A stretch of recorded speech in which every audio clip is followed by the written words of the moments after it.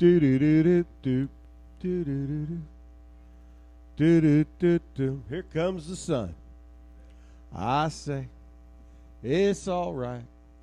Stockers, round number one. Left-hand side of the ladder and first three pair. If you're not in the lanes, you're late. You're tardy. You're AWOL, you're missing in action. Stock, round one, left side of the ladder and first three designated pair. Boys and girls, guys and gals, ladies and gents, if you're on the left side of the ladder, the first three designated pair, and you are not in the lanes, paired up and ready to go for round number one of eliminations, the only thing I have to say to you this morning is tisk, tisk, tisk, because that's where you're supposed to be. Stock eliminator, left side of the ladder, and first three designated pair for round number one. Need you to the lanes, please.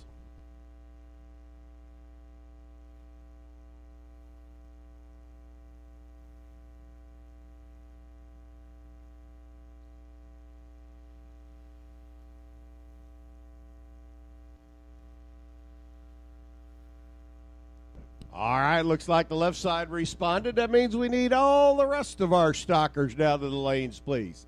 Stock eliminator, each and every one of you, all y'all. Left and right side of the ladder. Stock eliminator, round number one. We need everybody to the lanes, please, for pairing. We got the left side paired up and ready to go. Looking for all you guys and gals on the right-hand side of the ladder. Stock eliminator, everybody. Stock eliminator. Need everyone to the lanes, please.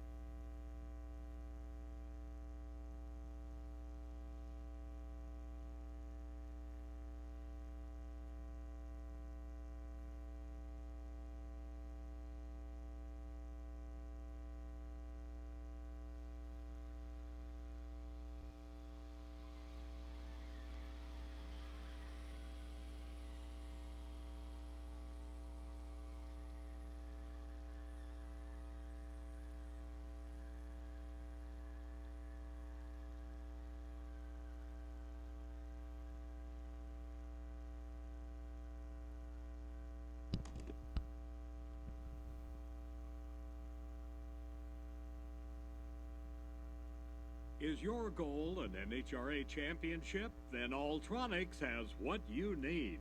Alltronics DataQuest system is the latest in state-of-the-art data recording. The DataQuest full-color touchscreen dash is the only system available that puts your data at the touch of a fingertip. DataQuest's new integrated switch panel allows complete control of all your car's accessories directly through the touchscreen. And Alltronics DataQuest is an NHRA contingency product, which means you get paid to win. With tech support experts available 7 days a week, Alltronics is always there when you need them. For products that will get you to that final round, remember Alltronics and DataQuest Data Acquisition Systems. Order one now at www.alltronicsinc.com. Once again, stock eliminator, round number one. Need you to lanes, please. Everybody, left hand and right side. Stock eliminator, round number one. Need you to lanes, please. Would like to say congratulations to the first recipient of the weekend, one of our K&N Filters Racer Appreciation gift certificates. Stock eliminator goes to Bob Schmalls. Bob Schmalls is your K&N Filters Racer Appreciation gift certificate winner. He can come up to the tower and pick up his gift certificate at any point in time during the day or send a representative up. But Bob Schmalls, your number 66 qualifier, I do believe, in stock eliminators, what we determined to be this weekend. So congratulations, Bob Schmalls, everybody at K&N, a little Racer Appreciation gift certificate award going to Robert for his participation here at the Lucas Oil Drag Racing Series event at Lucas Oil Raceway this weekend, the kickoff event for 2016.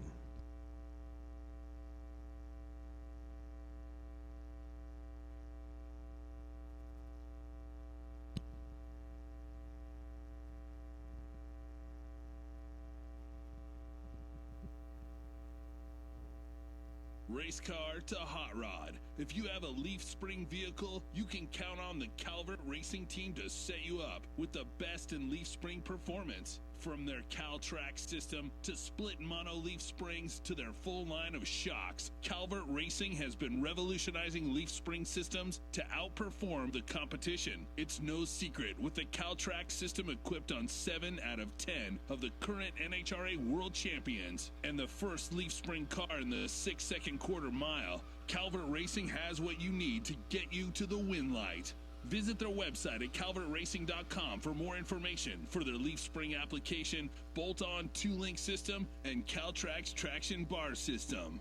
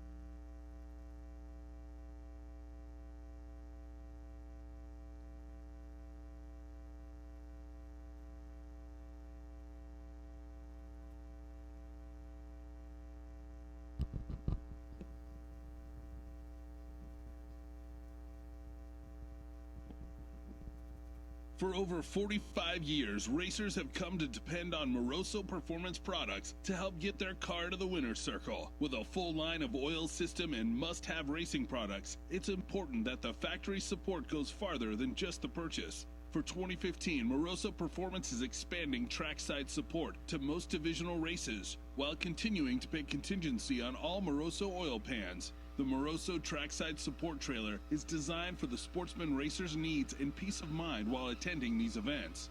Stop by the Moroso Performance Trailer and have your tire pressure gauge checked for accuracy on the Moroso fully certified calibration tool. Maybe it's time to replace that old coil wire with a new one for the season. Remember, that coil wire will see 8 times the workload of the rest of the spark plug wires. Stop by the trailer and see just what is available for purchase. Moroso Performance product questions and inquiries can be answered in person by a factory representative. Moroso Performance, since 1968. It's our passion that drives us.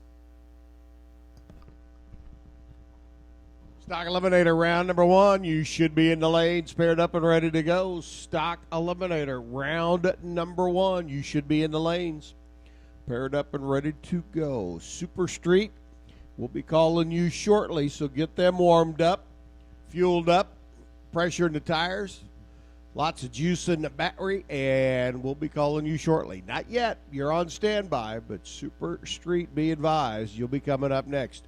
Super Stock to follow for round number 1. Super Gas will follow Super Stock and then Super Comp. That'll take us through first round of Stock, Super Street, Super Stock, Super Gas, and Super Comp.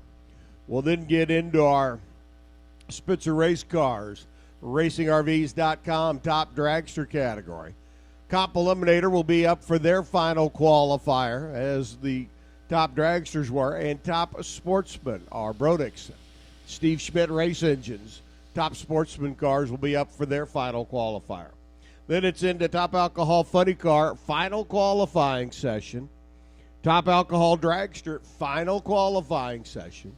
And for all of our Pro Stock snowmobiles, their final qualifying session as well. Into round number 2 of Stock, Super Street, Super Stock, Super Gas, Super Comp.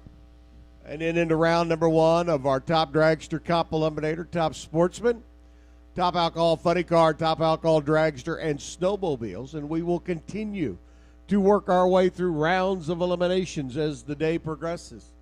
Looking overhead, that wonderful blue sky is a so much prettier sight than what we saw yesterday morning about this time. So, again, glad to have everybody in the house. Over 500 race cars here this weekend. That means we've got a lot of racing to do here today.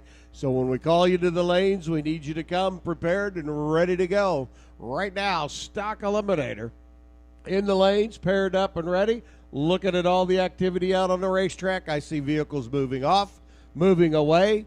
I hear the first 3 pair pulling up to the ready line. Stock Eliminator, round number 1, moments away. And to everybody listening in via D3 TV, welcome. Glad to have you on the interweb this morning. It is going to be a beautiful day here at Lucas Oil Raceway in Claremont, Indiana, just on the outskirts of Indianapolis, Circle City, here in the Hoosier State. Understand game number 7 for the Indiana Pacers coming up tonight in the NBA tournament. Well, we wish them the best of luck later on this evening. But right now, it's all about 1,320 feet. It's all about horsepower. It's all about going from A to B and lighting up that wind light down at the other end of the racetrack. Stock Eliminator, round number 1, getting ready to come at us. And we'll be rocking and rolling here in just a moment.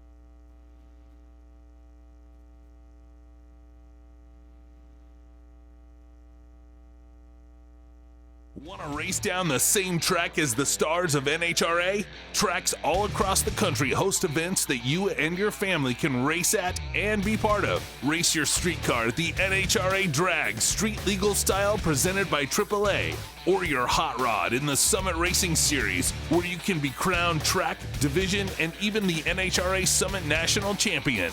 And don't forget that kids can race in the Summit Junior Drag Racing League, starting at 5 years old. And for teenagers 13 to 16, there's NHRA Junior Street. It's family fun at an NHRA member track near you. Visit NHRA.com for a complete list of the tracks and programs. Get a reminder to anybody Remember, that was in drag the a friend to the track and share the speed.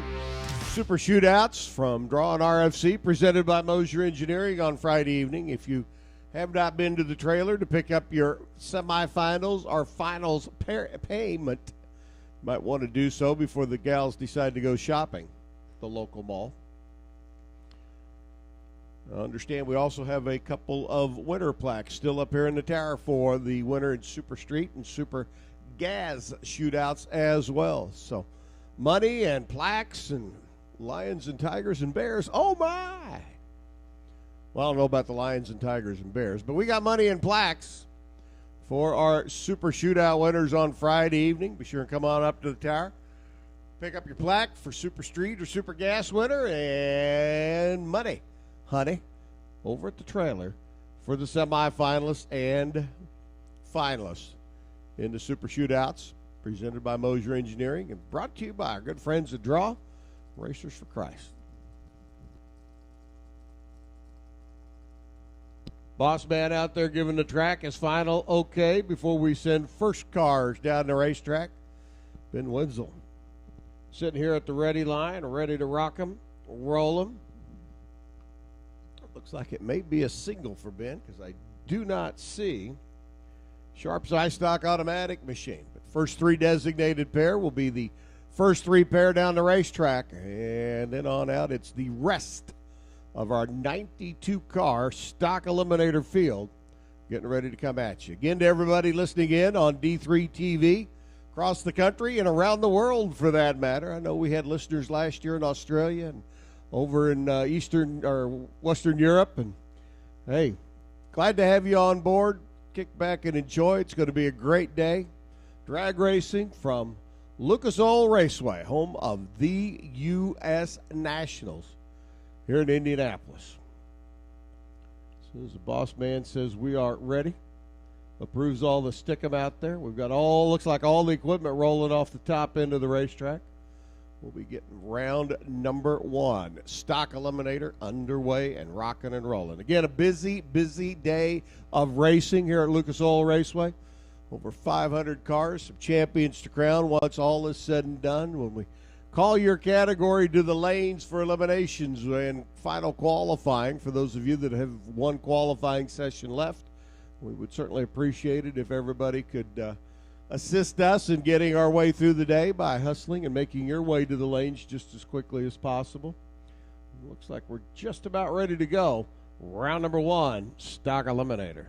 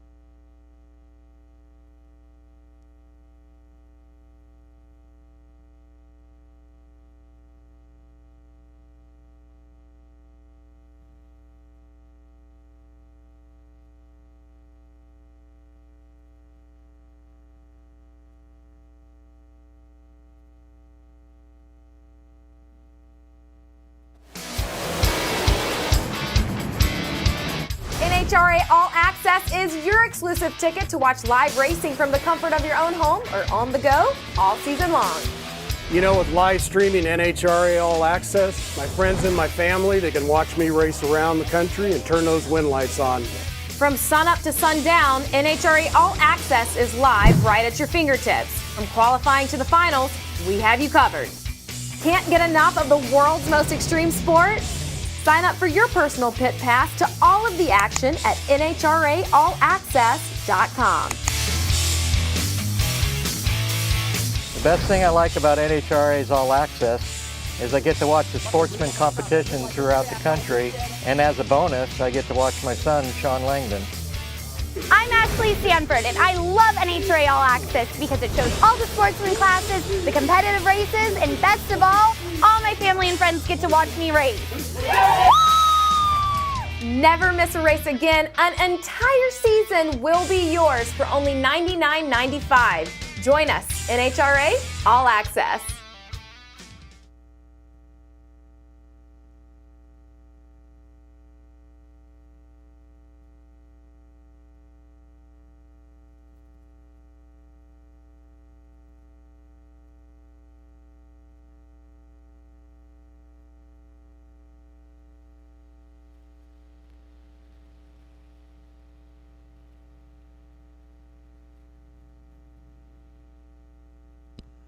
All righty, boys and girls. I understand you got one spot left down there that the boss man's not happy with. We're going to take care of that. That means final call, stock eliminator. If you're not in the lanes yet, you're tardy. You're late. We're missing you. We wanting you. We gots to have you. Stock eliminator, final call to the lanes, each and every one of you. All 92 stockers should be in the lanes paired up, ready to go. Round number one of eliminations.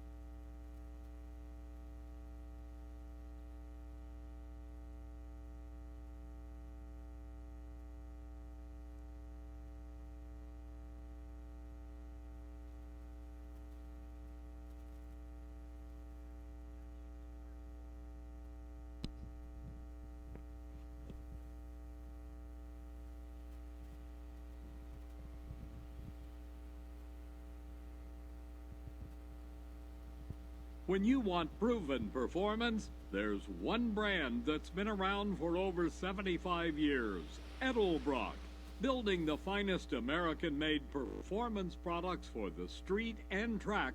Edelbrock's Total Power Package delivers dyno-proven parts for maximum results. Edelbrock has thousands of made-in-the-USA performance products for all makes and models. Visit Edelbrock.com to get your free 2014 Edelbrock Performance Catalog and to see what's available to take your ride to the next level. Hoosier Racing Tire is proud to be a participating major sponsor of the NHRA Lucas Oil Drag Racing Series. Let our performance race tire technology help put you in the winner's circle. When you're looking for an advantage, remember the name Hoosier Racing Tire because they truly are tires designed for champions. See us in the manufacturer's midway, or contact the authorized Hoosier Racing Tire dealer nearest you for product information to accommodate your racing needs.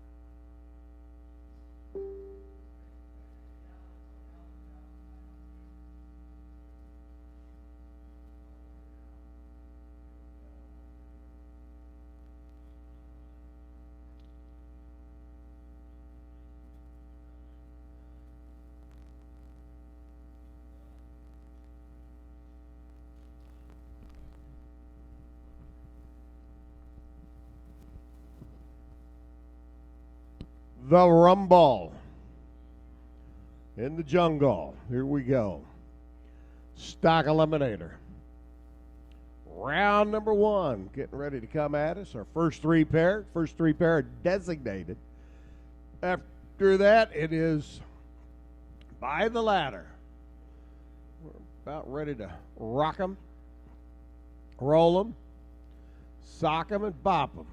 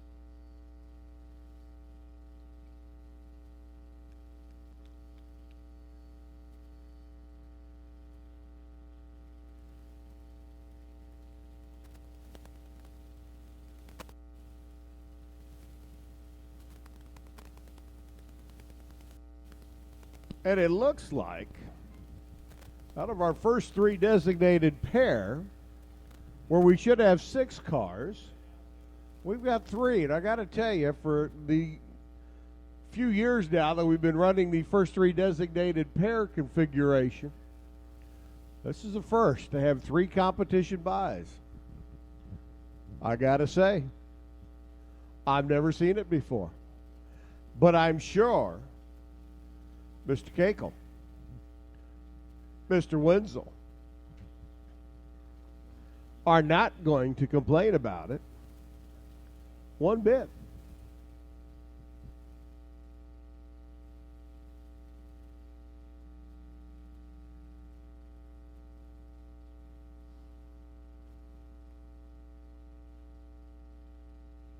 I don't believe Mr. Owens is either. Ben should be in alongside Jeff Sharps. 67 Chevelle out of Louisville. Louisville there, Ron. Louisville.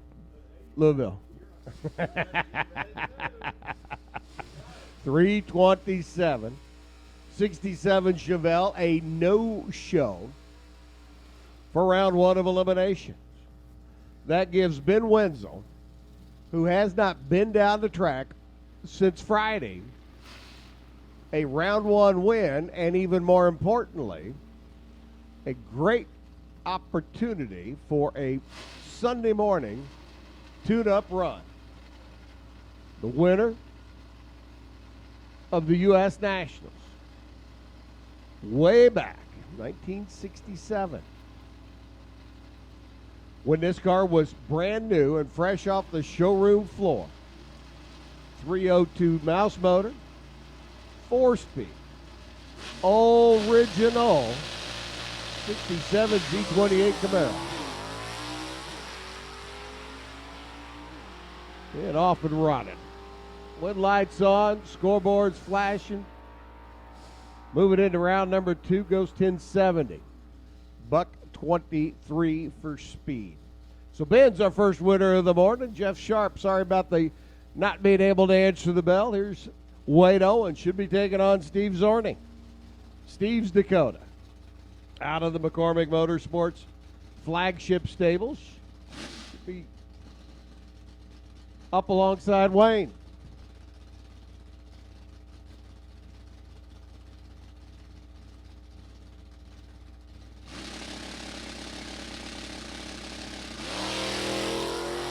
Wayne Owens, Corvette, the money pit.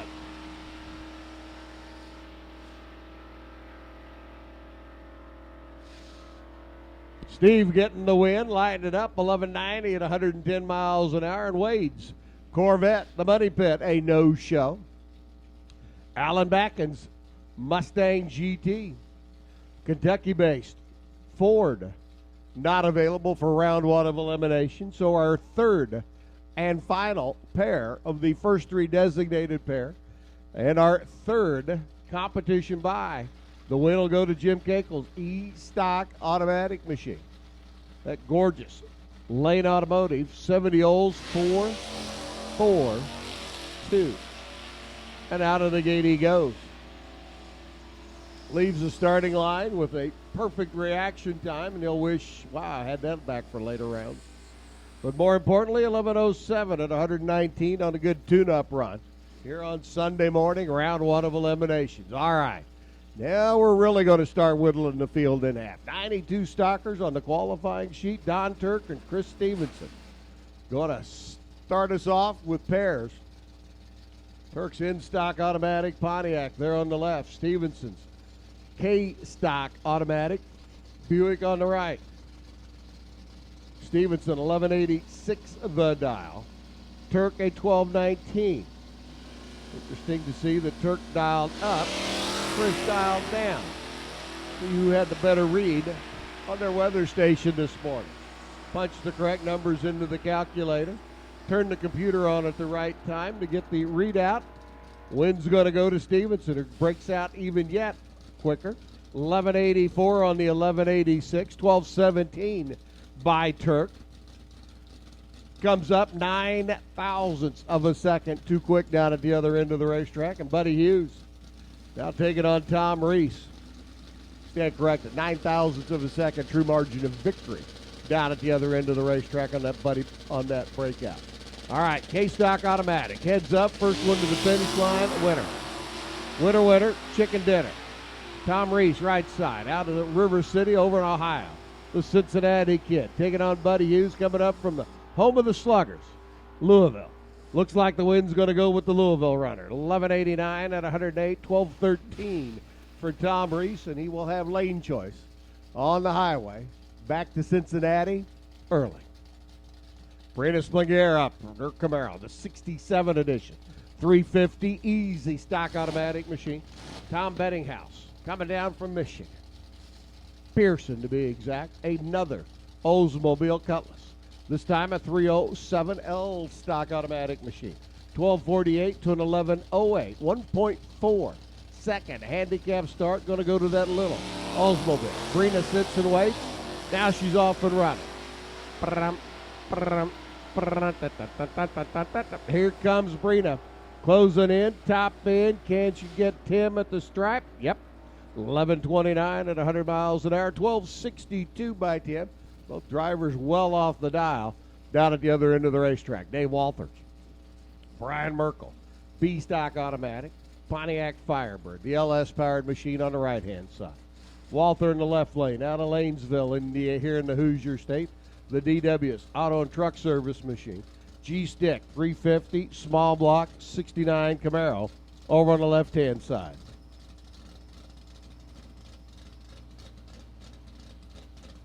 $11.05, the dial for Walther. 1068, the dial for Merkel. The Napa Auto Parts machine. Out of Max Place. Going to give up a bit of a handicap start. A bulbish on the tree. There's Brian. There's Dave. Looks like Brian trying to steal a little bit more off the starting line. Firebird from Napa Auto Parts is 005, lights up the scoreboard, 1074. Taking 3,000 stripe and win over Walters, 1106 at 120 miles an hour. Here's your K&N Filters Racer Appreciation Gift Certificate winner, Bob Schmalls out of Poland, Ohio. 396 E-Stock Automatic Camaro in the left lane, and Andrew Hill, gorgeous. 70 Camaro, 350 stock automatic right side.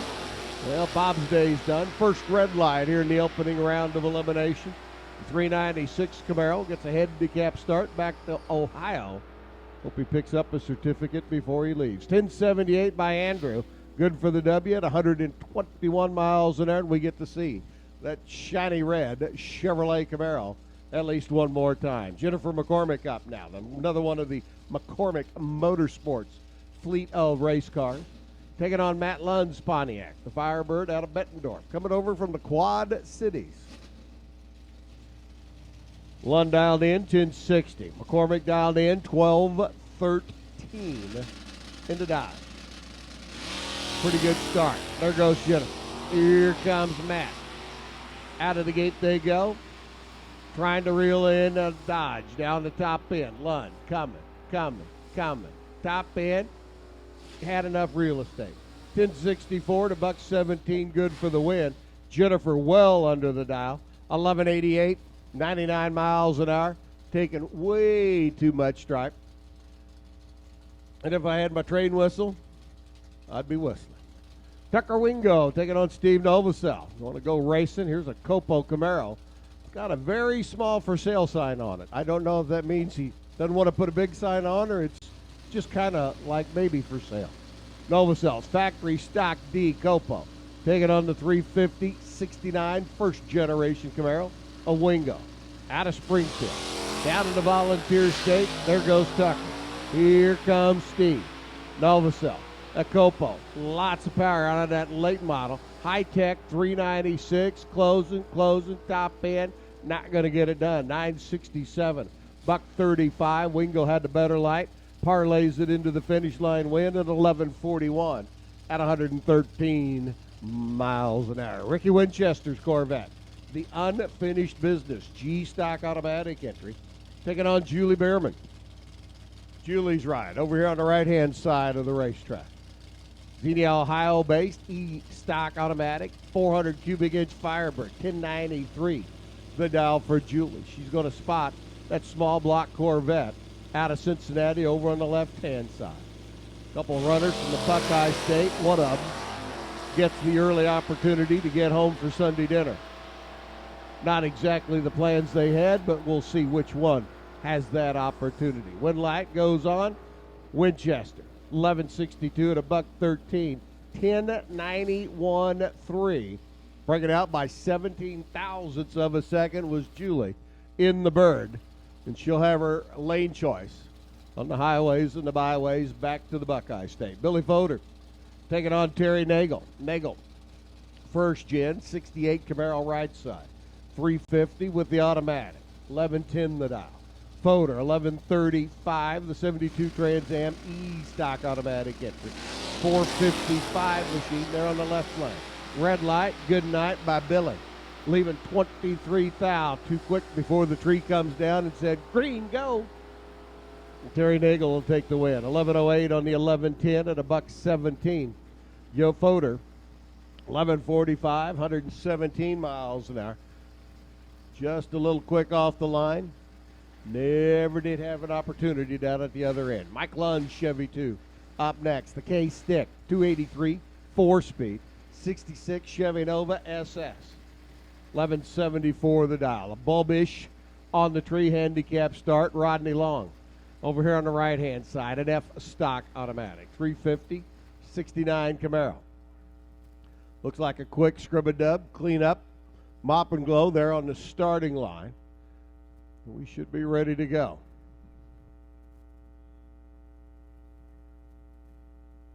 Maybe just a little bit more than a quick cleanup. I see the torch being rolled out. Fired up. Burn off a little bit of rubber and grease, and we'll be ready to go. I should say grease, not rubber. So Mike Lund's K-Stick Chevy 2 sits and waits patiently. Rodney Long alongside. Ohio taking on Iowa here in Indy. I guess that makes sense.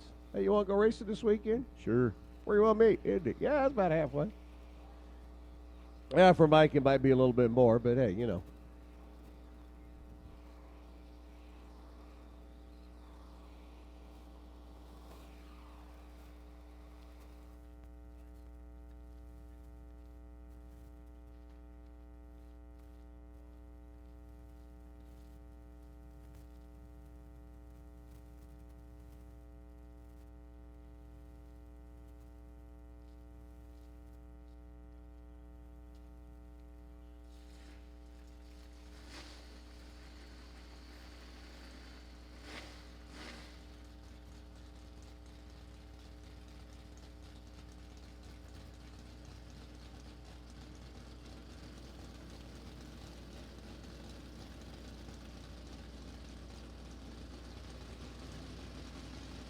All righty, here's Mikey. Here's Rodney. Trees green. Whoop. Well, it is for Rodney. Not so much for Mike. Red light. Good night. Or good day, as the case might be. Mike Lund's day is done. Rodney moves on. 1140 on the 1130. 114 miles an hour. Lund 1181. Good run down the racetrack. Just a tad antsy sitting here on the starting line. Bo Fowler up. 79 Plymouth Volare. Not sure if that Volare came with the rich Corinthian leather or not, but it's got a 360 under the hood. And for Bo, that matters more than the leather. Travis Morgan alongside. L-Stock automatic, 75 Malibu out of Brazil. Handicap start, blink of an eye. Going to Travis. Bo trying to even things up off the starting line. Lights the red bulb by 14. Wow. So Travis Morgan gets the easy win. Runs a 92 on the 87. 94 miles an hour. 1178 by Bo. 111 for speed, but Bo Fowler's day is done. Red dress moves on. Here comes Jeff Blanchard and Carlton Sweezy. Ford versus Chevrolet. Corvette versus Mustang. Blanchard's L-Stock automatic, 88 Mustang on the left side. 302. Automatic dialed in, 1210. Corvette, small block. Ooh. Carlton rocking the bulb. Caught it in time to go green, but he's got his work cut out for him now at the other end of the racetrack. Coming. 11-18. Oh, on an 11-19. Breaks out at the other end. 12-11 on a 12-10. Good race down at the other end of the racetrack. Carlton cost himself that race, sitting on the starting line. T.C. Morris, J.B. Stevenson. I'll take drivers with 2 first initials to the finish line first, please, Alex Trebek. T.C. Morris left side, the GTO. J.B. Stevenson right side, the Buick. 455 Buick, old school, carburation, up on top, red light start, J.B. T.C. Morris, new school, fuel injected, laptop pins, LS powered Pontiac GTO. And we'll get to see T.C. in round number 2. He motors through 11:02 at 120, 11:62 by J.B. after the red light start. That red light back here on this end just kind of takes all the fun out of going down the racetrack, let me tell you. Most of the time you can catch that red light out of the corner of your eye as you're going by the tree, and it makes you utter a whole lot of words under or on the inside of your helmet as you're cruising down the racetrack, and sometimes they're not all pretty. Tom Gillum, Brent Flynn. Brent's off and running, the first edition Firebird. By the way, Brent's going to be your winner because that second edition Chevrolet Camaro went red. Gillum's stick machine, 12 foul, 2 quick. 1088 at the other end. 1158 by Brent Flynn. We'll see the Firebird 68 edition come back one more time. It's Rosalind Gressens out of Toledo, which we all know Toledo's in Illinois and not in Ohio, right? The R&R Enterprise. Hey, that's good. Hey. 302 stick shift Mustang convertible. Jim Baburkas. New Copo Camaro. 427 quick Camaro. There goes the Mustang. Here comes Big Red. Ooh, ooh, ooh. Rosalind making it hard on Baburka. Runs 1280 at 103. Man, if she'd been anywhere close to her dial, she'd have had that one. She was trip, zip, perfect off the line. But Baburka able to chase her down, goes 942. 129 miles an hour and gets the win. Jim Jeske, Mike Pustelny, chassis builder out of Michigan, driving his Copo Camaro over on the right-hand side, the factory stock G, little 350 combination. Taking on the 305 combination in the 84 version of the Chevrolet Camaro there on the left lane. And Jeske goes red. I mean, way red. Whole lot of red. Big red. Rudolph's nose is going to be pink at Christmas red.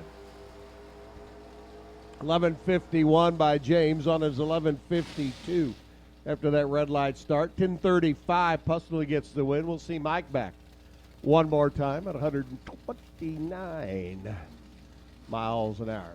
Comes Ed Wallace. Dayton, Ohio-based runner. 340, 72 Demon. Eric Capolito up in the Caprice. We'll talk about a leisurely cruising race car. 4 doors, windows, locks, tilt cruise air, low miles, 1 owner. 350 LT1 underneath the hood. There goes the big taxi cab. Here comes the Demon. And here comes the sun. Doo-doo-doo-doo. Wallace, close it in. Not going to do it. 11:54, 109, 11:77. Compolito, 6 thou margin at the stripe.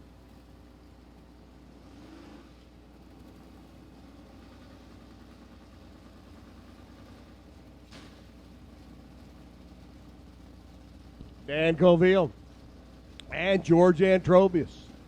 Dan up into Dakota. 360 Dodge, stick shift, pickup truck. Rocking his way through the gears. There goes Dan. Here comes George. George out of Ohio. The Camaro. Giving chase. Reeling him in. Top end. Got him. 11:35. 105 the W. 11:93 by Coville. 37 thou stripe and win for George. Down at the other end of the racetrack. Randy Wilkes taking on Dan Condon. Wilkes A-stock automatic, LS-powered Pontiac Firebird. Taking on Condon's Copo 396, 2015 edition, factory stock hot rod. Said it on Friday, and I'll say it again today. Copo Camaros, Cobra Jet Mustangs, and the Drag Pack Challengers certainly breathing a whole lot of new life into stock Eliminator. 1029 by Condon, though, comes up short at the other end. 1033 on the 1027. Randy looking over his shoulder, sticking the nose of that Firebird out in front, kept it there, eased it off, motored it through. 1033 to $123 for speed, and into round number 2. MJ Quinn and Bob Downing sitting and waiting patiently. Sir Robert out of the Downing Farms race operation up Britain, Michigan way. Robert wheeling and dealing the family Corvette. It's what you get to do when you're the boss man and the big man in charge. MJ Quinn there on the left side. Little Woodrow Josie horsepower in that 305 mouse motor. Chevrolet Camaro coming up from Louisville. Yep.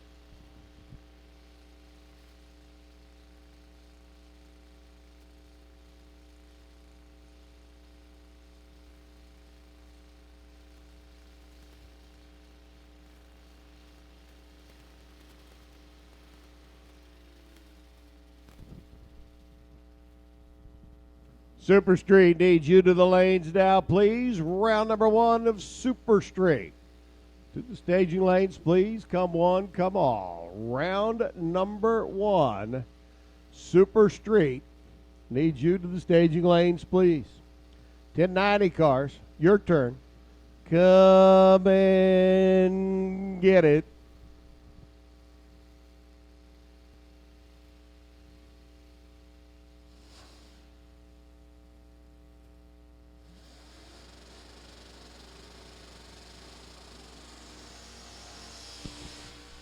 MJ doing his burnout.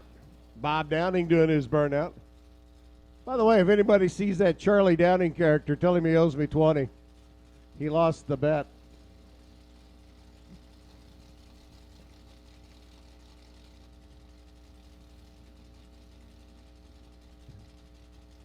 MJ on the left side. Robert on the right. MJ on 1152 dial in the Camaro. Bob Downing, 1110 dial in the Corvette. C-stock automatic for the Vet. H-stock automatic for the Camaro. Super Street to the lanes, please. Super Street. Attention in the pits, please. Attention in the pits. Super Street needs you to the staging lanes, please. There goes MJ. Here comes Sir Downing. The boss man giving chase. MJ looking over the shoulder, gauging, top end, wind light MJ. 1179, 98 miles an hour, 1159, 115. Neither driver down there running the number, neither driver wanting the stripe at the other end. It was like, you take it. No, you take it. No, I don't want it. You take it. MJ did, gets the win, and moves on to round number 2. Clarence Harding. Matt Butter. Matt out of Pittsburgh. EA, stock automatic, small block Camaro right side, factory stock, Copo machine. Ooh, big wheels up, rocks back on the wheelie bars, drifts a little bit to the right. Clarence has got to reel it back in. Coming. Got enough room? Yes, he does. 923 at 133. Clarence Harding gets the win. 1179 at 111. Matt Butter, a student. Over at the University in Pittsburgh? Well, let's just say that he can get back to studying for finals. Bill Simsprott and Bill Kissinger. Bill first to the finish line, please. I'll take that question for 100, Alex.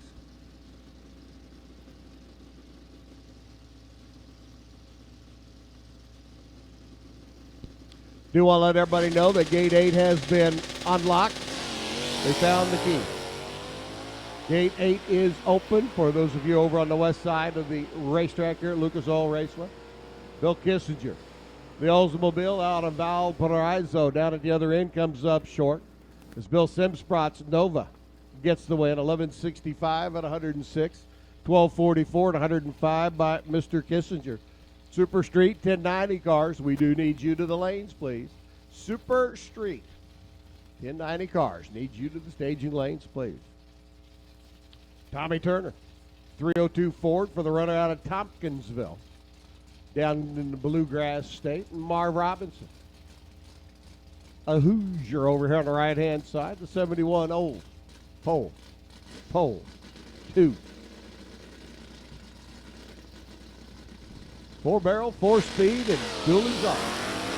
The Oldsmobile, 442. Out of the gate goes Marvin. Tommy rolling his way through the gearbox now. That Mustang. Coming.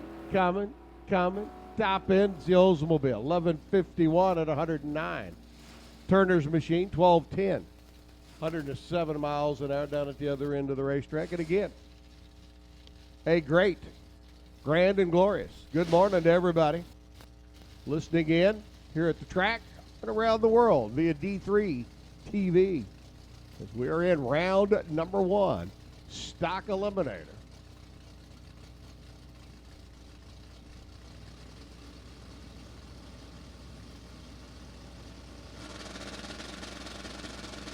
Joey Ship, Mike McKinley, off and running. Joey, Lenova, the 20-year-old youngster on the left side.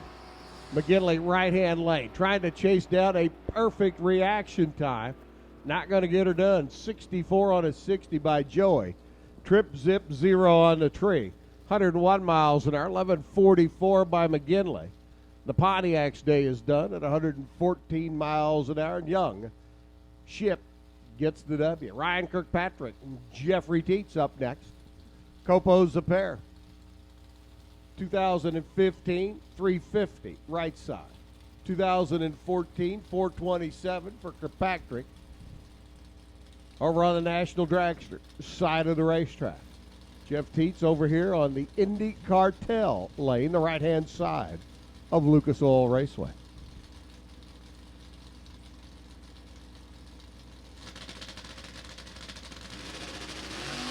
Ooh, you can see Jeff Teets' Copo just creeping as the tree comes down. Another big red light on this end of the racetrack, way red. Ryan Kirkpatrick says, well, I thank you. I appreciate that very much. 944, 141 miles an hour, 1038 by Jeff. Too many more red lights like that. Rudolph's going to be flying this year with a white nose. Donnie Beeler, the G-Stick, 67. Parson and Myers powered. Chevy Camaro right side, 1150. There goes Dan Toole. Big handicap start, the little 4-cylinder Mustang. B-Stock automatic engine. 1458 to an 1150 dial. Beeler trying to make up 3 seconds. Down track, gets it done. 57 on a 50 at 95 miles an hour. 1474 by Dan. On an 88 mile an hour lap. And again, Super Street needs you to the lanes, please. Round number 1. Super Street needs you to the staging lanes, please. Round 1. Come on down. Danny Hillman, stick shift, 350. First year, first generation. 67 Camaro left side. 1166 the dial. Nicole Stevenson right side. Jeff Taylor belt. 80 Olds Cutler. J-Stock automatic for the young lady. Out of Danville. Rocking, rolling, rumbling, tumbling. Finish line stripe lights up. Denny Hillman getting the win by 3 thousandths at the finish line. 1176, 113, 1169 by Nicole. Danny had a little bit better light. Parlayed it into the win light down at the other end of the racetrack. Marissa Hammond out of Louisville. And John Kunsick out of Pennsylvania. Copo Camaro taking on the early model 84 Copo car for Kunsack. 15 edition, another 427 combination for Marissa Hammond out of Louisville, making the toe up, her 84, little 305 combination. Big handicap start, 12 sec. Oh, Marissa rolls the beam. There's another big wreck. Car just not wanting to stand still on the starting line as she brought the RPM up. John Kunsack gets an easy run. The youngster 70 years of age, out of Pennsylvania, motors through 944 on his 955 dial. May have been holding a little bit there. 143 miles an hour. 1275 by Moroso. Here comes Mike Delahanty, the 64 Plymouth Belvedere. Classic, vintage, Mopar. Out of Michigan for the 61-year-old production manager. And Pat Downing, another member of that Downing Farms clan, out of Michigan. Dialed in 1199 in the wagon. Delahanty at 1044. Second and a half handicap start. There goes Downing. Here comes Mikey. Wow. Wow. Two great lights. One light to Delahanty. 1046 on his 44. 1202 by Downing on his 1199 at the finish line. Mike gets down there. Takes the wind light and the stripe by 12 ten-thousandths of a second. That's like 4 inches. That's like real close. Nova and Apollo. David Garrity wheeling the 350 Buick powered machine. M-stock automatic car right side.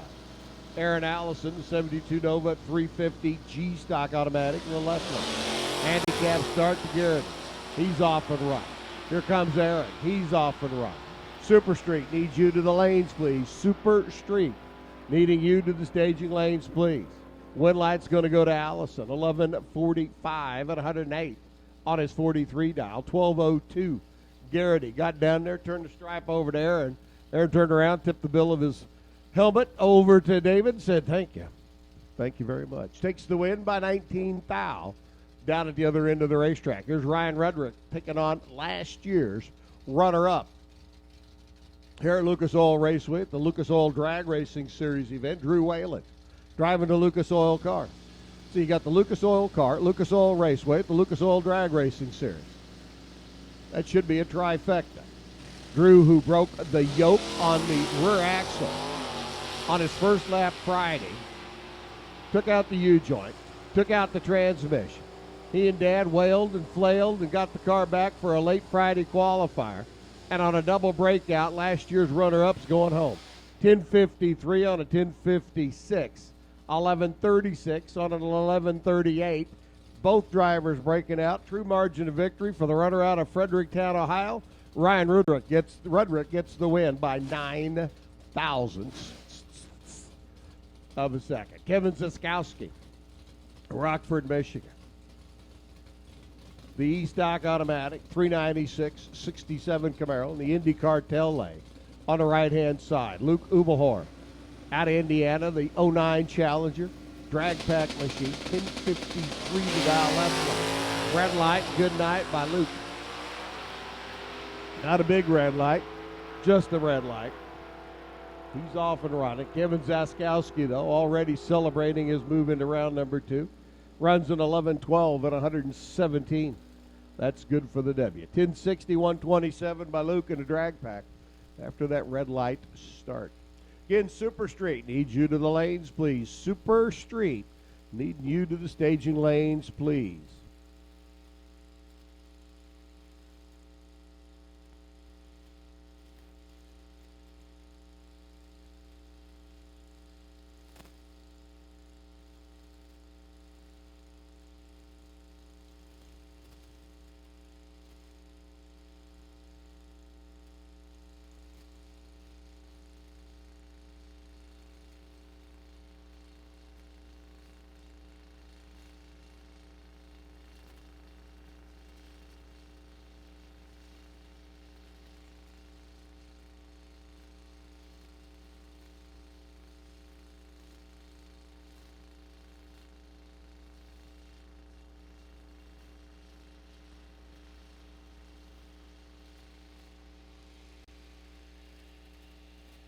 Again, Super Street needs you to lanes, please, for round 1 of eliminations. Super Street.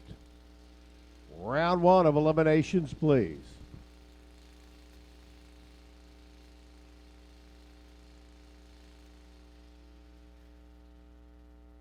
And for those of you that are rolled in for a day of spectating, if that bright, warm Indiana sun gets to be too much, Do want to let you know that you can upgrade to indoor seating for only $20. You can purchase your upgrade seat at the base of the Wally Parks Tower. Climate-controlled, comfortable seating with great views of the quarter-mile action here today at Lucas Oil Raceway.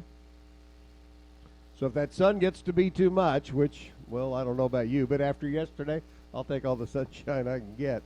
But if you're here and that sunshine does get to be too much, you can upgrade to climate-controlled, comfortable indoor seating for just a $20 bill.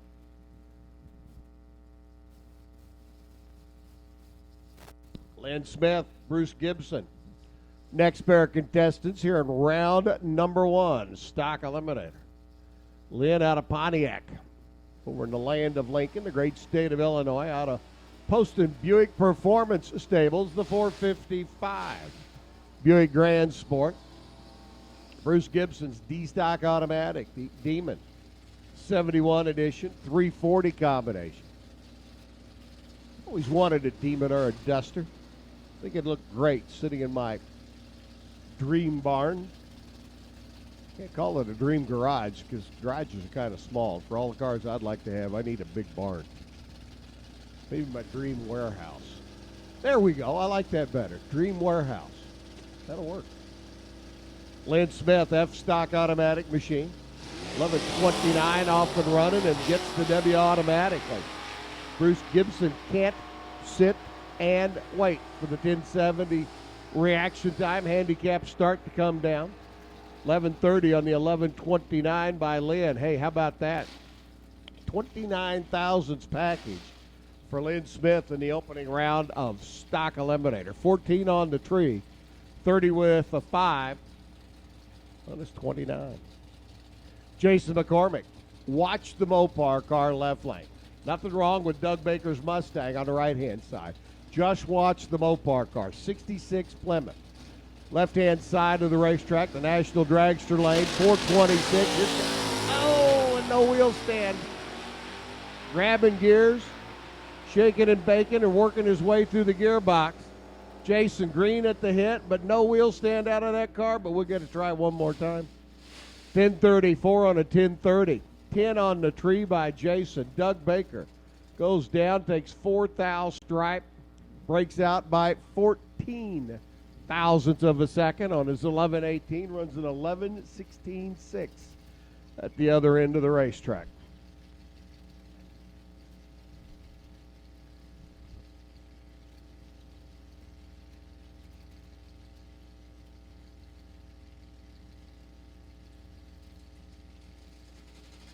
Tommy Pettigrew's K stock automatic machine. Charlie Downing rolling in, lighting both bulbs. Tommy says, you ready? I'm ready. Red light start by Pettigrew. Charlie dead laid out of the gate, but it didn't matter. Competition had already gone red against him. So Charlie's in. Moves on to round number 2. 11.26 at 119. 11.82 by Pettigrew. 111 miles an hour. Robin Lawrence and Bill Skillman, part of that Skillman Automotive Group, bringing us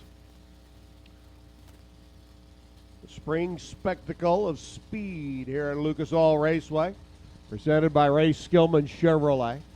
Robin Lawrence, the Copo, out of Kentucky, coming up on the left side. 938 the dial. How about stock eliminator? 938. How about Ray Skillman's factory stock A Cobra Jet? 302 dialed in at an 864. Here we go, kid. Camaro's off. Here comes the Cobra Jet. Ooh, ooh, ooh. It's going to be a good one. 006 to a 19 on the tree. 62.9 on a 64 Skillman. Breaks out by 11th at the other end.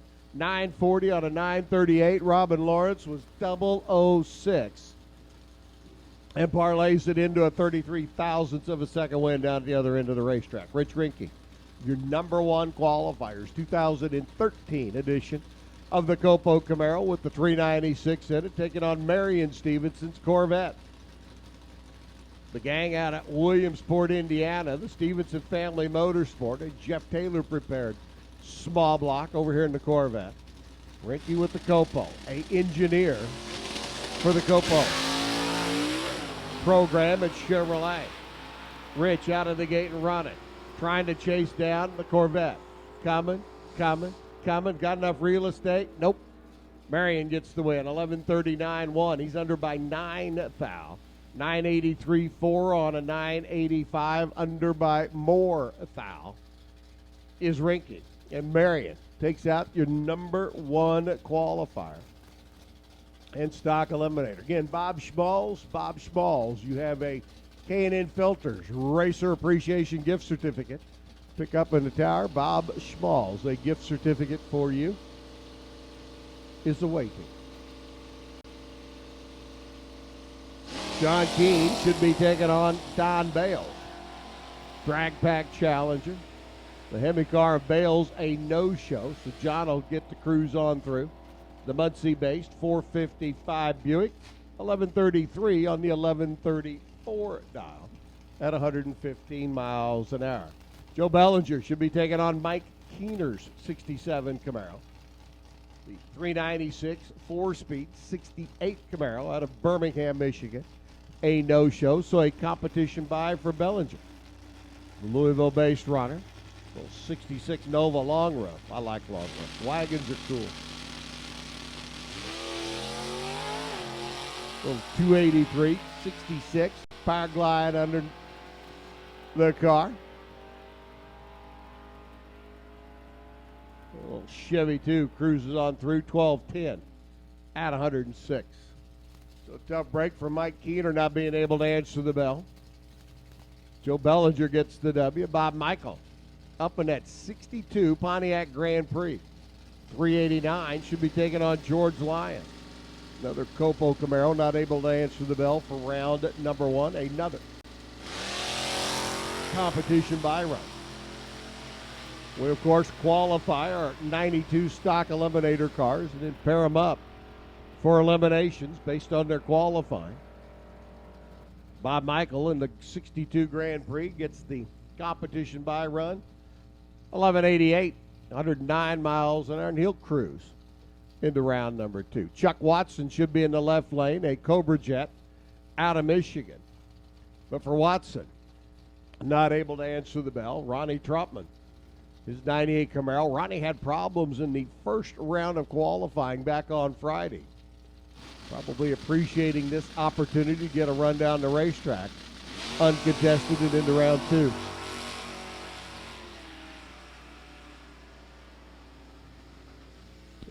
Ronnie making his way down the racetrack. He'll ease on down, and unfortunately, I do mean ease on down. 1484 at 63 miles an hour. Super Street, you should be in the lanes. Super Street, you should be in the staging lanes.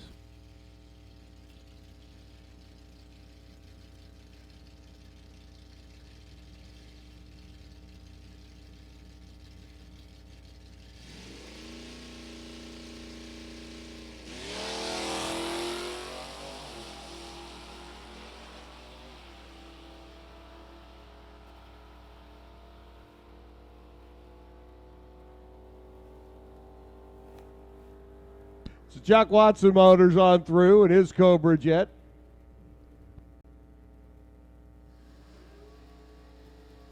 Sorry about that. Scott Liebershire coming up now. The 2015 Copo should be taking on Steve Sullivan's machine. The So Fine 88 Mustang, not able to answer the bell. So Liebershire's factory stock C machine. Another Copo car getting ready to come up. Super Street, you should be in the lanes. Super Street in the lanes. Now it's Super Stock's time. Super Stock needs you to the lanes, left side of the ladder, and first 3 pair. Nice Wanger and Pancake. Morrison, Simonek, Rashid, and Covert. First 3 pair in Super Stock and the left side of the ladder. Needs you to the lanes, please. Scott working his way down the racetrack. That's Silver Copo out of Wilmington, Illinois. The 427 easing on through 936 at 143 miles an hour. That looks to me like that's going to put round number 1 of Stock Eliminator into the record books. Race number 1, the 2016 season of Lucas Oil drag racing activity here in Division 3.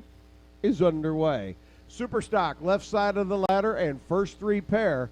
Need you to lanes, please. Super stock, left side of the ladder, and first three pair. We need you to the lanes, please, for round number one.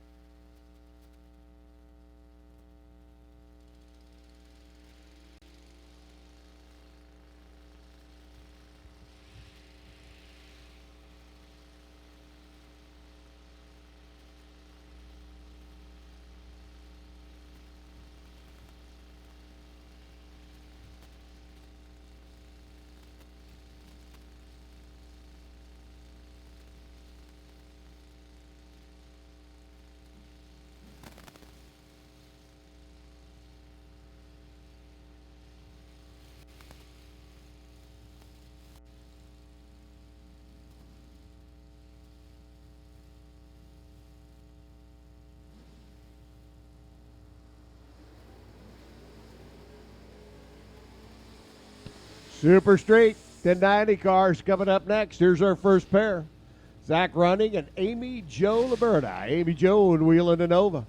Zach, therefore, by process of simple Vulcan logic, over on the left-hand side. Want to say good morning to all the racers that are listening in via the interweb to D3 TV as they're heading down the highways and the byways home from the race down in Houston. Remember, drivers, stay in the slow lane so that others can move around you when they need to. Oh, that had a point on the end of it, by the way. 1089.8 by Zach Running at 122. 1094 by Amy Jo. She gets the win. The young lady out of Sauk Rapids, Minnesota. Moving on. Scotty Reinschild. Gordy Steinbeck. Gordy out of Michigan. Coming down to Mustang.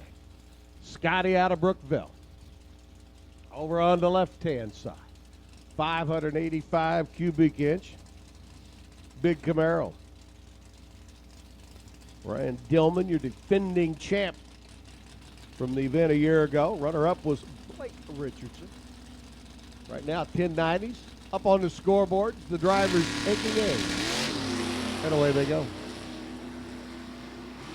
Scotty's big motored Corvette. Lets that Mustang get out in front, right where he wants him. Coming, top in. Not going to get him. 96 at 128. Steinbeck gets the win.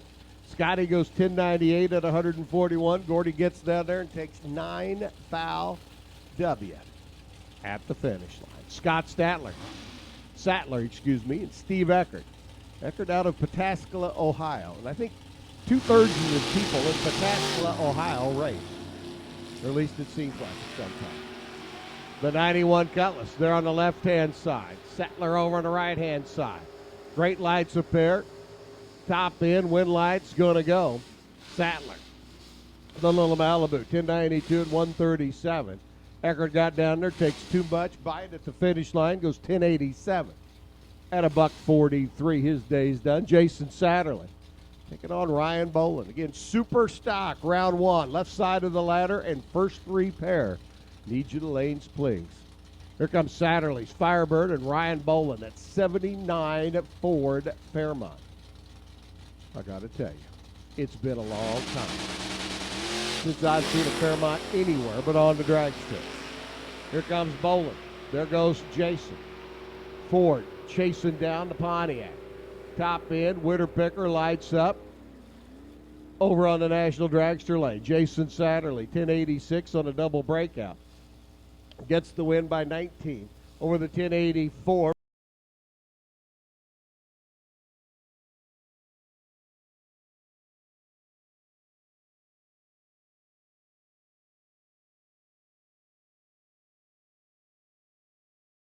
The left-hand side of the racetrack. Mark Smith out of Bowling Green.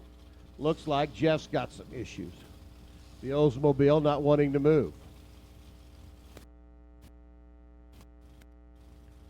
And it's going to be a competition buy for Mark Smith's Mustang. There's Jeff Smith, the Oldsmobile. Looks like the car didn't want to go forward, so they're pushing it backwards. That is an unfortunate break. Make it all the way to the starting line and not be able to stage the car for the race. 1087, Mark Smith. 134 miles an hour. That's good for the W. Hillsmobile getting a little manpower assistance. Heave ho, ho-wee ho. You get them front tires turned, and those cars just don't always want to roll as easy as they will going straight. So a tough break for Jeff. Mustang gets the W. Here comes Pam Keener taking on Rick Ship Sr. 2 neat rides here in the 1090 category. 56 Bel Air, the 434 cubic inch, relatively small motored bow tie combination for Ship. The runner out of Whiteland, Pam Keener's hot rod, that 96 Chevrolet S10, dark candy red. You could almost call that Brandywine red. Some ghost flames on it. Big 421 combination underneath the hood. Young lady out of Greenwood, Indiana, and out of Greenwood RV Rentals. Both drivers pulling up. 1090's up on the scoreboard in round 1.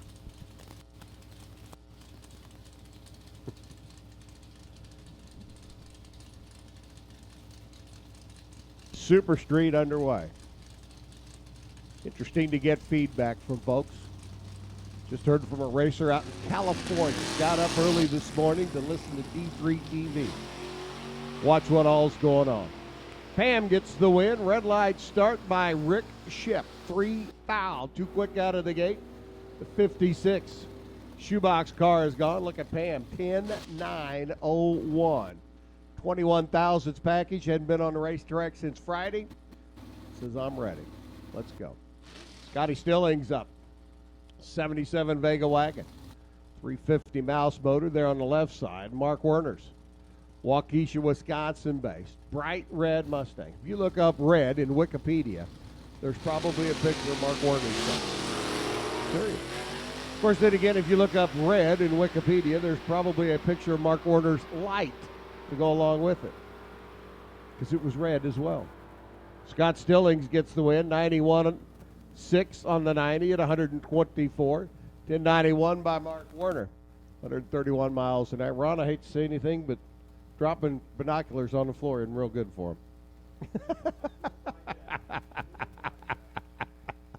Looks like a little bit of a quick cleanup there on the Indy Cartel side of the racetrack.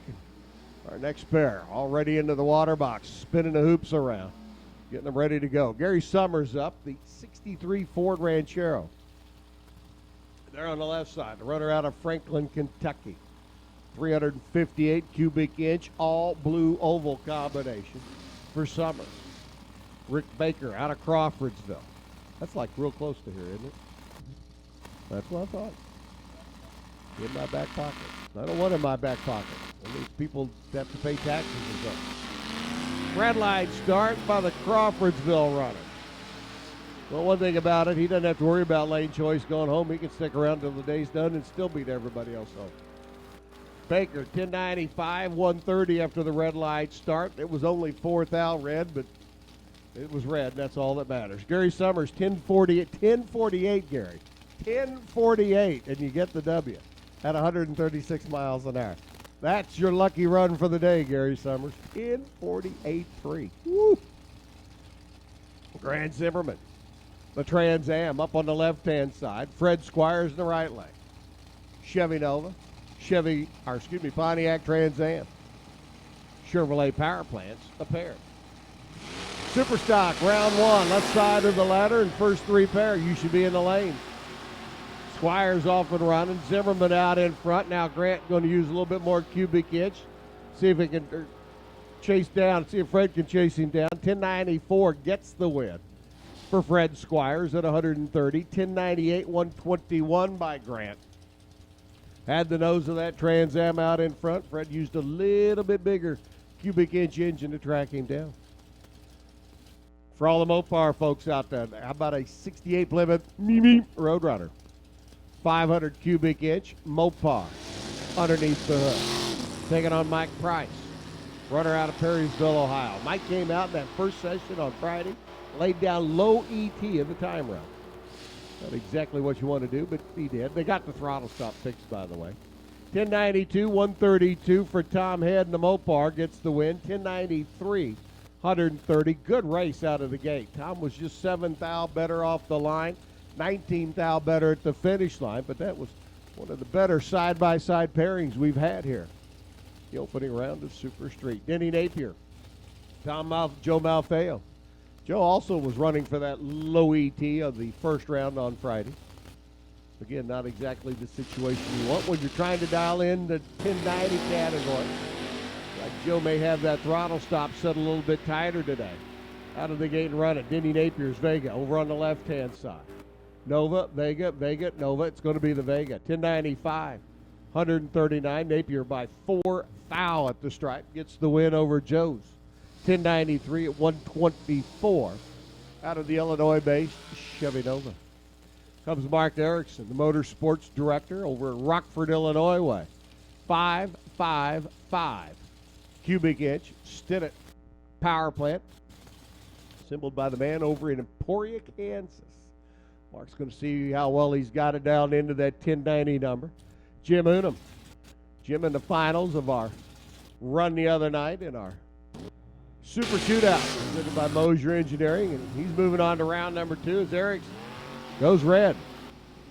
The S10 day is done. 31 thou, too quick off the line. Unum takes the Chevy 2 through. 1091 at 144. Erickson. 1097 lap after the red light. Ron Butts, Jay Wilson. Jay, Ron, Jay. Gentlemen, shake hands, go to neutral lanes, come out racing. 70 Buick Grand Sport machine out of Indianapolis, the hometown runner. Taking on Wilson. Ron Butts off and running. Jay Wilson, dead laid out of the gate. But because of the red light by Ron, Jay gets the win light for Jay. 11:08, 137. That's his lucky run of the day. Butts motors through. 1096, 119 miles an hour. Dale Schaefer. Up next, a 70 Maverick. Remember that Fairmont we were talking about a little bit earlier and the uniqueness of the body that you haven't seen one in a long time? How about a Maverick? When's the last time you saw a Maverick? Well, I saw one at the race last week in Dallas, but really, when's the last time you saw a Maverick out on the highway? 460 cubic inch Maverick for Schaefer. Roger Weaver alongside. Another Ford, the Mustang, the 67 body style. Gets the W. 1095, 134 for Weaver. Schaefer, 1094, 131, a little bit better down track. Roger, a little bit better off the starting line. You take the little numbers, add them to the big numbers, divide by 2. Use the four toes on your big right foot and a little bit of common core. And you figure it out that Roger gets the win. Now make that common sense. Common core, we'd still be working on it come Labor Day. Tony Tanner up on the left side. Alex Miller right side. I got confused there between common core and common sense, and there's definitely a big difference. All right, Tony left side. He out of the gate and running. Green lights up there. Here we go. Alex Miller, the Little Monza. Coming over from the Buckeye State. Mansfield, Ohio-based runner. Charging, top end, the Monza, 1097, 130. Beats an 11 flat at 131. Margin of victory, 5/10 thousandths of a second. 0.005. Alex Miller goes, whew, I'll take it. Matt Datus, and John Hershey. Hershey up in the Monte Carlo. Matt up in the Oldsmobile. Starfire. I know it looks like a Chevy Monza, except it's got different nose and different taillights. Other than that, came off the same assembly line. 21-year-old youngster, Matt, at the wheel out of Vermilion, Ohio. Hershey out of Elizabethtown. Here in the great Hoosier State, the 86 Monte Carlo. a quality assurance technician during the week. Green light repair. Off and run. Will age and treachery, a.k.a. John Hershey, overcome youth and skill, a.k.a. Matt Davis. Top end, youth and skill. 1095, 118. Beats the 1098, 119 by Hershey. So Hershey gets to head back to Elizabethtown a little bit earlier than he anticipated. Matt sticks around for a little bit. Kid's going to be a little bit later getting back to Ohio. Bob Schmidt, Chevy 2. Up next, the retired fire chief. God bless you, sir. Bob Schmidt Performance. 509 cubic inch, 67 Chevy 2. And Presley Wilkerson over the right-hand side. Working his way down track. The 02 Corvette by Presley. 1094, 139, 22,000 short against Bob Schmidt's 66 or 67 Chevy 2. Bob goes 1092 at 100.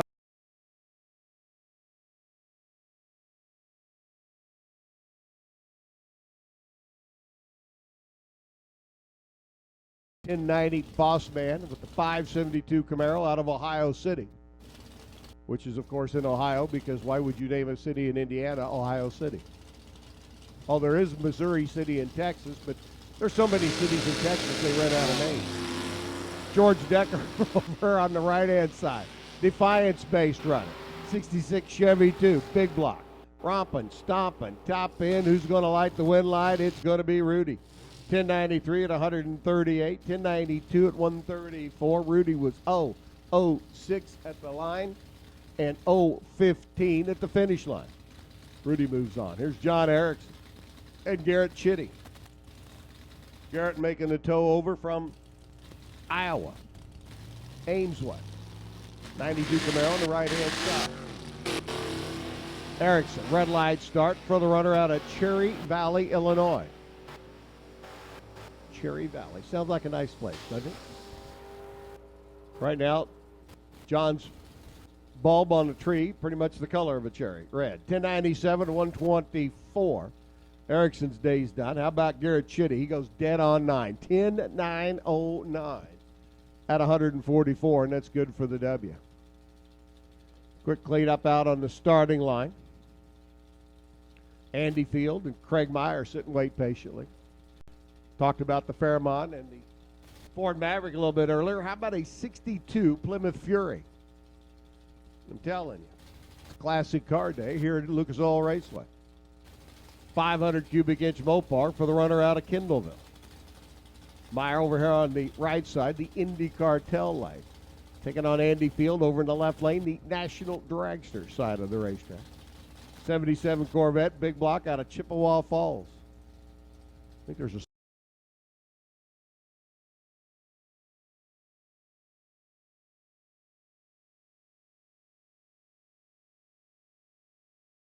not. Sometimes announcer, I wonder. But anyway, Andy Field goes red. Craig Meyer gets the win, 1091 at 137 in the crowd. Crew down here on the starting line went wild. Meyer moves on. Andy's day's done. The wreck of the Edmund Fitch.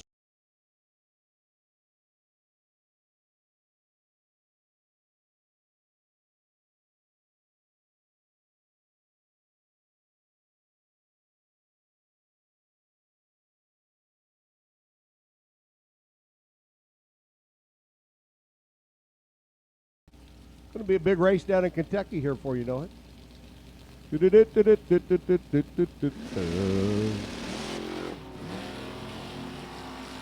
James can start making his plans for the Kentucky Derby because his race day is done. 007 red by Hinkle. 1092 and 122 after that red light start. 1087. Bill Spida gets to come back. 146 miles an hour. Rob Cropfield and Damian Hazelton next pair in. Another Vega wagon. When's the last time you saw a Vega wagon out on the street? When's the last time you saw a Vega out on the street? You realize that if General Motors had ever made the small block V8 an option in the Vega, you could probably still buy a 2016 edition of the Vega? Hey, I'm telling you.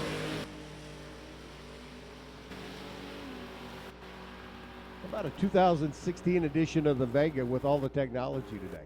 Wow. 1089, 112 by Cropfield. Too quick at the other end of the racetrack.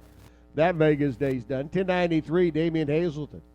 The Camaro out of Continental, Ohio. Gets to come back for the next round of elimination.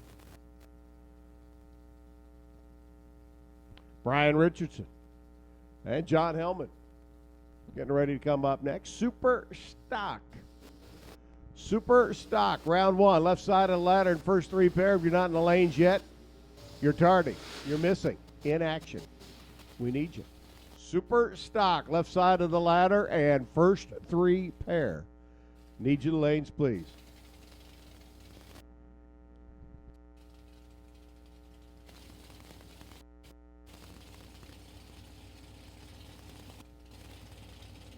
Brian Richardson out of Woodburn. Pontiac Firebird left side. John Hellman right side. The runner out of Rice, Minnesota. Making the toe down. 540 cubic inch Big Nova. Ooh. Ooh. Ooh. Well, good news and bad news. John, the bad news is you went red. Runs 1092 at 122. 1090 for Brian Richardson. Good for the W at 147. The good news for John Hellman, he'll probably be home before sunset. Ed Jurasek coming up next. The Ohio-based runner, the Mustang. Over on the left-hand side. And the standard testing labs machine of Doug Wood out of Maziere, Ohio. Big block Chevrolet powered, 69 Oldsmobile Cutlass. Do a quick check down at the other end of the racetrack. Looks like we got a car moving slowly down on the other end. So we'll hold up Mr. Wood, hold up Mr. Jurasek, and the few cars we have left here in Super Street, round one of eliminations. Looks like everything's rolling and moving along quite well down track.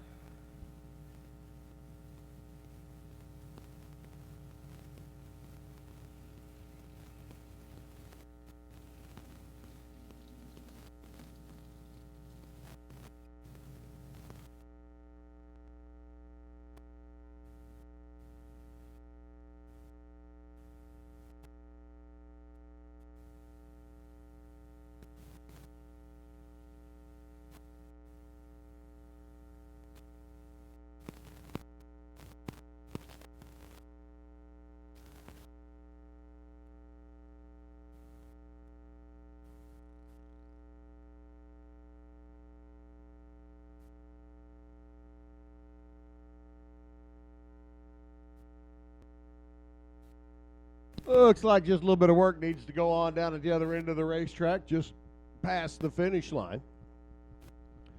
So we'll get that addressed.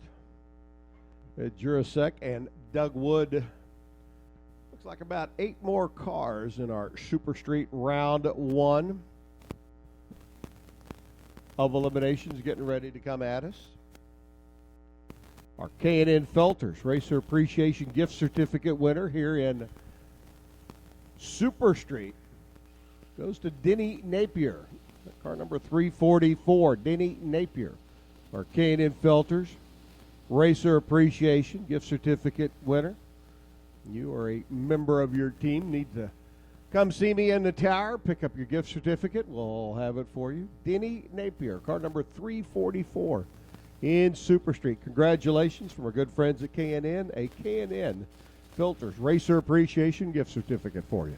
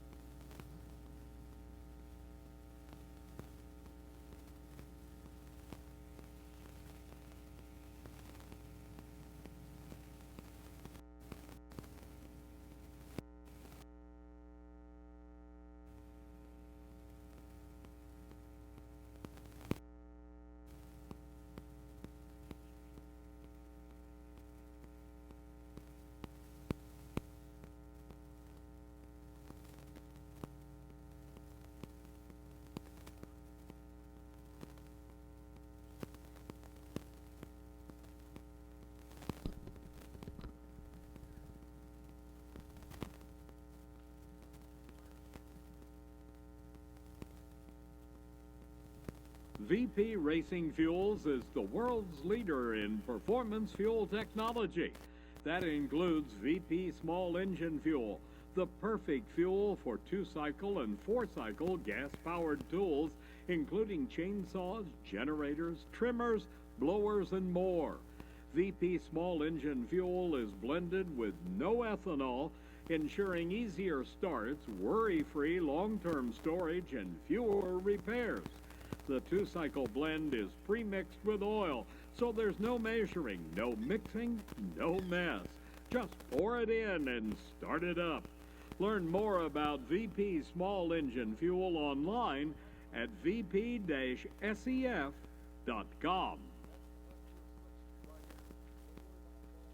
MagnaFuel Products, the leader in racing fuel systems, provides the highest quality CNC machined fuel pumps and pressure regulators on the market today. MagnaFuel leads the industry with their ProStar, QuickStar, and Pro Tuner series products. Street to all-out race cars or anything in between, MagnaFuel has a system to meet your every need. MagnaFuel is always expanding our extensive line of products, so check out our new products online. MagnaFuel products have been fueling champions for 19 years. For professional quality at competitive pricing, choose MagnaFuel products. Visit us on the web at magnafuel.com. Keep your fuel moving forward with MagnaFuel. Understand down at the other end of the racetrack, we did some damage to a rear end assembly, so we're doing a little cleanup there on the left-hand side of the racetrack. And as soon as we get that cleaned up and taken care of, looks like it may have trailed over into the right-hand side as well. But anyway, a little cleanup down track and get back to it here just as quickly as we can. Super stock, left side of the ladder and first 3 pair. If you're not in the lanes yet, you're a little late. But super stock, left side of the ladder and first 3 pair for round 1 of eliminations. We do need you to the staging lanes, please.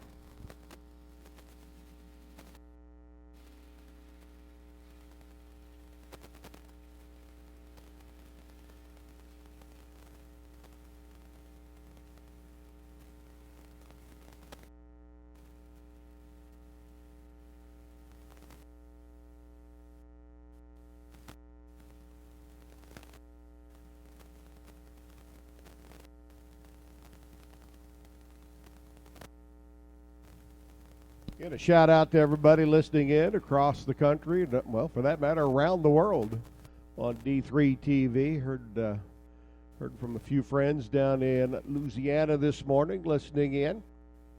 Mr. Boo's got it dialed up on the interweb. Some of the boys and girls headed home from the race in Baytown listening in as they're driving down the highway. Don't you just love technology? Got a call a while ago, or got a text a while ago from a friend out in Las Vegas saying, hey, watching, listening, D3 TV, gotta love it. So, again, welcome to everybody. I know last year we had some folks listening in Australia and Japan. They're on board today. Welcome them as well. Again, round 1 of eliminations coming at us. We had a very wet day at Lucas Oil Raceway yesterday, so qualifying coming up, final qualifying set to come up for our Spitzer Top Dragster field, presented by RacingRVs.com. Our comp eliminator cars getting one more qualifying run. Our Brodix and Steve Schmidt race engines, top Sportsman competitors as well, yet to come up for their final qualifying session. Top Alcohol Funny Car, our snowmobiles, and Top Alcohol Dragster, yet a qualifying run as well. We will continue then into eliminations into all those categories a little bit later on today as we continue to work our way through rounds of eliminations in stock, Super Street, Super Stock, Super Gas, and Super Comp. Work towards crowning our champions at the end of the day. Looks like Mother Nature is going to be a little bit more magnanimous today than she was yesterday. All we got to do now is keep cars going from here to there, from A to B on the racetrack here at Lucas Oil Raceway, and keep things rocking and rolling. Super Street just about to wrap up. I think we got about 4 more pair. Then we're into round 1 of Super Stock, which means Super Stock, left side of the ladder in first 3 pair. If you're not in the lanes yet, you're tardy because you're just about fixing to come out and go racing. Round number 1 of eliminations. Again, cleanup going on. Top end of the racetrack. Broke a rear gear down there is the word I got. And as soon as we get that cleaned up, we will get back to our 1090 cars and get back to eliminations.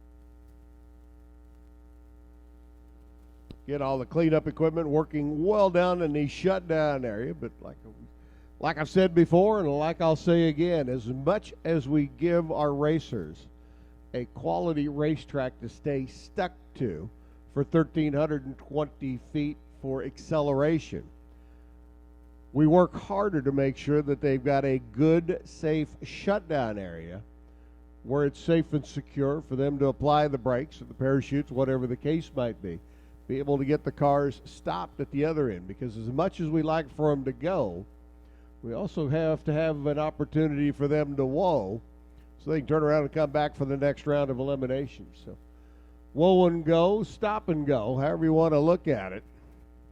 Got to get the top end of the racetrack cleaned up, make sure there's no slickery stuff down there in the shutdown area so they can get stopped and shut down. Good morning to Danny Rosenthal over in Carthage, Missouri, listening in. Got out of racing a few years back. Says, you know, sitting there listening to this and watching D3 TV, I may need to get back into the program. Hope I didn't say that too loud where the wife's listening. But anyway, nice to have Danny listening in. We're just about done with our Super Street first round of eliminations. And again, to everybody listening in around the country, D3 TV, glad to have you on board. Appreciate you being here. Hope you're enjoying the show. Mother Nature's just so much prettier today here at Lucas Oil Raceway than it was yesterday.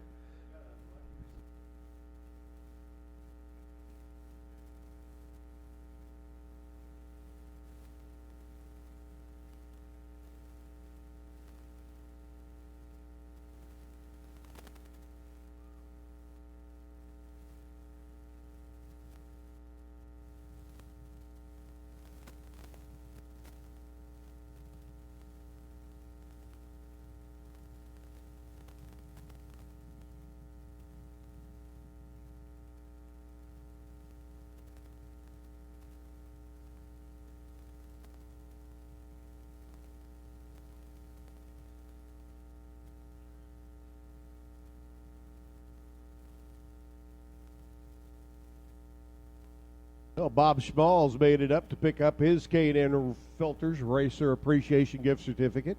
Kenny Napier just made his way up. Our Super Stock recipient, Parker Zimmerman, number 52 qualifier in our Super Stock field. Parker Zimmerman, we have a K&N Filter certificate for you.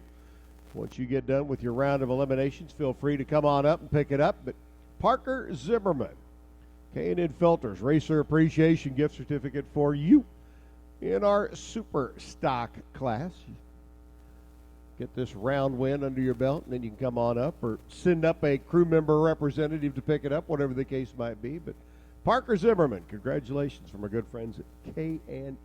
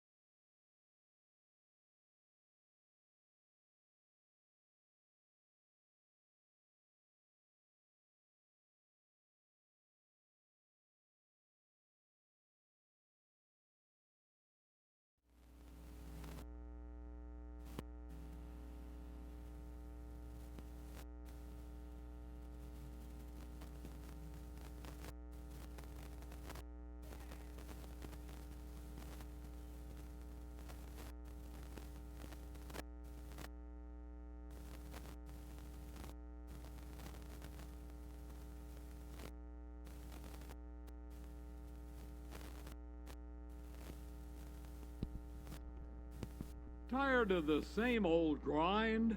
The revolutionary True Start starter by Maziere Enterprises is the right way to upgrade the starting system on your race car. This superior design includes gear reduction engineered for efficiency, a motor specifically selected for 20 to 50% more power, and larger internal components for longevity. Its compact design is a full pound lighter than comparable starters. For reliable starting power, choose Maziere. Visit our website at www.maziere.com.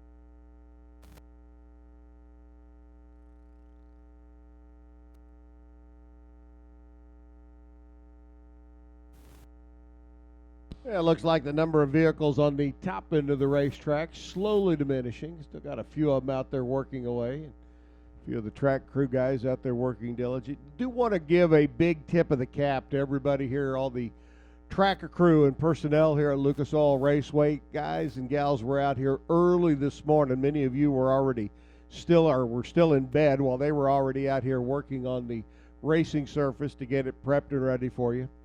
If you see anybody walking around today with a Lucas Oil Raceway shirt on, be sure and tell them thanks.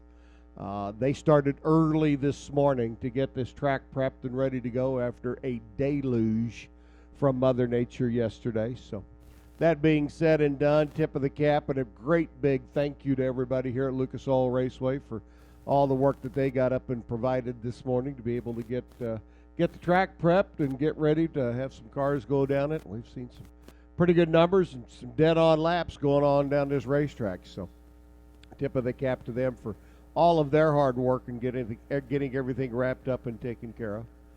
And I'm sure management is planning on taking them all to St. Elmo's for steaks once a weekend. Oh, no, I'm sorry. That's not correct.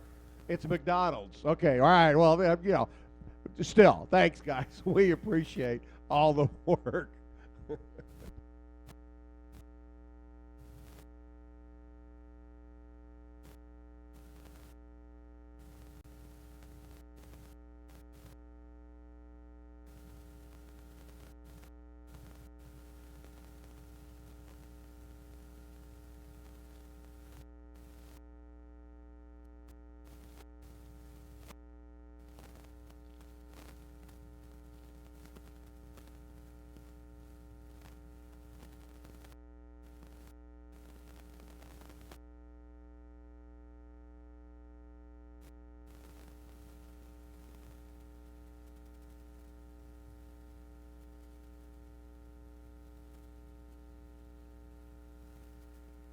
Cleanup going on, just about to wrap up down at the other end. Looks like a few more minutes left before we can get back into Super Street.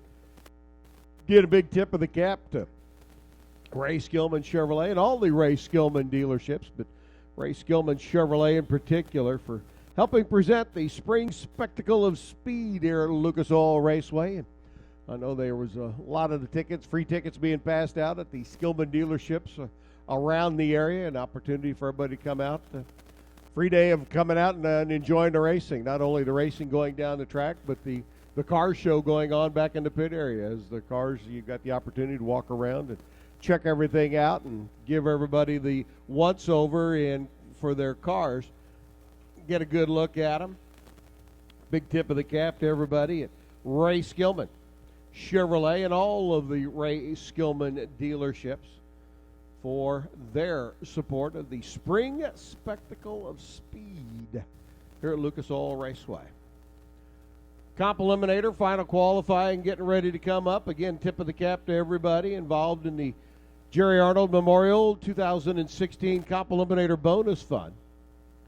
Our Indy Gear, and of course everybody at Ray Skillman, Liberty Gears, T&E Enterprises, Book Racing Engines, Brow Bell Housings, Cohen Racing Transmissions, Butner Auto Sales, RCE, Bullet Cams, Billingsley Car Wash, the Quick Fuel Technology Gang, C-Tech, Total Seal, Greg Camplain Machine, and TL Smith Excavating, their support of the Comp Eliminator Bonus Program. Comp Cars getting ready back in the pit area. They'll be coming up here in just a little bit for their final qualifying shot.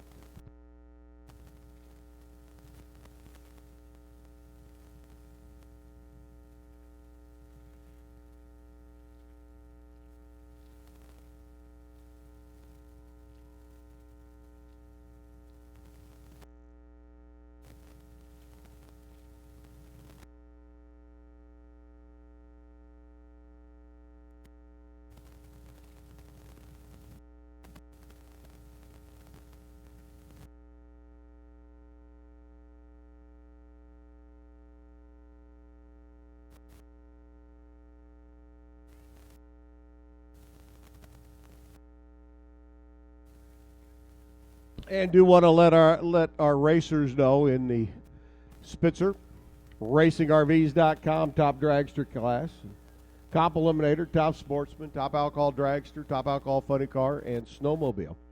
Your qualifying runs scheduled at noon. We are running just a little bit behind because of the late start, now the oil down, but we are going to stay the course as far as the run order is concerned.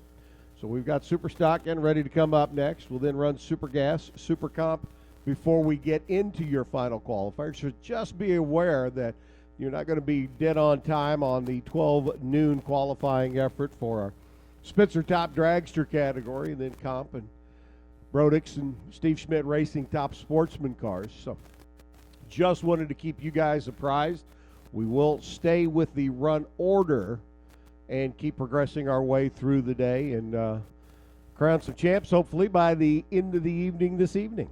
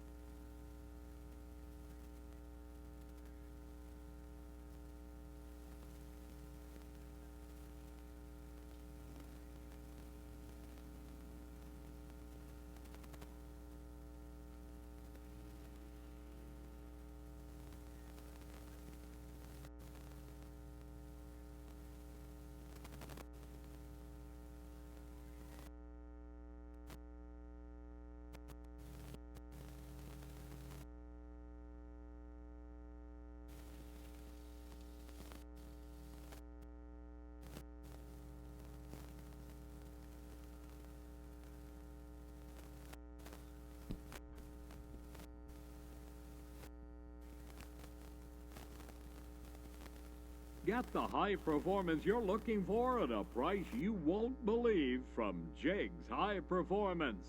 Free shipping makes it easy. Dial 1-800-345-4545 or click on jegs.com. Tire covers, logbooks, parts, and more parts. 100% guaranteed with free shipping. The place for performance, Jegs.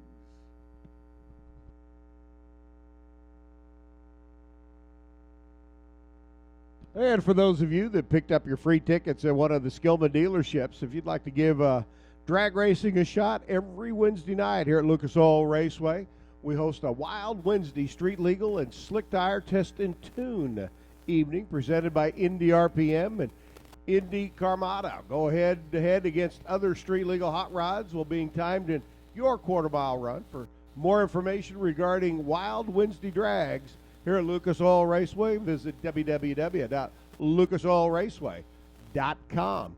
And you can come out on Wednesday night and test your hot rod, see how you stack up against other cars here on the quarter mile. Again, about 4 pair to go left in our Super Street category. Super Stock in the lanes, paired up and ready to go for their round of eliminations. Super Gas to follow, then Super Comp. Then our final qualifying for our 6-second, 200-mile-an-hour Spitzer Top Dragster category, presented by RacingRVs.com. Comp Eliminator, one of my favorite categories, will follow with their final qualifying effort. Then our Brodix and Steve Schmidt Racing. Engines Top Sportsman category. Our top alcohol funny cars and top alcohol dragsters got one qualifying effort in on Friday that runs yesterday, just like everybody else washed out by Mother Nature. So they get a qualifying run to set our fields of elimination in alcohol dragster and alcohol funny car. Our snowmobiles here competing this weekend as well will be in line for their final qualifying shot. Then it's back into Stock Eliminator round number 2. Super Street round 2, Super Stock round 2, and all of them as we continue to work our way through. All Super Stock now. You should be in the lanes, paired up and ready to go. All Super Stock round number 1 cars. We need you to the lanes, please. Paired up and ready to go. We got the left side and the first 3 pair snookered into the staging lanes back there. Looks like they're just about to wrap things up down at the other end of the racetrack. You can see here some of the cars down here in the water box and the get ready line, getting them warmed up and putting a little heat back into the engines. Is just about ready to get back into the conclusion of round number 1 of Super Street. Super Stock, you should be in the lanes. Super Stock to the lanes, please.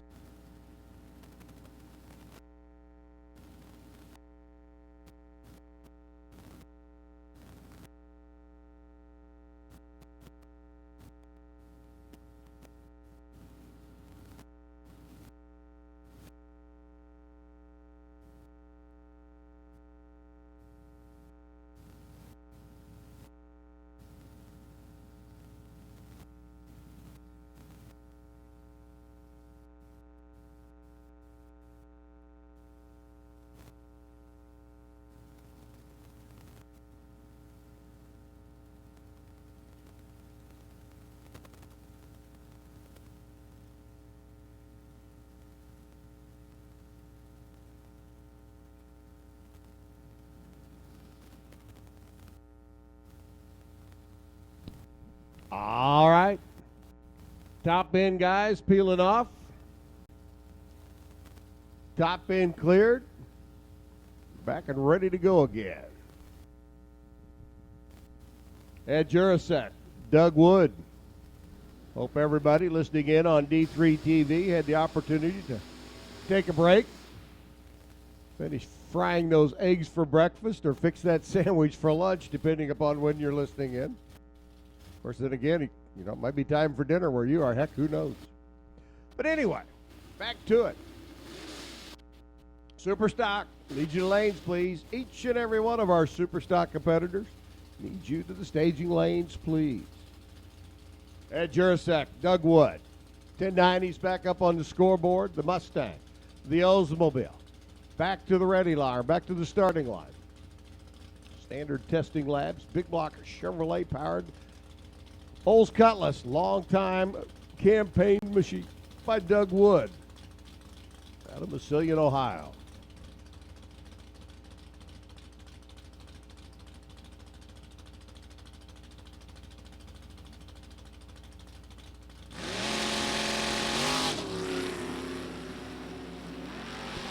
A little bit of weight didn't seem to bother either one of these drivers.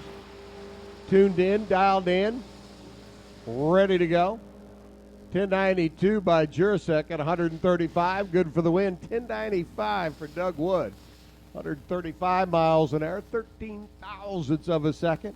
Good win for Ed Jurasek down at the other end of the racetrack. Here's Wayne Kelly. And Dave Whitefoot. Whitefoot up in the Camaro. 69 edition. For the runner out of Hebron, Ohio, or Hebron, Kentucky, excuse me. Wayne Kelly out of Mount Vernon, Indiana, the Hoosier over there on the left-hand side. 79 Malibu, big block, 505 combination, and a pair of greens, and here we go.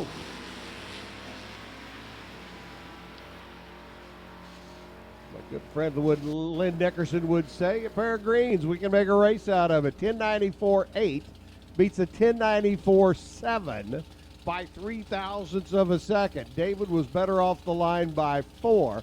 Wayne was better down the track by 1. Take the 4 minus the 1. I can do that on one hand and have a finger left over or two. 3 thousandths of a second. Don Moyer. Red light. Good night. Rodney Boyd. Up on the right-hand side. Moyer out of Pickerington, Ohio. He can be home and well rested for work tomorrow. Wasn't his plan, but he can be. 11-12 at 141. 1078. Rodney Boyd. Wow. 128 miles an hour. Mike Gramlich, out of maybe Michigan. It may be Michigan. Could be Michigan. Might be Michigan. Nope, maybe. All right, he's up in Malibu right side. Jeff Weeks, left lane. Morrison, Illinois based runner. Barracuda. 572 cubic inch Mopar car. They're on the National Dragster side of the racetrack. A little bit better out of the gate. Weeks. Top end winner picker, those is give it to Gramlich. 1094. 136 went down and snatched himself 11 thousandths of a second. Finish line stripe, good for the win over Weech. 1096 at $133. Like our final pair, 1090 cars. Eric O'Hava, Ricky Ship going to round everything out for round number 1 of Super Street. Indiana taking on Wakanda, Illinois. Wakanda, the home of the Mustang, out of Gerber Collision and Glass. Big block Chevrolet powered Ford Mustang. Yes, I did say Chevrolet powered Ford. So it's Chevrolet versus Chevrolet. Power plant wise, going down the racetrack, 1089.7. Oh, Eric breaks out by 3. Ricky Ship, though, wasn't giving him anything to work with. 10.904. 009 on the tree. 13 thousandths package for Ricky. I had to use Common Core math to figure that one out. Took me a minute. And Ricky Ship gets the win. Super Street, round 1. Now in the record books. Super Stock, round number 1. Getting ready to come at us. The Major Magic Pizza Machine. Bobby Rashid out of Grosse Pointe, Michigan. GTC Automatic. Chevrolet powered Pontiac Firebird, the GT category of super stock. You can take a early model engine from the manufacturer, in this case General Motors, put it in a later model body car, in this case an 82 Pontiac Firebird. So you got a 327 Chevrolet powered Pontiac Firebird for Major Magic's Pizza Machine. And Joe Covert's B modified Pontiac Grand Am. They're on the left-hand side of the racetrack out of Saukville, Wisconsin. Joe Covert, multi-time national event champ, multi-time division champ with the Major Magic Pizza Machine. And Bobby, 82 Firebird over here on the right-hand side. The Indy Cartel lane, well, let's just say he's been known to find his way to the winner's circle as well at the end of the day. So good matchup here. One of our first 3 designated pairs, super stock. Round number 1, getting ready to come at us.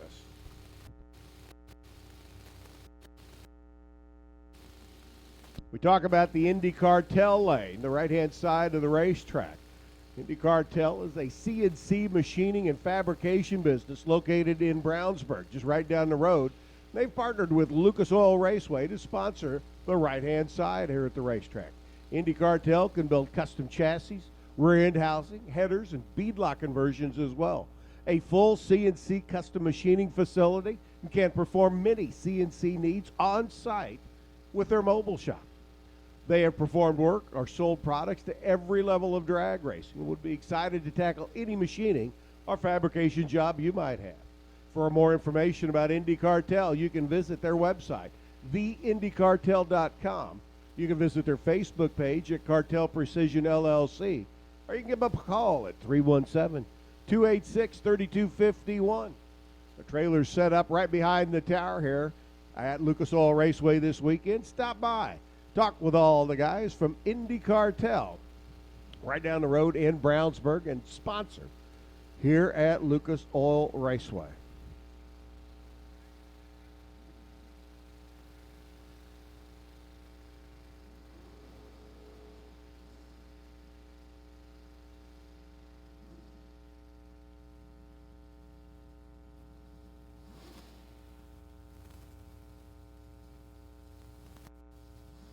You know, life is tough in the racing world. When you're sitting there in the car, they're doing a little starting line cleanup, and got your fire suit and your helmet on, getting a little warm. You just reach down and hit the power window switch and roll the windows down. That's what Joe did back here at the water box. Out of Milwaukee Auto Auction and Harley Davidson. The Pontiac Grand Am dialed in 918. They're on the National Dragster side of the racetrack. Bobby Rashid, 975 for Major Magic's Pizza. Look how good. What if they deliver? Wheels up, wheels down for Bobby. Here comes Arthur, Joe Covert, AJ in the left lane. Coming. Got him. 921 at 131, 982 by Bobby. 21 thousandths of a second, a margin of victory for Joe Covert in the Milwaukee Auto Auction. Harley Davidson Pontiac Grand Am. Jeff Neiswanger, should be, taking on Jim Pancake's Hemi Dart. The runner out of Cardington, Ohio, and John Holt Race Cars not able to answer the bell. Round number 1 of eliminations. So for Jeff, the runner out of Zanesville, Ohio, Krogan Resource and W.D. Thomas, Chevrolet Camaro. They're on the left-hand side of the racetrack. GTF automatic. He'll have a free ride.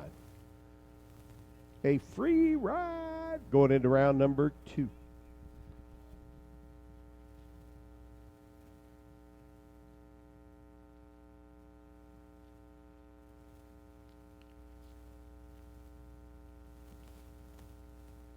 Looks like a quick cleanup there on the National Dragster side of the racetrack. Just saw him give Jeff the motion signal to go ahead and do the burnout. Get him lined up and ready to go. A single pass, a freebie. Even more importantly, though, after all the rain yesterday, an opportunity to have an uncontested run, a little bit of a test and tune run, if you will, to be able to dial the car off of for the rest of the day. Here at Lucas Oil Raceway. Hopefully Jeff be able to take that uncontested run here in the opening round and work his way through to a final round victory a little bit later on this evening.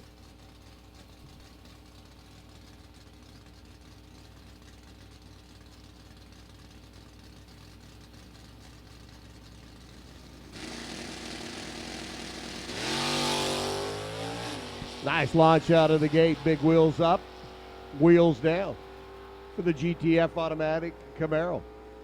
The Ohio-based runner, Neiswanger, 1017, 130 miles an hour. First 3 pair designated in stock and super stock. In stock eliminator, all 3 cars, or all 3 winners in the first 3 pair were uncontested. Here in super stock, Two of them uncontested. Brian Simonek not able to answer the bell. The GTM automatic entry.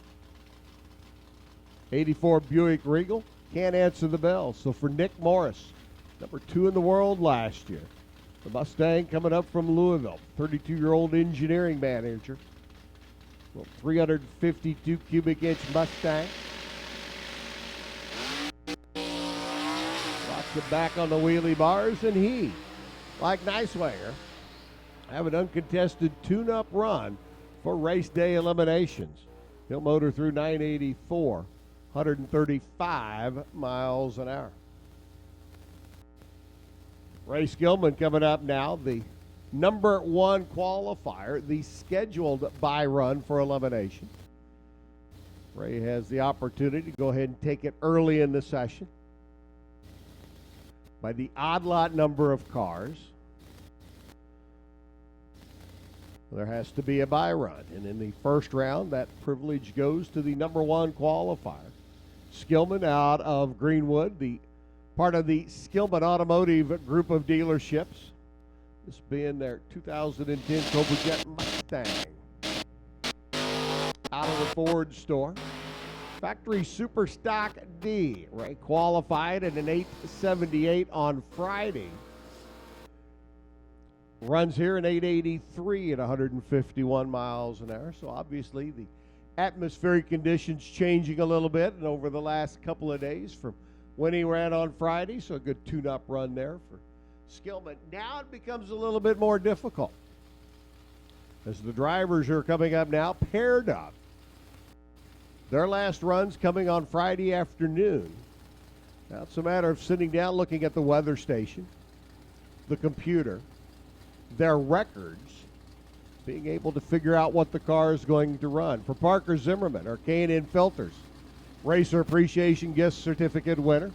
Parker up the F-Modified Camaro out of Morton, Illinois there in the left lane. Down in 10:05, winds the motor up. Brina thought she was going to run a 9:51. Well, she still may, but it doesn't make any difference because Brina, last year's champ, goes red out of the gate and hands it over to Parker, who runs at 10:33 at 110 miles an hour. 9:58 by Brina. She defeated David Rampy last year in the final rounds. Rampy running down in Houston, Texas this weekend. So a new final round pair shaping up for later on today as we work our way through. Here's Mike Morgan taking on George Durham. Which one of these gentlemen consulted their calculator and computer and weather station and were able to come up with the best combination. Mike on an 11:22, George on an 11:15. Wind light's going to go to a 24 on the 22 by Mike Morgan. George Durham runs an 18 on a 15. True margin of victory, 22 thousandths of a second. By the way, neither driver is going to be flashing their time slip around for reaction time, but hey, it was still pretty close. Chuck Bohannon, Dennis Breeden. I mean, they both started with one, so that evens everything out. Bohannon's gorgeous 67 Corvette, H-automatic. Small block 327, trying to hold off Breeden's drag pack Challenger. Coming, couldn't catch him. 10:03 on the 999 by Chuck at 126. 989, 134 by Dennis Breeden down at the other end. He's short by 47 thousandths of a second. Had the better light. Chuck runs the better number. We'll see the Corvette at least again in round number 2. Brent Jones, Challenger, the driller for the oil producer out of Wheatland, Indiana, taking on Ernie Neals. High winding, stick shift, 350, small block, Vogus race engine, Chevy Cavalier. Whew, I think I got it all in. 9:36 the dial for Neal. Brent's going to be off and running. There goes the driller. And Ernie Neal says, hey, Brent, you want to play in the next round? Okay, you can. He lit his red bulb. 21 thousandths too quick by Ernie Neal, then runs 9:33 at 141. For Brent Jones, 9:59 at 138. 9:59 on a 10-flat dial. Whew, Brent got lucky. Bill Dyer and Aaron Allison coming up next. Half a second under your dial. That may have been holding a little bit more than what you're thinking.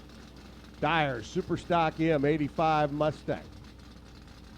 302 Super Stock M machine there in the left lane. Aaron Allison, be modified. Chevy Cavalier, wait, now goes.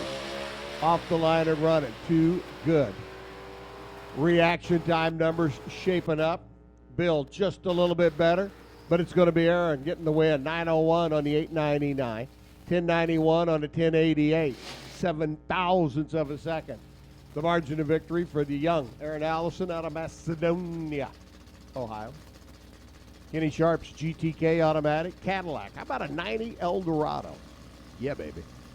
Dave Dupps Jr., the 87 Camaro on the right-hand side.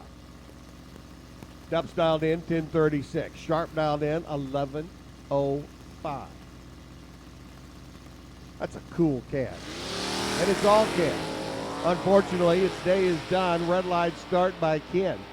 Then the GTK automatic Cadillac. If you want to see that car again today, you're going to have to go find it in the pits, because his race day is done. 1040 at 128 by Dupps. He'll be back.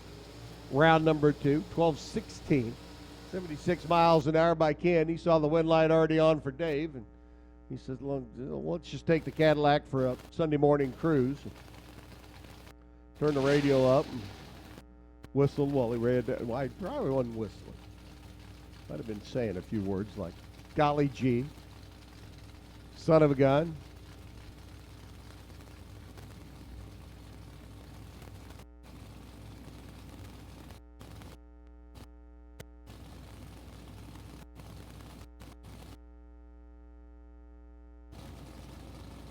Attention in the pits, please. Attention in the pits. 990 cars. Super gas. Need you to the lanes, please. It's Jeremy Mudd. Jeff Taylor, the engine builder, working his way down the racetrack. Taylor out in front. Here comes Jeremy. Closing. Got him at the stripe. 930 on a 24. He was 10 on the tree. 980 on a 973 by Taylor. He was 32. Jeremy parlays all those numbers to a 25 thousandths MOV at the END of the TRACK. Dave Dupps up now. GTE automatic. Small block, Cobalt left lane. George right side. Factory GT Ford Probe. Little 281 cubic inch. Itty bitty teeny weeny Ford motor. Watch it fly. There it goes. Here comes Dave. George may be in trouble. A little tardy out of the gate. He's going to have to push Dave Dupps out at the other end of the racetrack. Can't do it. 9999 on a 984 gets the win for Dupps. George goes 1037 on a 1029, but his reaction time number started with a numeral other than 0. And that, boys and girls, is not necessarily a good thing. Steve Bellinger, the UPS technician. There on the left-hand side, the 327 Chevy 2. Taking on the 283 Chevy 2. Donna Morris on the right side. Working his way through the gearbox. Here comes Bellinger. Coming. Top end. Got her. 982, 128. 1144 on the 1136 by Donna Morris. It's a little 4-speed Chevy 2. Gets to come back. That automatic machine. Good looking car as it is. Day is done. Ricky Decker taking on Dan Jacobs. Super gas to the lanes, please. Super gas needs you to the staging lanes, please. Super gas to the lanes. Dan Jacobs, GTD, 4-speed. Chevy Cavalier out of Elizabethtown. Ricky Decker, 1 hard charge. Big, bad, romping, stomping, 94 Camaro there in the left lane. Decker's day is done. He runs dead on 1. 994, 006 on the tree. Dan Jacobs gets down to the other end of the racetrack, gets there quick enough to slam the door in front of Ricky Decker by 12 thousandths of a second. Whew. That was close. Here's Ron Terrell's Super J automatic Chevy Camaro out of Kentucky for the 73-year young gentleman on the left side, and Bob Reynolds. Fromberg, Montana. It's up by Billings. 428 Cobra Jet, Super F automatic Mustang convertible. Mustang's done. 993.7 on a 998. 1020 dead on 9 by Ron Terrell.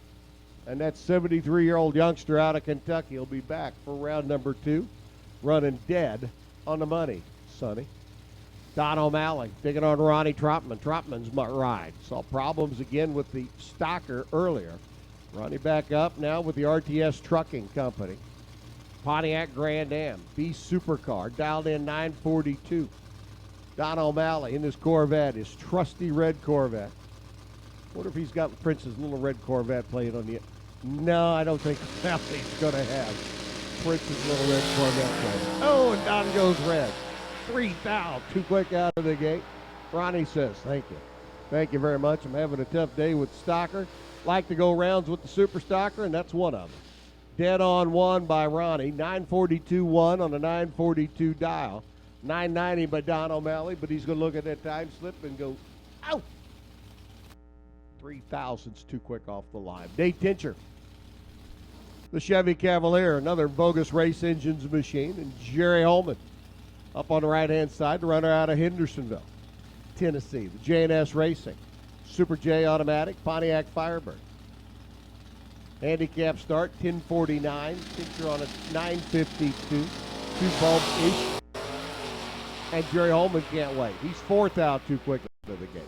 Telling you, there must have been a lot of caffeine in the coffee over at the concession stand this morning. Whew, a lot of red lights. 958 at 138 by Tincher. 1302, 71 miles an hour by Jerry Holman. This is Jeremy Duncan, Mr. Pest Control out of Charleston, Indiana. Shows up, Jeremy, the 350, Super G Automatic Camaro on the left lane. Christy Shep right side, the 98 Pontiac Firebird. I wonder how Randy Lynn's doing down there. GTI Automatic, 327. Pontiac here on the right-hand side. She's in and stage. Jeremy's in and stage. Three's going to come down. Ladies first. Here comes Jeremy. Out of the gate they go. Duncan now trying to wheel that Mr. Pest Control. 69 Camaro from behind. Closing, closing, closing. Maybe in trouble. Christy had the better light. Yep, she gets the win light. 11-14, 120. 5,000ths of a second margin down at the other end of the racetrack. And everybody in Bo Butner's trailer down in Baytown's going wild. 990 for Jeremy Duncan comes up short at 129 miles an hour. Joe Ewing and Gene McBean. Mean Gene, the Mustang. Ohio-based runner. 428 Super G Automatic. Taking on the Dart. 340 combination. A GTG Automatic Mopar car. Like the Dart. Body style's just cool. Hemi cars, not bad. 340, that'll work.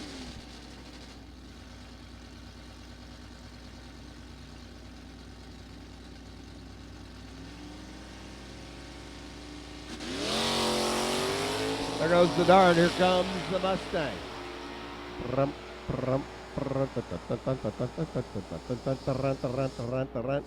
McBean top end. Not going to be able to close at 986 on a 985. 73-0 on a 72 by Joe Ewing. Margin down at the other end of the racetrack. 29 thousandths of a second in the Dart. Will be back. Jeff Myers, Super G Automatic. Little Chevy, too, out of Decatur, which you all know is here in Indiana, not over in Illinois. 327, automatic machine for Myers. Dan Kyle, right side, Lawrenceburg right. That's like right down and around the corner, he said, pointing that way. Kyle's GGG automatic Pontiac out of the gate first. He was 0.06, and he's 10.098 on a 10.10. He's under by 2. 9.907 on a 9.97. Jeff Myers is under by a bunch. So Dan Kyle's win light comes on. He's closer as both cars go under. J.P. Schuster's Chevy S10.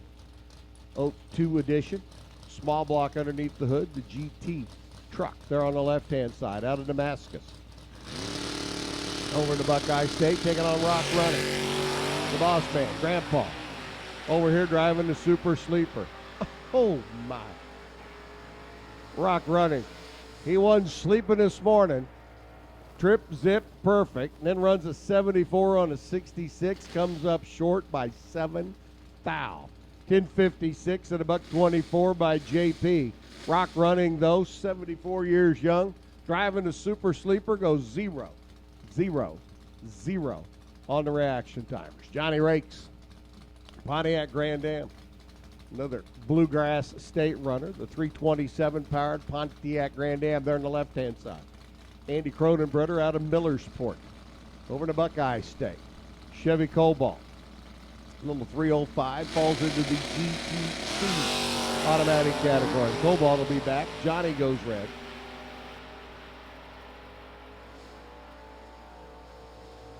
There could be a song about that. Johnny goes red. Oh, never mind. 10-13, 129 by rakes after the red light start. 963 on a 965. And he used that run as a bit of a tune-up at 131 miles an hour.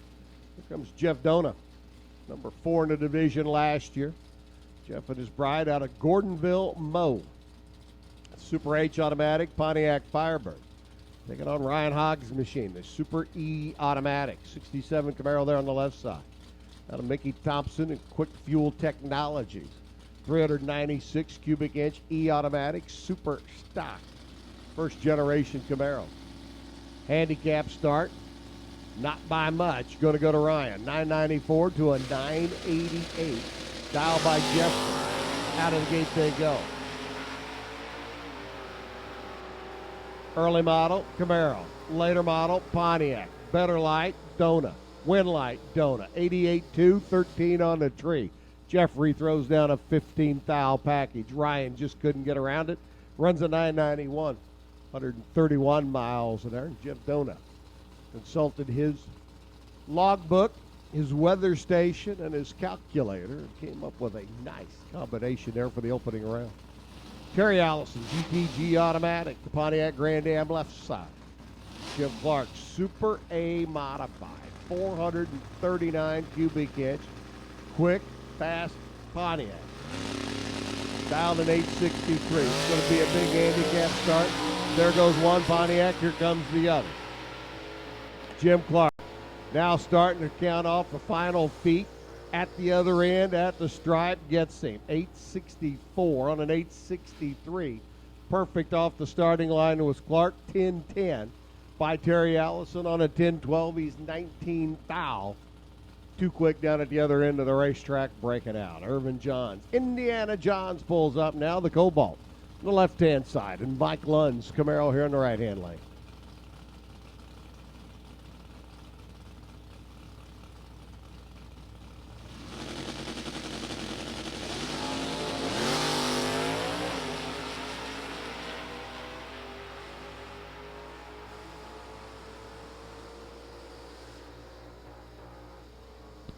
.922 by Irvin John comes up short at the other end of the racetrack. Mike Lund was better out of the gate. Runs closer to the number, 10-11 at $1.27. So Lund's Camaro will be back. Indiana John's day is done with that car. Chad Taylor, Super A car. Chevy Camaro on the left-hand side. Kim Fritz, Greenup, Illinois-based runner. The Cobra Jet over here on the right-hand side. A factory super stock machine for Kim. Chad on the left lane. Yesterday, during the rain delay, we had an opportunity to take some of our alcohol dragster and alcohol funny car drivers photos. Those who did not get your picture taken yesterday, if you could be up here second floor of the tower to the press room between 11:45 and 12:15. We'll see if we can get caught up with your photo. Chad Taylor, 957 at 138, gets the win. The young man out of the Taylor clan moves on. 813 lap. Kim Fritz a little quick against the 820 number. John Stock and Marion Stevenson rolls in. Marion, Williamsport, Indiana-based runner. The Stevenson family race operation, another Jeff Taylor built power plant. Daughter Nicole looks on.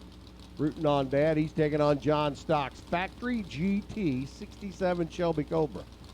Jahan, 352 cubic inch blue oval. Sporting the horsepower for that Cobra. Wheels up, wheels down, both cars. Out of the gate they go. Stock trying to pull up alongside. Marion looking out the left window. Gauging, top end. It's going to be the Cobra Jet get the win, or the Shelby Cobra, I should say. 949 on a 947. 1003 on a 1001 by Marion. Marion a little tardy out of the gate. Came up short. Down at t'other end. Super Gas, need you to lanes, please. Super Gas, need you to the staging lanes, please. Come on down. Doug Hunter, Super O automatic. Little 75 Omega off and running. Here comes Scott Stilling. Scotty trying to reel him in now. Coming from behind on an 872 dial. Coming. Lights up the scoreboard for Stilling. 876 at $1.33. 1160 at 107. Doug Hunter's reaction time cost him on that one down at the other end of the racetrack. It's Gary Kokoro. Rolls in now, the Cobalt. Out of Panama City, Florida. 318 cubic inch B Super Chevy Cobalt. Taking on John Neiman. Runner out of Hamilton, Indiana, the Jets Automotive car. 71 Corvette, big block, 454 overweight. Neiman rolls the beams, lights the red light, too quick, 31 thousandths of a second. Coro's Cobalt will be back for the next round, and the runner out of Florida goes 8859 on an 885 dial at 151 miles an hour. 948 by John in the vet after that red light start. And here we go. Mustangs a pair, 302 4-speed, early edition, 85 convertible, 302 automatic, Sam Monteleone, Harrison Township, Michigan. CNC programmer, wheeling and dealing the factory super stock Cobra Jet over here on the right-hand side of the racetrack. Super Gas, 990 cars. Need you to lanes, please. Super Gas, 990 cars. Looking for you to the staging lanes, please.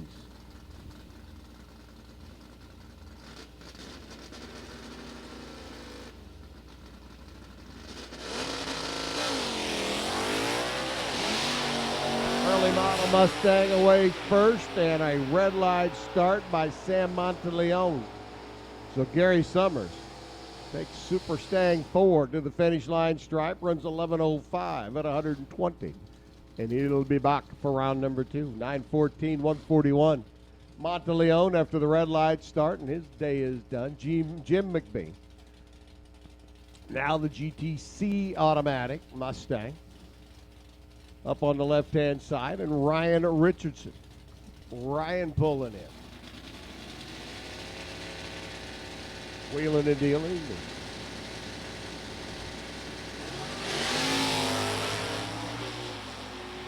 Race Strange Chevrolet Camaro. Richardson right side, 1022 the dial, a little bit of a handicap start. Works it through the win at the other end, 1025, 118. 973 by McBean, trying to run him down on that 977 dial. Again, Top Alcohol Dragster and Top Alcohol Funny Car drivers, if you weren't here yesterday to have your picture taken, second floor of the tower press room will get your picture taken today. Top Alcohol Dragster, Top Alcohol Funny Car drivers, those of you who did not get your picture taken yesterday, if you could report to the tower within the next half hour, we'd appreciate 11:45 to 12:15. We're going to be snapping a few more headshots. If you would, come on down. Top Alcohol Dragster, Top Alcohol Funny Car drivers, if you didn't get your picture taken yesterday. Tony DePillo, 64 Plymouth Savoy, the honkin' Hemi. Not able to answer the bell, so Dave McGee gets an automatic win in the Nova, 1024 at 127 miles an hour.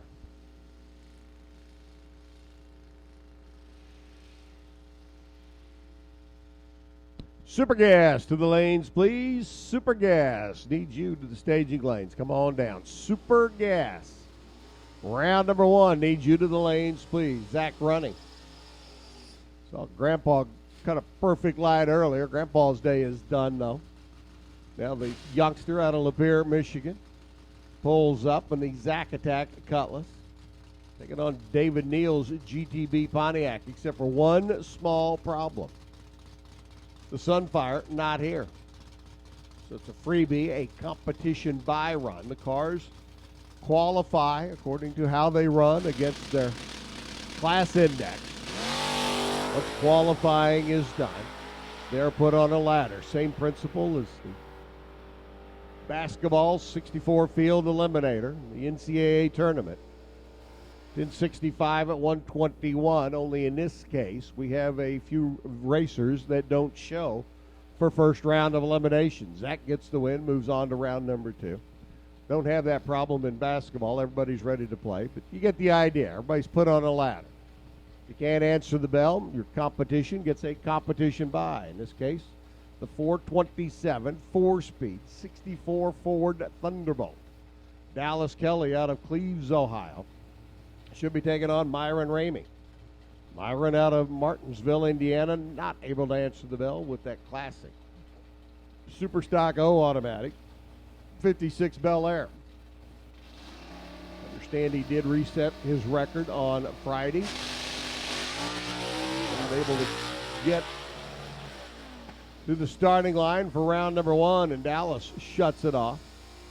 Thunderbolts, this is going to be a mild clap of thunder down at the other end of the racetrack. He'll coast across 1393, 60 miles an hour.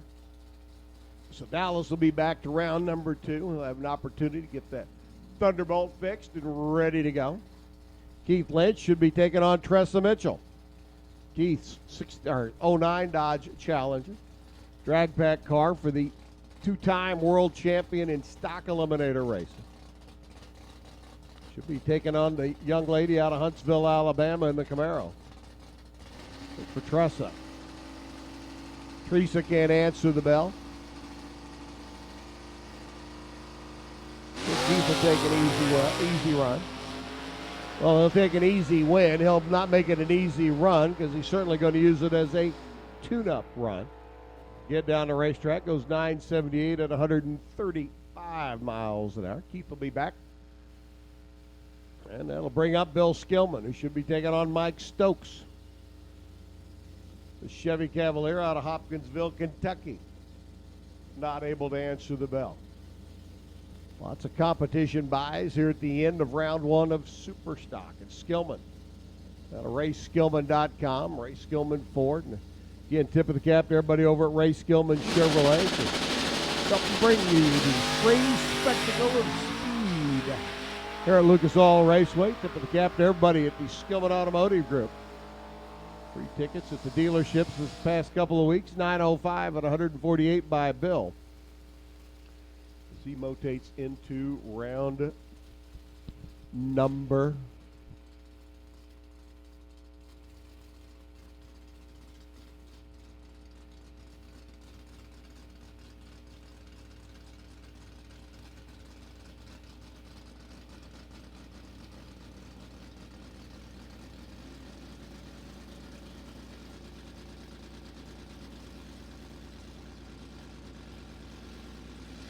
'Hodge and Matt Potts should be pulling in. Matt Camaro not here, so Larry Hodge gets the competition by. The Larry Hodge Race Tires, Illinois-based, Monte Carlo. Works his way through, 10:55 at 124.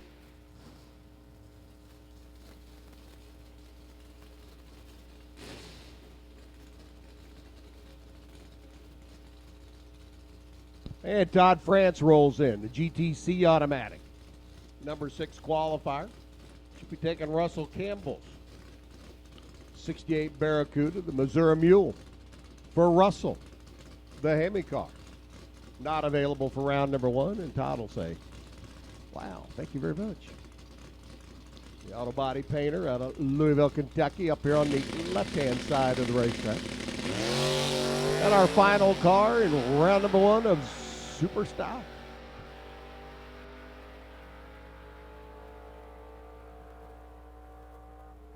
$951, 138 for Todd France.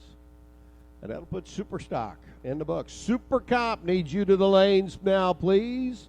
Super Comp needs you to the staging lanes. Super Gas getting ready to roll up next.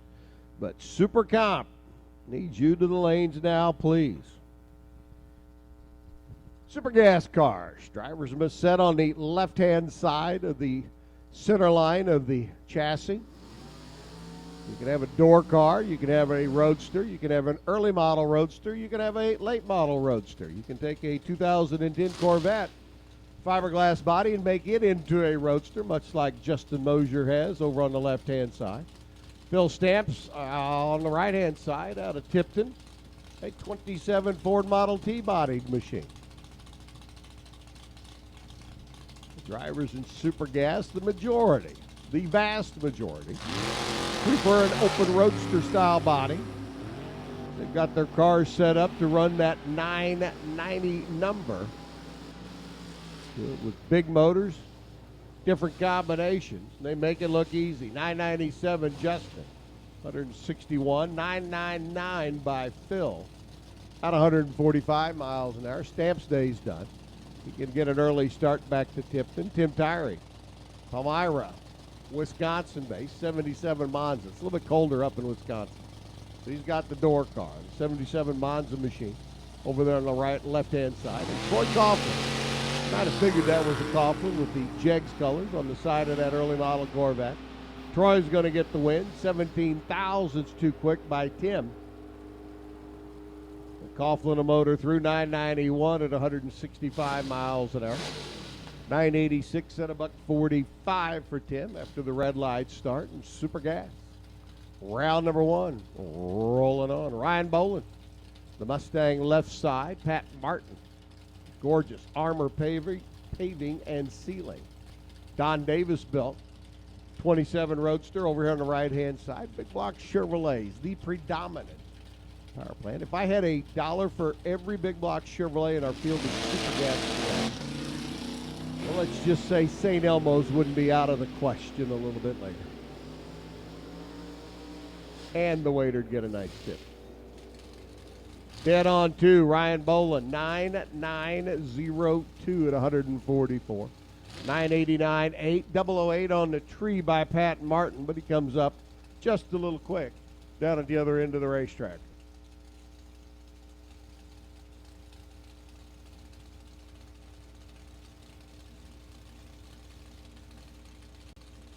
Jason Lynch taking on Eddie Arnold Jr., racing Jason.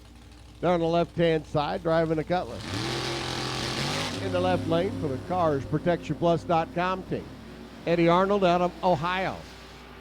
Out of the gate he goes. Eddie sporting an advantage off the line. Racing Jason tightens it up just a little bit better at the finish line. 989.4 beats a 988.6. Down at the other end of the racetrack and racing Jason. Lynch will be back. Dave Nelson now taking on Steve Hoyt. Hoyt, a winner last year on the circuit. Fort Wayne, Indiana base, 63 Corvette. Right-hand side, the late model Corvette body style, the C5 edition. For Dave Nelson, but for Dave, this is his last run this weekend. Red light start takes him out. 989.3 by Steve Hoyt, who finished number 5 in the country last year.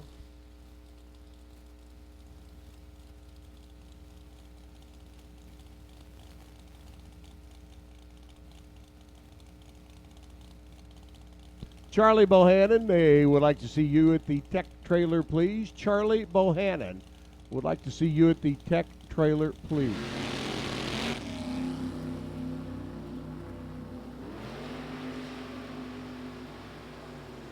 Paul Brown goes red out of the gate. The Dodge Roadster there on the left side. 005 red hands the win over to John Sickish. 981 at 172 on a good free tuned-up run this morning. Another Corvette Roadster rolls in. This time the RacingRVs.com entry. Out of Mickey Thompson and Carterville, Illinois. That's Luke Bogacki at the wheel. Tony Cropper over on the left-hand side. Tony looks over from the inside of that Beretta and says, I got this one. Luke's a tough competitor, but I got this one. Tony's in, waiting on Luke. Luke's in. 3 flashes yellow. Tony had this one until he went 6 thousandths red. Luke goes 011 green. So motate on through the top end. Run through a 983 at 167. 931 by Tony Cropper. 157 miles an hour. Charlie Bohannon, yeah, they need to see you at the tech trailer, please. Charlie Bohannon, they need to see you at the tech trailer. Robbie Sesko out of Ohio. 27 Ford Roadster left side. Another 27 Ford Roadster for Jeff Gerber over on the right-hand lane. The Indy Cartel side of the racetrack. Talked about the guys and the gals from Indy Cartel. They've got their display set up right behind the tower. Stop by and chat with them. 002 Red by Jeff Gerber. Robbie gets the win. Sesko out of Lansing, Ohio. Avoiding departure for Ohio. Goes 988 at 146. 10:05 by Gerber. 120 miles an hour. Super Cop needs you to lanes, please. Super Cop leading you to the staging lanes. Our 890 cars. Super Cop to the lanes, please. Hank Stewart taking on Ron Lower. Again, top alcohol dragster, top alcohol funny car drivers. If you haven't had your picture taken this weekend for your headshot for D3 TV, you got about 15 minutes to make your way up to the press room in the tower so we can get your photo taken. If you would, please. Hank Stewart goes through. Ron Lower goes through. Double breakout win goes to Hank. 987, 136, 984 for Ron Lower at 142 miles an hour. Nick Ackery, another Ohio-based runner, taking on Connie Rudy. Connie up with the family's Gremlin over on the right-hand side. The Indy Cartel lane. We talked about the Fairmont this morning. Talked about the Maverick this morning. We talked about the 62 Pontiac this morning. Well, how about a 75 AMC Gremlin? Jahan. Rudy out of Lima. Excuse me, Connie Rudy out of Lima, Ohio. Green lights a pair. Here we go. Oh, my. Talk about green lights a pair. Yeah, baby. Both of them 00 out of the gate, and Connie gets the win. 994. 001 on the tree. Beats a 1003, 004 on the tree by Ackery. And the Camaro gets a handicap start. Back to Cleveland, Ohio.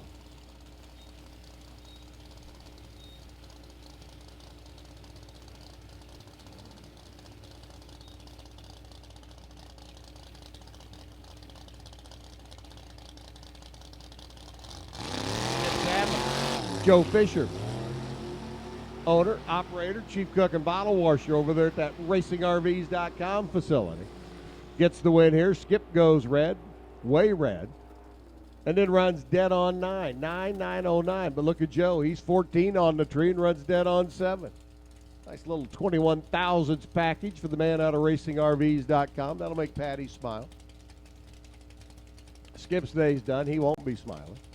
Roger Bishop taking on Tom Diamond. Diamond right side. The 27 Ford Roadster, another Monza for Roger Bishop. 990's up on the scoreboard. The drivers make it look easy to run the number. It is anything but. Those of you still in school, I think you might want to give this a try. Study hard in math and science. You're going to need it. Roger Bishop, 006, dead on 2. And 8 thousandths from perfect package for the runner out of Mooresville in the Monza. That's good for the W. 10:05 at 134.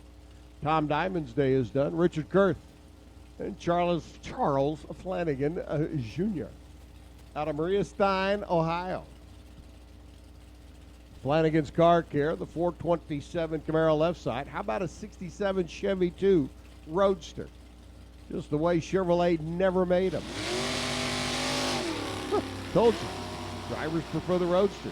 Richard Kurth happens to like 67 Chevy 2 body stock. Can't blame him, so do I.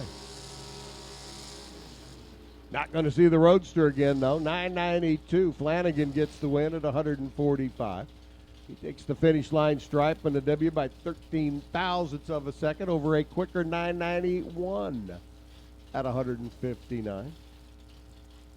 Richard, unfortunately, just a little behind leaving the starting line. Rob Mosier pulls in now. Rob wheeling and dealing. The Chevy S10 pickup. 565 cubic inch machine, and I bet that truck is filled with Mosier parts and pieces.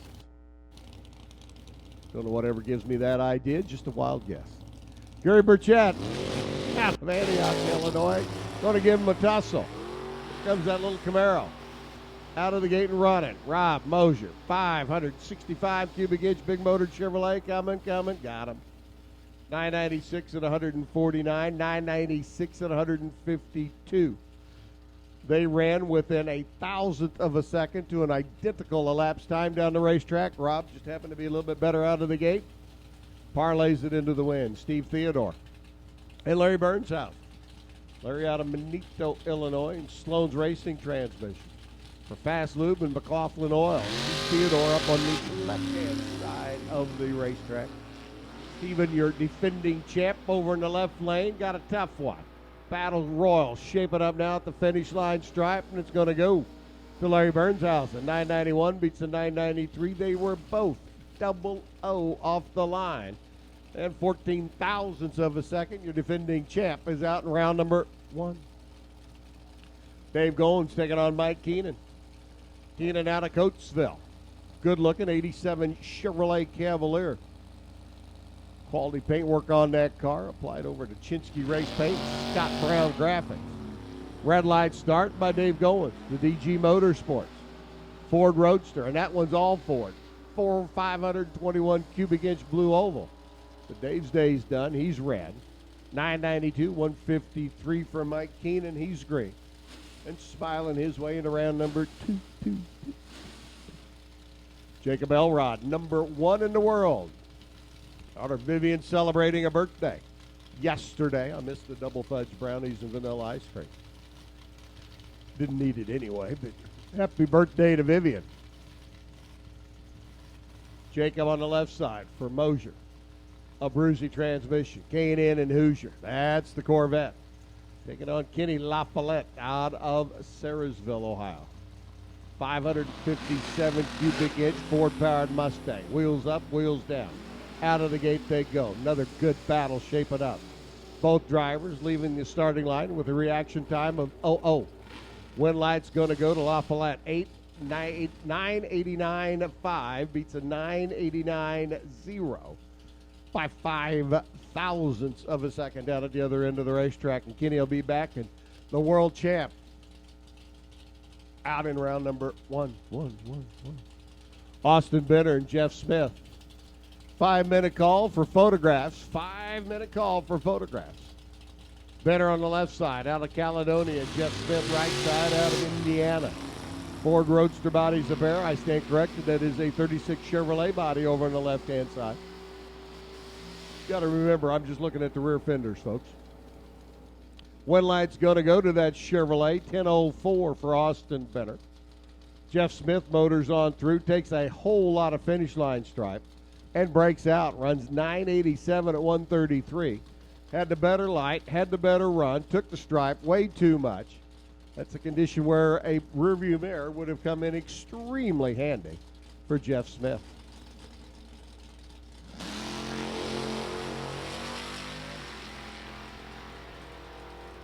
Rex Stamp's working his way down track.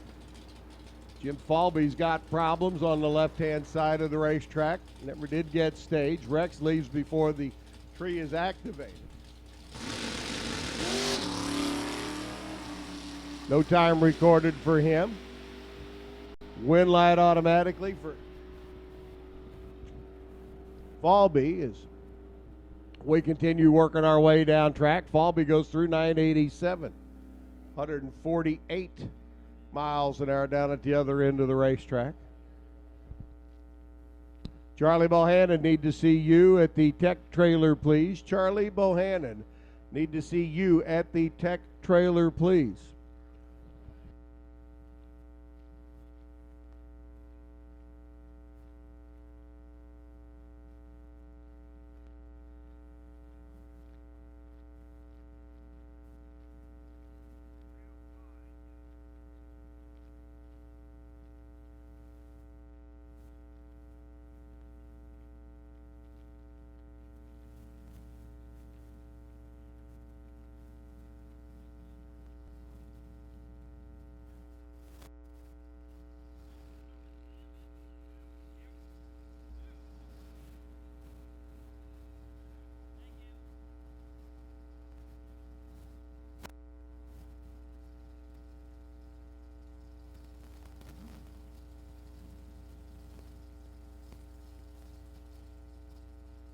Jody Davis, Shane Snyder doing their burnouts now. Congratulations to Joe Fisher. Joe Fisher, our K&N Filters Racer Appreciation Gift Certificate winner in Super Gas. Joe Fisher. Congratulations to you. We'll have a certificate for you up there in the tower. Joe Fisher, our winner. Car number 398F. Our winner in Super Gas.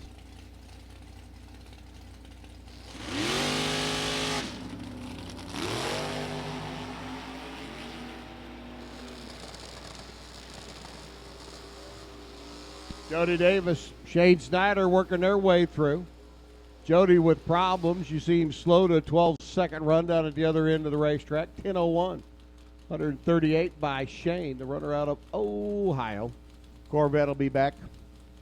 I'll be back in a little bit. Jody's day, unfortunately, is done. Bobby Deary and Edmund Richardson. Edmund wheeling and dealing. That Don Davis built.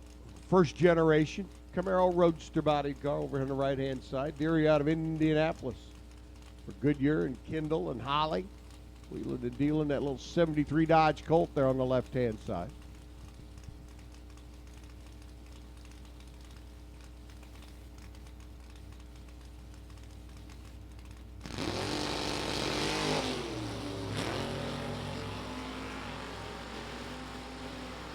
Dodge Colt to Bobby Deary off and running. Here comes Edmund trying to reel him in from behind at the stripe. Not going to get it done. 992, 141. Deary's your winner. 997 at 150 miles an hour. Edmund comes up short by 30 thousandths of a second down at the other end of the racetrack. And Brian Richardson and Janice Swan. Janice wheeling and dealing. The little Buick Opal had a good run the other night in our Draw and Racers for Christ Super Shootout presented by Mosier. Now she's got to take on young Brian Richardson. Runner out of Woodburn.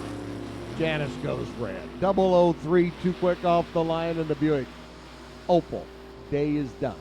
Brian gets to come back and play again, at least one more time. 987 at 143. Dead on 7 by Janice. Missed the perfect run by 10 thousandths of a second. Unfortunately, 3 of them on the wrong side of green.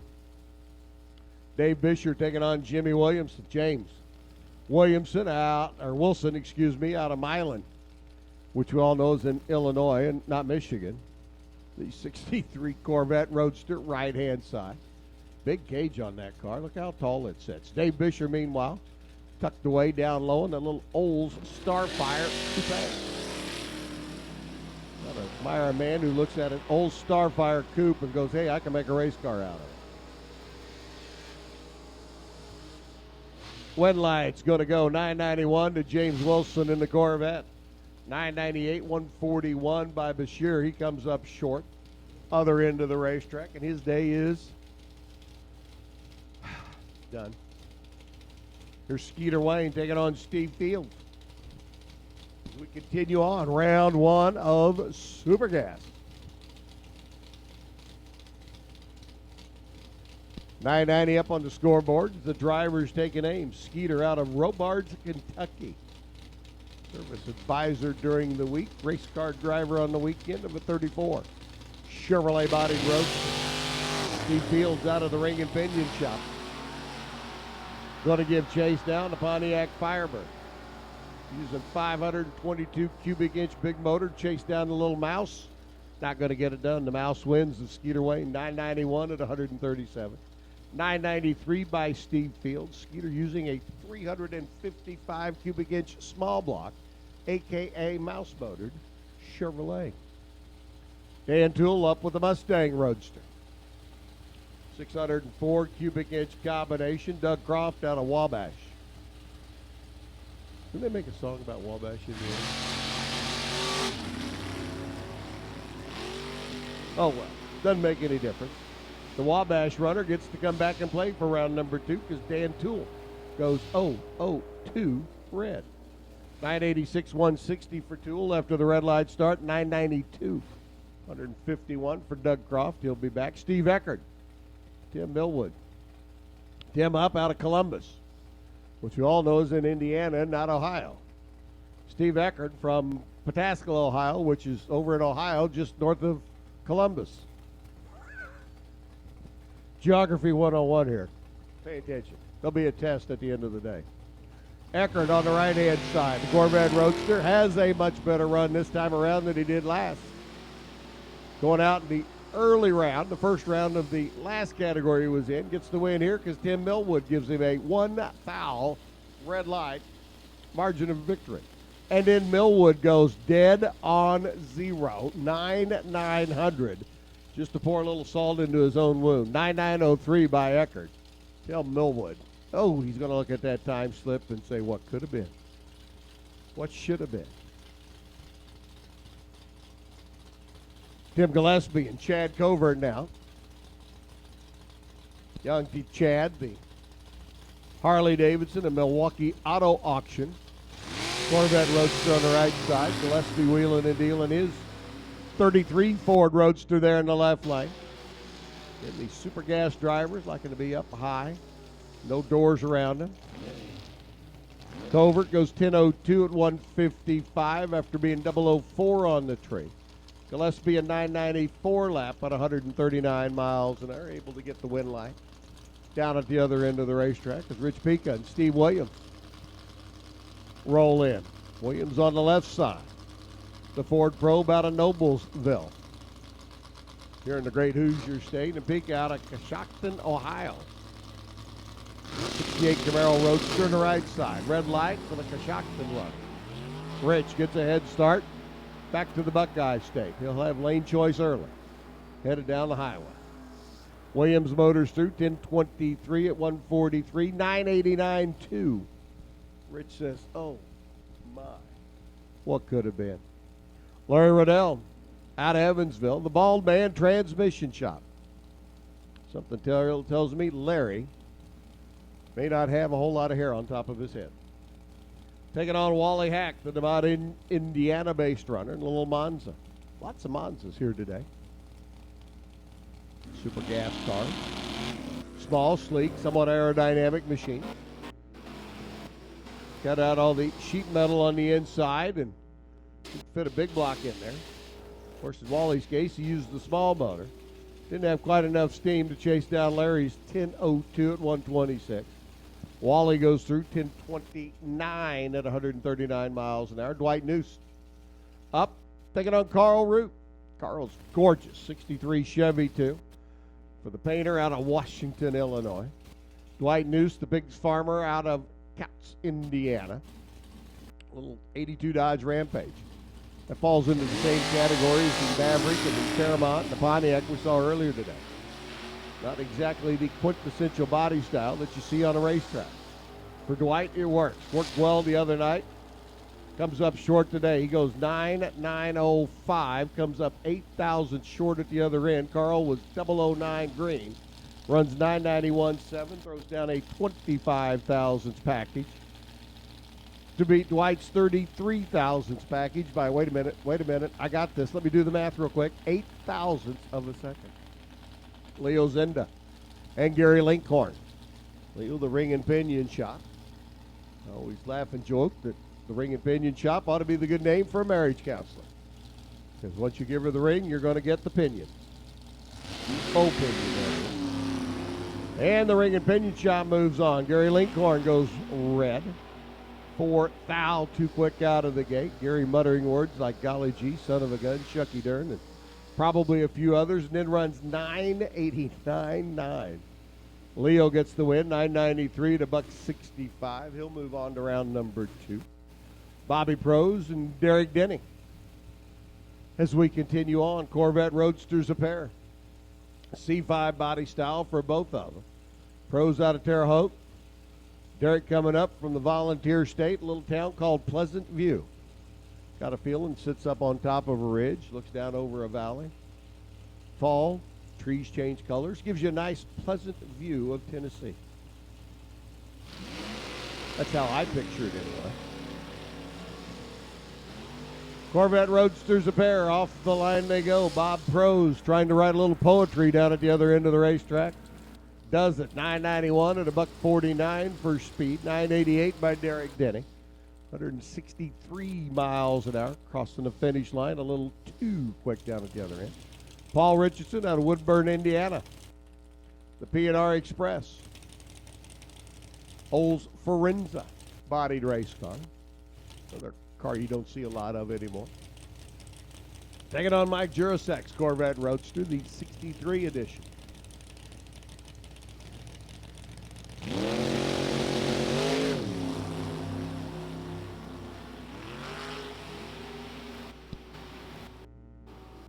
Jurasek trying to catch up to Richardson now at the other end of the racetrack. Lights up the scoreboard. No.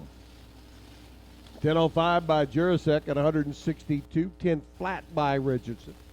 151 miles an hour. Mike was holding 2 Hun as they went by the Christmas tree. Just couldn't close the deal down the other end of the racetrack. Greg White's Beretta left side out of Edwardsville, which of course is in Illinois, not in Indiana. Taking on Richard Spradlin out of Ohio. Another second edition Chevy 2.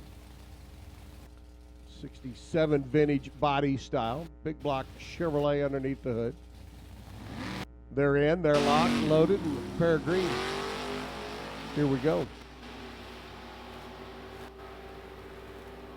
Greg White pumping, top end. Got it. 1092, 147. Spradlin goes 1096 at 136 miles an hour. Quick little cleanup out on the starting line. Again, congratulations to Joe Fisher. Car number 398F. Arcade Infilters Racer Appreciation Gift Certificate winner. Parker Zimmerman just picked up his for Super Stock. Rob Goodrich and John Squires rolling in next. John with that Pro Mod-ish looking 68 Camaro, chop top and stretch nose machine out of Defiance, Ohio. Goodrich on the left side, out of Greenwood, Indiana. A little Mustang coupe. Again, a Mustang powered by a Chevrolet. This time a 434 cubic inch bow tie combination.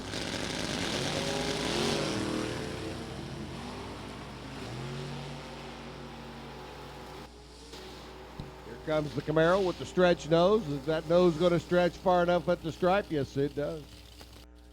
006, dead on 5. 11 thousandths package for John Squires. 987 by Goodrich. It's 35 thousandths of a second reaction time. Would have been good in many races. But today, matter of right spot and right time, Goodrich comes up short. Dale Barnard, Dan Olding. Outing over on the right side. A Willys body machine. Hey, that's a unique car. Runner out of Richland, Michigan. Dan Outing trailer sale. Taking on Dale Barnard out of Pennsylvania. One of them gets an early start home. Looks like it's going to be Outing on a double breakout. 986.0. Gets whooped by a 989.0. 300ths of a second difference down at the other end of the racetrack, and Dale will be back to play with his Chevy Roadster bodied car. Pair of door cars now. The Chevy Cavalier, Mia Tedesco. We'll see Mia back up in a little bit. Top Alcohol Dragster, final qualifying session. She's looking to get in because she's not. We've got 17 cars trying to fit into an 8-car Top Alcohol Dragster field. And Mia, of course, your defending champion, certainly wants to get in and be able to play at least in round number 1. Joey Ship right side goes 001, 986. Mia's 003, 993. Wait a minute, let me do the calculations. Yep, 986 is quicker than the 990 number, so Mia Tedesco gets the win. The Cars Protection Plus.com entry. Mia will be back for round number 2 of Super Gas, but that'll be after final qualifying. In Top Alcohol Dragster, Tommy Turner out of Naples, Florida. The Turner Construction 63 Corvette. Gunner at the wheel there on the left side. Taking on Rick Sarmiento's Illinois-based Tubby's Performance.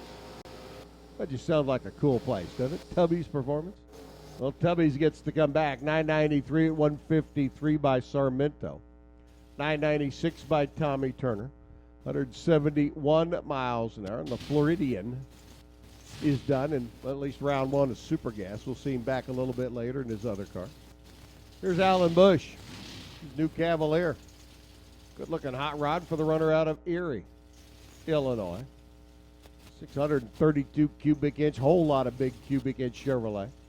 Takes down Nathan Vrooman. Vrooman out of Wabash. Runs out of Lowe's Speed Shop, a farmer during the week.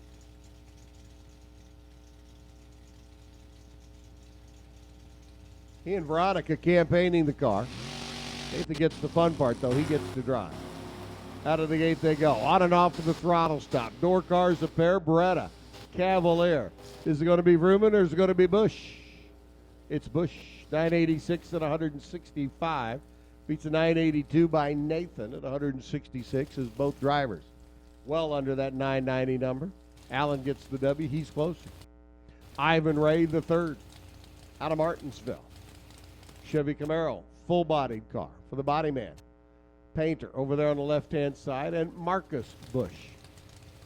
Second-generation racer out of the Bush clan.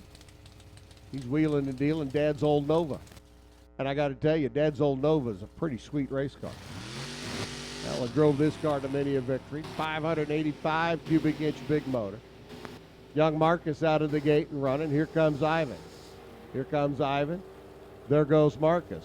Wind light, 993 at 151 for Marcus. Ivan, 987, a little quick down at the other end of the racetrack, and Ivan's day is done. Eddie Brick and Larry Turner coming up next.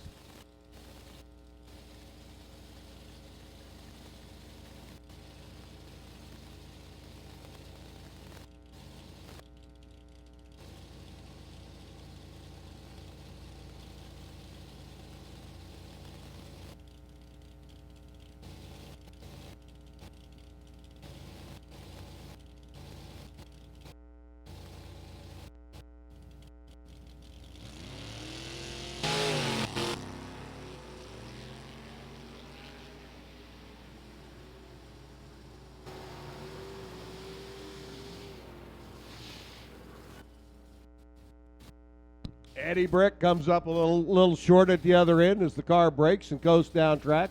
999 for Larry Turner at 139 miles an hour, and his day continues on. George Warren and Rocky Clark. George and Rocky. Rocky and George. George on the left side, the Mustang GT.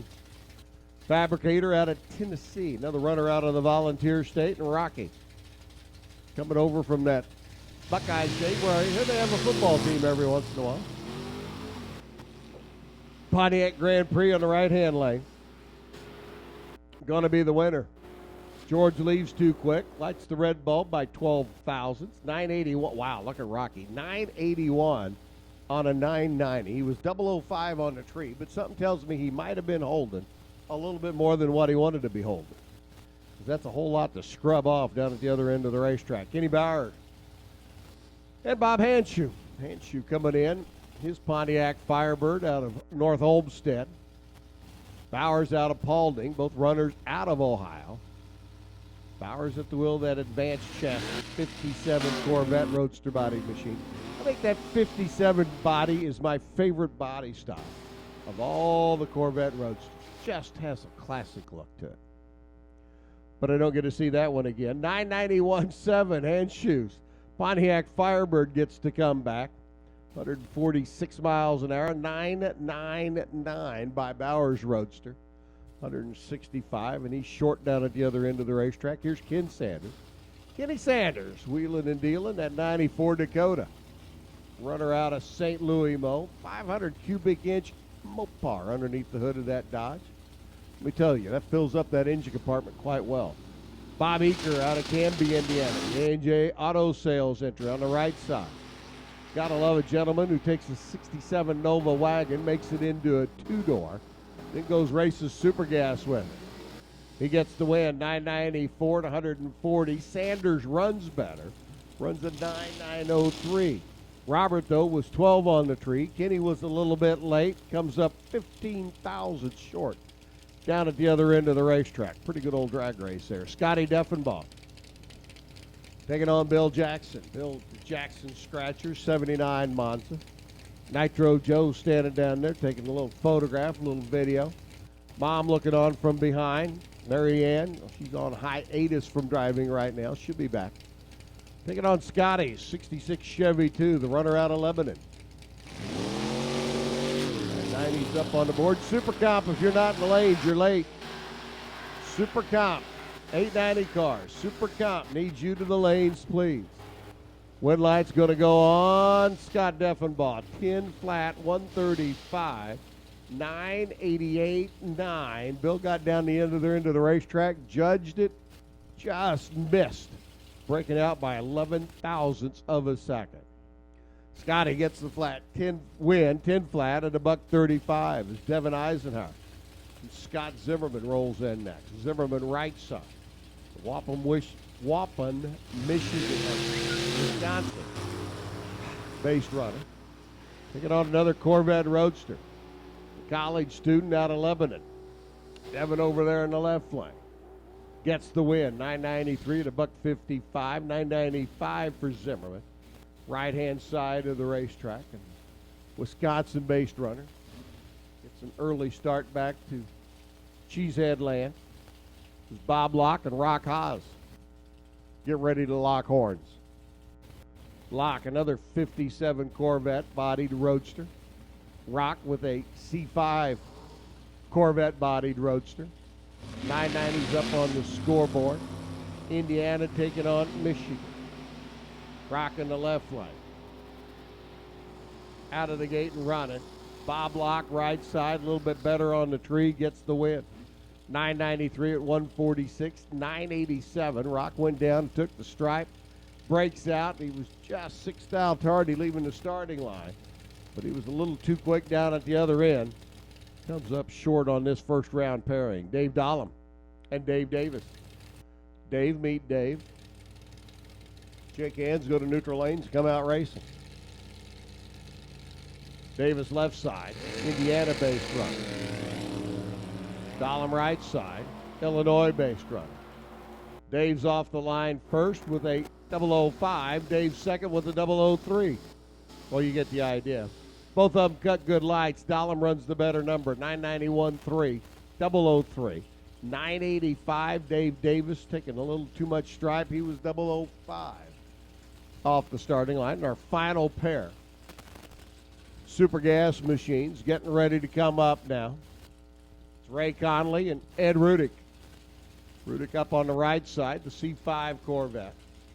Out of Illinois. Conley, the early model, 63 edition Corvette there in the left lane. Final pair, round one, Super Gas. Coming at you.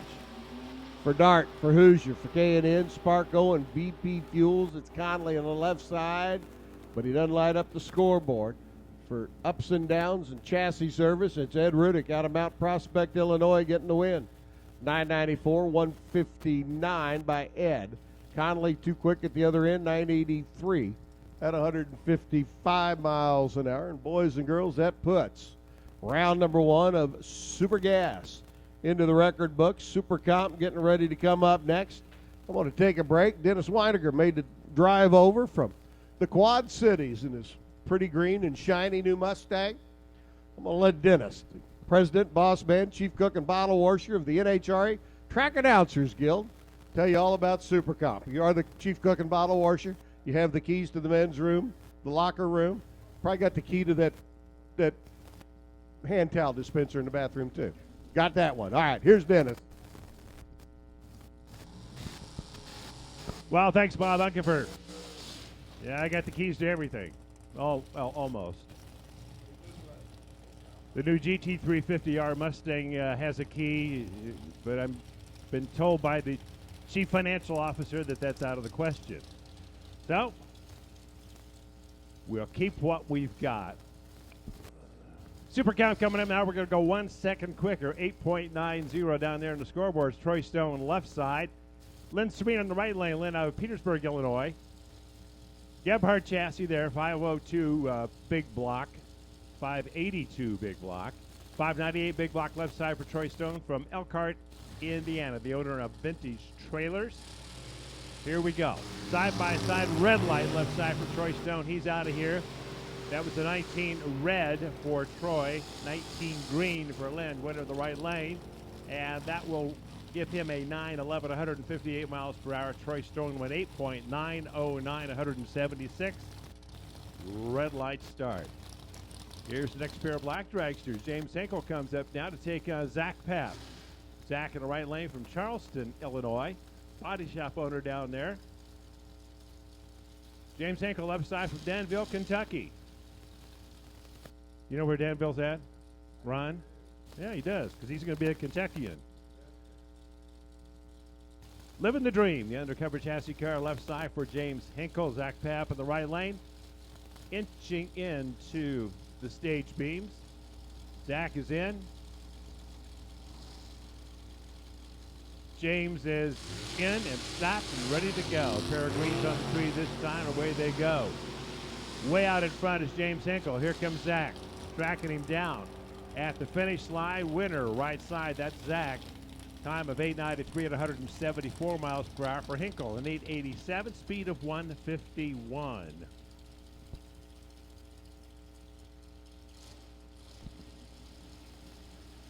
Here's the next pair, Todd Kajawa from Elkhart, Indiana, the VP at Vintage Trailers. Rick Mastoli in the right lane from Columbus, Ohio, a parts director. Parts director. Tells the parts where to go. Things like that. So Todd and Rick, left and right on the track surface. This time winner left side. That'll be Todd getting the win, 891, 154. Too quick in the right lane was Rick. He got there first, went 8.899, broke out by 1,000th of a second, had a much better light, 177 the speed. Too much stripe.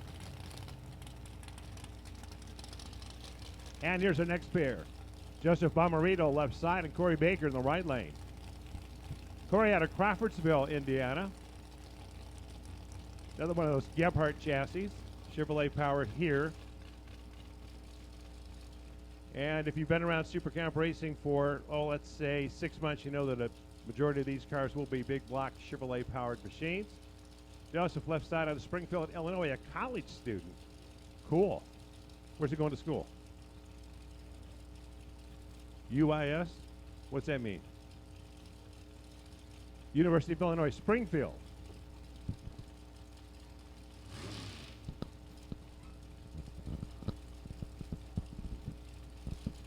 Bob Bomarito ran top fuel, that's his dad. Pair of greens on the Christmas tree. Corey Baker, Joseph Bomarito. Bomarito out in front, can he get there first? He's perfect there, 902, pretty close to perfect, 166, but he was perfect back here at the Christmas tree. 0-0-0 for the reaction time. Corey Baker went 889, 156 miles per hour. Reaction time, good run, your winner. Here's Jeremy Mason coming up now left side, Russ Brown in the right lane. And just when we talk about majority of these cars would be big block Chevrolets, Russ Brown has a small block. 355, and he's always had a small block out of Burlington, Iowa. He's retired now. One best appearing car when he first took this new paint job out. That's cool. Jeremy Mason out of Lexington, Kentucky. That's where Ron's going to have to go up to Walmart because they don't have one down there, and wherever he's going to be.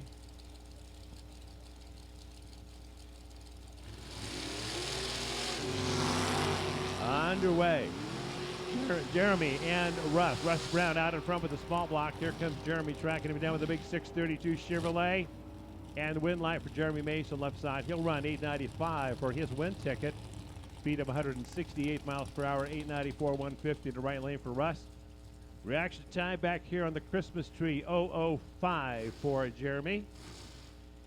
Gave him a good start toward getting that win light. Here's Joe Fusting left side from Grayslake, Illinois, and he'll take on John Sickish in the right lane from Belmont, Ohio. You know that on the announcer screen up here it lists the driver's age.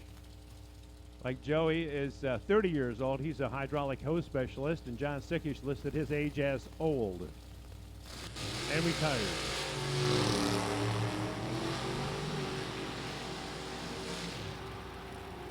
Joe and John at the finish line. And left side of the track, Delby Joy Fusting for the win, 896 at 151. He had a better light, 025 to an 044. John went through second there at 8.98, speed of 152 miles per hour. Top Dragster to the lanes, please. Qualifying session for Top Dragster. We need you to the lanes, please. Here's Bill Rudy and Don Higgins. Don's over here in the right lane with the Crew Chief Pro machine out of Mapleton, Illinois. That's one of those Peoria suburbs. Left side, Bill Rudy. He is from Lima, Ohio, where he is a material processor. Underway. Out in front, Bill Rudy. Here comes Don Higgins, tracking him down. And at the finish line, it will be Bill Rudy for the win, left side. Crosses the stripe, 892 at 164. Don Higgins broke out, 8.896 at 169 miles per hour. So too quick was Don Higgins. Reaction time advantage was left side to Bill, 001 to Don's 10.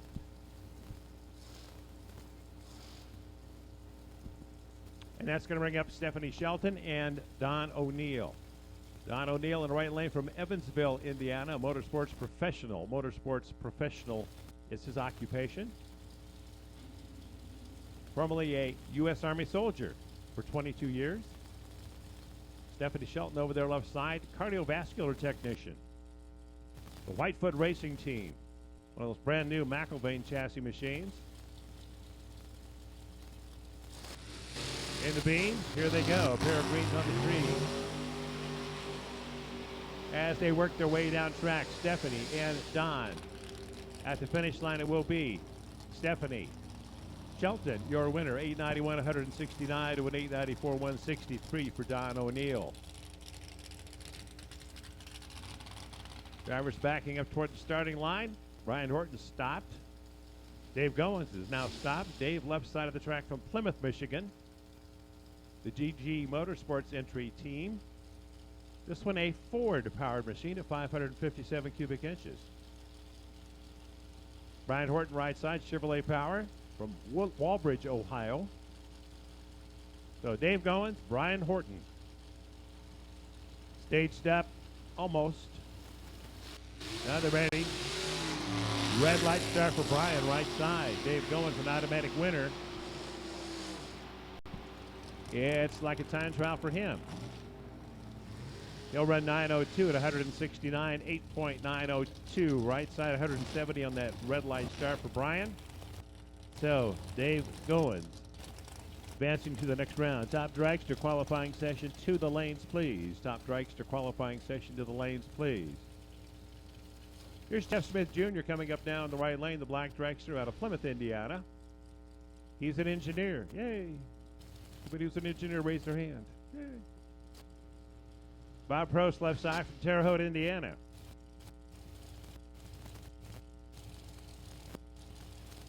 Terre Haute is French for VP Racing Fuels. I don't know if you knew that or not. It's that French word. I think it means something like firm ground or something like that. The only one I really know is Baton Rouge, which is red stick.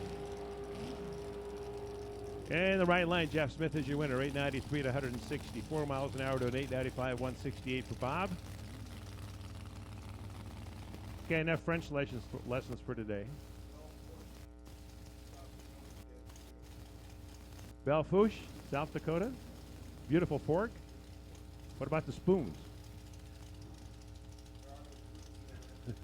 Just forks in the river. No spoons. Here's Doug Wessler, Bill Riddle up now in the starting line. Riddle into the pre-stage beams right side with that blue, black, and white dragster out of Brighton, Michigan. That's one of the Adkin chassis machines. Horton chassis left side for Doug Wessler from Otsego, Michigan. Ford Power again, 509 cubic inches left. Big Chevrolet at 617 in the right lane. Doug and Bill. Red light start left side for Doug Wessler. He's out of here. And that'll give the win light to Bill Riddle. On the scoreboard, we'll see 886 Ford, 166. Had that baby tuned up a little bit. Doug Wessler went 8.909, 162 miles per hour. And here's the next pair, one wing, one no wing car. And the wing car in the right lane, Janice Swan. We saw her a little bit ago in Super Gas from Mooresville, Indiana. Her occupation, consultant. The Race to Win Motorsports. Jerry Mellis, left side from Hope, Indiana, another engineer. 468 big block left side, a little bit bigger, 588 in the right lane for Janice. And a red light start for Jerry Mellis by 9,000ths of a second. So that'll give Janice Swan a win here in round number 1. Day 3. She'll run 8.903 at 174 miles per hour, 899, 159 for Jerry Mellis. Up next, we'll take a look at Rich Pica in the right lane and Ryan Richardson, left side of the track. The Richardson boys from down there in Greenbrier, Tennessee, second generation racer. Rich Pica in the right lane from Coshocton, Ohio, retired law enforcement. Thank you for your service, keeping us safe from everything, like people who speed and people who run red lights and stuff like that. Red light for Rich. That's too bad. Ryan Richardson a win. 886 and 179 for Ryan, and for Rich on the red light, 893 to 166.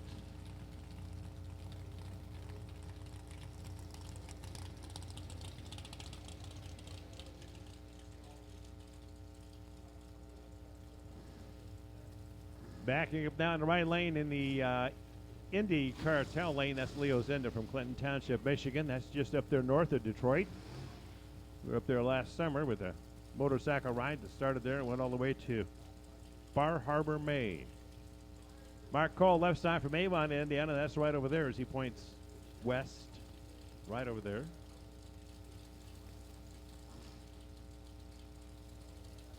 Pair of big block Chevrolets and the Dragsters. So far, that's all we have seen.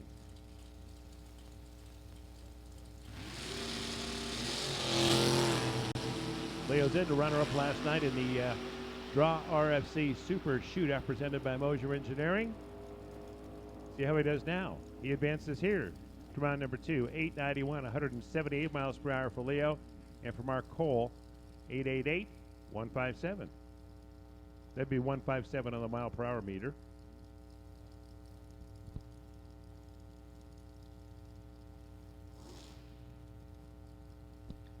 And as we do a little bit of checking down there right at the finish line in the right lane, we're ready to go again. Tyler Bohannon. Eric Wilkerson up next. That's Eric coming out of the right lane from Seymour, Indiana. He's a metallurgist. Whoa, cool. I took one metallurgy course in college. It was on a Saturday morning. Oh, man. That was a tough one. It was tough because it was metallurgy, and it was tough because it was on Saturday morning. But we got through it. Tyler Bohannon, left side out of Louisville, Kentucky.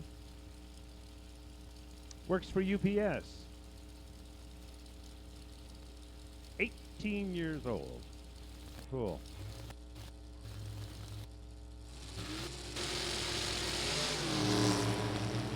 Pair of green lights here. Tyler and Eric.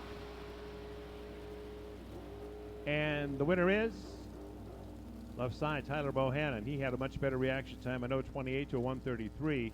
He runs 9 flat, 152 to an 894 for Eric, speed of 159.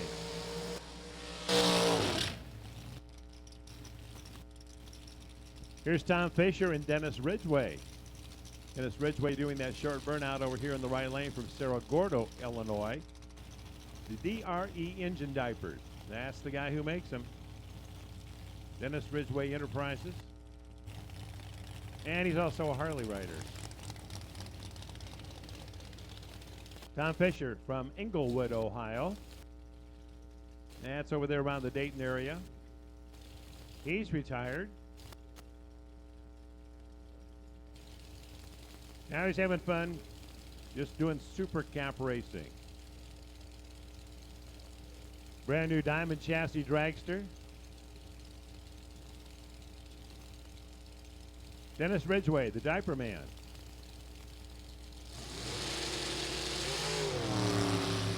And they're off and running. Tom and Dennis.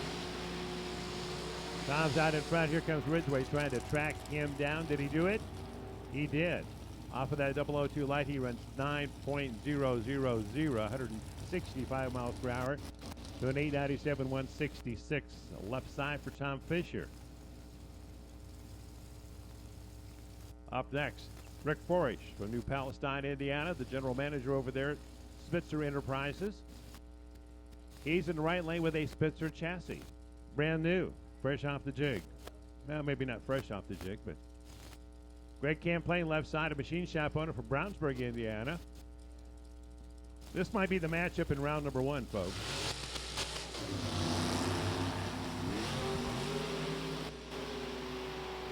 Camplain and Forish. You guys have raced each other about 1,000,000 times over their careers. Right side, Rick Forish for the win, double breakout. 889.2 at 181 miles per hour. 886.4, 171 for Greg Camplain. And we'll see Rick Forish back for round number 2. Here's the black dragster in right lane, Ron Finney from Greenwood, Indiana. A professor. Cool. I do teach some college courses too, but only part-time, so we have to have that adjective in front of professor that says adjunct professor. I think it's just adjunct instructor. Steve Fields, left side from Carrollton, Michigan. An advanced chassis dragster over there, a pair of big blocks again on the starting line. From the Chevrolet folks. Well, initially from the Chevrolet folks. Red light start for Ron Penny, right side out of Greenwood. He's red. Steve Fields, win. Across the finish line, Steve Fields, 892 at 170 miles per hour. And over the right lane for Ron Finney on the red light, 893 at 173. Steve will be back. We'll see him again in round number 2. There's Michael Gramlich coming up now from Mabee, Michigan. He's an engineer, 24 years young. And Kendra Reinschild in the left lane from Brookville, Indiana. The Fast Lube, American Chassis Dragster. Let's give out a final call here for Top Dragster qualifying session number 2. To the lanes, please. Top Dragster qualifying session to the lanes, please. Kendra and Michael, side by side back here on the starting line. Michael's in the beams. Kendra's in the beams. We got a pair of green lights. They're on their way down track. Like Michael's out in front, here comes Kendra. Closing the gap, And Michael Gramlich is your winner, 895 at 160 miles per hour. Kendra said, I'm going to turn him loose, 902 at 162, and she had an 001 reaction time. Wow. If only the reaction time would just come up in the cars, they would know, right? Well, that'd be cheating.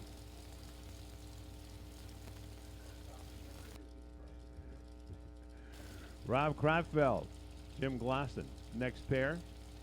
And when Mike Lewis, years and years ago, told us that we probably shouldn't be doing the reaction times because there could be somebody down track, or they could be listening if they got a stacker to the FM transmission. I never thought of that before. Jim's fading. Rob is way out in front across the finish line for the win, 908, 138. 1084 at 85 miles per hour for Jim. Well, they don't always go real fast all the time. Sometimes things just break. Here's the next pair, Ed Cook Sr. and Tom Jameson. Tom's over here in that yellow and black dragster from Urbana, Illinois. Twin Cities, Champaign, Urbana. A tube check chassis. Oh. Red light on the right lane for Jameson. Fast Eddie. A win light in his lane. He has the 004 reaction time. And across the finish line, he goes 888, 165 to an 886, 150 down to the right lane. The red light for Tom Jameson. And we'll see Fast Eddie again in round number 2. Quick dust off of the starting line down here.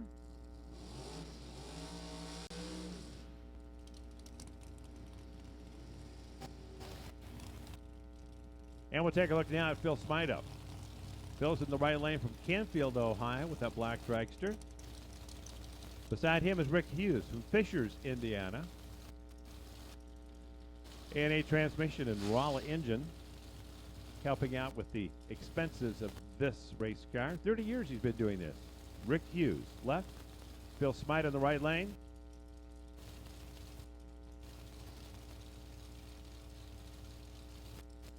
Inching on toward that infrared beam across the starting line.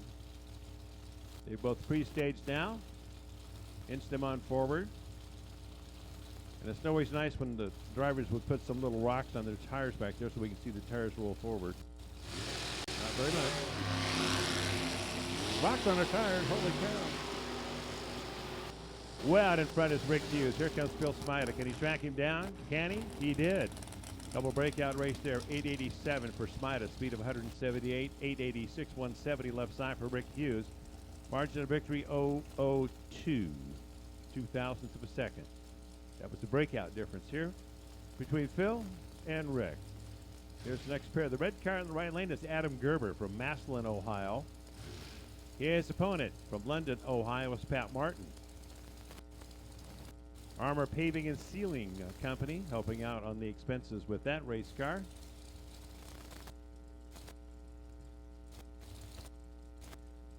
In the pre-staged beams, Pat and Adam. Pat's ready. Adam's ready. Turn him loose.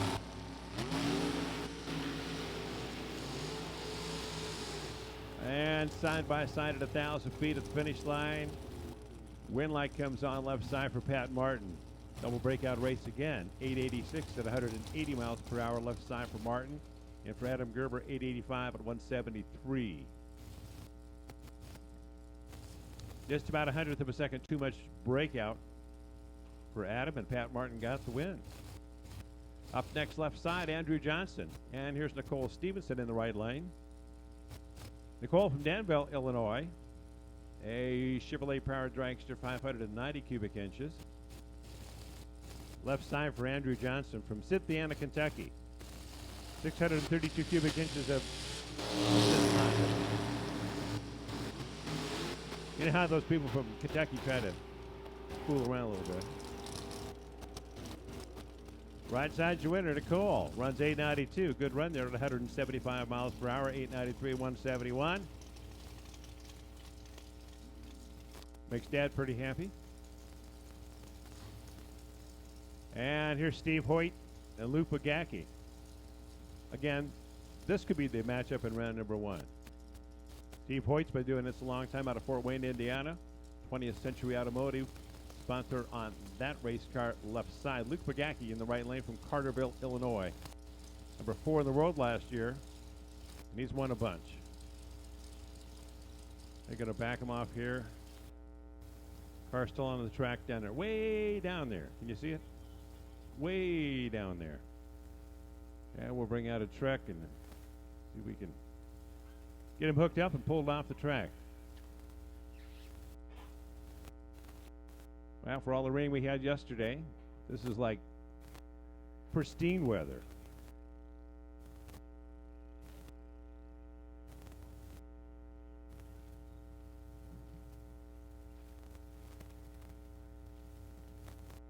Wife called me about a half an hour ago and said, "Is it raining?" No. She said, "Well, I texted you earlier, you didn't answer." So we were screwing around out there in the pits. That's what we were doing.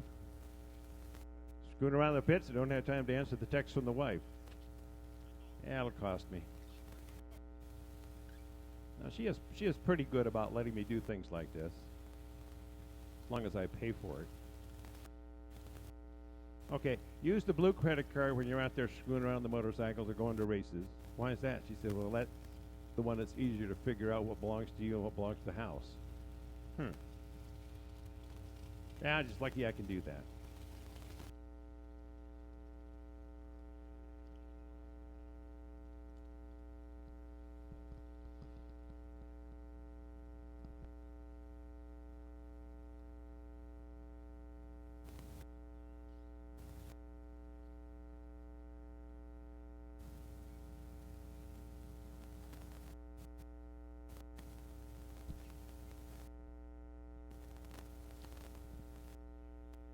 Well, as soon as we get done with our Super Comp cars, we're going to take just a little bit of a break here. We'll have some invocations and the national anthem.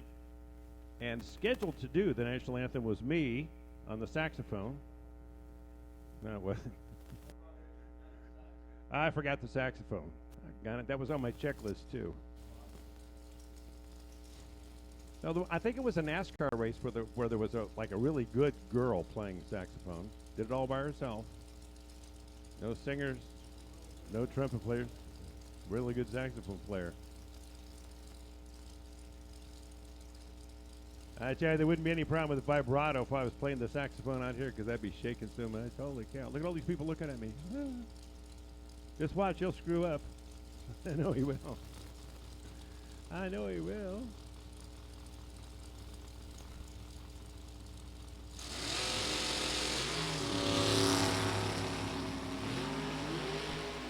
So Bagaki and Hoyt headed down track at the 8th mile at 1,000 foot. At the finish line, Luke Bagaki, your winner, 892 at 169 miles per hour.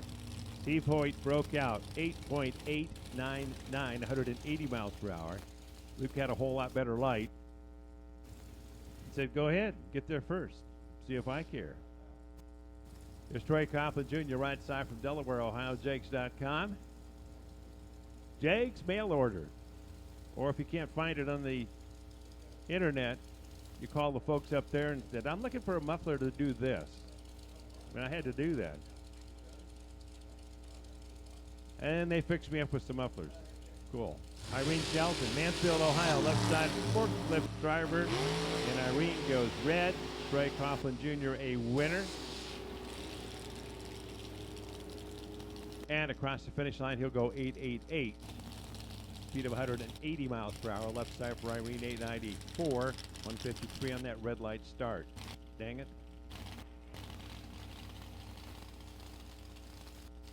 Well, what was going to be a trend a long time ago, those little tiny front wheels, some guy said, I still like them. I'm going to keep them. Just didn't pan out too much. Dutch Stamper, right side from North Vernon, Illinois, is in the right lane with the little tiny front wheels. Chuck Reitenauer, left side from Plainfield, Indiana. These are both big block Chevrolets and the Dragsters. Haven't had any door cars yet here in Super Comp. Maybe. Dutch has got a big lead, and here comes Chuck. Can he track him down? Can he get to the stripe first and run 8,900? Pretty close, 896 at 166. Chuck is your winner. Dutch went 903 at 142 miles per hour.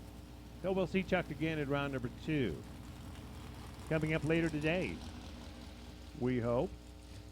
Keeping our fingers crossed. Dean McElvain and Edmund Richardson. Hey, here's a pretty good matchup. Edmund, right side of the track down there in Greenbrier, Tennessee. Lists his occupation as mechanic. Okay. Team owner. I guess that would work also.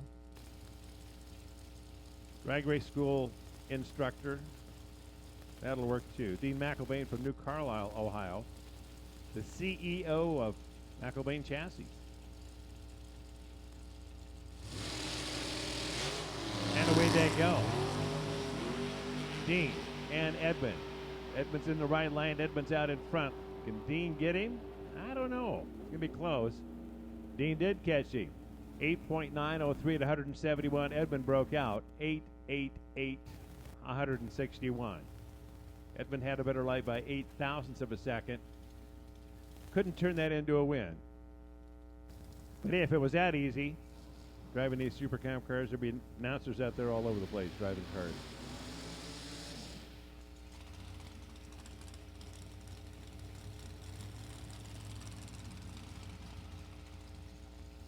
And here's the next pair, Jacob Elrod, left side of the track, and Christopher Fields in the right lane from Carrollton, Michigan. Works up there, Marathon Terminal Operations. Jacob Elrod, left side from over there in the Buckeye State. He is a financial advisor. Buy this, sell that. Let's put some of your stuff into the bonds. No, let's not.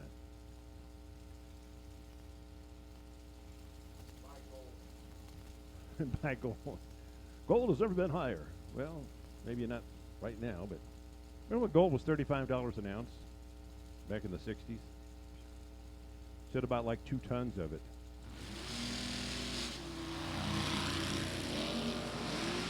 Christopher and Jacob.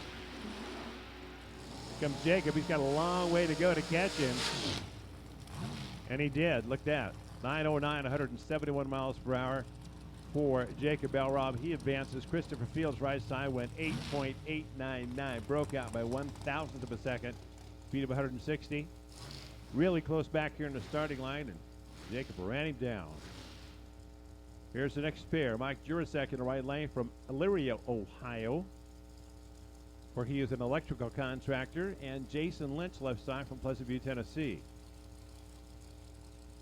The Bullet Motorsports American chassis for Jason Lynch. Another tough competitor, left side of the track.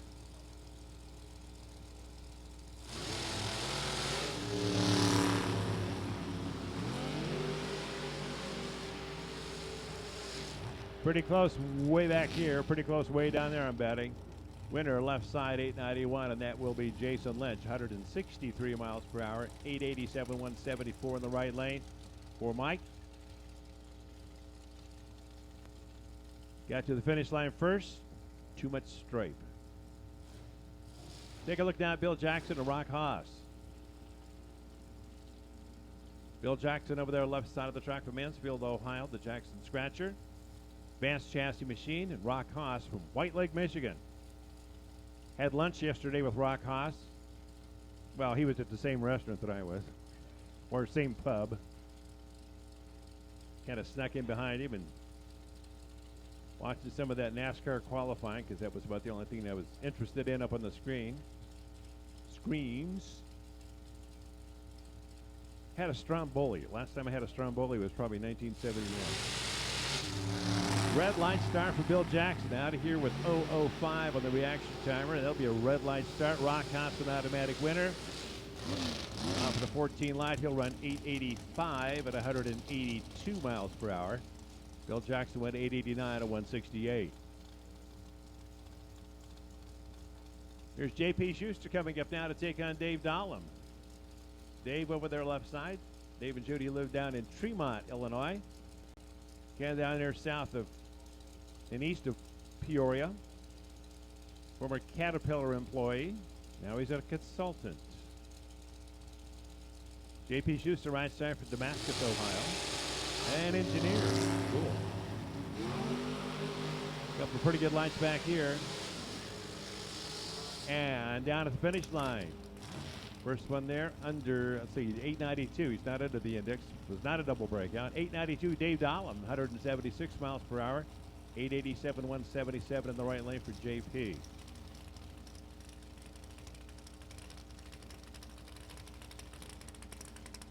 Up next, Tim Marsh and Scott Mackey. Scott Mackey over there left side of the track. He is from Milford, Michigan, where Chrysler has one of those big proving ground things up there. In the right lane, Tim Marsh from Fort Wayne, Indiana, a retired engineer. Well, that's good. When you're 70, you ought to be retired. Unless you started late in life, which could happen. Super Camp round 1.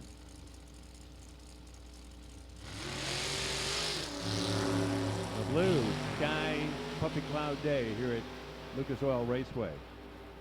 Scott Mackey, Tim Marsh, finish line right there. And the win, left side, a double breakout race this time, 886, 173 left side. Scott Mackey goes to round 2. Tim Marsh does not. 886.6. So by 0.003 of a second, Tim Marsh is out of here at 175 miles per hour. And here's the first door car, maybe the only door car. Scott Vanderwalker from Portland, Tennessee. A Viper body. He's a welding shop manager, and this was Dodge Power. Cool. 570 cubic inch. Pat Fitzpatrick left side out of Peoria, Illinois. Painting contractor, Gebhardt Chassis. One of those Lucas Oil sponsored machines. Mickey Thompson on the side of the car also.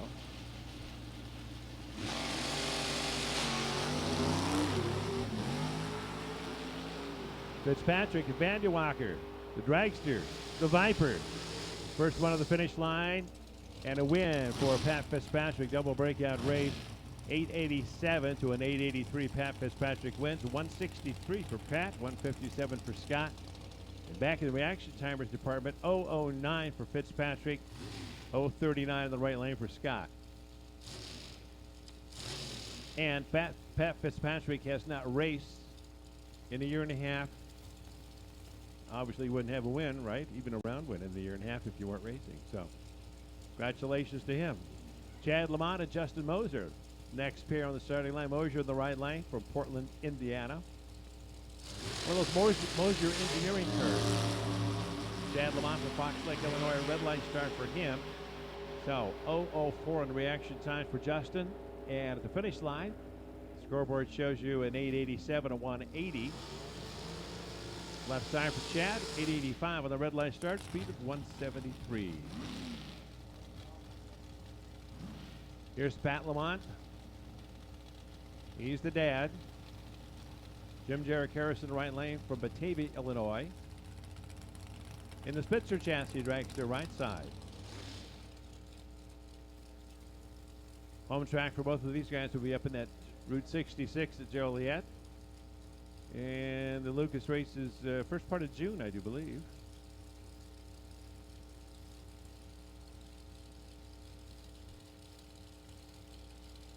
Pat Lamont, the auto repair shop owner. Lamont Auto Trailer Sales. From Lake Valley, Illinois. That's one of those gated communities south of Chicago. You gotta have a little pass card to get in. Can't even drive through the place. Wind light left side for Pat Lamont, 891, 161 miles per hour, 888, 176 for Jim Jarek Harris. Got there first.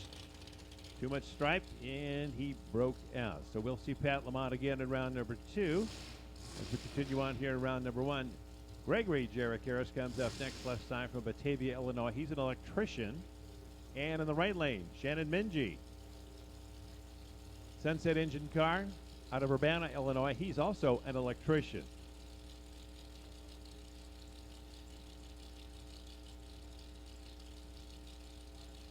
Quite a while since we've had 2 electricians on the starting line together in an elimination round.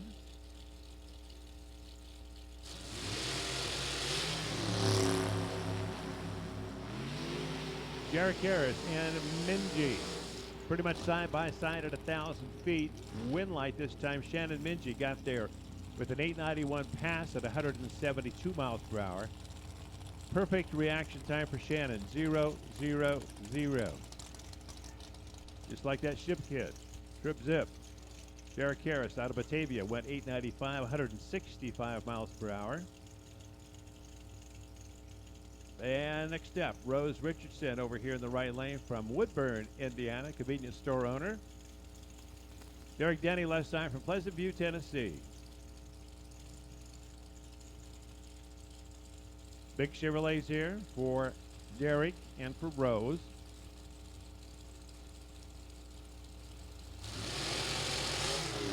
Oh, Derek Denny, a red light start by 4,000ths of a second. That'll give the race to Rose Richardson. She says thank you. Across the finish line, 884 at 170 miles per hour to an 886, 174 left side for Derek.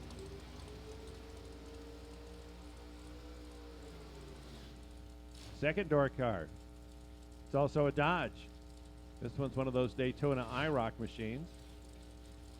Tim Millwood is the driver out of Columbus, Indiana, and that's 540 cubic inches of Dodge power. Ray Conley beside him out of Elyria, Ohio. You know where Elyria is at? It's by Cleveland. Now you know, Ron. You'll file that away. American chassis for Ray Conley. Let's see, what's the other important thing about Ray? Oh yeah, his kid has a dragster. What he's doing this weekend. Yeah, I honestly don't go to the web pages that often, so sometimes I get a little bit out of date. 888, Ray Conley is your winner, 159 miles per hour, to an 885 for Tim Millward, 153. And a single coming up, odd number of cars here in round number 1, Michael Shelton from New Carlisle, Ohio. A chassis builder. Mickey Thompson and McIlvain Chassis helping out here. And always nice to have the owner of the company help out a little bit, right? So Michael Shelton, a single pass here as he pulls in. I'm going to let you listen to this car. You'll see the throttle stop close, or you'll hear the throttle stop open and close.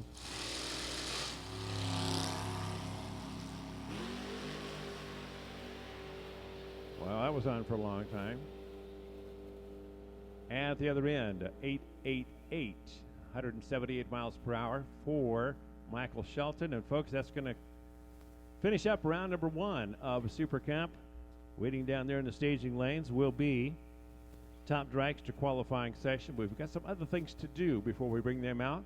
Namely, let's dust off the track and let's sticky up the track just a little bit more. Because as I remember, Bob Unkenfer, sticky tracks are pretty good. Welcome back from the break, buddy. Thanks, man. My eyeballs aren't floating anymore. Hey, you know, after about 3.5 hours on, there are certain things a guy's got to do because the guy's got to do them. Want to welcome everybody. Race day, Eliminations Day here at the Ray Skillman Chevrolet Spring Spectacle of Speed here at Lucas Oil Raceway.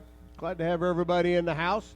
Those of you that are here simply spectating, if you would like to upgrade your seat to primetime indoor seating, you can sit here in Race Control Tower for an upgrade of $20. You can stop in down at the base of the tower and purchase an upgrade seat and enjoy cool seating inside, looking down on the racetrack. You'll be sitting just a little bit above me here in the tower, but you're certainly involved. Purchase your upgrade seat at the base of the Wally Parks Tower. Climate-controlled, comfortable seating, and a great view here this weekend. Our Mike Spitzer race cars, top dragster category, getting ready to come up. Now, what you have seen so far this morning is rounds of elimination. All of our cars in stock, Super Street, Super Stock, Super Gas, and Super Comp. Got a couple of qualifying runs in on Friday, with yesterday being eliminated due to Mother Nature deciding to wash the planet Earth here in the Indianapolis area. Went straight into eliminations with all of our categories that had 2 qualifying runs. In our Spitzer race cars, top dragster category, comp eliminator, our Brodix cylinder head, Steve Schmidt engines, top sportsman category, top alcohol dragster, top alcohol funny car, and our snowmobile category, by the way. They only had 1 shot at the racetrack on Friday, so they are going to get yet another qualifying run. That's going to be coming up here shortly. We're going to get into our quicker cars, our 6-second, 200-mile-an-hour shooters, and our top dragster category, our Mike Spitzer race cars, top dragster field. Comp eliminator, which is, if you're a gearhead, you got to be a comp eliminator fan because it's kind of like build it, race it, and, let's go. 4 cylinders, V8s, 6 cylinders, inline motors, V motors, flat motors. Let's see, we got turbochargers, fuel injection, superchargers. We got a little bit of everything in Comp Eliminator. Dragsters, roadsters, altereds. I love it. Comp's just kind of fun, competitive fun. Comp Eliminator fun. They'll be coming up for their final qualifying. And, of course, top alcohol dragster. We have 17 cars on the ground. We will qualify the quickest 8. I don't know about what kind of math you want to use, new math, old math. 17 does not go into 8 very easily. So it's going to be a pretty good battle to see who our final 8 cars are going to be in our top alcohol dragster field. Top alcohol funny car will have a nice full field of cars. They'll be jockeying for position in their qualifying. And in our pro stock snowmobiles, the Skidoos and the Arctic Cats will be working their way down the racetrack. And if you've never seen a snowmobile go down the racetrack, well, let me just tell you, it's kind of a unique vehicle, and the riders are on there. They're working, getting those snowmobiles down the racetrack in a good straight line to to work their way all the way through. A little bit of track prep going on as we get ready for our Spitzer race cars, top dragster category, final qualifying session. Got a little spray going down, a little stick-em, if you will, to get the racetrack prepared. All the crew out on the top end of the racetrack here at Lucas Oil Raceway getting their track preparation finished and completed, making sure there no errant parts or bolts or nuts or anything laying out on the racetrack. So as soon as we get everything squared away and taken care of on the racing surface, our Spitzer race cars, top dragster field, will be taken to the racetrack for their final qualifying. And there we qualify our quick 32. And we have more than 32 cars here this weekend trying to squeeze into that field. So again, a matter of who will make the show for round one of eliminations coming up a little bit later, who will not make the show for round one of eliminations. They'll have a early start back to wherever home may be. But our track prep being finalized out on the race right now. Do want to take a moment, and everybody here, racers, spectators, fans, no matter what the case might be, you might, if you see a gentleman or lady walking around in a Lucas Oil Raceway shirt, be sure and tell them thank you. The crew was out here bright and early this morning. Many of you were still in bed snoozing, waiting for that alarm clock to go off. And the crew was already out here early this morning working hard on the racing surface to get the track prepped and bring it around from all the moisture that we had yesterday so that we can go racing all day today. But Spitzer race cars, top dragsters getting ready to come up, their final qualifying. Comp Eliminator will be right behind them. If you have a Spitzer top dragster, Spitzer race cars, top dragster category car, if you have a top dragster machine and you are back in the pit area, you're late. You should be in the lanes. Top dragster final qualifying, getting ready to come out at us. We've been giving away K&N filters, racer appreciation gift certificates all day long, and we've given one out in each category so far. In Super Comp, Ed Cook Sr. Ed Cook Sr. is the recipient by luck of the draw for the K&N Racer Appreciation Gift Certificate. Because Ed was here this weekend, because his name was drawn, he is the winner of the K&N Filters Racer Appreciation Gift Certificate. Just need to come on up to the tower, pick it up, follow the instructions on the front, and you can redeem your K&N Filters gift certificate. Ed Cook Sr., our winner in Super Comp. Passed out all these certificates so far. Everybody's been anxious to come up and pick them up. Tip of the cap to everybody at K&N for their support of all the Sportsman racers here in the Lucas Oil Drag Racing Series.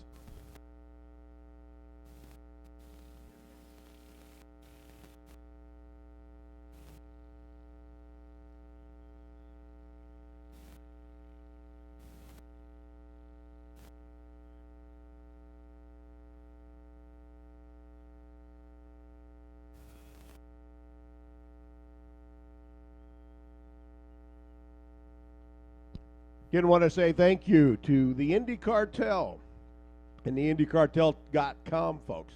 They are the sponsors of the right-hand side of the racetrack here at Lucas Oil Raceway for 2016. Indy Cartel is a CNC machine and fabrication business located just right down the road in Brownsburg. They've partnered with Lucas Oil Raceway for the sponsorship here in 2016. The Indy Cartel can build custom chassis, custom rear end housings, headers, and they do beadlock conversions for your drag wheels. They're also a full CNC custom machine facility, can perform many CNC needs on site and even with their mobile shop. They have performed work or sold their product at every level of competition in drag racing and would be excited to tackle any project that you might have for machining or fabrication. For more information about the Indy Cartel, you can visit their website at theindycartel.com. You can visit them on Facebook at Cartel Precision LLC, or you can call them. Give them a call. It's a local number, 317-286-3251. Or if you want to get ahead of the game, you can stop by the trailer and talk to the gang from the Indy Cartel, because they're here with us this weekend, located in their trailer right behind the Wally Parks Tower here at Lucas Oil Raceway.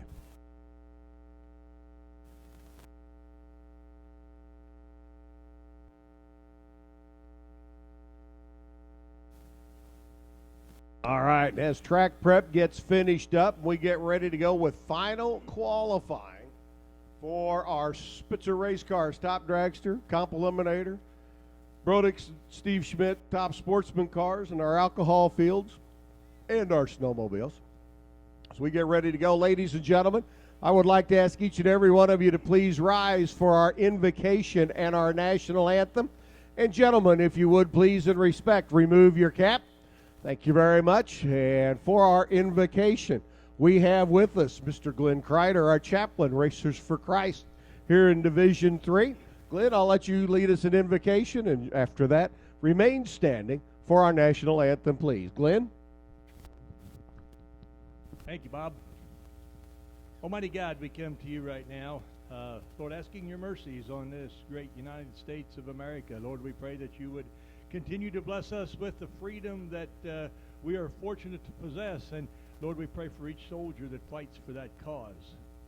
Lord, we pray that you would be with us here today. We thank you for the sunshine. We pray that you be with each one involved in this event here at NHRA Racing, Division 3 Racing, Lucas Oil Raceway Park here in Indianapolis. Lord, we pray for your blessing of safety in all aspects of this event, and we ask that all in the name of Jesus Christ. Amen.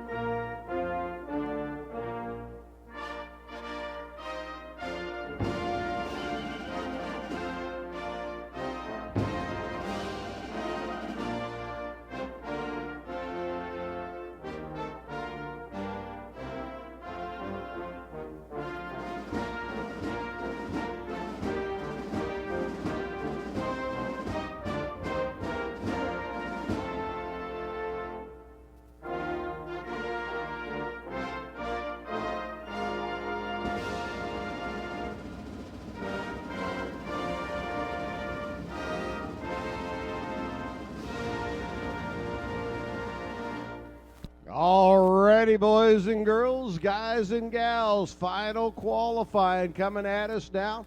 Our Mike Spitzer race cars, top dragster category, 6-second shooters, 200-plus mile-an-hour gunners, getting ready to set the field in our top dragster category. You've got big motors, giant motors, large motors, with nitrous oxide. You have big motors with blowers on top of them.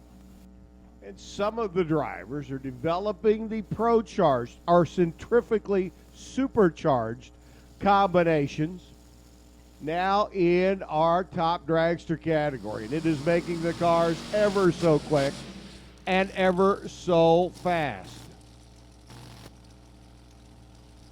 Glenn Vardy, your number 4 qualifier, up on the left-hand side of the racetrack, down from Burlington, Ontario, Canada. His lap Friday, a 6:07 lap at 229 miles an hour. For Marty Cheeseman, the Ohio-based runner. Mike Spitzer chassis machine over here on the right-hand side. Blown, hemified power plant for the long-time campaigners, the Cheeseman brothers, in the top alcohol funny car battles. They stepped away from the top alcohol funny cars a few years back. Top dragster program came into being. Marty and Chuck looked at each other and said, hey, we still got some Hemi parts sitting around here. Let's order us up a new chassis from Mike Spitzer and go racing. So where Chuck Cheeseman wheeled the funny car, Marty now at the wheel of the top dragster. They're number 9. They went 6:24 at 2:33. Red lights this time don't mean anything. This is qualifying. How fast can you go? 620. 223. No improvement by Glenn Vardy. He was 607 earlier. But for Marty Cheeseman, they jump up now to the number 7 spot, 614. 230 miles an hour. Now, what happens if you run a 5:99.9? You're too quick. You go to the bottom of the list. Comp Eliminator needs you to the lanes, please. Competition Eliminator, your turn to come on down. Comp needs you to the lanes, please. Here's BJ Sexton, runner out of the Buckeye State, coming over from Brookville, Ohio. A Racetech chassis car. Big 484 cubic inch Chevrolet. You can see the blower scoop sitting up on top. John Deacons alongside. 767 cubic inch Louisville, Kentucky based runner. For John and Karen, they're sitting in that number 13 spot right now. Based on their 637 from Friday.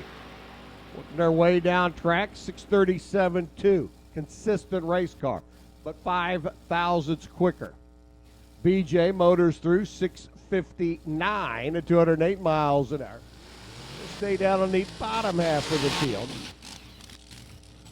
Currently in that number 21 spot. Now that's subject to change as we continue to work our way through the cars.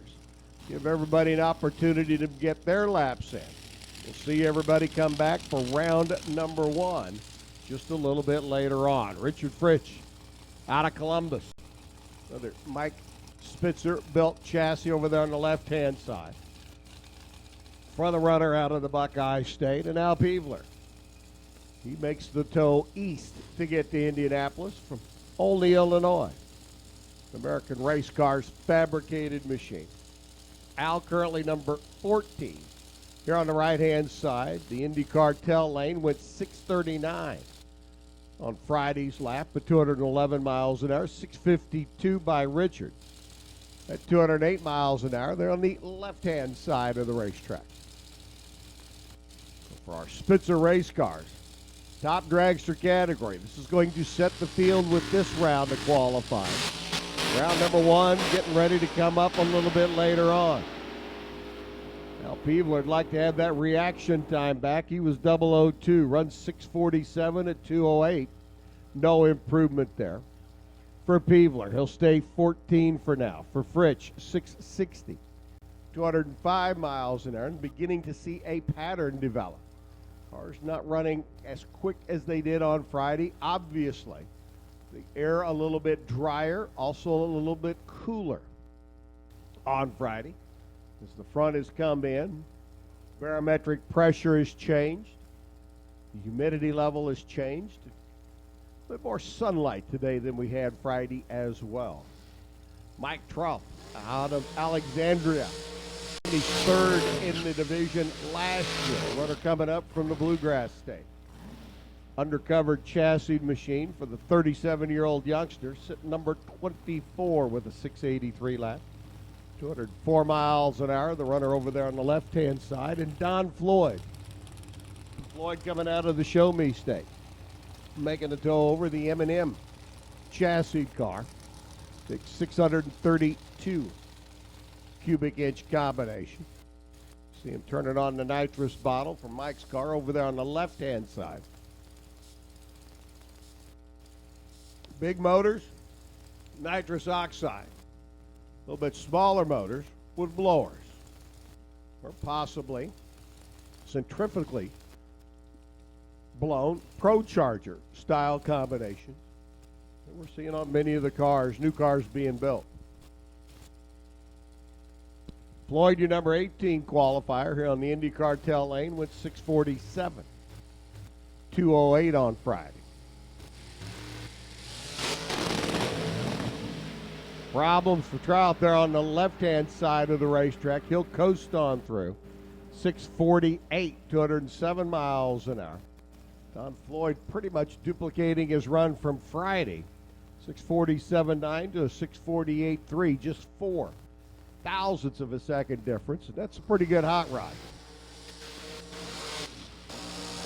And I will tell you this, all all about consistency. Knowing what the car is going to run, being able to hopefully predict what the car is going to run, and being able to run that number going down the racetrack. It's a 6-second bottom line number. You can run 6.00 and be the number one qualifier. You run 5.999, you go to the bottom of the list. And then we qualify the quickest 32 cars to that 6-second number. The NHRA claimed its first ever national champion last year, and it came from right here in Division 3. Marco Abruzzi up there on the left-hand side. See that big number 1. Marco's lap on Friday is 6:43 at 2:16. Karen Hopper out of Walton, Kentucky. She works for the Brown Truck people. She is a supervisor and uses a 655 cubic inch big Mopar Chrysler. That means 5 power plant. Problems for Karma. Karma out of the gate, just coasting. Marco motors through 652 211. So for the first ever top dragster champion, Marco's going to remain right for now in that number 15 spot. Being in the show, one of the quick 32 is where you want to be for first round of eliminations. Preferably, you want to be number 1 through number 16. Why? Gives you lane choice. You can pick whatever side of the racetrack you want to run on. Does it make that much of a difference? To be honest with you, so far today, no. Track's been pretty consistent, both sides. But something happens to the pair in front of you or the pair in front of the pair in front of you, and you feel that one lane might be better than the other, and you have lane choice. You can play that card, pick your side of the racetrack for first round of elimination. Mike Warren left side, number 5 qualifier, and ex Dave Yahara, top fuel chassis car over there on the left side. And Christina Lawyer over here in the right lane out of Boonville. Now we're coming. They're side-by-side cars. Warren the other day goes 608, he goes 610 here at 225, 655 for Christina. No improvement. She'll stay number 16 with a 209 mile an hour lap. Her lap on Friday, a 644. So again, the atmospheric conditions giving the drivers just not quite as much to work with as they had on Friday. The final qualifying session, an opportunity to get a good feel for the racetrack, see what all's going on, give them a baseline to work with and tune from for the next round of eliminations. Comp, we need you to lanes, please. Competition eliminator.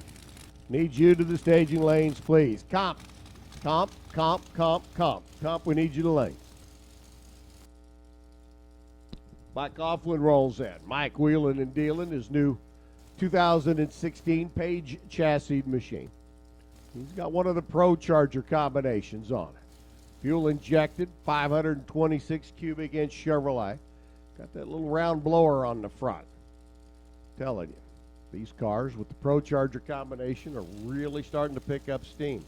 Ed Dudley, right side. Number 11 qualifier, went 630 Friday. Coughlin right now sitting number 8 with a 617 from Friday's session.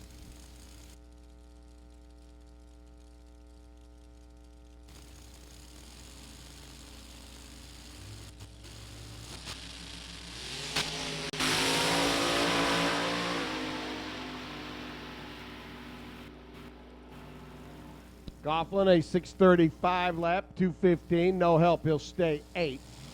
Ed Dudley goes to 67, 201, he'll stay number 11. How about this combination coming at you? Ryan Smith, down from Kenosha, Wisconsin. It is a Hemi-headed Chevrolet with fuel injection and a Pro Charger. New American Race Cars chassis machine. Technology of late model fuel injection. Technology from the Pro Charger. Keeping the engine down low and aerodynamically clean in that engine compartment.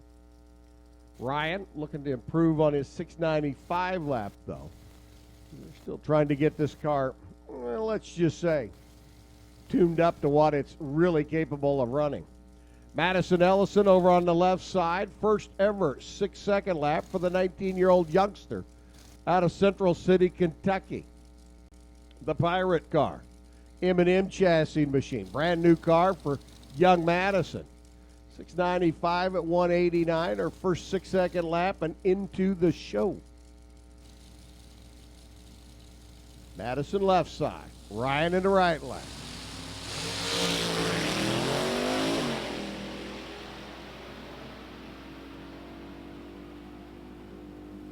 Madison mothers through 689.9. There's an improvement.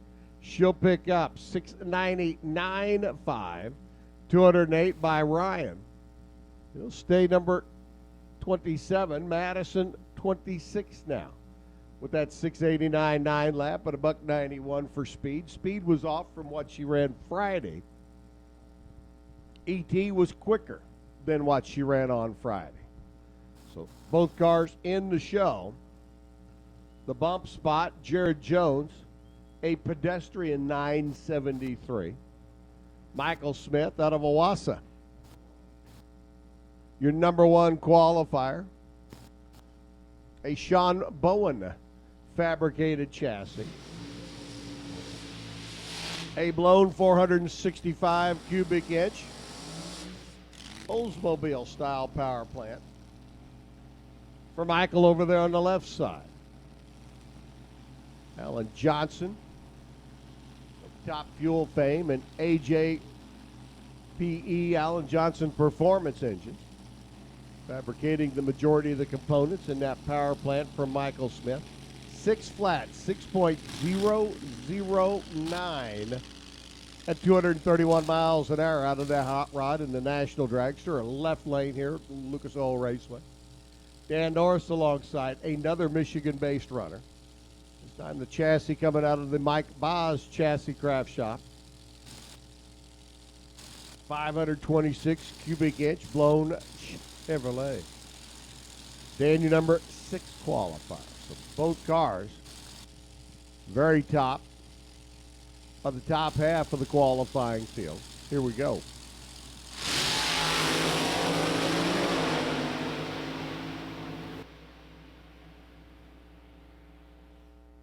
.610, 226 miles an hour for Michael. 618 for Dan Norris at 223.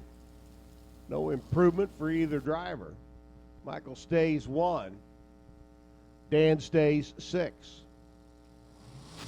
Lynn Ellison and Rich Edwards. Lynn over on the left side, the second of the Pirate cars. This is Dad at a collectortethers.com. Number 5 in the world last year in the first ever national championship for the top dragster category. Competing here on the division level, Division 3 in the Spitzer race cars. Top dragster show. Former super stock champ here at Indy in the U.S. Nationals. Did that a couple of years back. Lynn on the left side. Number 19 went 649 at 210 and during Friday's session. Edwards out of Terre Haute. Hometown runner, if you will. The Ironman chassis car. 471 cubic inch blown Hemi. Over here on the right side. Here, Richard is your number 2 qualifier. Remember that 6.009? Richard can take over the number 1 spot by running anywhere between 6.000 and 6.008. Not going to happen there. Rolling the beams at the hit. It's going to really skew the numbers for the run down the racetrack. 728 at 142. 651 by Lynn. 210 miles an hour. So Lynn stays 19. Richard stays 2. Here comes the bottle baby. And our diesel. I forgot to mention that earlier, didn't I?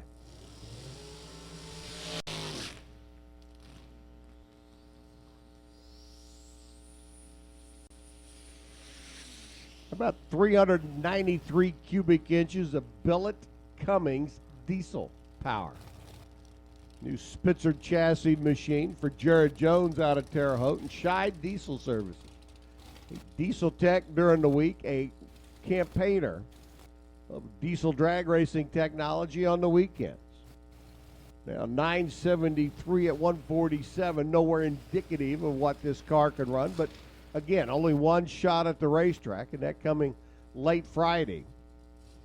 Jared in the number 32 spot. His car is the bump of the show. Craig Sullivan out of Avon over here on the right-hand side did not get down the racetrack Friday. So Jared knows that the car in the right lane's not on the sheet. If he runs quicker than he does, we'll bump him out. Jared has double incentive. He wants to stay in the show, and B, he wants to improve. Or B, he wants to improve, so C, he can stay in the show. Take your pick of however you want to look at it. Jared Jones is going to wind the twin turbochargers on that Cummins diesel up. Craig Sullivan's going to mash the gas on that Ford-powered dragster. Here on the right-hand side. Turbo's up. Jared's got problems. Craig Sullivan making his way down the racetrack. Sullivan goes 6:42. 205 miles an hour. 9:48 at 149. For Jared, I have good news. You improved. For Jared, I have bad news. You just got bumped. Craig Sullivan goes to the number 15 spot. And Jared Jones goes to number 33. Now, if somebody is broke and can't get in or can't make first round, Jared would certainly be an alternate consideration to fill out the 32-car show. But as of right now, everybody answers the bell for round number one of our Spitzer Race Cars Top Dragster category. Jared will be spectating. Wonder if he'd like to buy the $20 better seat here in the tower. He just needs to report to the base of the tower to do so. Cool comfort and comfortable seats. Jared could do that. Yes, he could. Zach Sackman out of Chehanan, Illinois, the 20-year-old youngster over there on the left-hand side. Another Spitzer chassis car coming out of Mike's shop here in Indiana. And Brian Keller from Macedonia, Ohio. Couple-year older Spitzer chassis machine over here on the right-hand side. Now, Zach's in, top half, number 10. 624, 229 on Friday. Brian Keller over here on the right-hand side, number 31. If I remember correctly, we had 3 cars, maybe 4, that didn't make a run on Friday for whatever reason. We have more than a 32-car field. Jared Jones just found that out when he got bumped. Brian Keller shouldn't like to improve from that number 31 spot.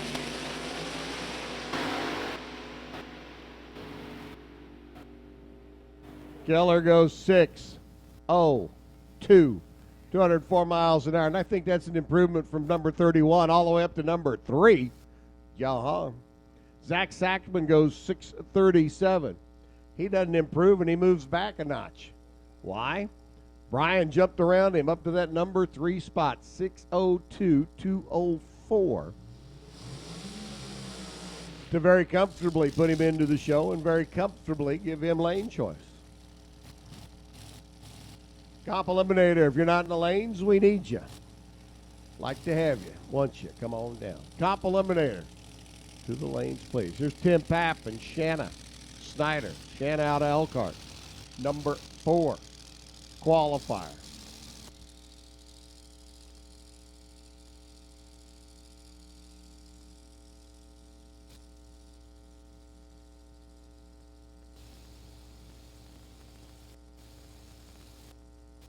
Vintage trailer machine and a Spitzer chassis combination. With a blown Chevrolet for the runners out of Elkhart over here on the right-hand side. Young Shanna at the wheel. Tim Papp out of Charleston, Illinois. Tim saw Jared Jones get bumped out a while ago. Tim's not in danger of being bumped out, at least on this pair, because Shanna's already in. She's a number 4 qualifier with the vintage trailers machine. The Tim's 943 is the number up on the scoreboards down there. That's what it takes to get into this show. And like I said, we've got several more cars to go that haven't even made a run yet this weekend, looking to get in.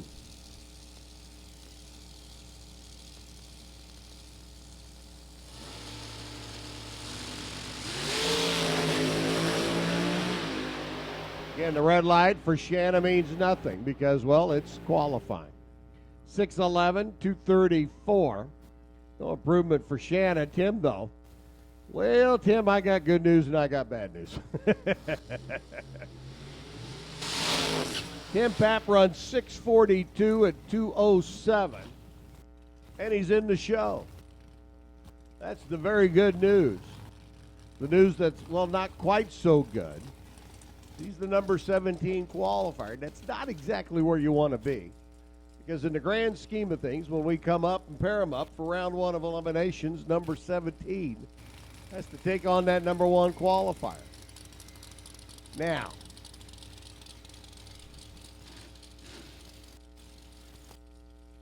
in the grand scheme of things, the number 1 qualifier also has, for the most part, a little bit more finicky race car. In the case of Michael Smith, though, he's made a couple of very good runs down the racetrack. So I'd say finicky is not necessarily a description of his car this weekend. Tim Papp, though, knows all he's got to do is come up, dial the car, run the number, and away we go. Mark Harmon on the left side, your number 20 qualifier, the fast lube entry. Out of Sunman, Indiana, is not going to be able to answer the bell. They shut him off, pushing him back. Joe Hessling, who finished number 8 in the national points chase last year. Another Division III, strong running car. Out of Toledo, Ohio. Part of that Ray Conley race stables. The big block, pro-charged Chevrolet. Joe's already been 632. Sounds like he shut it off down there about 900 feet.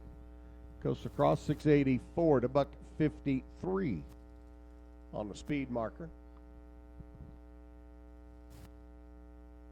It's a tough break for Mark. No chance to improve. Get a tune-up number and get ready for round one. But we will see him back for round number 1. Now, when the cars get teched in, they are assigned lanes to run. You run left, you run right.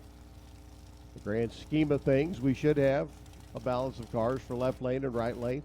When we get down to the end, if for some reason a driver feels that they've got their combination set, doesn't necessarily want to make a run, we can sometimes end up with some singles because everybody's been assigned to run this lane this session.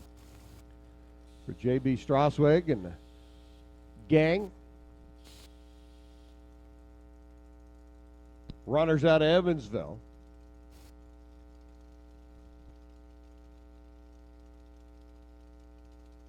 Dragsters for sale.com entry for Lucas Oil and VP Fuels.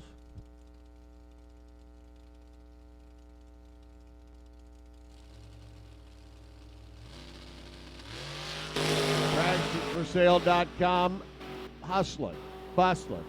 Can he run better than a 647, 642? Picks up a nickel at 207 miles an hour. And for JB, I got good news. You go from the bottom half of the field to the top, albeit it's the number 16 spot.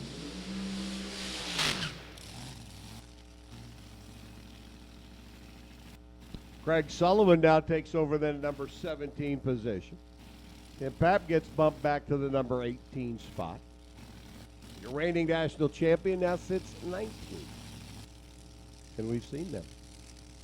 Here's Ashley Tidrick. Ashley, number 10 qualifier. There won't be any shuffling behind Ashley,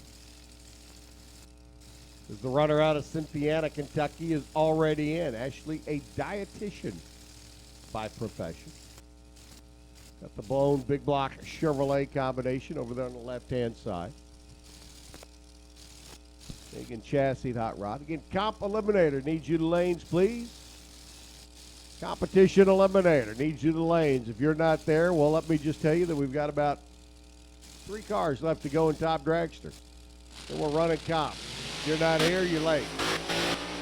Ashley out of the gate, another red light start. Don't worry about it. Don't fret about it. Then a 6:31 lap at 2:14. No improvement for the dietitian. Ashley will stay number 10. Rob Mosier now. The Mosier Engineering Team car for the boss man out of Portland. 540 cubic inch big motor. Got the Pro Charger on the combination.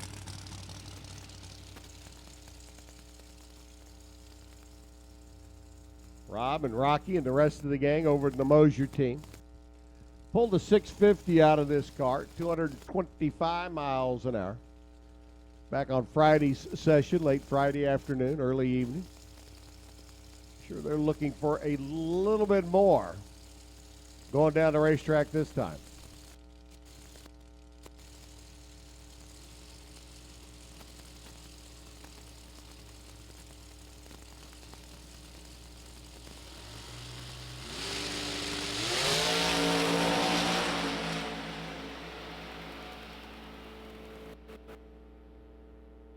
.628, 217 miles an hour by Rob. That'll shuffle him to the number 12 spot. And our number 17 qualifier, J.B. Strasweg, is the recipient of the K&N filters. Racer Appreciation Gift Certificate as we put the top dragster field to bed. Michael Smith will be your number 1 qualifier once all is said and done. Richard Edwards 2, Brian Keller 3, Shanna Snyder up to the number 4 spot. Glenn Vardy 5, Mike Warren 6, Dan Norris 7. Marty Cheeseman with the Cheeseman Brothers machine that ran earlier, 614. They're up to the number 8.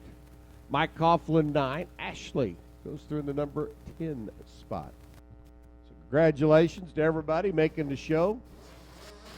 We move now to Comp Eliminator. Talked earlier in the day about Comp Eliminator. The number of cars, the types of cars, door cars, dragsters, altereds, roadsters, V8s, big V8s, little V8s. Half a V8 made into a 4-cylinder. Got several of them around the country. Inline 6s, V6s. How about an inline 6? 250 cubic inch inline 6-cylinder J Dragster. For Ron Bone out of Benton Harbor, Michigan. Dragster over here on the right-hand side. Your number 1 qualifier ran a blistering 752 under Friday's atmospheric condition. Daryl Aerosmith out of Ham Lake, Minnesota, making the toe down with the G-altered automatic Chevy Lumina bodied machine. Daryl currently sits number 18. Comp Eliminator with the disparity of cars, kind of like stock and super stock. Qualify against the national index. How low can you go? 751.8. He improves at 174 miles an hour and 878. 155 by Darrell. Ron now at 79 under the index for the J Dragster category. They have got that 6-cylinder Chevrolet flying down the racetrack. For Danny Holt up next, the C Econo Altered Ford Escort Chevrolet powered, runner out of Powell, Tennessee. Small block Chevrolet, little 315 cubic inch combination. Tony Pontillo out of Kenosha, making the toe down with his B Dragster automatic. I do believe from the discussion that I was in on Friday that there are 9 known B Dragster automatic competitors in the country. Here this weekend we have 7 of them. I mean, that's like almost everybody that is somebody in the B Dragster automatic ranks. Tony's your number 11 qualifier. He went 683. B Dragster automatic. This case for Tony, a 400 cubic inch small block Chevrolet. Mike Spitzer fabricated chassis. Mike standing down there next to the wall watching on. In that light blue shirt. Track of his customer. Danny Holt trying to improve on an 847. Danny's going to, nope, he does improve. 818 at 164. 688, no improvement by Tony. Danny, though, moves up to 51 under the index. We have 23 cars on the ground here this weekend in Comp Eliminator action. Again, tip of the cap to everybody in the Comp Eliminator ranks that helped step up for the Comp Eliminator bonus fund. The Jerry Arnold Memorial Bonus Fund. Billingsley Car Wash, Quick Fuel Technology, C-Tech Aluminum Cabinets, Total Seal Piston Rings, Champlain Machine, T.L. Smith Excavating. Just some of those involved. Jason Cohen and the Cohen Transmission Gang. Another one of the sponsors, Frank Cervelli up on the left-hand side. B Dragster Automatic, the second one we've got. This time a 369 cubic inch small block Chevrolet. A little bit smaller cubic inches, a little bit lighter weight car. Frank's been 688, 57 under the index. Jason, how about a 4-cylinder, flyweight Chevrolet powered dragster? 4-banger, number 12 qualifiers, been 809. Cervelli motoring through 693, no improvement. He'll stay 16. And 810 at 160 for Jason. He will stay for now, number 12. Don't forget our low qualifier at each and every Comp Eliminator race. Picks up a $100 low qualifier bonus. The T&E Auto Hauler Gang. Detweiler's out of Illinois, fabricating a race rig that goes down the highway. Todd and Earl. T&E Auto Haulers low qualifier bonus. Right now, it's in the hand of Ron Bone. Ray Skillman says, I may have something to say about that. Troy Galbraith may have something to say about that. Right now, we've got Neil Giroux and Steve Ambrose. How about a 23T Roadster with a 300 cubic inch 6-cylinder Ford? Alan Johnson Performance engines, billet aluminum head on top of that 6-cylinder. Ambrose, longtime campaigner, good running car. Number 13, he's been 60 under. Went 779 earlier, goes 773 now. 780 at 172 miles per.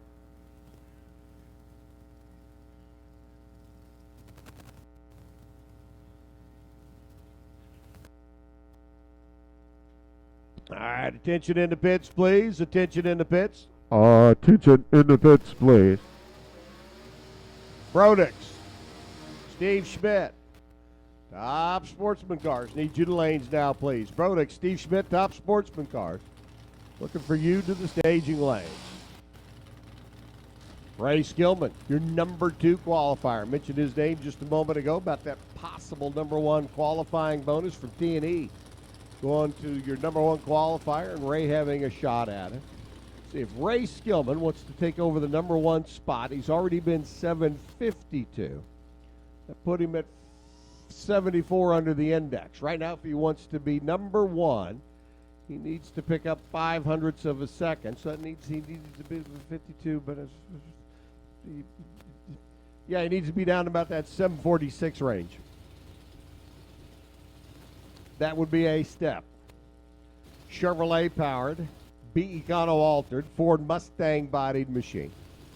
For the Ford dealer, the Chevy dealer, the Skillman Automotive Group dealer. Out of Greenwood over there on the left-hand side. Troy Galbraith, B Dragster Automatic. Another one of our B Dragster Automatic machines. Troy out of Indy. Another Spitzer chassis car, this time 377 cubic inches of small block Chevrolet. Troy off and running. Ray out of the gate and running. Ray getting a little out of the groove to the left, easing it back in. Galbraith goes 682 at 180. No help there. 761 by Skillman at $177 for speed. No help there.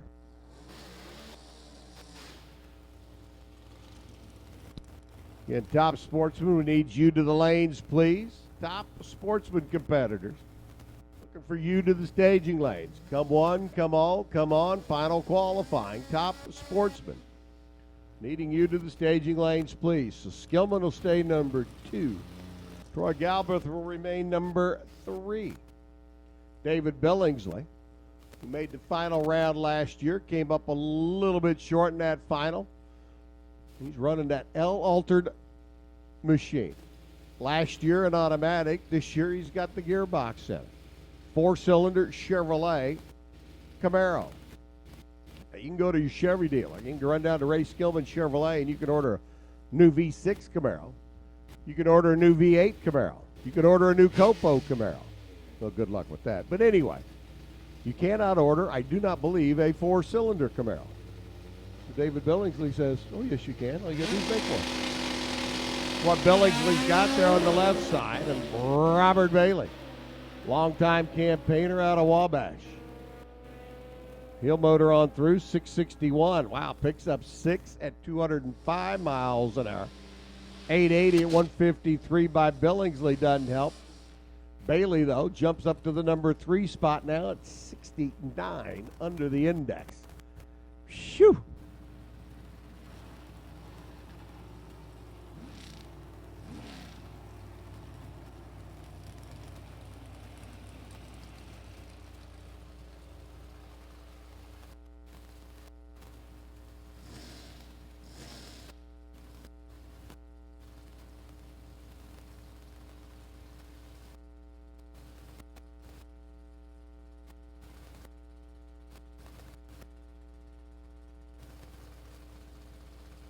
Greg Camplain and Mike Farrell rolling in now for CJ and Mike and the gang out of Louisville.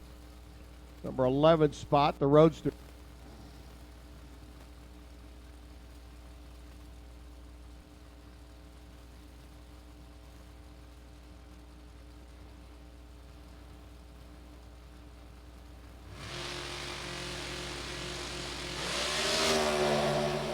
Greg Camplain out of the number 14 spot.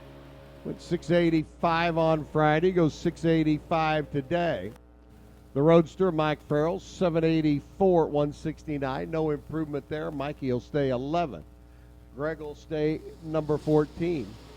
And the runner from right down the road in Brownsburg, sitting in the middle of the field, Jim Greenheck, comes up next. Another late model Camaro body. Race car fabricated machine, a C-altered automatic. Small block combination for Jim. BJ Sexton over here on the right side. Yet another one of our fleet of B Dragster automatics.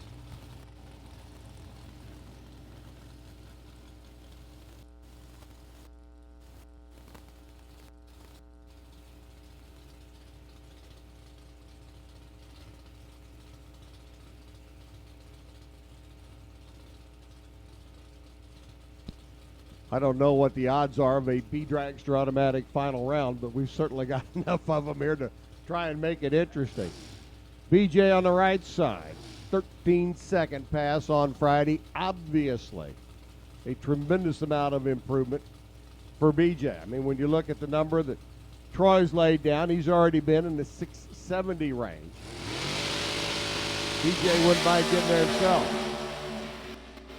Problems again, gets it out and shuts it off before he gets to the 330 mark. Greenheck goes through 730 at 183. BJ going to stop the timers eventually 12 seconds later. And going into first round of eliminations, the great unknown for whoever he gets paired up with is going to be BJ Sexton. Because will he have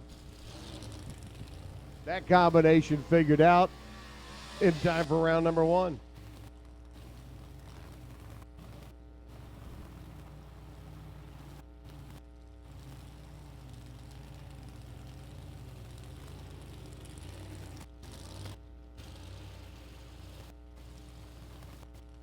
Jeremy Bailey up now. B Dragster automatic. Stop me if you've heard this before. Steve Schmidt racing engine, Cohen transmission car. Out of North Manchester. He's in the left side. Fred Allen driving for the Farrells this weekend. The 32 Bantam A Econo altered. I just like this combination. I love Bantam. Love small blocks. Put them all together. They make a neat combination. Don't believe me? Ask David Rampy. He's done quite well with one for the last few years. Fred Allen coming up from the Sunshine State of Florida. Wheeling the car this weekend out of the Farrell Race Shop, number 17 qualifier. Top Sportsman, if you're not in the lanes, you're late. Top Sportsman cars, we need you to the staging lanes, please. 693, 193 by Jeremy Bailey. No improvement. 735. Fred Allen picks up 0.03 of a second. See what that does for Fred. Doesn't do anything. He remains number 17. Rick Brown's B Truck Automatic. Former truck that was built for the Pro Stock Truck Wars back in the early 2000s. Didn't get finished in time to compete in the category before they retired the Pro Stock truck. So Rick and the gang just built a small comp eliminator motor and have been running it in the comp eliminator ranks since it was finished. For Don Redditch, Tom Perdue, and PDI Communications, Rick Brown up on the left-hand side, Terry Smith right lane. This is an A dragster automatic. We've seen a lot of Bs. They've got small motors. How about a 500 cubic inch Hemi? Top Sportsman, final call to the lanes for your qualifying. Top Sportsman, final call to the lanes for qualifying. If you're not there, we'll go right into the top alcohol ranks. Get our funny cars and dragsters, their final qualifying effort. Top Sportsman cars, final call to the lanes. Terry Smith, right side. That Hemi car hit early shut off, 789 the other day. Still problems with the car getting it out of the gate for Rick Brown and the gang. The Ohio runners, they're on the left-hand side, 829, 161 miles an hour, no improvement, they'll stay 7. Terry Smith runs a 12-second pass this time with the Hemi A Dragster Automatic, 75 miles an hour, and another unknown for round 1 of eliminations. All right, Top Sportsman doesn't want to come. Top Alcohol Funny Car needs you to the lanes now, please. Top Alcohol Funny Car. Final qualifying. Top Alcohol Funny Car. Need you to the staging lanes, please. Here's Todd France, division champ, defending champ. Won the event here a year ago. France out of Louisville, making the toe up. Pontiac G5 bodied car. Factory, or F Supermod automatic, a factory-built automobile that then got sent to one of the race car shops and converted from front-wheel drive to rear-wheel drive.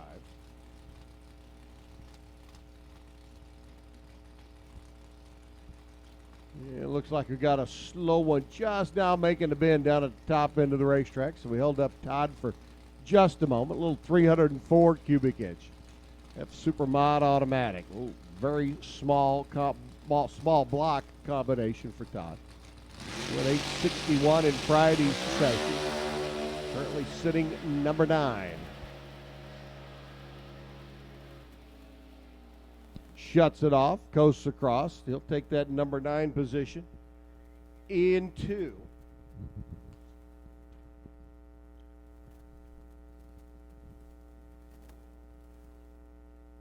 First round of eliminations, and that wraps up comp eliminator action. Our Brodix, Steve Schmidt Racing, Top Sportsman competitors that answered the call for final qualifying, getting ready to come up next.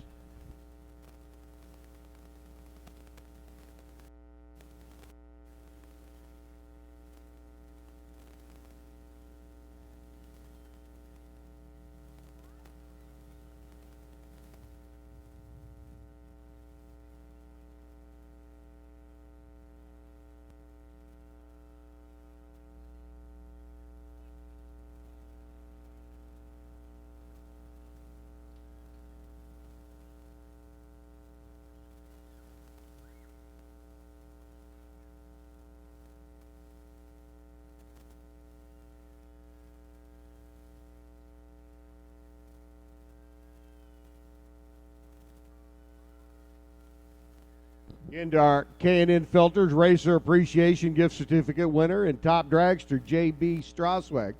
We have a certificate for him. And in Comp Eliminator, our number 2 qualifier this weekend, gets certificate, and that's Mr. Ray Skillman. So Ray Skillman and J.B., you both have certificates. Racer Appreciation gift certificates from our good friends at K&N Filters up here in the tower to pick up. All right, Tommy Turner out of Florida. We talked about him a little bit earlier.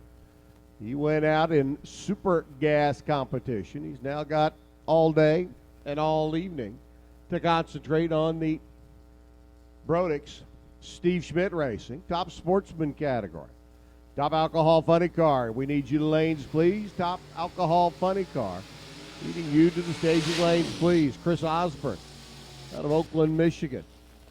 He is a valve spring engineer. Wheeling and dealing his Camaro over on the left-hand side of the racetrack.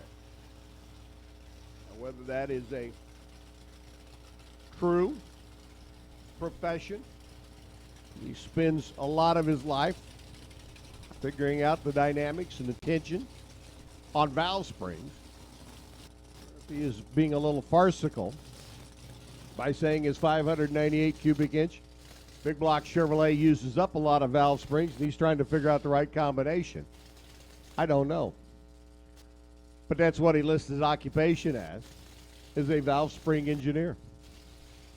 So in one way or the other, he's doing a lot of valve spring testing. Tommy Turner out of Florida, a masonry contractor.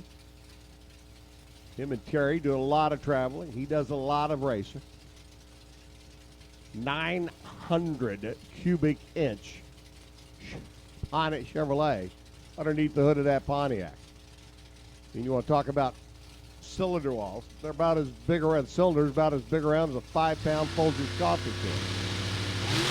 It'll be close.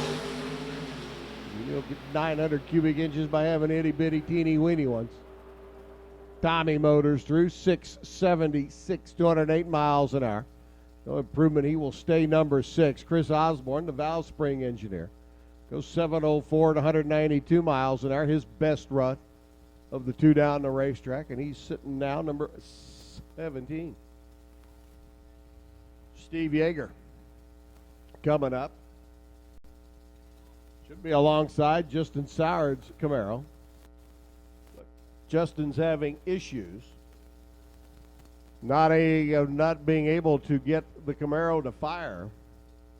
Steve Yeager out of New London, Wisconsin. Illumina there on the left-hand side.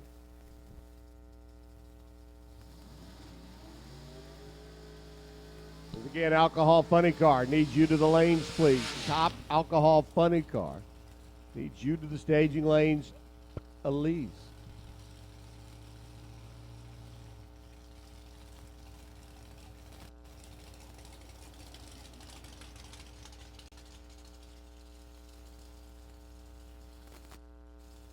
So Justin's, whose only lap down the racetrack on Friday, netted a 7:94 lap. Not going to be able to.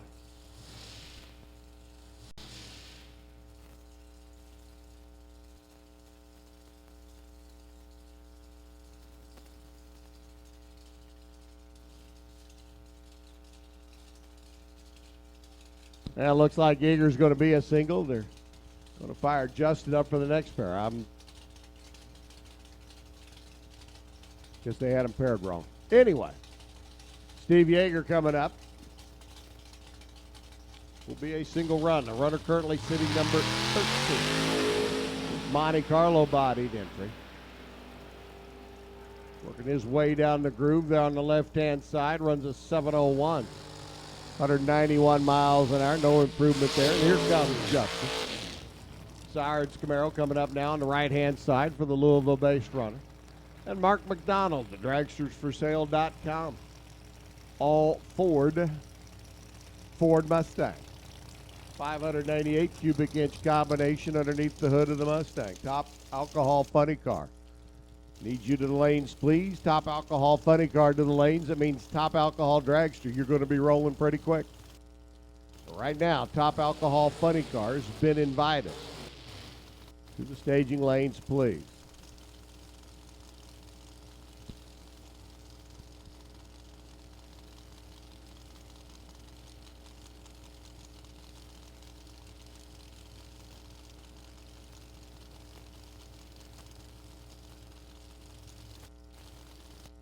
So Justin, the runner out of Louisville.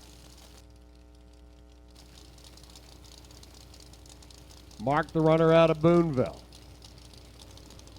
Getting ready to make their way down the racetrack. Mark's already number 7. Justin's trying to improve on a number 24 spot.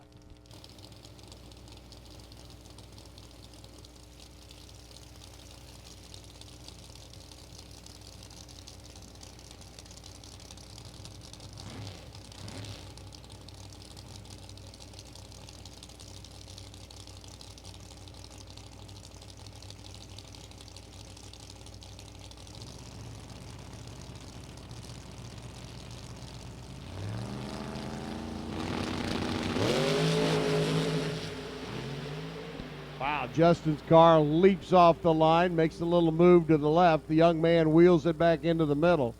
Runs 767 to 187. He actually improves on that tourist route run. 24 to 23. Mark McDonald, dragstersforsale.com entry, runs 678. 200 miles an hour. No improvement. He will stay number 7. Ryan Hill comes up, the Ryko machine out of Valparaiso. Pontiac Firebird, blown 520 cubic inch combination. Shane Cowan. Over here, the C5 Corvette bodied machine. Been at this for several years now. The runner out of Pittsburgh. A bartender by profession, at least that's how he lists it. Tips must be very, very good at his bar. That's all I got to say.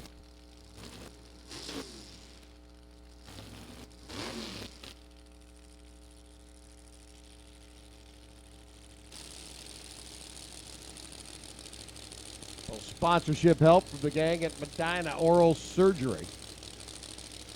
Those are the guys that make some pretty good money. Although, to be honest with you, a good bartender and a good restaurant, good bar, you can knock down some jacks. Been there, done that, seen that movie. Right now, Shane trying to improve on a number 21 lap. Ryan in at the number 4 spot, 659.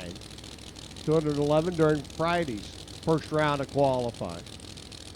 If either driver can step the pace up.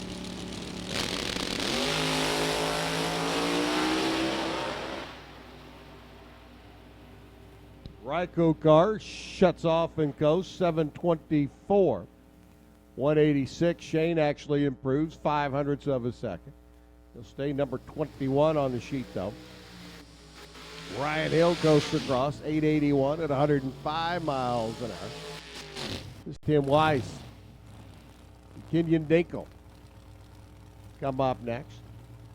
Him out of Cardington, Ohio. Another pizza shop owners. Again, we call alcohol funny car. Need you to lanes, please. Alcohol funny car. Need you to the lanes, please. If you're not in the lanes, you're tardy. Alcohol funny car. Need you to the lanes, please.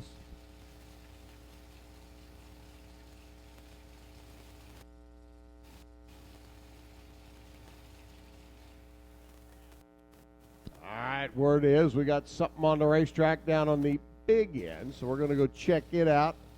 We'll hold Tim Weiss here for a moment. We'll hold Kenyon Dinkle for a moment.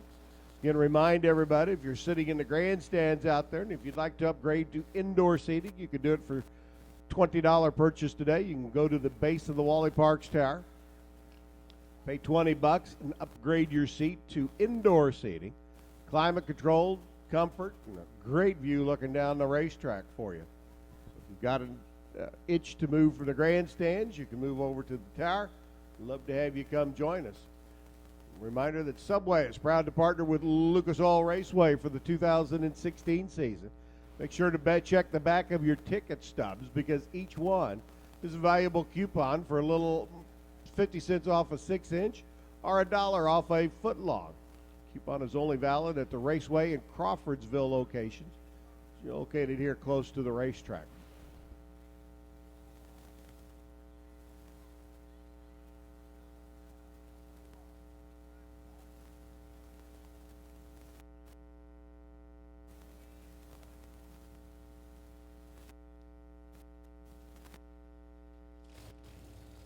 Looks like it was just a quick part retrieval, the errant part on the racing surface. So got that picked up, got that taken care of. Back into qualifying mode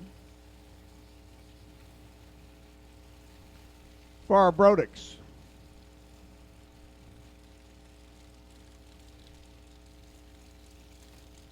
Steve Schmidt Race Engine, top sportsman category. Alcohol funny car. Need your lanes, please. You're not there yet. You're late.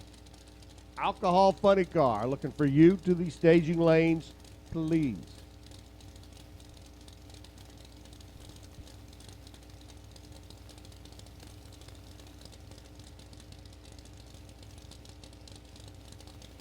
Tim's in the Mustang. All Ford all the time for the pizza shop owner out of Ohio. Kenyon Dinkles loaded in. The Cavalier over here on the right-hand lane. The Indy Cartel side of the racetrack. All motored Chevrolet. A little nitrous. 693, 197. No improvement for Tim. 7.222 for Kenya. That is an improvement. Currently sitting number 20 on the qualifying sheet now. Jerry Albert and Tim Irwin. Tim up on the right side. Part of that Mosier engineering team. Over here in the right-hand lane, the Chevy Lumina bodied race car. For Jerry Albert out of Avon for Jegs. The Bruzy transmission and Holly, that 622 cubic inch. Big motored Jegs yellow Camaro over there on the left-hand side. The National Dragster side of the racetrack.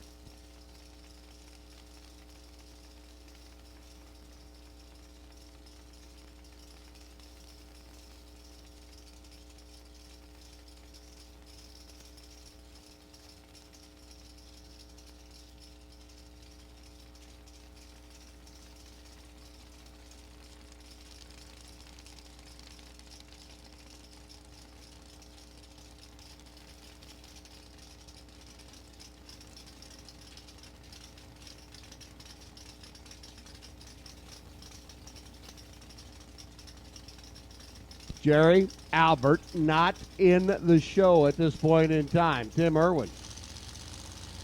His Friday lap, a shutoff, 740. Like both drivers picking him up, putting him down at a much better pace. 7 flat, 173 for Jerry Albert. He'll go into the show in the number 16 spot. Tim Irwin slows up to a 776 to 173. Here comes Mick Snyder. Snyder wheeling and dealing.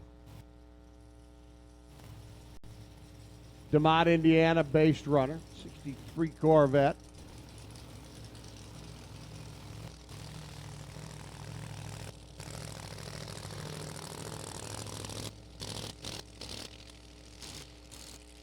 Mick, your number 1 qualifier, 620. Out of that orange Corvette over on the left-hand side. And let me tell you that is just one bad hot rod. Michael Chitty out of Ames, Iowa. In the right-hand lane, the Chevy Cavalier. 632 cubic inch combination for the gunner. Michael, your number 8 qualifier. 620, the lap laid down by Mick. Powerhouse transportation machine over there on the left-hand side.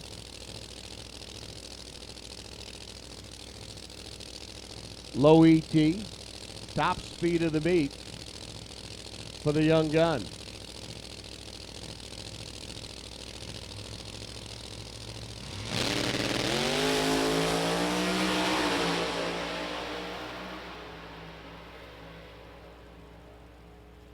.635, 223 slows up a skosh. Michael goes through 678 at 204. Michael's car the more consistent of the two. And I got to tell you, the powerhouse over there in Mick Snyder's machine will make he who runs him in round 1 of eliminations certainly set up and take notice. Jeff Sexton now taking on Ryan Kuykendall. Kuykendall out of Illinois, a transmission rebuilder by profession. Dodge Stratus bodied machine. Chevrolet big cubic inch motor, 784. Not as big as Tommy Turner's, but hey, 784 cubic inches certainly gets your attention. Jeff Sexton out of Ohio. The Sexton's Automotive. Chevrolet Cavalier there in the left lane. Big motored combination for him. Sexton currently number 17. Ryan currently number 11 on the qualifying sheet as we are wrapping up our qualifying now. Aaron Arbrodeck, Steve Schmidt, top sportsman category.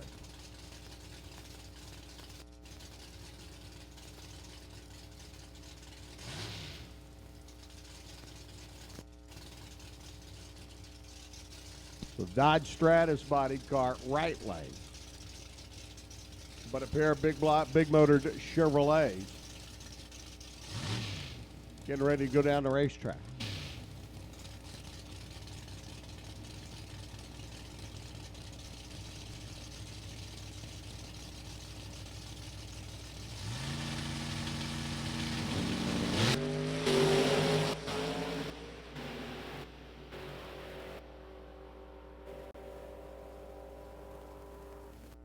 .674, 199 miles an hour. Ryan steps up to the number 8 spot. Jeff Sexton goes through 697 at 197. He steps up to the number 15 position on the qualifying sheet. So side by side, good laps there for the pair of them. Both drivers finding improvement. Ryan picks up 3 spots. Jeff picks up 2 spots on the qualifying sheet, and that'll shuffle everybody around a little bit. Here comes Tony Fignelli, number 8 in the world last year, the first ever top sportsman national championship. Runner out of Pennsylvania is Pontiac GXP there in the left lane. And Tim Molnar, another Ohio-based runner on the right-hand side. Won it all down at Charlotte at the 4-wide Nationals 2013. A couple of national event wins under Molnar's belt. He currently sits number 19 with the Pontiac Grand Am entry. Fignelli sitting number 12 with the Pontiac GXP. Problems for Tim. Car doesn't go anywhere off the starting line. For Tony, he picks him up, puts him down to a 690 pace, 198 miles an hour. He'll stay number 12 with that lap, but obviously Tim Moller's not going to improve on a 712. He stops the timers 15 seconds after leaving the starting line. Alcohol, funny car, if you're not in the lanes, you're late. I'm not inviting you anymore. Chad Peckrell, Big Bend, Wisconsin, 22-year-old accountant. Cranking the numbers out on this 825 cubic inch Steve Schmidt power plant underneath the hood of that Camaro there in the left lane, the National Dragster side of the racetrack. Chad, your number 16 qualifier. Mark Malkiet. Sorry, I was getting tongue-tied there. The runner out of Strasburg, Ohio on the right-hand side of the racetrack. He's got a big motor too, but it kind of pales in comparison. It's only 762 cubic inches.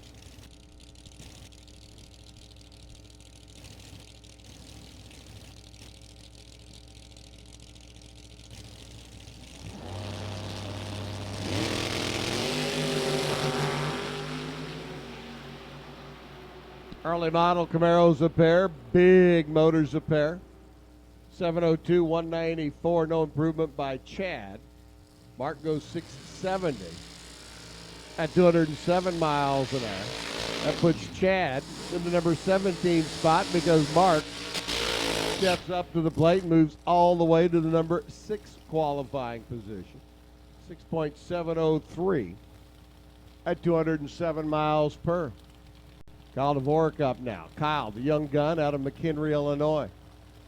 63 Corvette, blown 526 combination. Tell you what, this is a new car that they have put together, a Vanishing Point chassis machine, Brad Anderson power plant. Kyle was absolutely tickled Friday night with the run and the performance out of the car to put him into the number 3 qualifying spot. Tom Harger out of Des Moines. Tom making the tow over with the Oldsmobile, the Cutlass-bodied entry. Another big motored car, 762 cubic inches. Tom's trying to do it with cubic inches. Kyle's got the blower sitting up on top. Big carbon fiber scoop.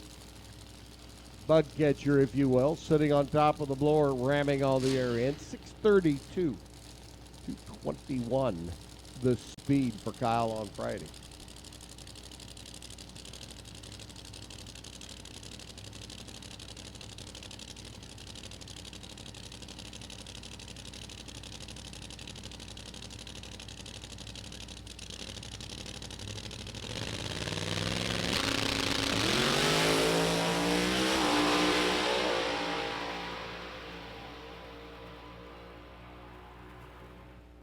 .636, 218 miles an hour. The atmospheric conditions for Kyle, like many of the others, not favorable.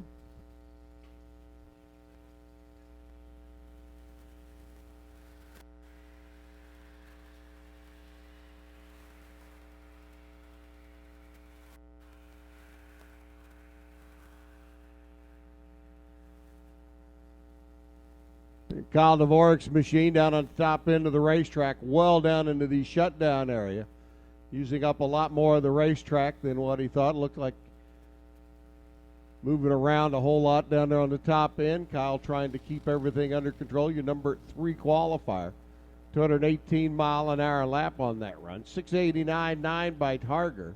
Harger actually moved up with the Oldsmobile, but right now all the eyes, of course, on Kyle Dvorak's car down at the far end of the racetrack. And as soon as we get a word from the top end, we will report back to you. Like everything, Kyle's out of the car down at the other end. That's the word we like to hear.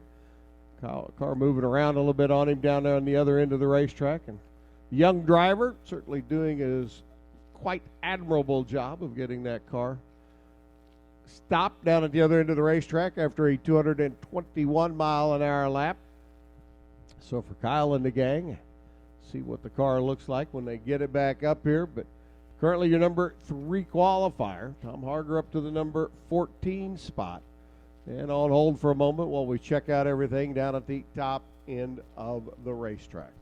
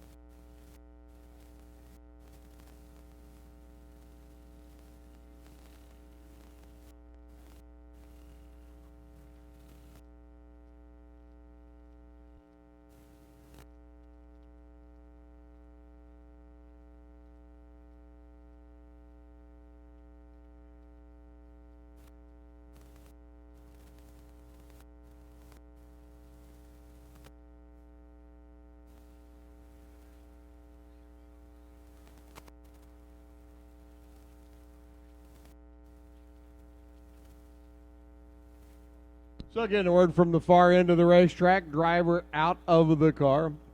Obviously, when we have any kind of incident, the medical staff will check him out, but when the driver gets out under his own accord, that is always a good thing. So we'll get young Kyle checked out.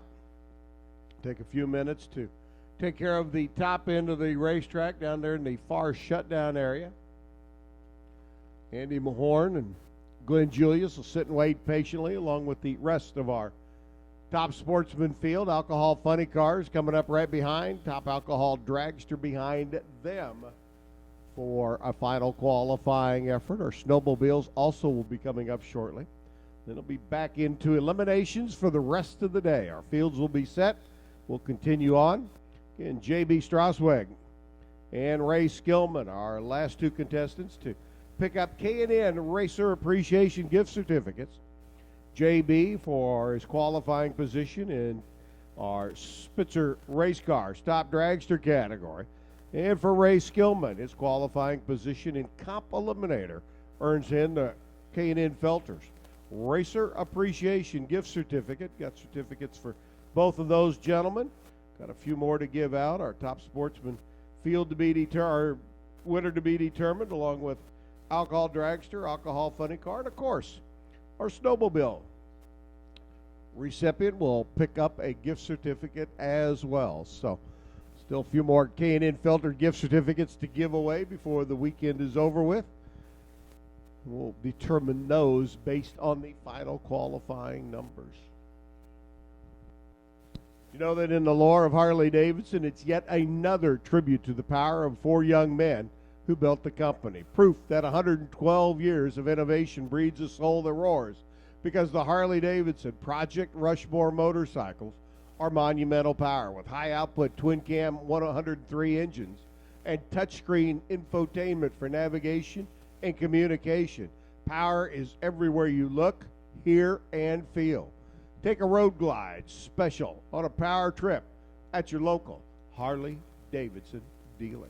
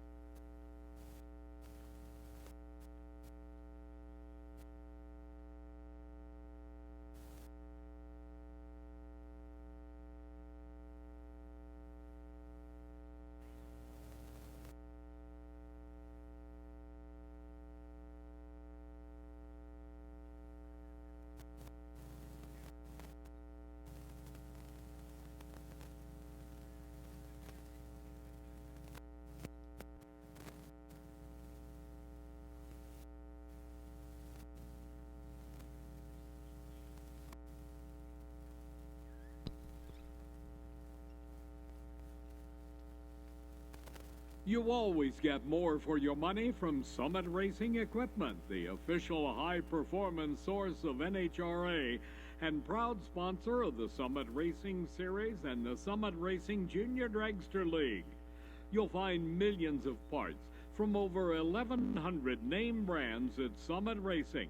Parts for racing, street performance, trucks and off-roading, OE replacement, restoration and resto-mod, tools and shop equipment, paint, gearhead collectibles from genuine hot rod hardware, and ATV, UTV, dirt bike parts and gear from Power Sports Place.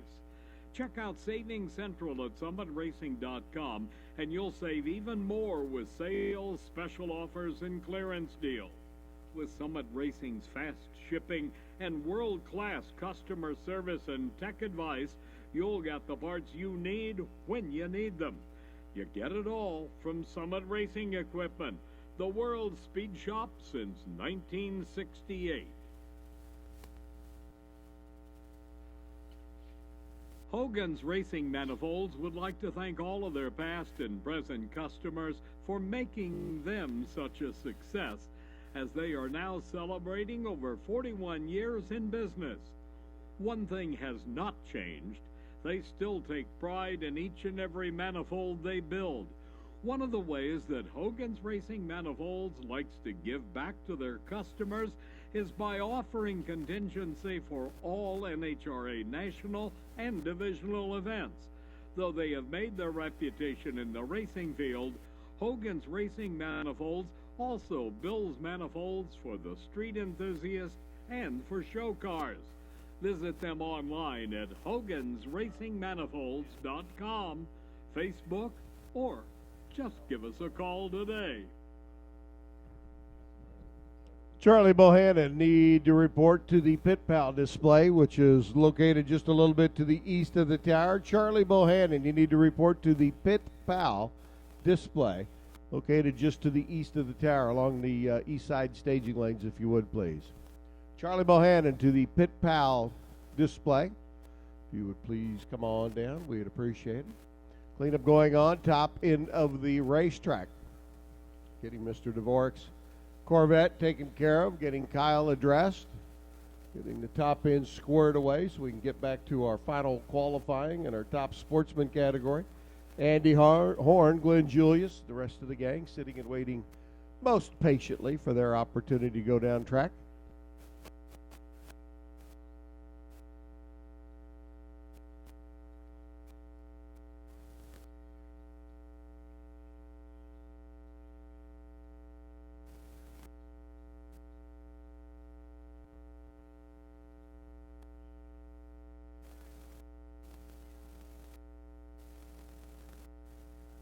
Don't forget, folks, if you'd like to give drag racing a shot, come on out every Wednesday night here at Lucas Oil Raceway, as Lucas Oil Raceway hosts a Wild Wednesday street legal and slick tire test and tune. It's all presented by Indy RPM and Indy Carmada. Go head to head against other street legal hot rods while being timed in your quarter mile run. For more information regarding Wild Wednesday drags here at Lucas Oil Raceway, visit the website at www.lucasoilraceway.com.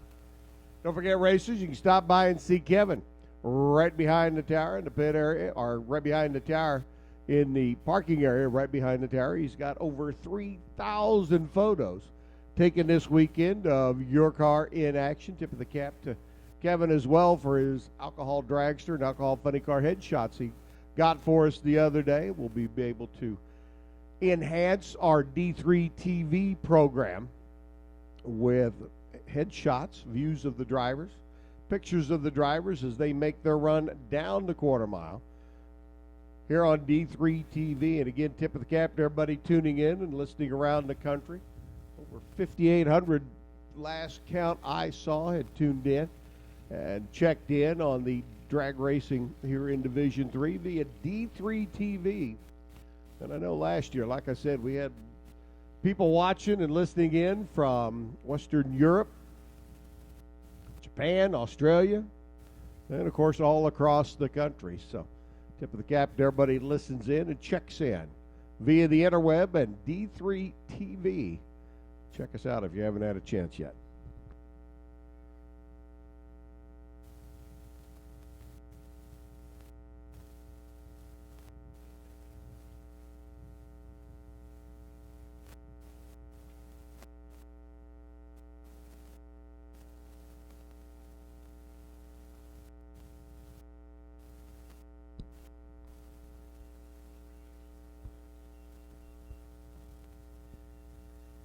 When it's time to purchase a data acquisition system, turn to the industry leader Computech Systems. Computech has been providing racers with the best in motorsports technology since 1986. Just ask any of our past NHRA contingency winners, including Alan Johnson, Warren Johnson, David Rampey, and Al Kenny. Computech's DataMax data logger with a digital dash will fit anyone's needs. Give Computech a call today to discuss their data acquisition system and reserve your free copy of the latest demo software. The DataMax from Computech can help put you on the fast track to the winner's circle. Call 1-800-870-8383 to order risk-free with a 30-day money-back guarantee. Also, Visit us on the web at www.computech.com.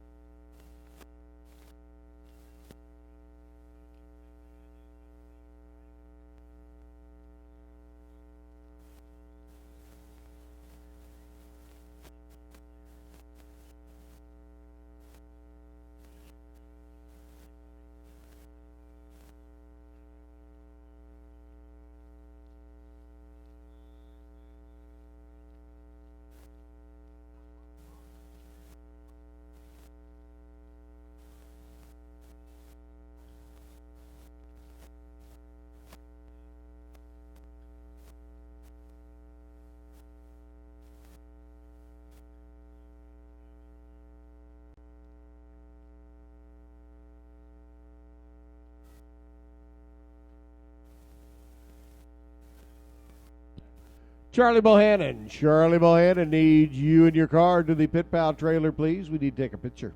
Picture. Charlie Bohannon, we need you and your car to report to the Pit Pal trailer, if you would, please. It's picture taking time.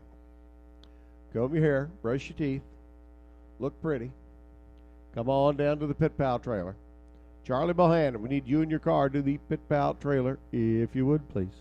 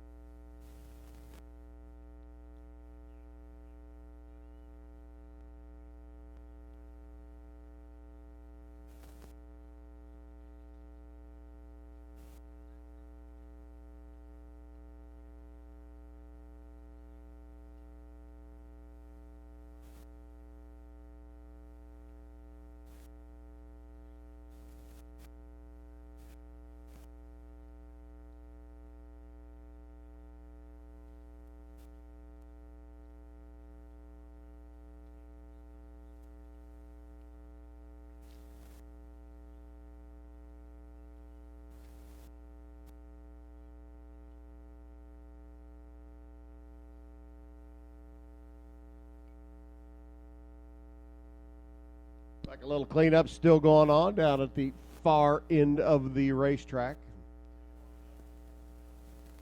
Just finishing up a few things down at the other end to get everything back to where it should be.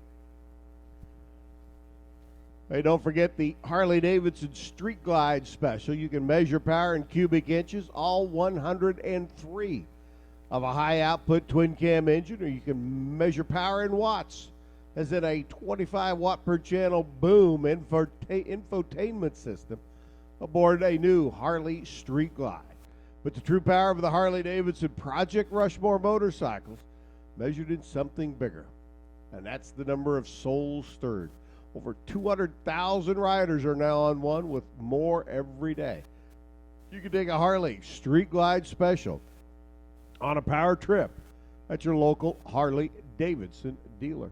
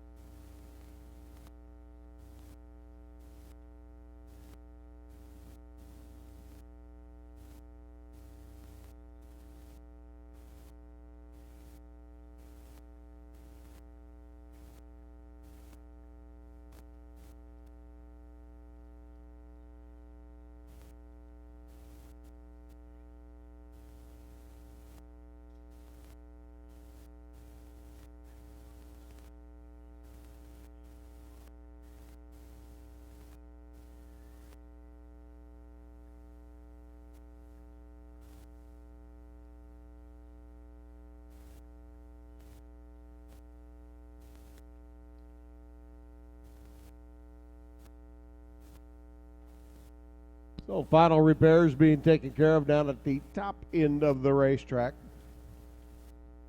Understand, got to get a couple things shuffled around down there. A little bit of cleanup time with the vacuum truck, and we'll be back at it.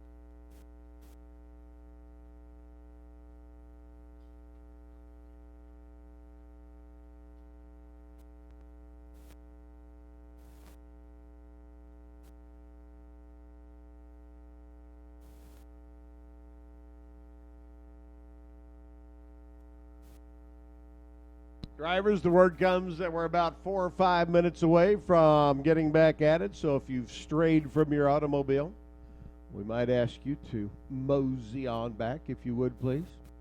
About 4 minutes away from getting back into action. So drivers, if you would, please, go ahead and get back to your car and get suited in and suited up, and we're ready to go. And hey, we'll be back into our Brodix Steve Schmidt race engines. Top Sportsman final qualifying.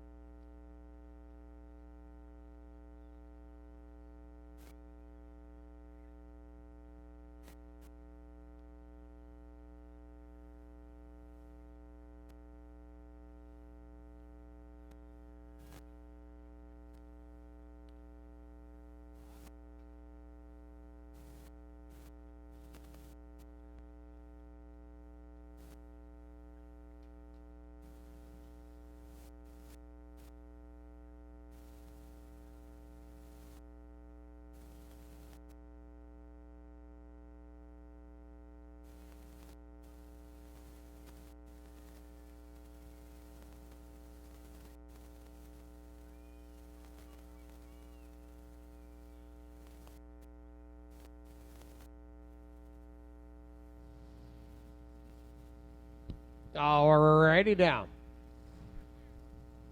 Top Sportsman final qualifying. Getting ready to come at us. Andy Horn and Glenn Julius. Getting ready to pull in. Chad Peckrell sitting in that number 17 spot right now. Quite a full field yet, but again, a couple of cars that didn't make a run yesterday have the opportunity, or Friday, have the opportunity to make a run today and shuffle the field around a little bit. Andy Horn's already in the number 5 spot. That's the Mustang over there on the left-hand side. And Glenn Julius, hometown runner, based right here in Indy, wheeling at Pontiac Grand Am, 698 cubic inch combination. Over here on the right-hand side of the racetrack, he's in the number 21 spot at a 7:15.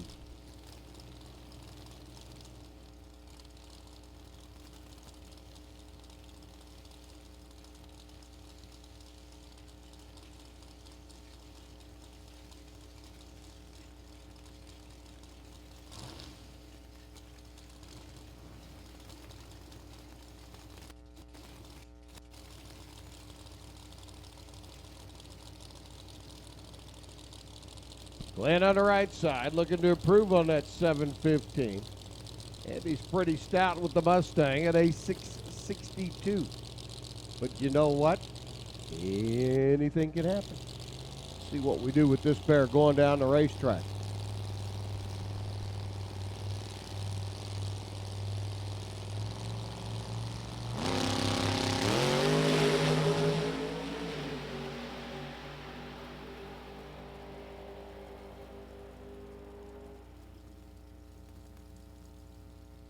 Andy goes through 665, no improvement at 204 miles an hour.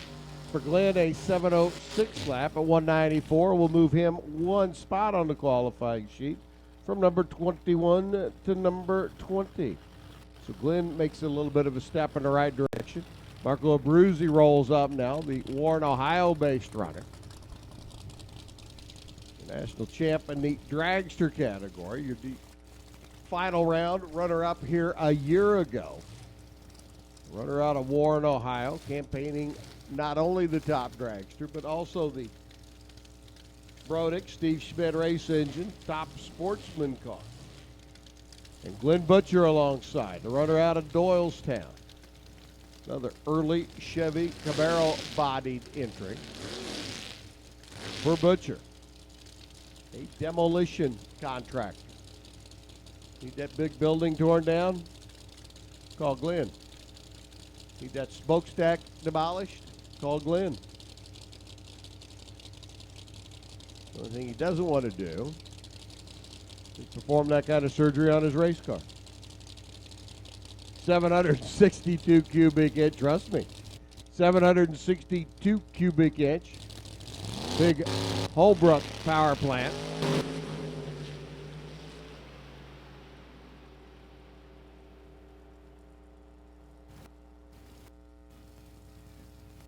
.646 by Glenn. That's the run he was looking for. Puts him up to the number 4 spot. Marco Motors through 686, 201. Marco stays consistent and gets moved back a notch as Glenn Butcher jumps up to the number 4 spot. With that run down the racetrack, Jimmy Cowan and Lester Johnson. How about a chop top, low riding, 55 Bel Air shoebox car for Lester Johnson out of Cynthiana, Kentucky. The LJ Motorsports entry, the 55 Bel Air on the right side. Currently your number 2 qualifier with the shoebox machine. Jimmy Cowan up on the left side. Final pair of our Brodicks, Steve Schmidt, top Sportsman category. We will set our field here momentarily.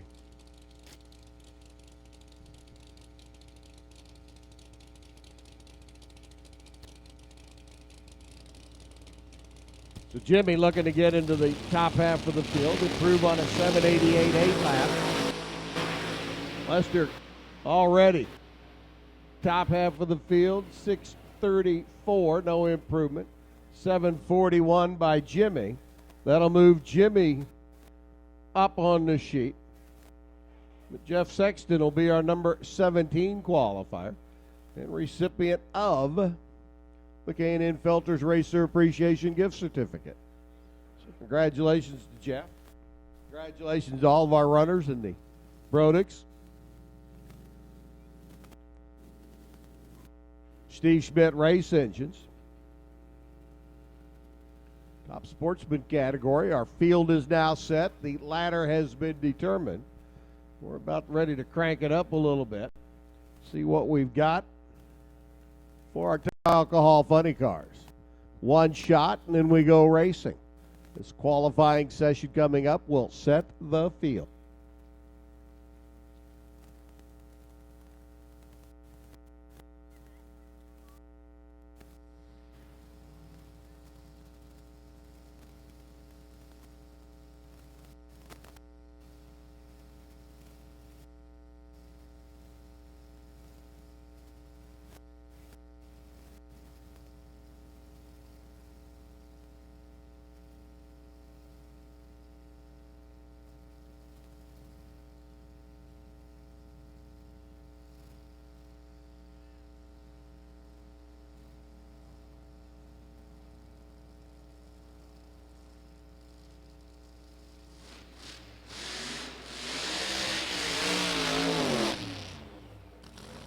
Paul Noakes doing his burnout. Paul has not yet made a run down the racetrack.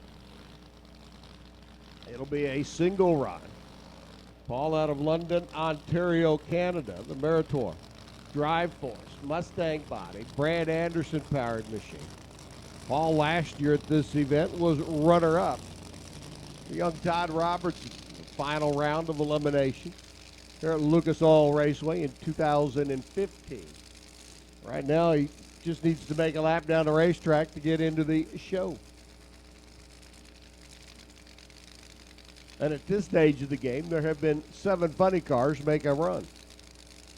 So this will make an 8-car field. But right now, I got to tell you, Todd Robertson had a shutoff run. Rob Feister had a shutoff run. Scott McVeigh and Ray Drew in the 7-second zone. When you're looking at everybody else in the 5-second zone, you know we're going to do some shuffling in this session to see who runs whom in the first round of elimination. Right now, though, Paul Noakes just wants to get his name on that qualifying sheet. Love to get a good lap down the racetrack. RPM's up. Runner out of Canada, off and running. Runner up here at Lucas Oil Raceway a year ago. Nice lap down the racetrack, 575, 252 miles an hour. And Noakes up to the number 4 spot. Puts last year's runner in the final round that took home the Wally, Todd Robertson, into the number 8 position. But Robertson, who had problems on Friday, clicked it off at only 151 miles an hour.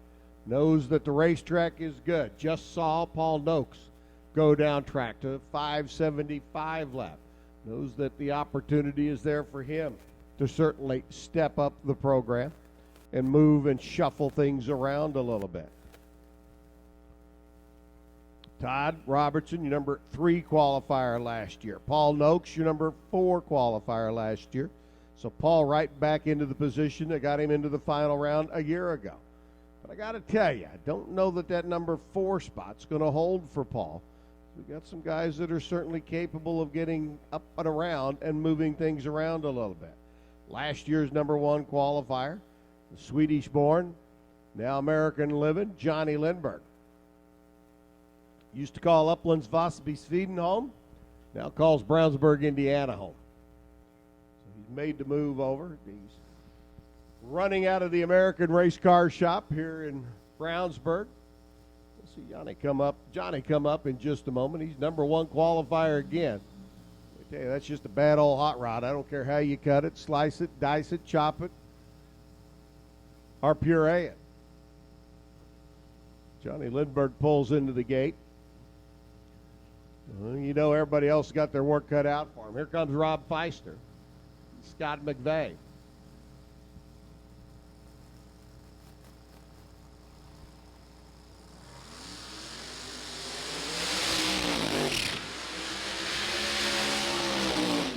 Scott McVeigh over here on the right-hand side of the racetrack.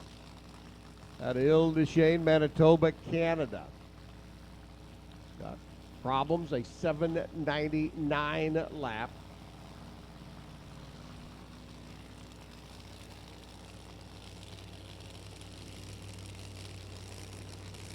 McVeigh on the right-hand side wounded a bullet on Thursday during test and two. They had to put a new power plant into the frame rails for Friday's qualifying. Wasn't a real happy camper, only a 799 lap at 115 miles an hour. Rob Feister, meanwhile, a 13-second lap for the runner out of Crestwood, Kentucky.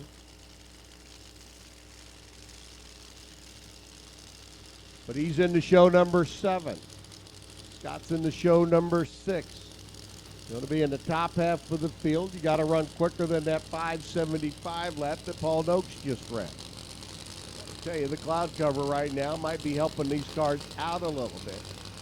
Just a little bit of heat out of the racetrack, allow them to put just a little bit more power down to the ground. Let's see what transpires. Feister left lane. Scott McVeigh right. Everybody's in the show, jockeying for position. Who's going to run whom? Round 1.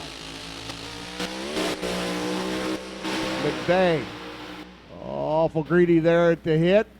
Shuts it off. 656, 155 for Rob. Now that's an improvement, but nowhere near what they wanted to do. 1161 at 82 miles an hour for McVeigh. Scott will sit in the number 7 spot at least when qualifying is done. Rob Feister into the number 5 spot with that 656 lap, at least for now. But Ray Drew can move around. Todd Robertson can move around. Speaking of the aforementioned Ray Drew, here he comes. The kid manufacturing machine out of Hills Corners, Wisconsin.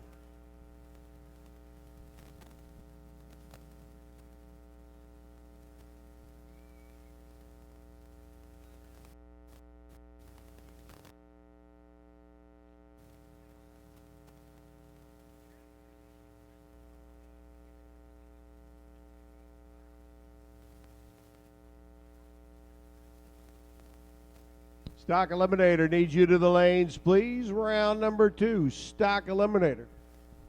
To the stage. Pro Stock Snowmobile, we need you to the lanes, please. Pro Stock Snowmobile needs you to the lanes behind Alcohol Dragster and Stockers. Time to round them up for round number 2 of Elimination. Pro Stock Snowmobile and Stock Eliminator need you all to the lanes now, please.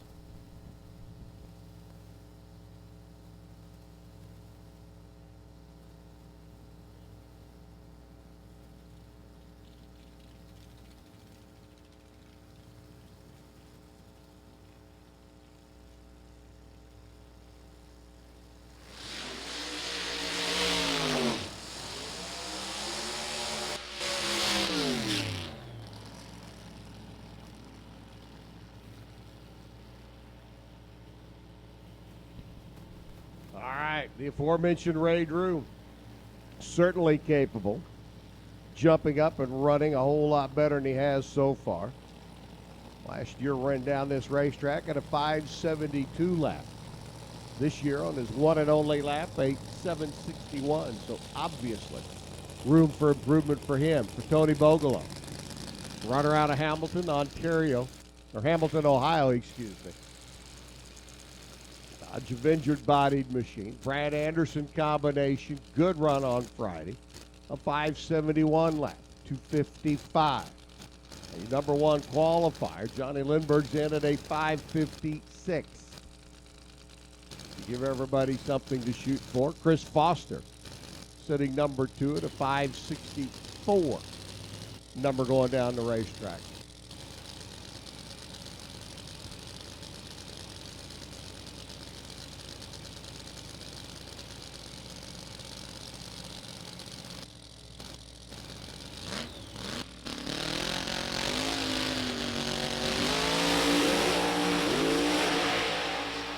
Whoa, for Ray Drew and the gang, that car launched like a rocket, but straight towards the center stripe.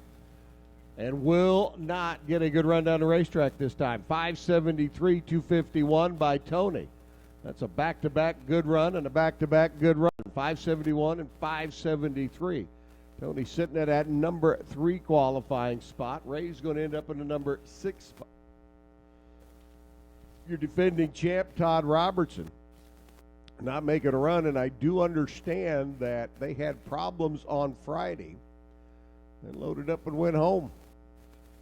So they will be, after that one Friday lap, a number 8 qualifier. Looks like your number 1 qualifier going to have a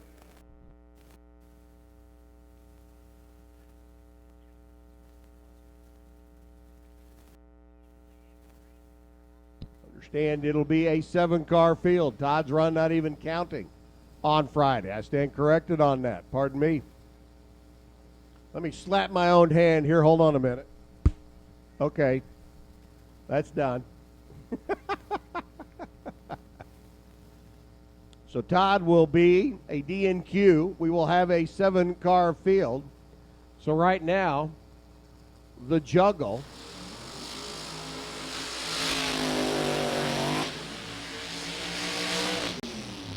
is between these 2 cars.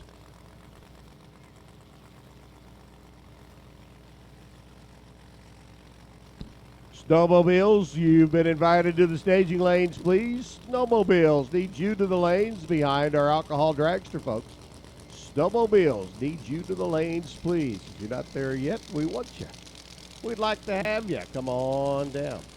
Right now, the juggle will be between Johnny Lindbergh, who is your reigning national alcohol funny car champion, and Chris Foster. Foster over here on the right side, your number 2 qualifier. Johnny, your number 1 qualifier. And I say the juggle is between the 2 of them because whoever ends up number 1 will be the recipient of a bye round in the first round of elimination. 7 cars on the property to make the first round call.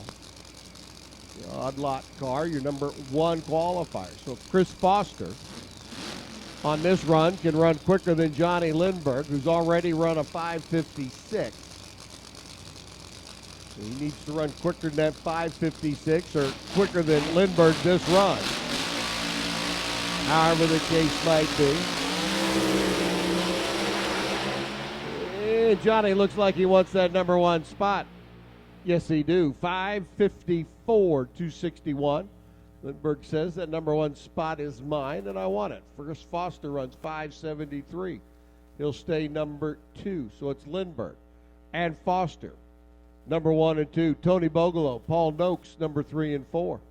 Rob Feister, the number 5 spot. Ray Drew, 6. Scott McVeigh, number 7. And Lindbergh will have the bye run.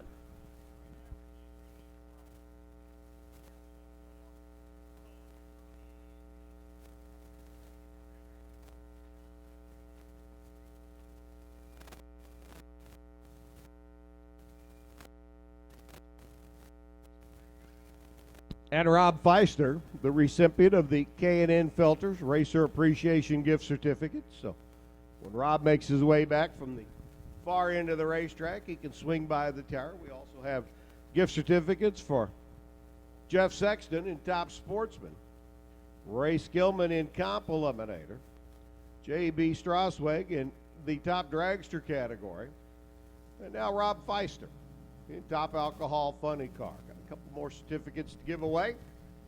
Alcohol Dragster and Snowmobiles from our good friends at K&N.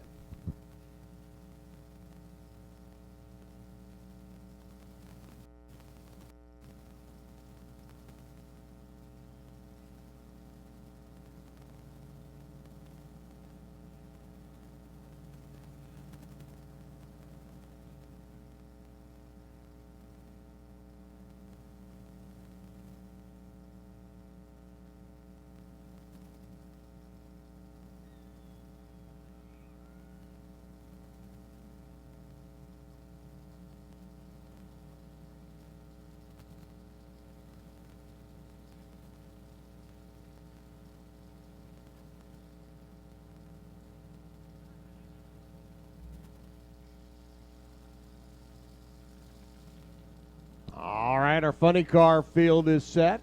Johnny's number 1. Our alcohol dragster field getting ready to determine who the 8 contestants will be. And I got to tell you, it is an interesting scenario developing as last year's champ, Mia Tedesco, not in the program. Mia, currently your number 12 qualifier with a shut-off 9 second lap on Friday. And Brandon Boer, last year's runner-up at this event, sitting right now in the number 4 spot. Jared Dreher leading the pack. His lap on Friday, a 5:30. But I'm convinced that we're going to see a pretty quick field once all is said and done. There's Jerry Powell. Jerry's not in the show. You want to get into the show? At this stage of the game, you've got to run quicker than Gord Jingles, 5:61. I got to tell you, I think it's going to take a 5:40 or better to make the 8-car show once everything's finished. Jerry Powell right now, a shutoff run on Friday. He's got 1 shot to get in or not. Ooh, car moving around a little bit, a little twitch coming out from the back of the car. Pilot chute comes out, lands up over the right-hand side of the racetrack. Jerry keeps it going the right direction, runs an 885 at 80 miles an hour, and that was not the run they were looking for.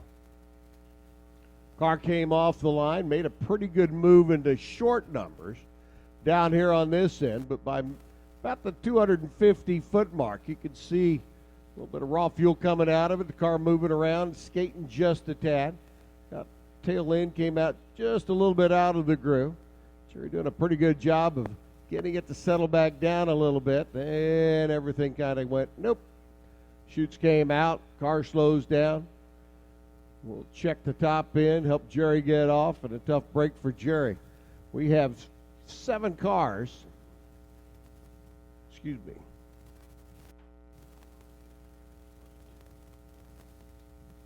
Six cars so far, not in the show,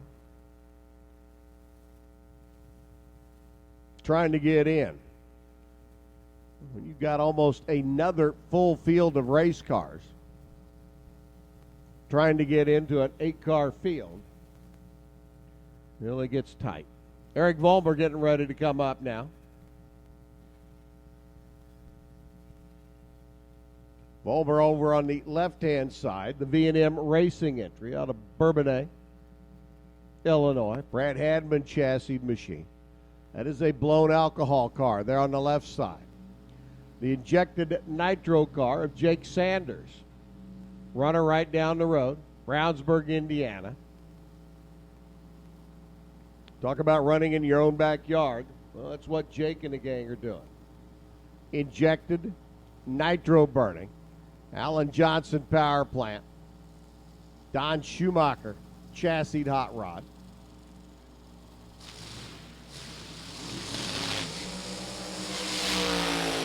Jake and the gang with problems on Friday didn't even get down the racetrack, so they're going to be a one-shot chance, just like Jerry Powell, to get into the show.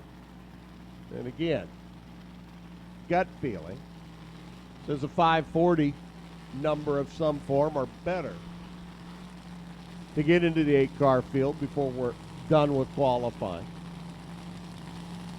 Vollmer up on the left, a 9-second lap on Friday.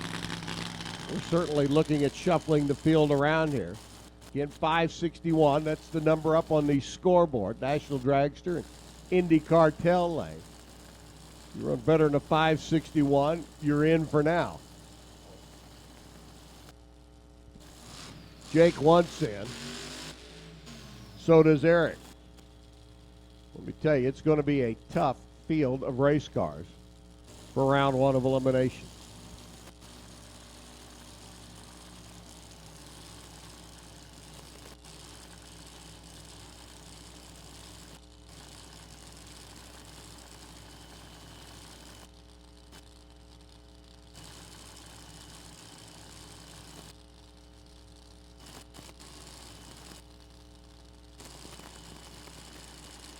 All right, Jake's in.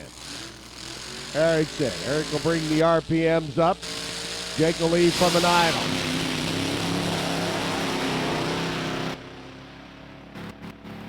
And I do believe that is a 0-4-2 pairing going down the racetrack. Jake at least gets to the other end, 634, 232 miles an hour. For Eric, the car losing fire and coasting right now at the other end of the racetrack. Not yet the final round, so Eric will not be a contestant. Jake will not be a contestant for first round of elimination. 32nd lap, certainly not what the B&M team was looking for. And Gord Jingles dodges two more.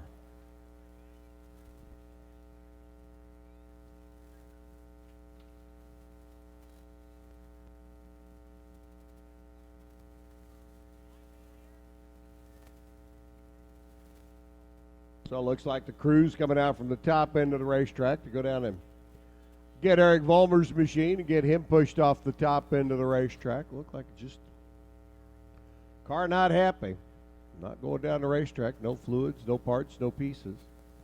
That's the good news. We'll be able to fire the next pair in relatively short order. But for Jake and for Eric, Jerry Powell, not in the show. Brandon Greco not in. John Paul Gutierrez not in. Dean Dubin not in. Defending champ Mia Tedesco not in. Gord Jingles knows that he's got to get off that 561 number if he wants to stay in. Ken Perry likewise probably pushing the envelope a little bit with a 546 lap. Now we've seen three of our seven cars go down the racetrack so far and nobody make a move. But I will be highly, highly surprised if that doesn't change.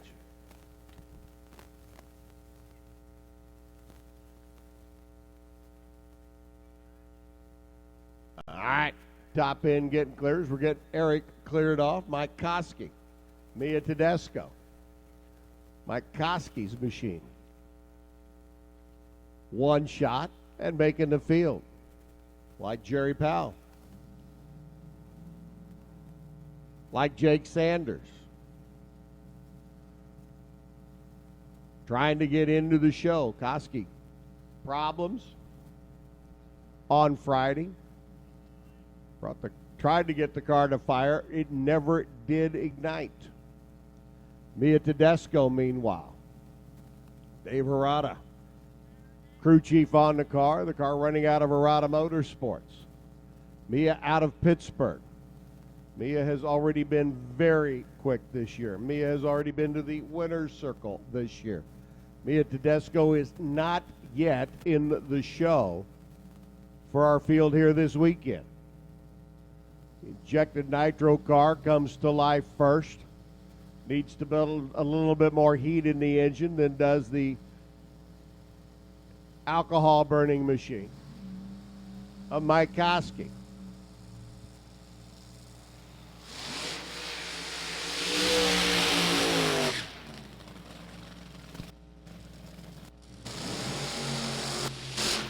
Mia's car on Friday launched and immediately went up in smoke.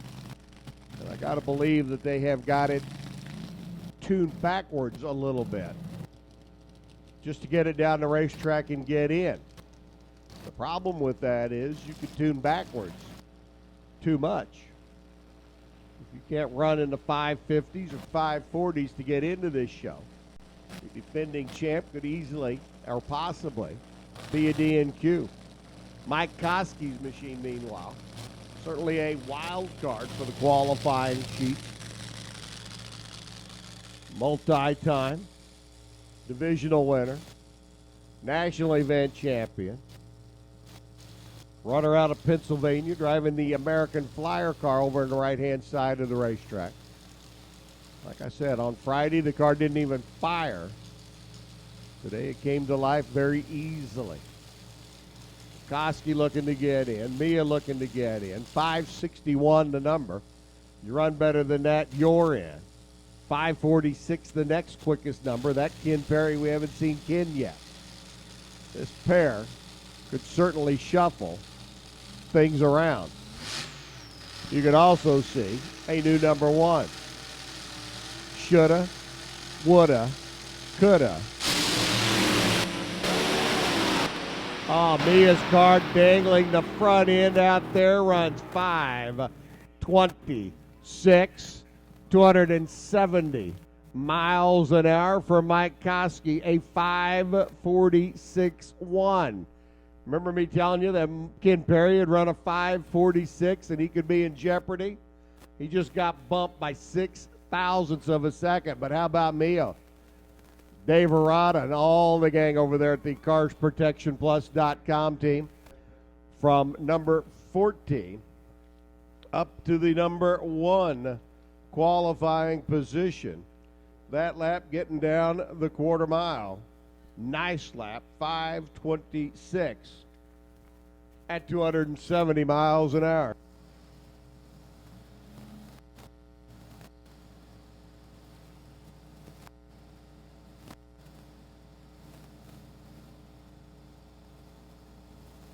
All right, so that shuffled things around a little bit. We go from a 561 bump to a 546.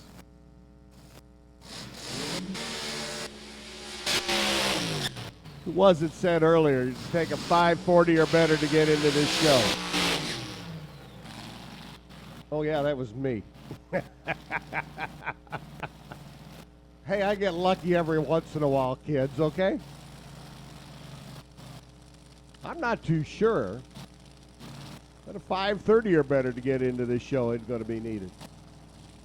John Paul's coming up, the runner out of Berkeley, Michigan, the MGM Grand machine. Gorgeous automobile over there on the left-hand side of the racetrack. They had a shut-off 571. Brandon Greco on the right-hand side, another Pennsylvania-based runner out of Greco's Automotive. That's a Joe Mondin chassis car. A pair of blown alcohol-burning machines, and I got a feel that today could be the day both of those gentlemen could step up and certainly get a good run down the racetrack. Now, right now, neither one of them in. So that 546 by Mike Koski, 541 by Marty Thacker, the last two runs in the 540 range, sitting on the 8-car qualifying sheet. Greco right side, John Paul over on the left. Again, neither car in the show. 546 to get in.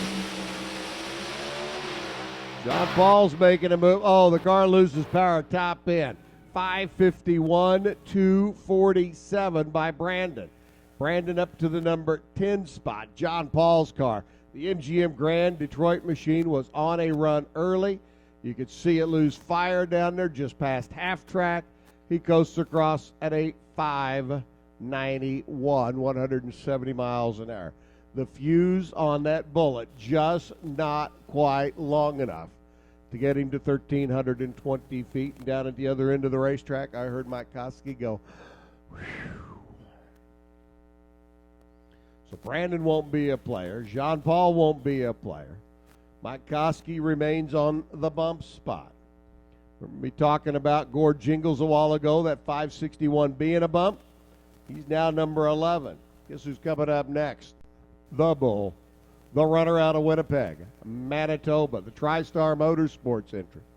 Over here on the right-hand side, injected nitromethane machine. Gord Jingles and the gang, certainly capable of running down in that 520 zone. They've done it before.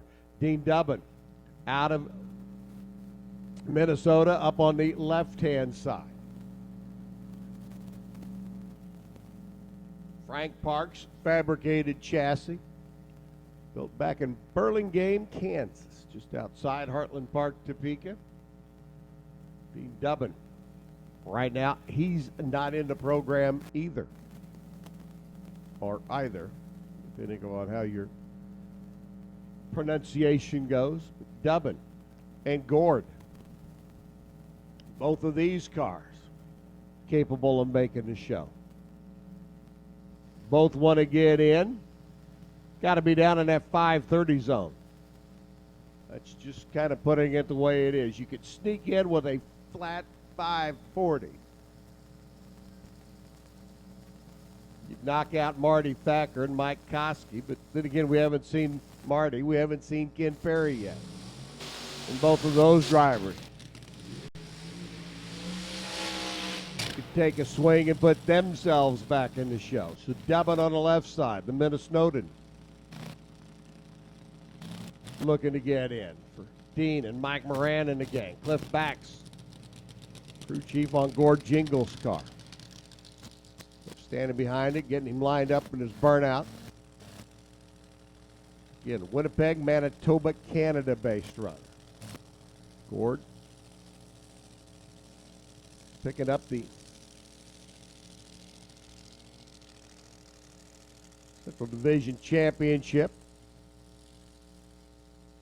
Did that at the D5 banquet back in January.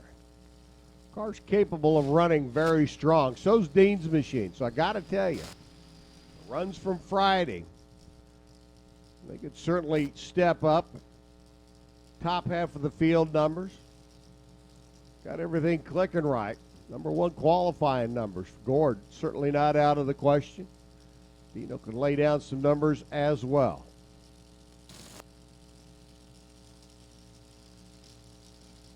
Dino left side.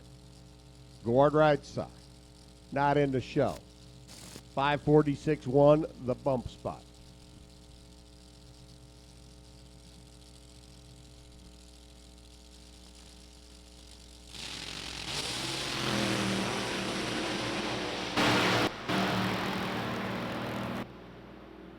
.552, 253 by Dean.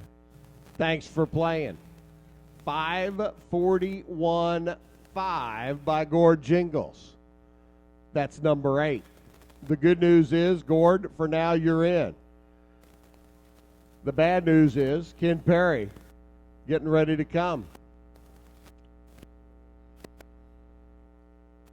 And that'll make life interesting. Mike Koski's American Flyer, great 546 lap that you saw earlier, now been bumped out. Mike's into the number 9 spot. Gord up to the number 8 spot. Ken Perry, who started off in the field as this session began, now finds himself in the number 10 spot. Krista Baldwin, young lady out of Upland, California, the Greek's granddaughter. Over here on the right-hand side, in the number 6 spot at a 5:37 on a very nice lap down the racetrack on Friday. So Perry left line. Krista right side on hold momentarily while the quad comes out from the top end. Looks like we may have lost another pilot chute down there. That's a quick retrieval. And I do believe the call's already gone out. Light them up.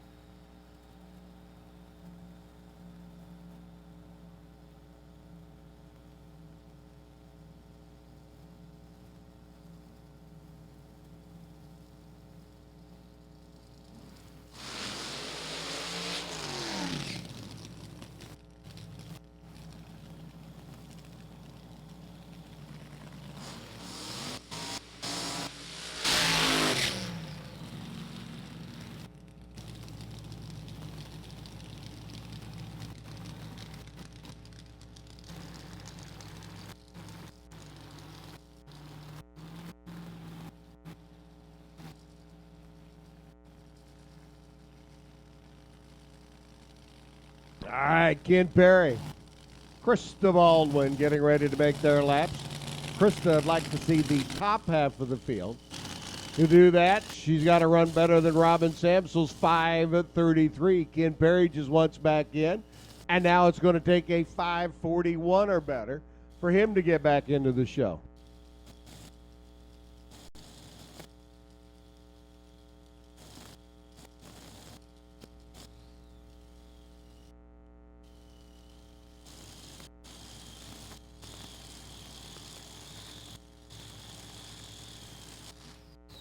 All right, Ken Perry left side. Watch the National Dragster scoreboard. Everybody on Ken's crew is going to be. You might as well watch it with them. Chris is in. That's jockeying for position. Ken Perry coming, top end, 547, 260 miles an hour. Ken's going to be the number 10 qualifier. 547 by Krista Baldwin. 10th off of her run on Friday. She will remain number 6. Gord Jingles down at the other end of the racetrack goes. Whew. He's in the number 8 spot with that 541.5. Mia leading the pack. And I do believe everybody has now made a run. Eric, Jerry, Jake, John, Dean, Brandon, Ken, Mike. Yep.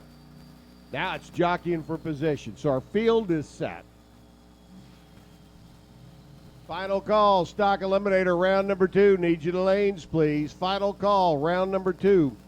Stock eliminator, needing you to the staging lanes, please. Stockers. Come on down. There's your number 1 qualifier, Mia Tedesco, making her way back to the pits. Nice lap. Go from nowhere to number 1. Marty Thacker and Brandon Boer. Brandon. Number 2 in the division last year, missed the division championship by less than 1 round of competition. Had a very small part break over in Noble, Oklahoma. His last race of the year to claim points last October. Had he been able to make and win that second round of elimination, would have passed Mia for the division championship. I'm telling you, it was a tough battle here in the division. But Mia, the defending champ, Mia, your reigning champ for the event. Brandon Boer, the number 2 in the division last year. The AB Construction entry over here on the right-hand side. Brandon's lap Friday at 5:36. Thacker's lap, a 5:41. Everybody is now in. It's a matter of where you end up preparing for round 1 of elimination.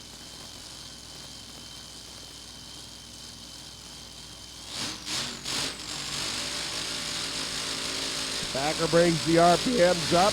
Brandon's up. Brandon doesn't go anywhere. Marty Thacker picking him up, putting him down. 541.0, 262. How about a bracket car? 541.0 on Friday. 541.0 on Sunday. 263 on Friday. 262 today. And, oh, yeah, by the way, Marty was 004 on the tree.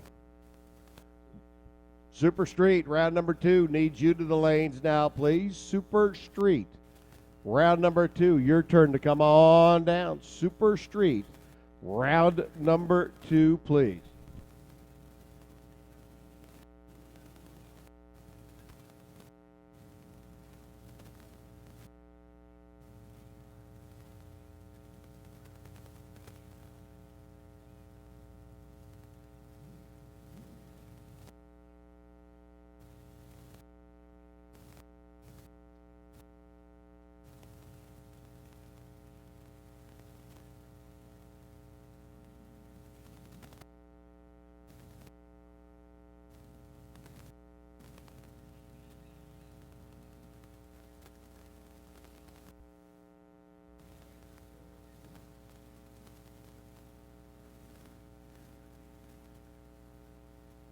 A little help down at the top end of the racetrack, getting Brandon's car off.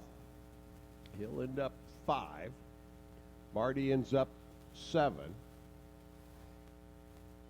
Krista will end up number 6. Jared Dreher, Robin Sampson. Last pair to make a lap. Jared number 2. Robin number 4. Looks like Ray Hack's going to pass on this session with his 5:33.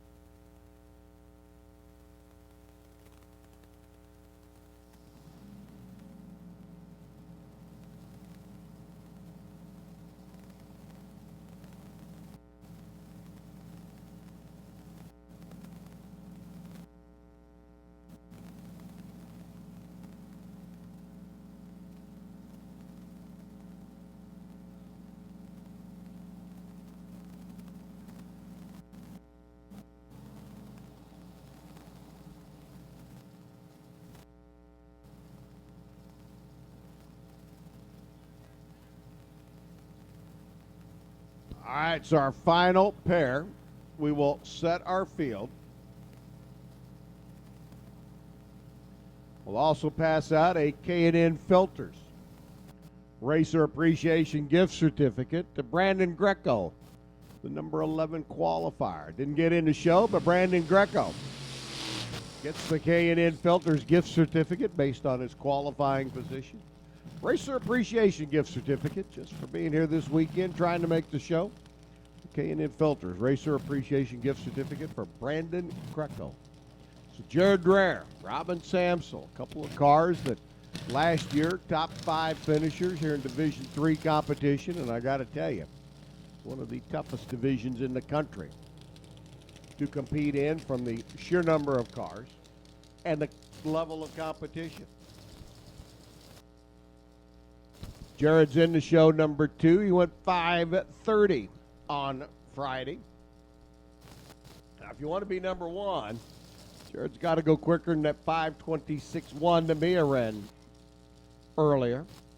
So he knows it's out there. Oh, I got to tell you, the sun has come back out. You know, that always affects things a little bit. Robin Samsel's 5:33. So both drivers within knocking distance, getting into that number 1 spot, but they're going to have to hustle to get around. Dave Harada's tuned. Mia Tedesco driven number 1 qualifying car so far.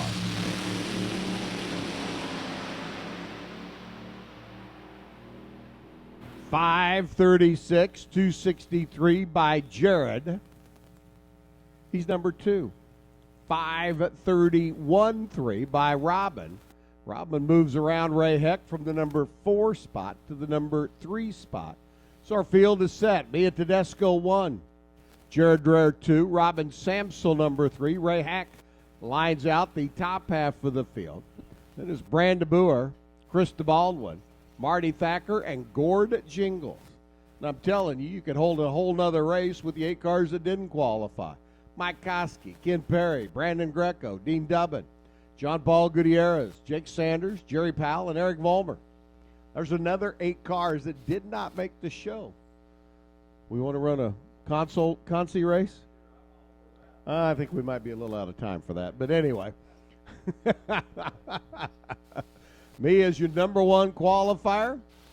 Looking to see if she can put it in the winner's circle here again this year. Your defending champ.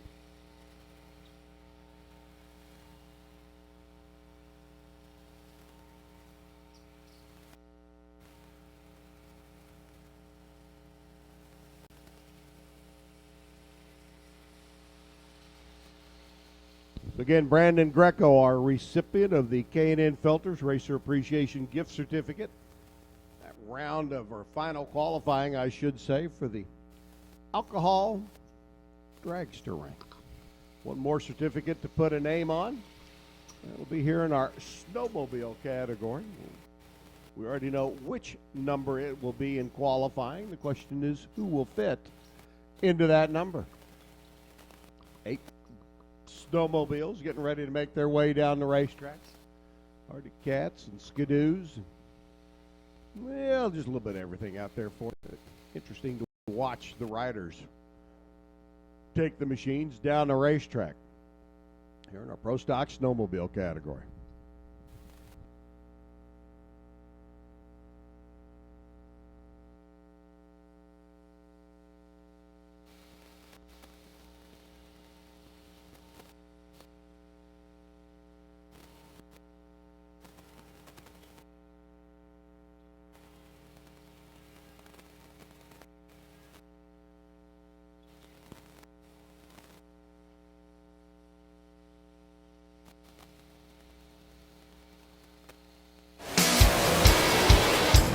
Starting line prep work. NHRA All Access is your exclusive ticket to watch live racing from the comfort of your own home or on the go all season long.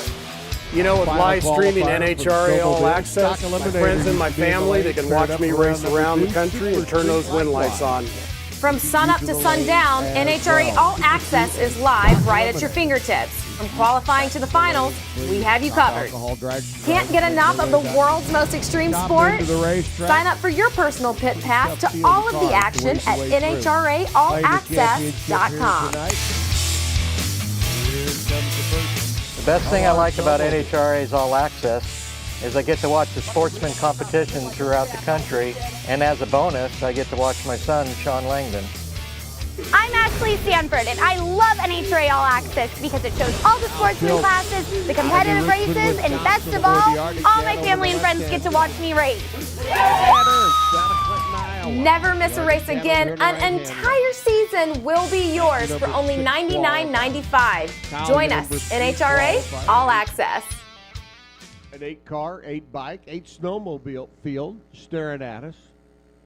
Right now, jockeying for position to see whom will run who, or who will run whom. I think I need to check with my English teacher on that. Out of the gate they go, working their way down track. 8.5 second, 9 second runners, 8:42. 150 miles an hour for Kyle, 8:37 at 150 miles an hour for Matt. Matt jumps from the number 6 spot up to the number 2 spot. Takes Kyle from the number 3 spot, moves him back to the number 4 spot. Can you say shuffle? I knew you could. Kurt Schultz, Louis Werble. Louis, your number 1 qualifier. Aboard is Skidoo. In fact, a pair of Skidoos. So we go from a pair of Arctic Cats to a pair of Skidoos. The Saginaw-based Skidoo. Kurt Schultz over on the left-hand side. Number 6 qualifier, Louis Werble. Over in right lane, coming down from Marion, Michigan. 8:36 yesterday, or Friday, goes 8:59 today. 8:97. Kurt will stay number 6. Louis stays number 1 for now. It looks like that's going to be it for our snowmobiles today. Number 6 qualifier, Kurt Schultz, the recipient of the K&N Filters gift certificate for all of our racers as a show of appreciation. So Kurt Schultz out of that number 6 spot. Just saw him go down the racetrack. He got shuffled around because of Matt Hurst's run. Matt just gave him the K&N Filter certificate.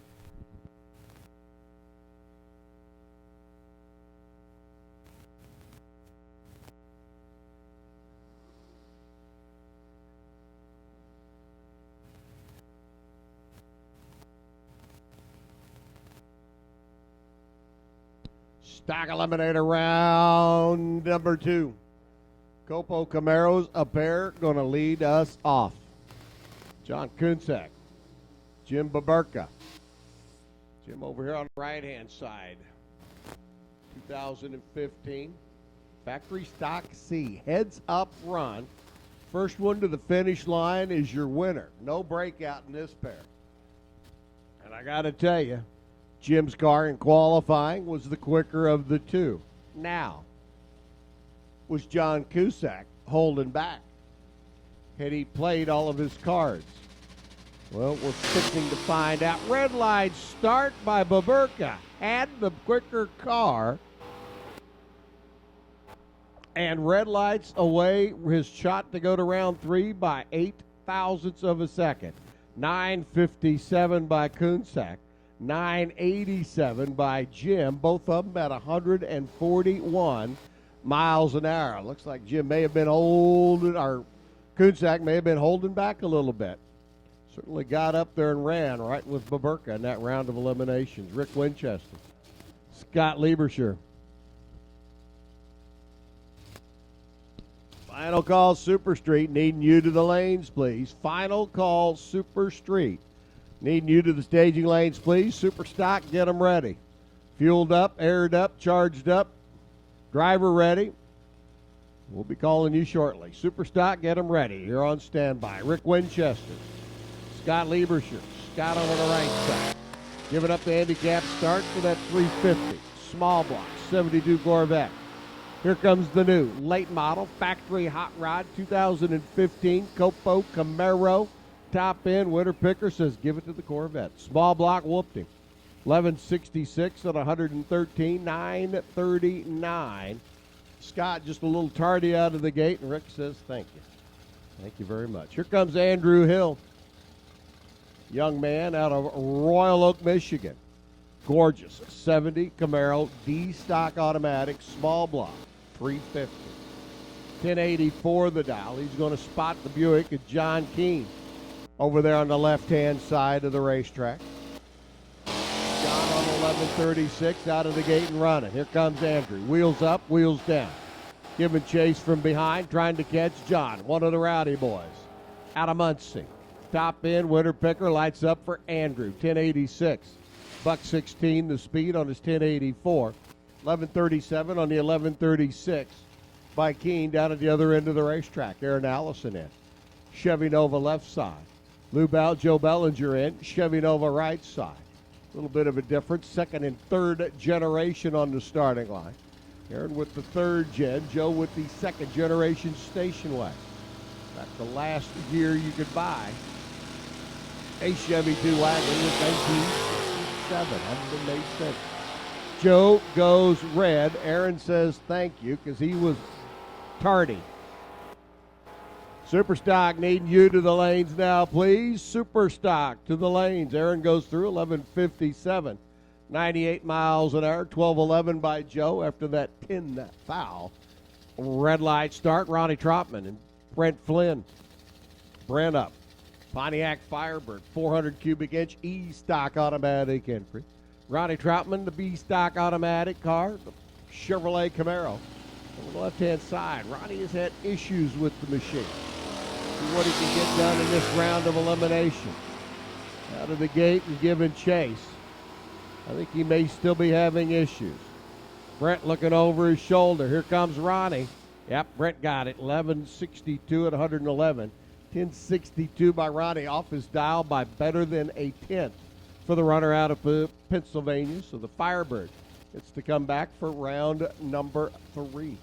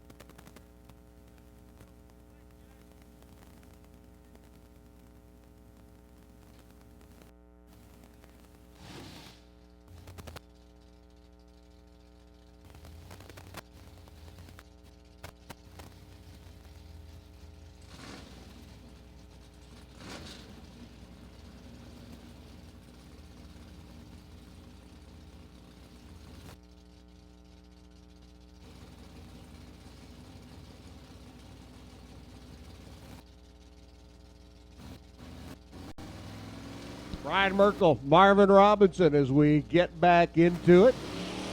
Merkel gets the win.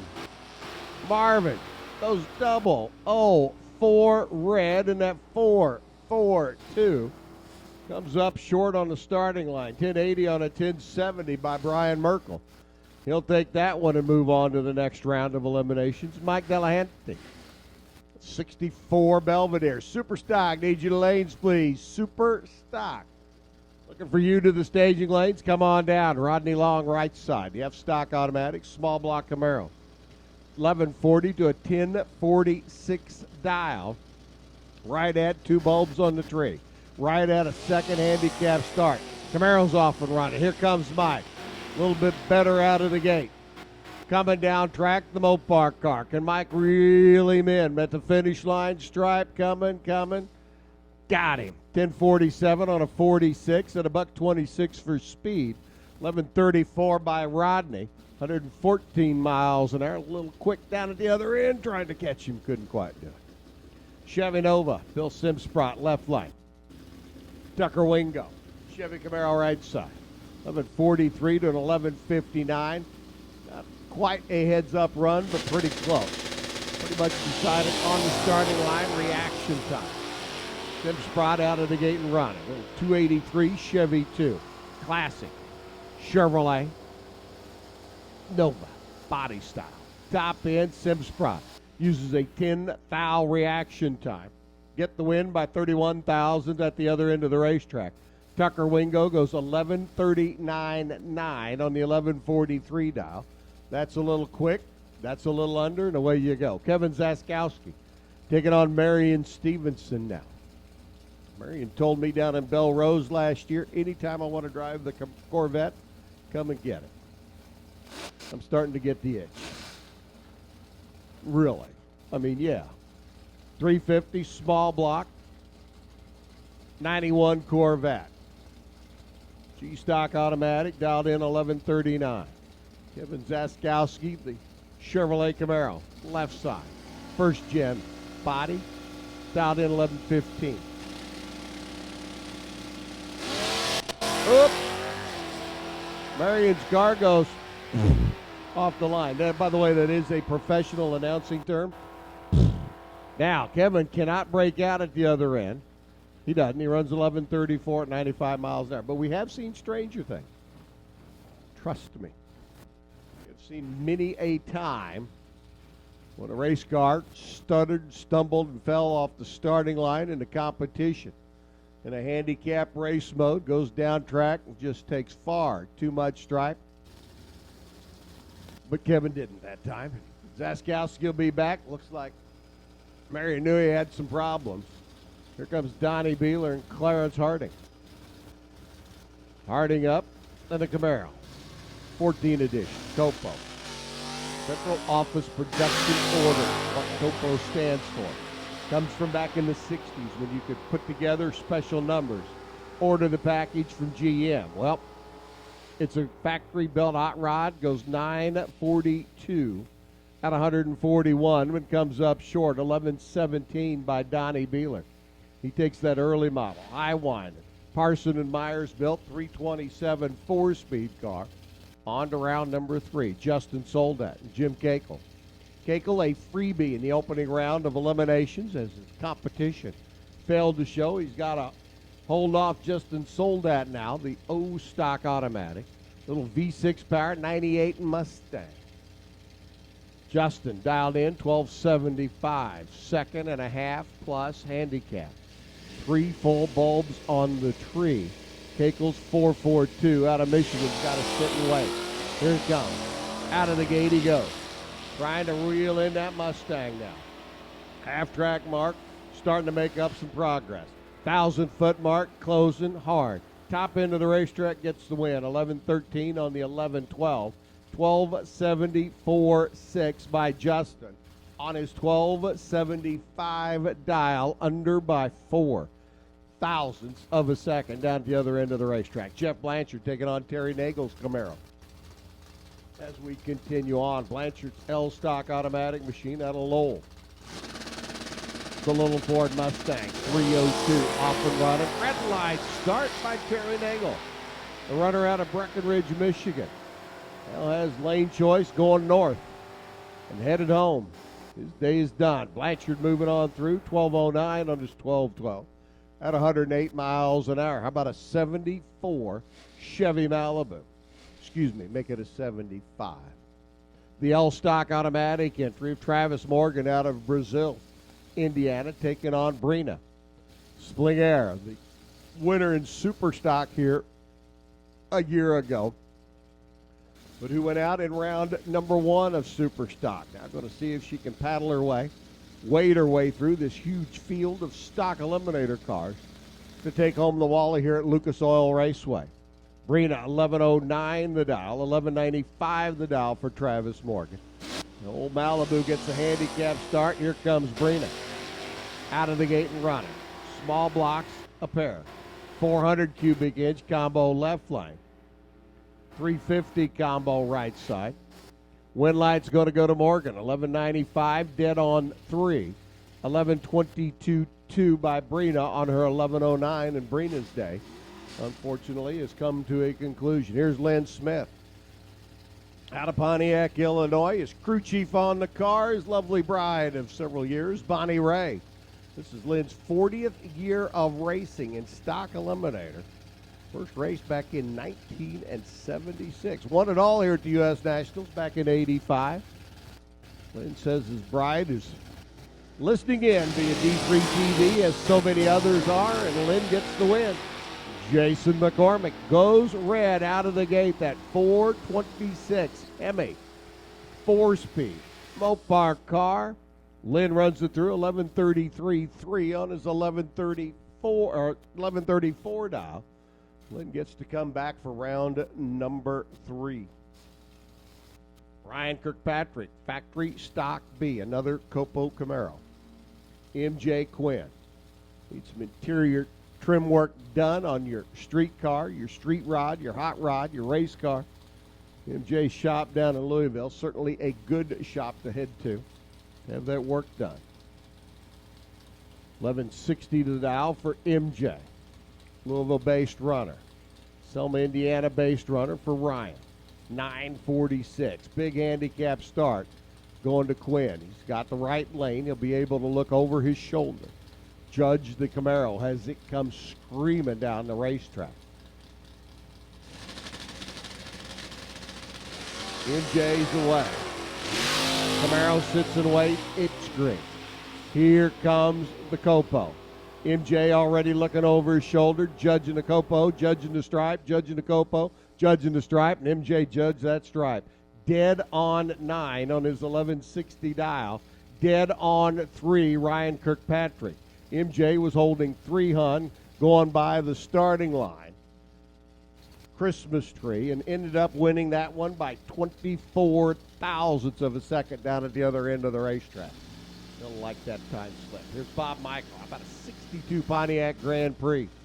Superstock, need you to lanes, please. Superstock to the staging lanes. Come on down. Michael taking on Ryan Rudrick's 340 Duster. Out of the gate they go. That is a classic 62 Pontiac Grand Prix 389 combination. Closing, top end, going to round number 3. 11.88 on the 87. 11.44 on the 11.34. Ryan had the better light, chased him down to the finish line, says, Bob, you want it? You got it, because I think you're going to break out. Only problem was, Ryan was incorrect. Here's Joey Ship, 20-year-old youngster out of that racing Ship family. Whiteland, Indiana-based machine, the 70 Nova. Taking on Chris Stevenson. Tipton-based 350 Buick. It's the Nova, the Buick, Apollo. Going at it here. Round number 2. Let's see if Joey can move on. I'm sure they're listening in down in Baytown. Both Butler's training. Here comes Joey. 2 good lights. This is going to be fun. Rocking, rolling. Top end of the racetrack. Stevenson at the stripe. Not going to do it. 11.79. Joey Ship's your winner. 97 miles an hour. 12.41. 109 by Chris Stevenson. And Joey moves to round number 3. Buddy Hughes taking on Mike Pustley. Mike over here on the right side. Chassis builder out of Almont, Michigan. Builds the roll cages. I should say the chassis, but the roll cages, and ties a lot of these late model factory stock and super stock cars together. Mike wheeling his new Copo car over here on the right side. Giving us a pretty good handicap start to Buddy Hughes. Buddy goes red. 1 foul too quick. The 11.92 to 10.38 dialed. difference now becomes for naught. 1040 by Mike on his 1038 dial. 129 miles an hour. Buddy had 1195 after that 001 red. Steve Zorning. Now the TCI McCormick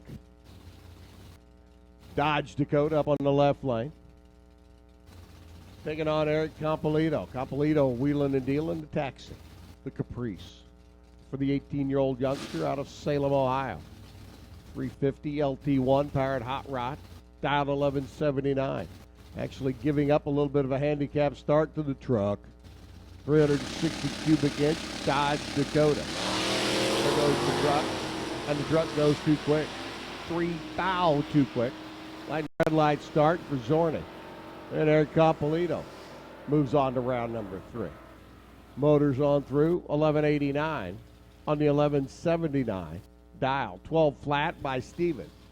The red light start and negates every effort he put out after that going down the racetrack. Charlie Downing and T.C. Morris. By the way, somebody tell Charlie I haven't seen my $20 bill yet. He lost the bet. He still owes me.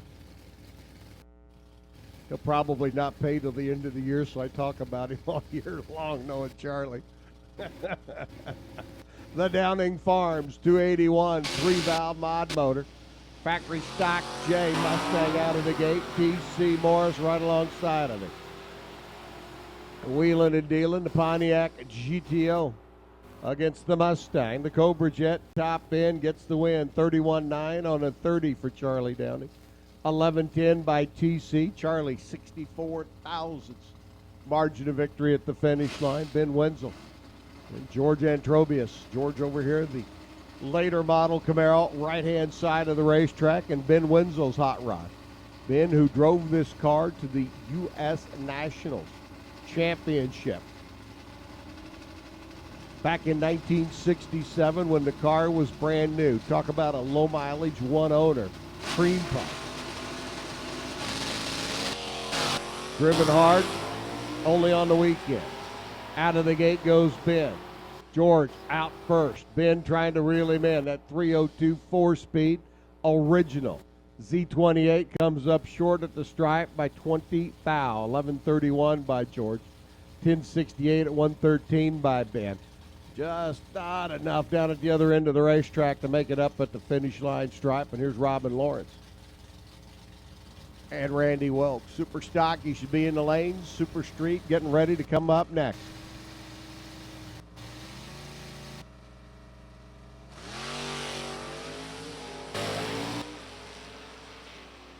Robin Lawrence in the Copo. Working away down track. Coming, trying to chase down Randy. Chases him down by too much. 942 on a 943. Too quick by 7 thou. 1031 for Randy Wilkes. That's good for the W at 120. Robin goes down, takes the finish line stripe by 12 thousandths of a second. Breaks out by 7 of them. 5 thousandths of a second. The margin there for the Copo Camaro to adjust and get everything finalized at the finish line, and just not enough time to get her done. Here's Danny Hillman and Matt Lund. Lund out of Bettendorf, the Quad Cities, Iowa-based runner.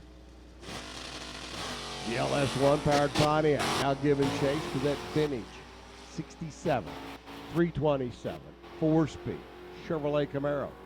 Peel the decals off that puppy and take it to Barrett Jackson or Russo and Steele, one of the two. 1175, 112. Denny's day is done. 1067, Matt Lund gets the win. Pretty much dead even out of the gate. Matt able to run just a little bit better at the other end. Goes 1067. Takes the stripe and the win by 20 thousandths of a second in round number 2. Stock Eliminator in the books. Super Street getting ready to come up next. Super Stock has been called.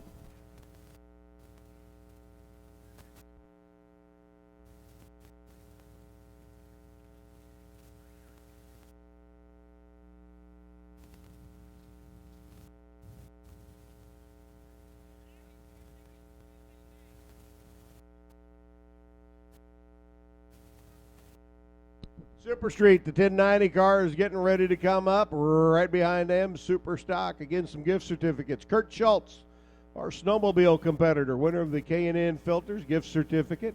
Brandon Greco in Top Alcohol Dragster, we have a certificate for you. Rob Feister in Top Alcohol Funny Car, you too a winner of the K&N Filters Racer Appreciation gift certificate. And Ray Skillman for Comp, you are the winner there as well. Super Street getting ready to come at us. I'm going to take a break, see if I can go find something to gargle with or eat or munch on. I'm hungry. They don't cater steak up here to the tower? I don't think so. All right, Super Street coming at us. Ron Ruggles getting ready to tell you all about the 1090 cars.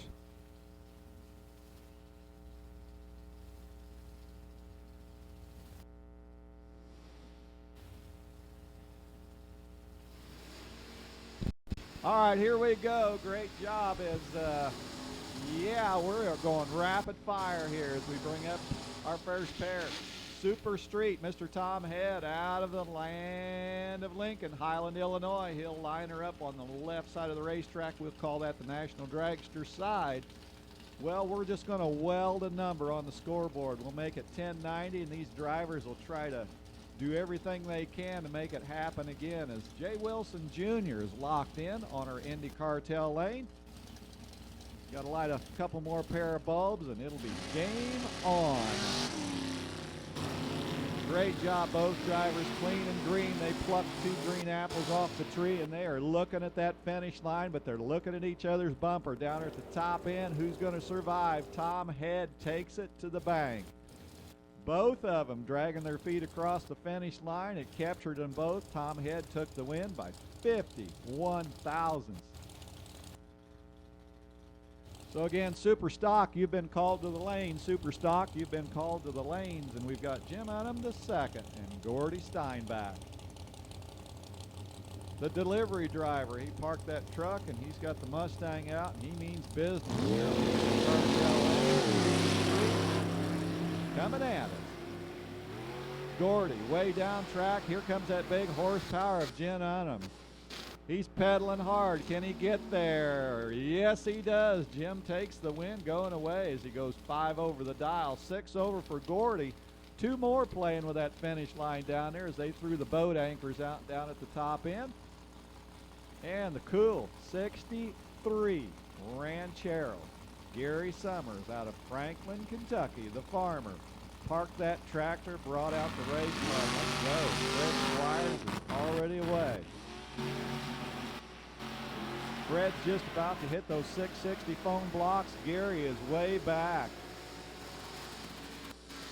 And Winlight easily going away as Fred Squires' problem sets in for Gary Summers from the get-go. He could not get that Ranchero off the line. And it cost him big time as Jason Satterley moves in on the west side of our racetrack. Out of Lawrenceburg, Kentucky, the machine builder with the Flying Firebird. And the Camaro, Damian Hazelton. Out of Continental, Ohio, the Buckeye State. Great start, both drivers inside that bulb as the finish line. Waiting. Super Stock have been called to lane. Super Gas, come on down. Damian Hazelton takes that win as he goes 1 over for the victory. Takes it down by 22 thou. Jason had the bulb out of the gate, goes 4 over the dial and goes down this time as Pam Keener with that gorgeous 96 Chevy S10 pick-em-up truck. Beautiful car. Or truck out of Greenwood, Indiana. Michael Graham in Malibu has the win. With a short race out of the gate. Pam got caught trying to sneak out of the staging area a little early there. Painted it red on the left side. Michael paints the victory on the time slip down there as he goes 2 over, rolling on through. Both of them going 2 over. If they'd have been clean and green, that would have been a battle at the finish line. Mark Smith with his Mustang out of Bowling Green, Kentucky. One of the stops on the Division III trail. And Ed Jurasic out of Elyria, Ohio with the Mustang. We got a pair of Mustangs running wild here today at Lucas Oil Raceway. Ray Skillman Chevrolet Spring Spectacle of Speed, and we are hammered down. Mark Smith, a little too early as he put the red bulb on bright over there on the left side. Ed's got the win, goes dead 8. How about a 22 thou pack as Mark will park the race car for the rest of the weekend. Roger Weaver and that fire engine red 67 fastback Mustang. Roger and Judy Weaver have got plans to hang around all afternoon, but Craig Meyer standing in the way with the 62 Fury. The machinist.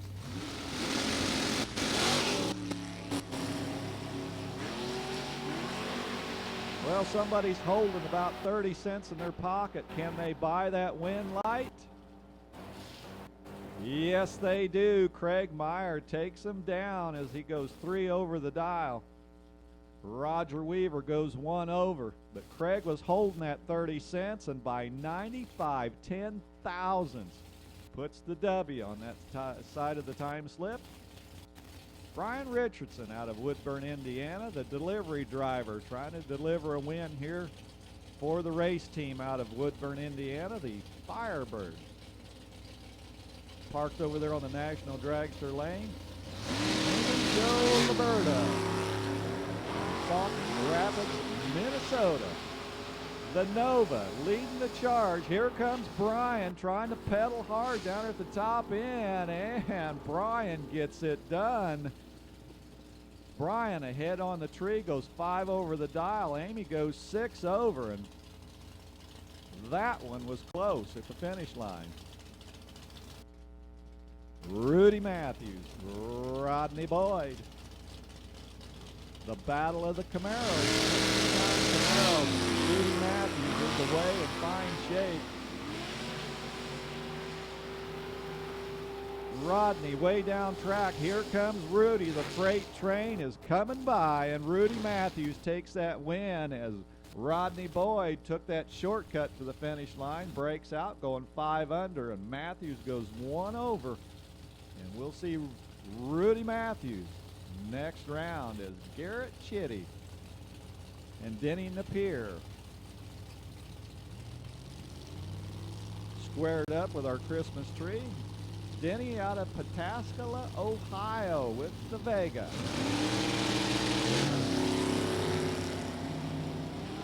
Good looking run at the tree as they busted the bulb, both of them, and it is battle time down at the top end of the racetrack as they wrestled for that win, and Denny Napier takes it home with a 1092 pass as Garrett Chitty going 1095, 36 thousandths margin of victory for the Vega.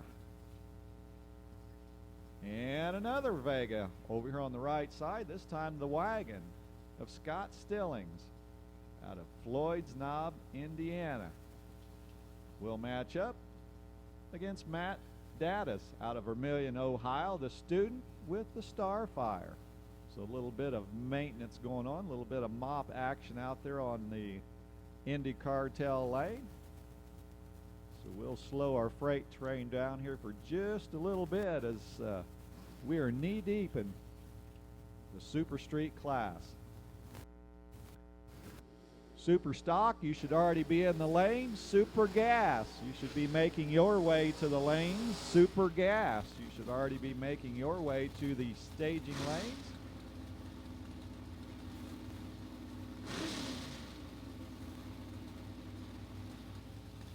So Matt and Scott starting that precarious staging process.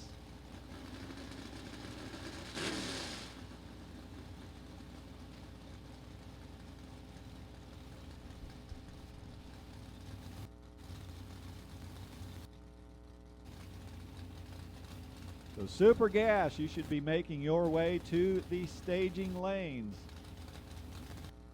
And Super Stock, you should already be in place. And it's wheels up for both racers. Matt trying to catch up, Will he run out of real estate? Nope. He goes dead 9. That's a 16 pack. Get back. Scott Stillings kept the pedal down and goes 2 under with the Vega wagon. So Bob Schmidt, Phil Smida, the Cavalier, and the 67 Chevy 2 locking horns this round of Super Street. Bob Schmidt, the Grove City, Ohio retired fire chief. So Phil Smite out of Canfield, Ohio. He'll park on the east side of the racetrack. Released, and Bob got caught. He's 5 red, and he's out of here as Phil Smita keeps the beat going on. Smita goes ahead and takes it down to the deep end, goes 4 over. Bob goes 4 under, but got caught trying to get that advantage down here at the start as Ricky Shipp and David Whitefoot heading out.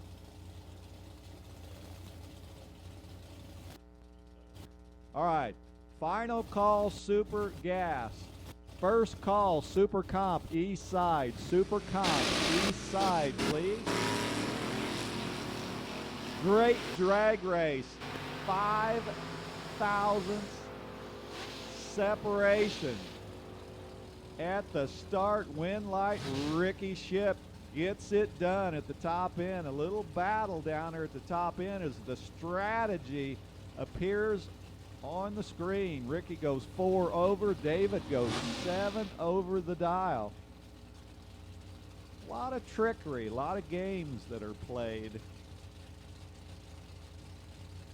These racers are the best in the business of trying to turn that wind light on. And it's fun watching from the top side as Alex Miller and Scott Sattler duke it out. Alex a little anxious over there. He'll park that race car. Meanwhile, Scott Sattler's got to keep moving on. Just trying it out. He breaks out by 1/8 thou, but Alex Miller done and gone.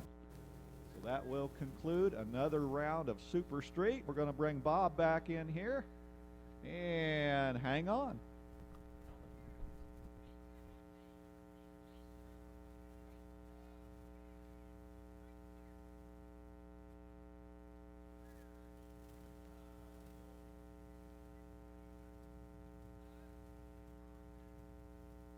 Round number 2. Stock Eliminator in the books. Round number 2 of Super Street in the books. Round number 2 of Super Gas getting ready to come up. Or Super Stock getting ready to come up. Super Gas and Super Comp have both been called to the lanes. Come on down. Super Stock, Super Gas, Super Comp getting ready to come at you. Looks like some first round of eliminations in our top Dragster Comp Eliminator, top Sportsman category is going to be coming around the corner here shortly as well. So continue to work our way through round of eliminations this afternoon.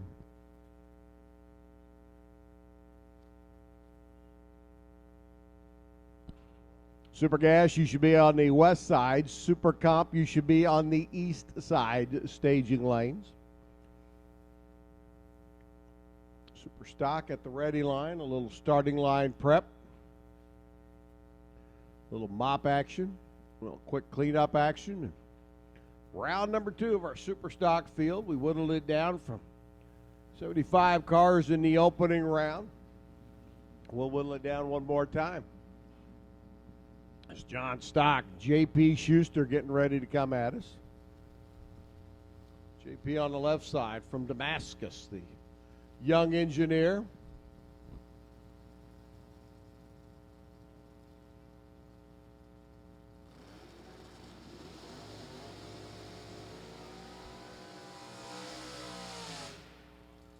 JP's GT truck, 350 small block, Chevy S10 on the left side.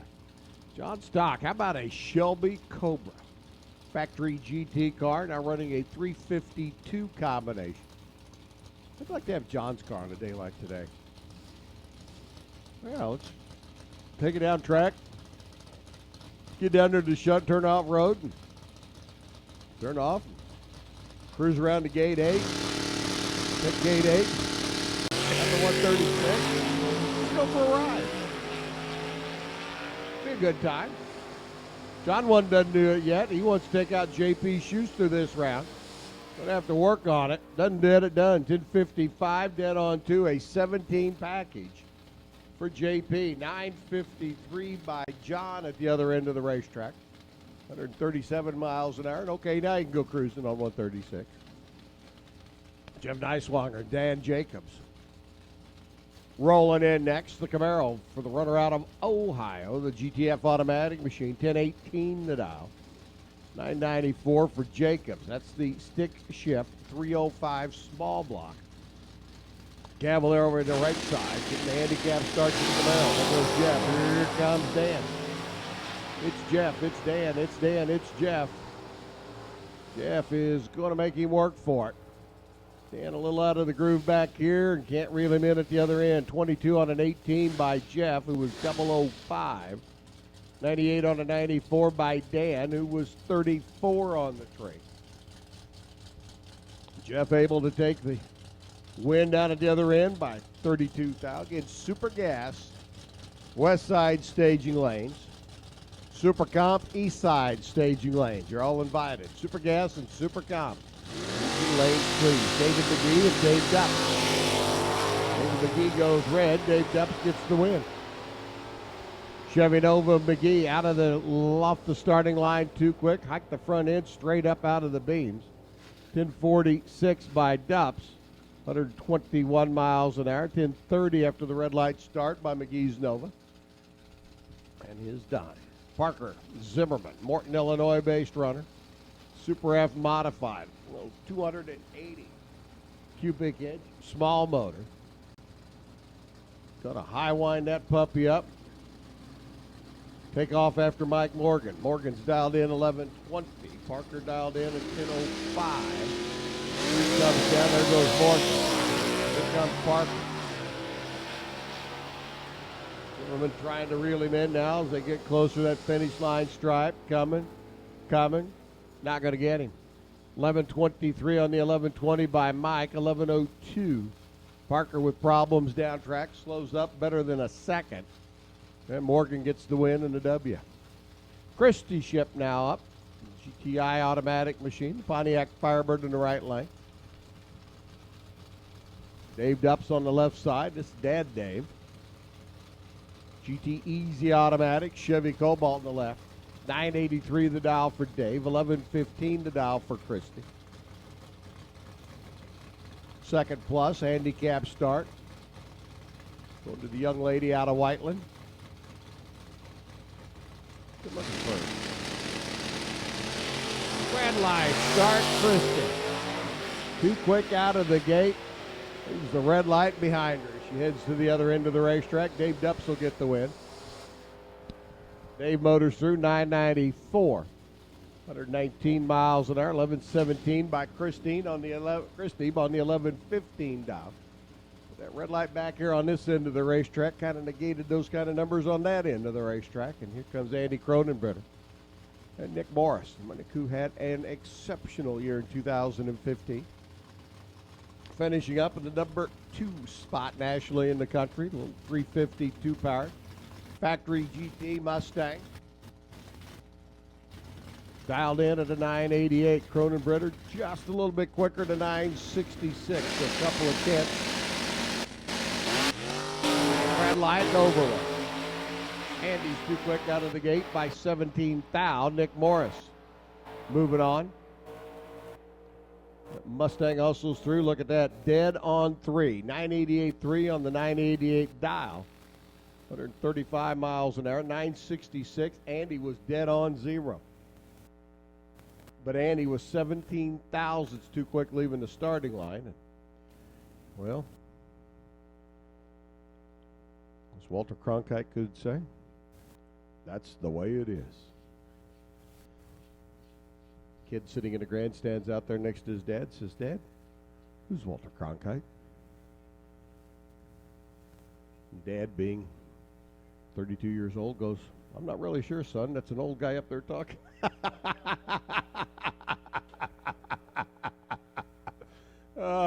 The only reason I know that's because I said that in front of my 25-year-old daughter the other day, and she said, "Who's Walter Cronkite?" And I'm like, seriously? Yeah, well.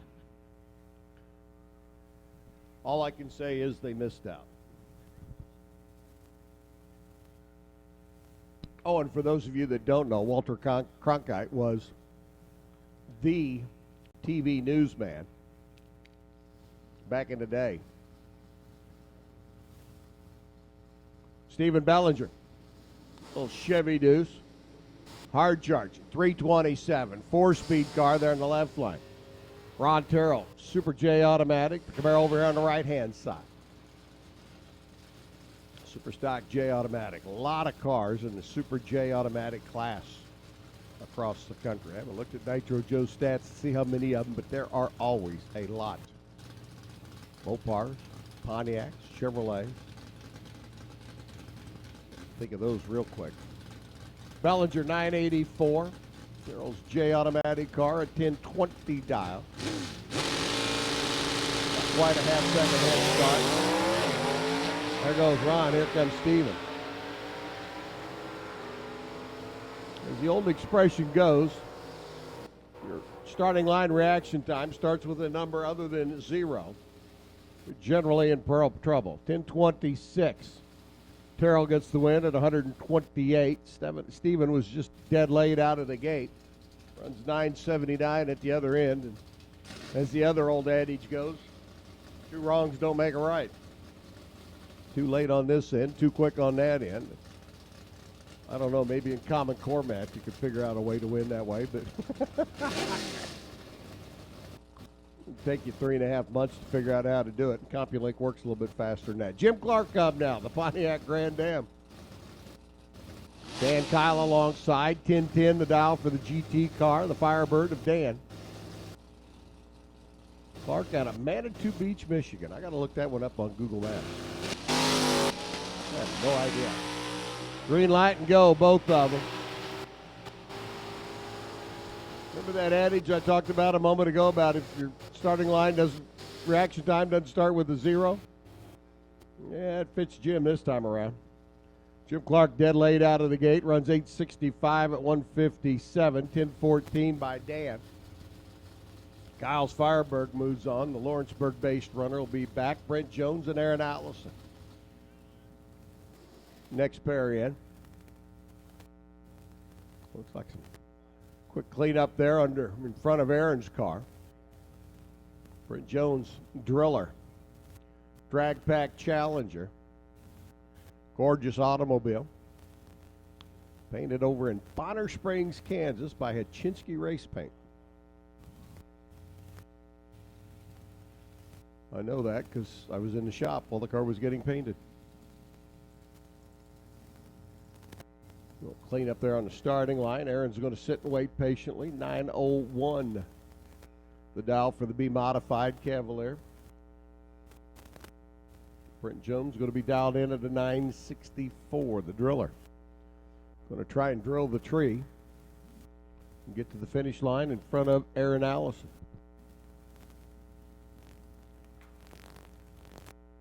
We want to put out a congratulations to our best engineered winner this weekend. Stephanie Shelton got a new Carlisle, Ohio, or Super Comp ride for the cardiovascular technician. Picking up the Best Engineered Award and the Best Appearing Car Award going to Chuck Bohannon. That gorgeous 67 Corvette Super H automatic machine, little 327 combination. And a beautiful car. Congratulations, Stephanie and Chuck, for their respective best awards. Young lady for Best Engineered, Chuck for Best Appearing. Here we go. Brent Jones. Aaron Allison. So we pick the pace back up again with round number 2, Super Stock. Round 2, Super Gas. Round 2, Super Comp. You should be in your respective lanes. Aaron Allison goes 1 red, the Driller. Drilled the tree and gets to come back for round 3. 964, dead on 8. How about a 19 thousandths package for Brent Jones? 138 miles an hour. 904 by Aaron after the red light start. Jeff Dona and Joe Covert. Super H automatic machine for Jeff out of Missouri, the Show Me State runner. Gorgeous Pontiac Firebird over on the left-hand side. Covert coming down from Wisconsin. That would be the Milwaukee Auto Auction. Harley Davidson machine over there on the right-hand side. Probably tell which one's the Harley machine by the paint job. Arthur Joe, little wiggle out of the gate. I got to open up the door for Jeff at the other end of the racetrack. Joe's coming. Can't get there. 912 on a 918. 136 miles an hour. 992 dead on 9 by Jeff Dona. Arthur Joe came screaming by at 136 miles an hour, trying to take the finish line stripe in the W and got way too much stripe. Gary Summers, 4-speed, 302 Mustang. Joe Ewing, Ferretti strip, an RU 455, the 68 Dart. 340 factory GT car. So I'd like to have it over in my dream warehouse. Put the decals off of that puppy, put some mufflers on it, go cruise on Saturday night. Here comes Joe, top pin, closing, can't get there. 1075 on a 70. 1109 on an 06. Pretty much dead even out of the gate. Summers able to get the stripe and the win by 23 thousandths of a second. Down at the other end. So Cindy's happy, Gary's happy, and they'll be back for round number 3. Zach running. And Ronnie Trotman. Ronnie up on the right-hand side, the 85 Grand Am. Zach and the Cutlass. 1070 to a 942. 1.3 second handicap start. Zach's going to be off and running.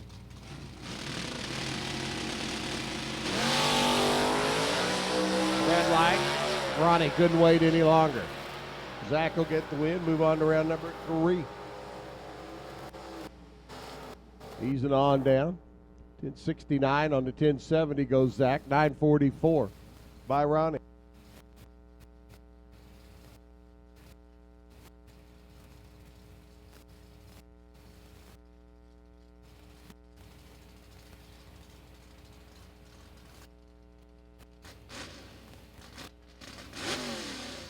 Chuck Bohannon, here is your best appearing car award winner.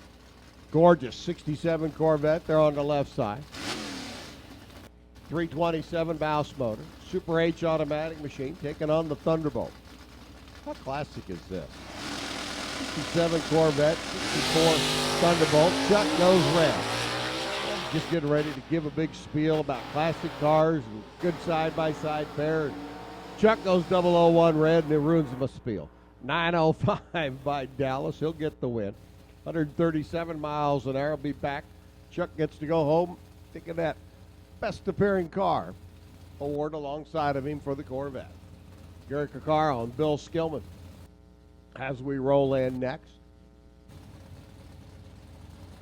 Bill on the right side, the factory Super Stock E. Skillman Auto.com or RaySkillman.com, I should say. Gary out of Florida, left side of the racetrack. 888 the dial, 907 for Skillman. Close it, top in, Skillman wins it. 909 on the 907. 889 on the 888 dial. Better off the line was Bill. Better at the stripe by 4 thou was Bill. Todd France and Jeremy Mudd. Our next 2 contestants, round number 2 of Superstock. Todd's GTC automatic runner. Chevy Cavalier. Runner coming up from Louisville. Mud C modified. Grand Am over here on the right-hand side. A pair of drivers from Kentucky drove all the way to Indiana to race each other, so one of them can turn around and go back before the other. But trust me, neither one wants to. Oh, baby, this one's going to be fun. Yes, indeedy, Petey. Win light's going to go on for Jeremy. 920 he was 007 out of the gate. 928, I stand corrected. 9:53.9. Todd was 15 on the tree. Gets down, takes 14 thou stripe, and breaks out by 1/1000th of a second. He'll be concentrating on comp. Dave Tincher and Chad Taylor. Chad, the young version of Dad Jeff, the engine builder, Indiana-based runner. Tincher there on the left side, the Bogus Racing Chevy Cavalier. Red light, David. Green light, Chad. David getting a little close to that center stripe. Ease it back on in. He does, but the win goes to Taylor. 9:59 at 1:39. Tincher, after the red light start, runs a 9:86 lap if you're scoring back in the pit area or via D3 TV. Larry Hodge and Ray Skillman. Saw Bill earlier. Here comes Ray. Number 1 qualifier. The Cobra Jet over here on the right-hand side of the racetrack from Larry Hodge. The Monte Carlo. 10:57 the dial. About a second and a half. 3 bulbs on the green handicap start. There goes Larry. Here comes Ray. Oh, baby. Watch that Mustang close. Top end. Coming. Got him. 889 on the 887. Good for the win. 10:57. Dead on 9. Skillman was 0-5. Parlays it into a 76 thou. Win at the stripe. Keith Lynch and Ryan Richardson. Young member of that Richardson Racing clan. Greenbrier, Tennessee based these days. Taking on Keith Lynch, the former 2-time world champ over there on the left-hand side of the racetrack. Stock K, drag pack challenge, 986. Spots the kid on a 1024. Pretty even out of the gate. Minor advantage goes to the Mopar car. Win light, though, goes to the kid on a double breakout. 1020 on a 1024, 979 on a 983. True margin of victory once you take all the little numbers, the big numbers, put them all together, put them in a pot and stir. 0.02 of a second for Ryan. Mike Lund and Scott Stillings, final pairs. Super stock, round number 2. Super gas, you're not in the lanes for round 2, you're late. The first pair's already at the ready line. Buzz GTE automatic car, off and running. Here comes Scotty. Sitting, waiting patiently. Let me tell you from personal experience, that Grand Am comes screaming by. Top end of the racetrack, 872, 153 miles an hour. Lund goes 10-11 at 129. I was going 114 one day when Scott went blowing by me at 150. And guess who got the win? Yeah, you're right, Scott did. So that puts round 2 of Super Stock in the books. We've whittled our 75-car field down not once but twice now. Super Gas getting ready to come up next. Ron's going to come back, tell you a little bit about this.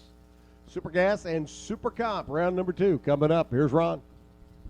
All right, thank you very much, Bob. Bob's been doing a fantastic job keeping the train a-rolling here, so we'll jump in here for Super Gas. Well, we're going to weld another set of numbers up there. This time it's 990, and we'll lead out the parade here, the Super Gas parade with Troy Coughlin Jr. He'll park under the Indy Cartel lane, and Austin Benner is the opponent with the Chevy Roadster. So the Jegs.com bright yellow machine trying to get into round number 3 of Super Gas. The terrain gets rougher. Hills get taller. Whoa, baby, somebody holding a little bit in their pocket. Is it enough? They're staring at each other's bumper down there. TJ takes it home. He goes 10:02. How about a 10:03 for Austin? And I guarantee you one thing, a lot of strategy was being played at the finish line on that pair. Nope, they're not off that far on that 990 number. They were playing the dragging the foot game down there at the finish line as Doug Croft and Dale Barnard are up. Final call, Super Comp, final call. Doug Croft out of Wabash, Indiana, the general contractor. He's going to try to construct a win down here at the finish line with his Firebird. Boy, it's gorgeous. Tool and molding. Well, I'll tell you what. He just grabbed the wrong spray paint can. He grabbed the red one and painted the bulb on the left side instead of the green one. As Doug Croft takes it going away. Doug kept the pedal down. He goes 2 under as Dale ends up going 3 over after the red-eye flight. Leo Zinda and Luke Bogacki. Cool Hand Luke, former world champ, sits idle over there. Luke Bogacki on the Indy Cartel lane, sponsored by Mickey Thompson. 63 Corvette, just about to take a cruise with the top down. Leo Zinda, the Ring and Pinion Shop Cavalier, out of Clinton Township, Michigan. So Cool Hand Luke, he's last to go in. And away they go. This is an outstanding start. Let the fighting begin. 660's gone. Here comes the finish line win light. Leo Zinda wrestles that win away by .0006. That's all there was at the end of the finish of that race. That was an outstanding run at the finish line as Skeeter Wayne and Paul Richardson lined up. Here we go. The power is being applied to the rear tires. Paul Richardson behind. He is pedaling hard, but he gets there too quick by 7th. Thou on the breakout. Skeeter Wayne gets it done. He goes 5 over and keeps it clean as he'll see Skeeter again. Charlie Flanagan Jr., Steve Hoyt sneaking up on that Christmas tree. Steve Hoyt on the east side of the track. Steve and Jen, 63 Corvette out of Fort Wayne, Indiana. Steve looks west. There's Charles Flanagan. The Flanagan's Car Care Camaro up to the task.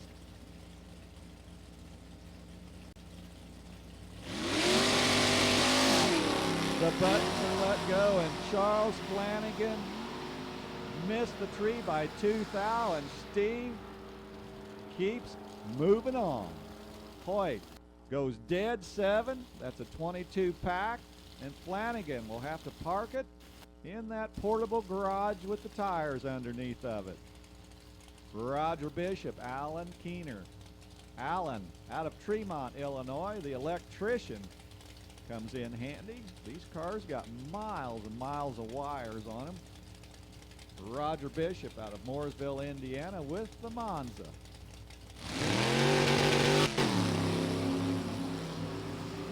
Whoa, baby. Hang on. Here comes the finish line. Nobody gave anything up at the starting line, and Allen gets it done. He goes 1 over, and by 34th thou, he can't put that car away, but Roger will have to park it and watch.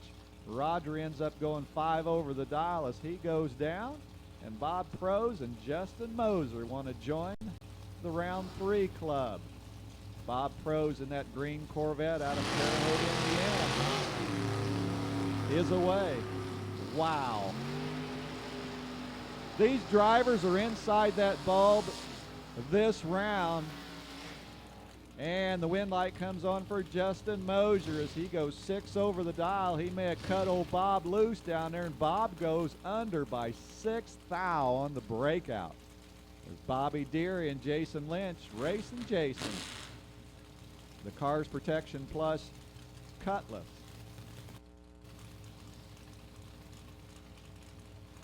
Taking a deep breath, tightening the belts over there on the right side as Jason moves in. Bobby Deary in the cool Dodge Colt, sponsored by Goodyear, Kendall Oil, and Holly, out of Indianapolis, Indiana.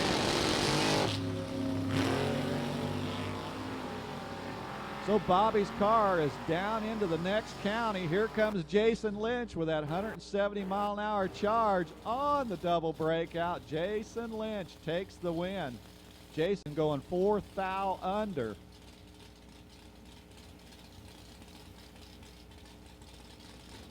And Bobby going full 5 under. Jim Bobby. Rick Sarmento away in fine shape.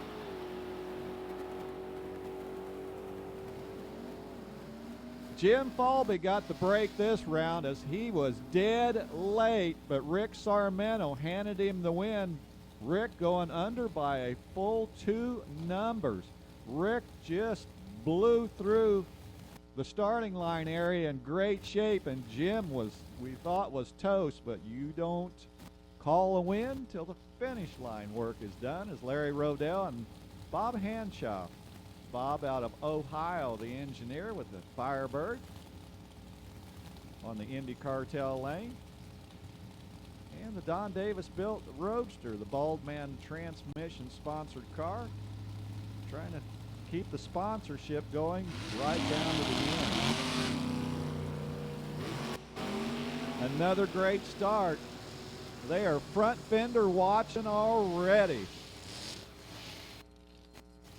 And Larry Rodell goes 3 over for the win as Bob Hanshaw left a little too much room down there as he goes 5 over. And Larry goes roaring right around him for the win by 28 thousandths as Connie Rudy and Rocky Clark.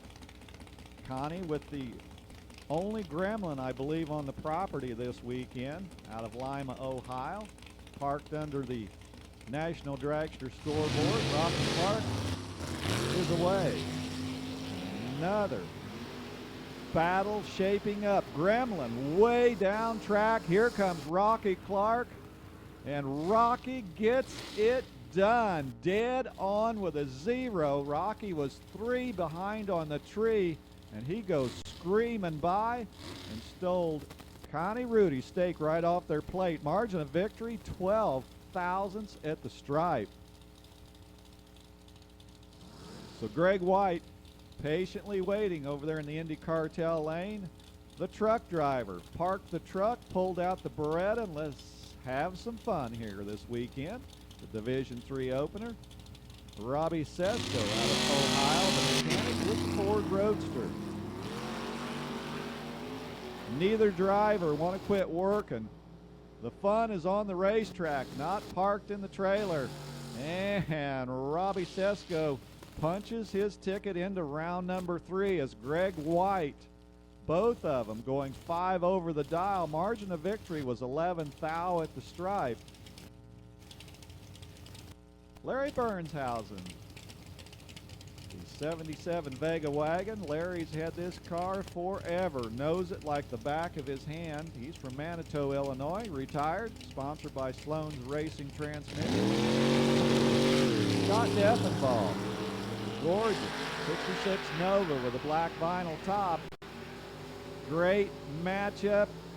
Who's going to fight for the win? It will be Larry Bernshausen taking it away from Scott down at the finish line. Scott goes 1 over, Larry goes 2 over, and the reaction time by Bernshausen helps seal the deal at the finish line.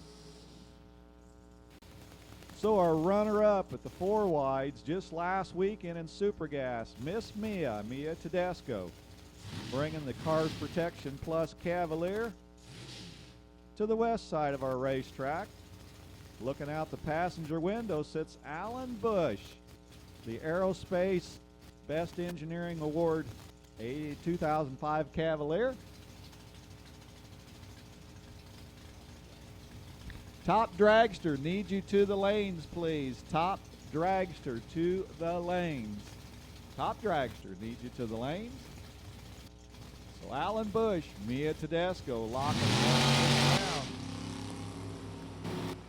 And the Cars Protection Plus car is down track. Here comes Alan Bush, but it's already over as Alan goes 2 thou red, and Mia says thank you very much. Mia goes 1 over the dial just to fill out the time slip as the data collecting continues, just like it was time runs. Rob Moser, Joe Fisher.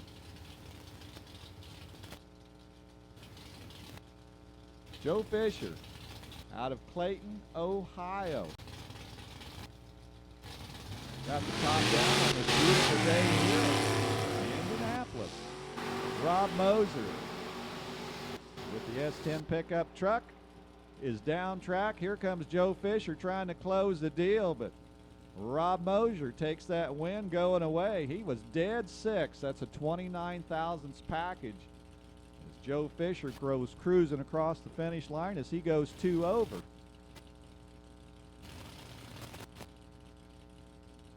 So another one of the popular body styles, another Cavalier, this time Mike Keenan is away. It is over as Kenny had a good plan, but the car moved and he got caught.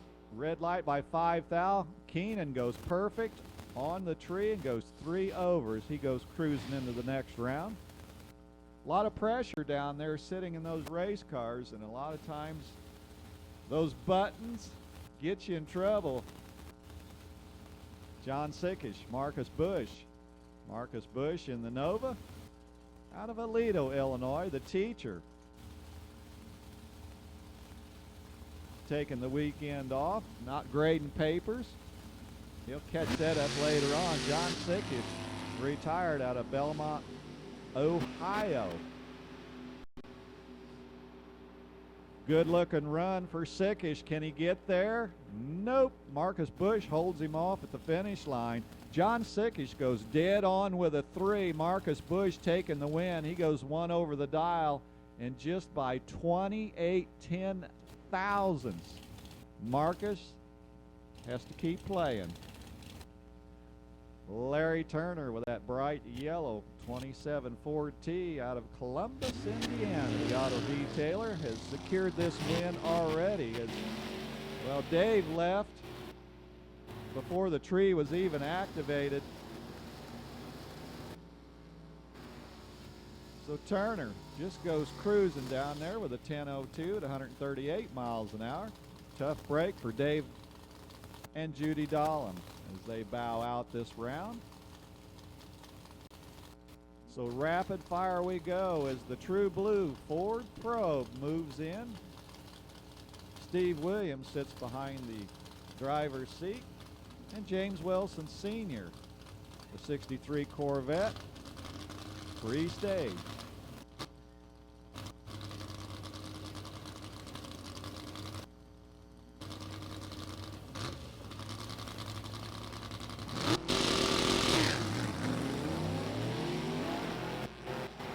Well, somebody trimmed the tree. They left a pretty good pile of branches down here underneath of it. Let's see if that'll parlay into a win. And Steve Williams takes that win. Goes 1 over the dial. He was 009 on the tree as Wilson ends up going 1 over the dial as well. Another tight race at the finish line. So the gorgeous 63 Chevy 2 Carl Root out of Washington, Illinois, little town outside of Peoria. Trying to get around Shane Snyder's 63 Corvette. Danbury, Ohio. Wow. Well, these both drivers knocking the tree down. Here comes the finish line. Win light. Carl Root survives. Both of them 1 over the dial in another tight race as Carl Root takes that one down by 51 thousandths. Bob Locke, the accountant out of Whiteland, Indiana. 57 Corvette. He was parked on the right side of the track. Looks left. There's Hank Stewart's the Stress Express. I just love that name. The Monster.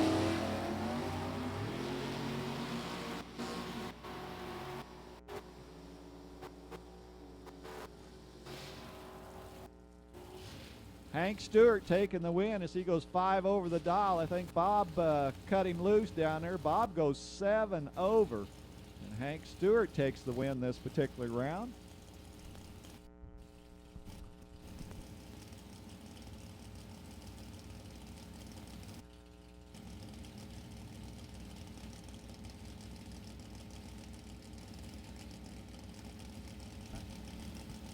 All right, Brian Richardson, Devin Eisenhower. Devin Eisenhower, a racer who's came out of the junior dragster. Locking horns with Brian Richardson. Brian's down track. Devin trying to catch him, trying to pedal hard. And Devin gets it done, going 6 over the dial, playing it safe. He cut old Brian loose, and Brian goes under by 7.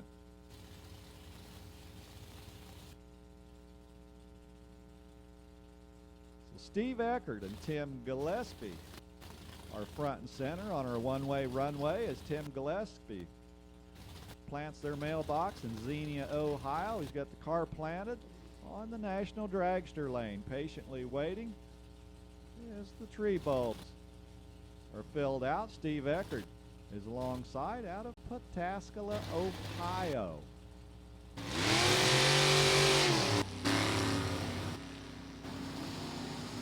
And a great drag race developing here as these two veterans eyeing that finish line. Win light comes on for Tim Gillespie. Tim goes 2 over the dial, 19 on the tree, and takes that win by 0.02 of a second. You see a pattern developing here.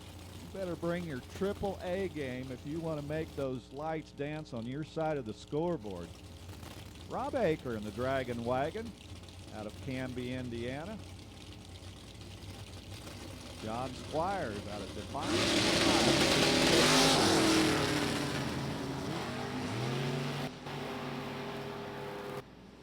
Bob Aker, he's down track. He's looking over his shoulder. He says, "Where's John?" Bob holds him off down there as Aker takes the win, going 2 over the dial. And quickly, we move in to Ryan Bolin. And this will conclude round number 2 of Super Gas. Ryan Bolin out of Wilmington, Illinois. And this is what you like to have as a driver. A buy run in the middle of competition. Conditions do change. It gives you an opportunity without sacrificing a loss to test and see where you're at.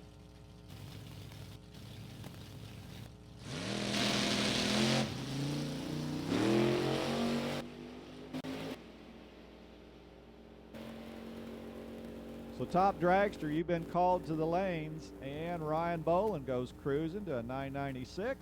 And just like that, we're done with round number 2 of Super Gas. Waiting in the wings is our Super Comp class, and ready to call the action is our Track Announcers Guild Director, Mr. Dennis Weiniger. Dennis? Well, thanks, Ron. Yep, here we go. Round number 2 of Super Comp. And according to Jay Hullinger's math, there should be 42 cars left. So we'll call that an approximate number. First pair in the water box, Takajawa and Rick Forage. Left and right on the track, respectively. Todd over there in the green car. Green and green and a little bit of gold in there a little bit. Out of Elkhart, Indiana, the vintage trailers entry. That's a big 582 Chevrolet, right side Rick Forage. New Palestine, Indiana, the hometown. Rick is the general manager for Spitzer race cars up there, over in Greenwood. Nice article in the PRI magazine about all of the activities that go on over there. And Mike Spitzer down at the starting line watching his general manager, cheering him on. See if we can get this win in round number 2 of Super Comp. Away they go. Todd's out in front. Here comes Rick trying to run him down. Let's see. Dead even at about the 1,000-foot. Win light comes on. Left side for Takajawa. Todd runs 892 at 166 miles an hour. 891, 176 for Rick in that runner-up effort. Take a look now at Ray Conley left side and Nicole Stevenson in the right lane. Nicole hailing from Danville, Illinois. American chassis dragster. Left side of the track, Ray Conley from Elyria, Ohio. American race cars, Dart, Hoosier, Mosier helping out on the race car. That guy knows how to win, that's for sure. in the pre-stage bulbs as they bump them on into the stage beams. Nicole's ready. Ray's ready. They're headed down track. Here comes Nicole. It's going to be pretty close down there, far into the track.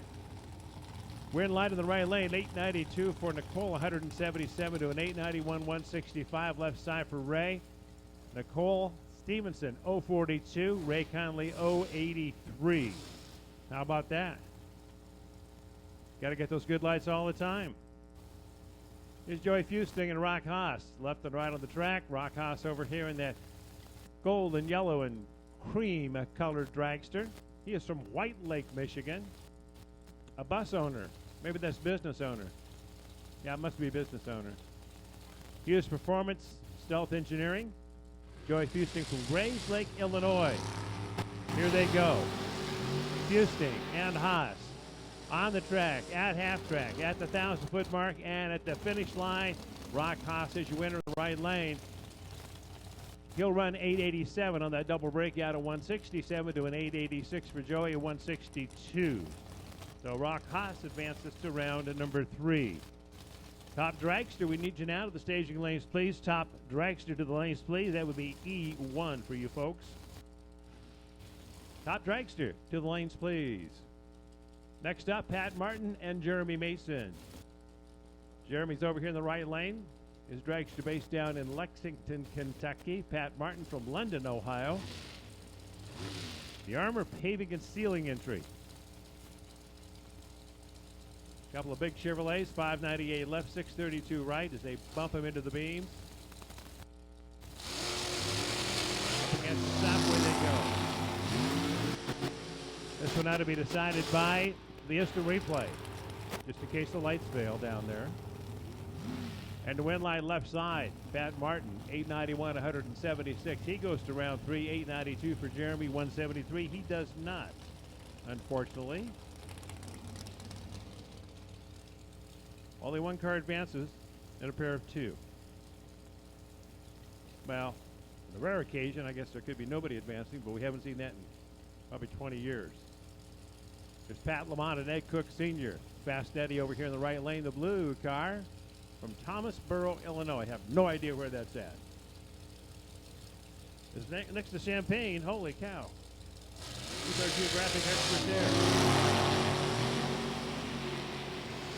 Red light for Fast Eddie. Pat Lamont, an automatic winner here.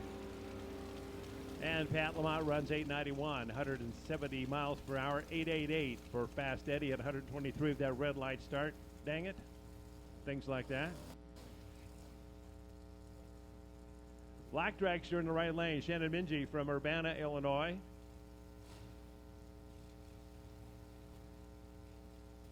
Jacob Elrod over there left side of the track in the Sunoco car. And we'll get another shot at the old water box here.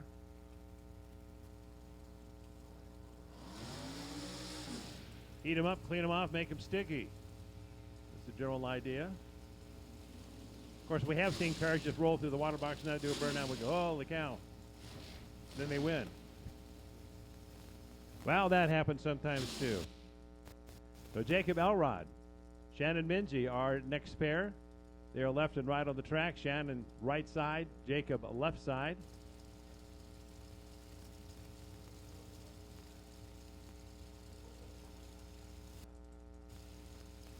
Still got those puffy layer of cumulus clouds here. Fair weather cumulus, I hope. Here at Lucas Oil Raceway at Indianapolis. 1,000 foot in the record books now, right side. Shannon gets the win, 893 at 174 miles per hour.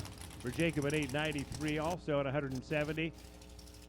Really close race down there, 26 and 29 on the reaction times. And here's Bill Riddle and Mike Gramlich. Gramlich pulling up in the right lane with his black dragster.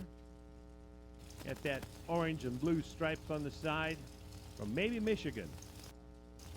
American chassis dragster. Brand new this year. Left side, Bill Riddle. He is from Brighton, Michigan. as a couple of Michigan guys decided to come here to the Division III opener. Glad to have them. Bill and Michael. Somebody's got a bit of an advantage, and that was the guy right there. Bill Riddle takes the win, 897, 161 miles per hour.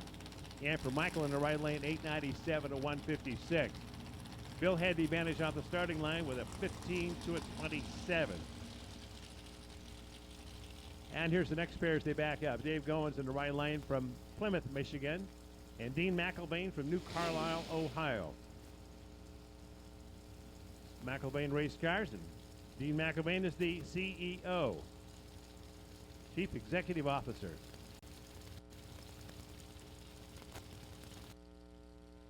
James left, Dave's right.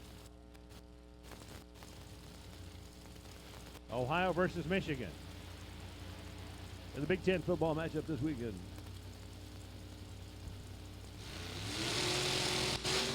Now Pericles here. They're off and running. Dave's out in front. Here comes Dean. Pulling even and couldn't catch him right there. Dave Goins is your winner, 894-168 to an 894-169. Margin of victory, 19 thousandths of a second. Dave had the better light, 25 to a 43. Our next pair will consist of Scott Mackey and Zach Tapp. Zach in the right lane from Charleston, Illinois. What's the name of that little track down there? Oh, yeah. Coles County Dragway, USA. Track formerly owned by Nick and Billy. I sent Nick an email and said, Nick, you coming to Indy? No, me and Linda got to go down to a church deal down in some place, can't even remember where it was. Some little town. Got to have priorities. Rick has those. Zach and Scott. Only 7,000 separated these cars way back here. And Zach Tapp for the win, 891, 172, 891, 172 left side. So pretty much a tie race, but Zach had 7 thousandths in the bank. Back here. Cash the check. Gas win. Phil Smidek takes on Jeff Smith Jr. in this next matchup. Jeff Smith Jr. in the right lane here as he pulls up. He is from Plymouth, Indiana, where he's an engineer. Phil Smidek from Canfield, Ohio. Electronic security technician. Electronic security technician. He can do this.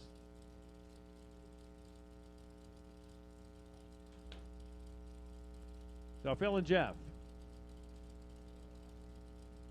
Matched up here in round number 2, Lucas Oil Raceway in Indianapolis.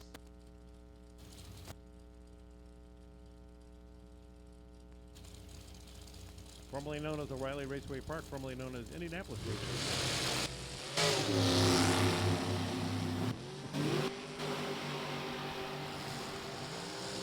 And down there, way down there, quarter mile away at the finish line, lights come on left side from Phil Smidek.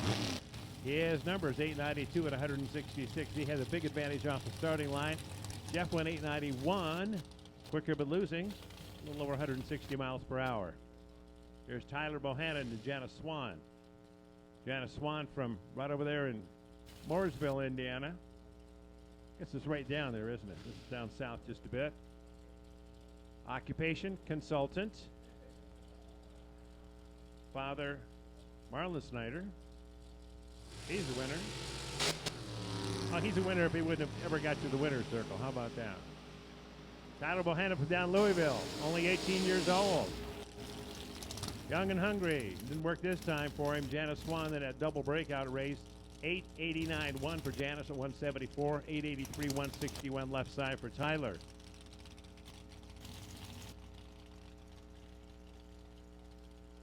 Next up, we'll take a look at Chuck Ridenauer in the right lane. And Ryan Richardson left side. The Richardson boys from down there in Greenbrier, Tennessee. He is a machinist by trade. Chuck Ridenauer from Plainfield, Indiana. One of those expanding western suburbs of Indianapolis. Ryan and Chuck. Somebody's got to stage first. And that would be Ryan. Somebody's got to stage second. That would be Chuck. Red light for Ryan. Red by 0.003 of a second. And your winning number is right side for Chuck Ridenauer. How about an 891, 172 miles per hour? Ryan Richardson went 894, 156.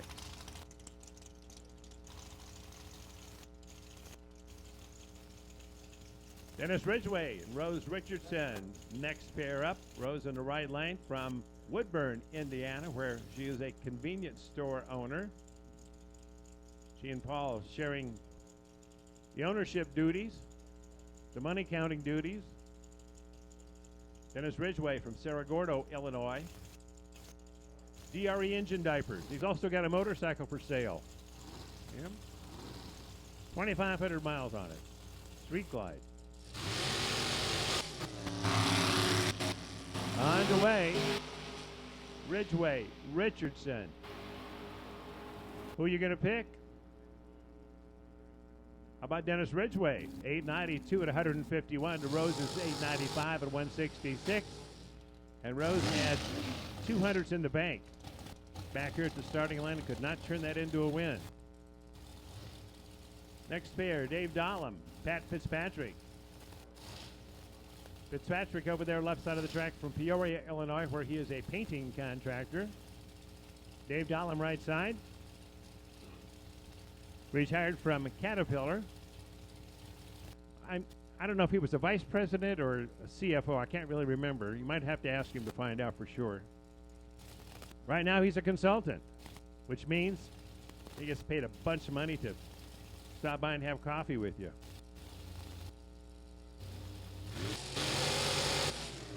Here they go. Well, how about this?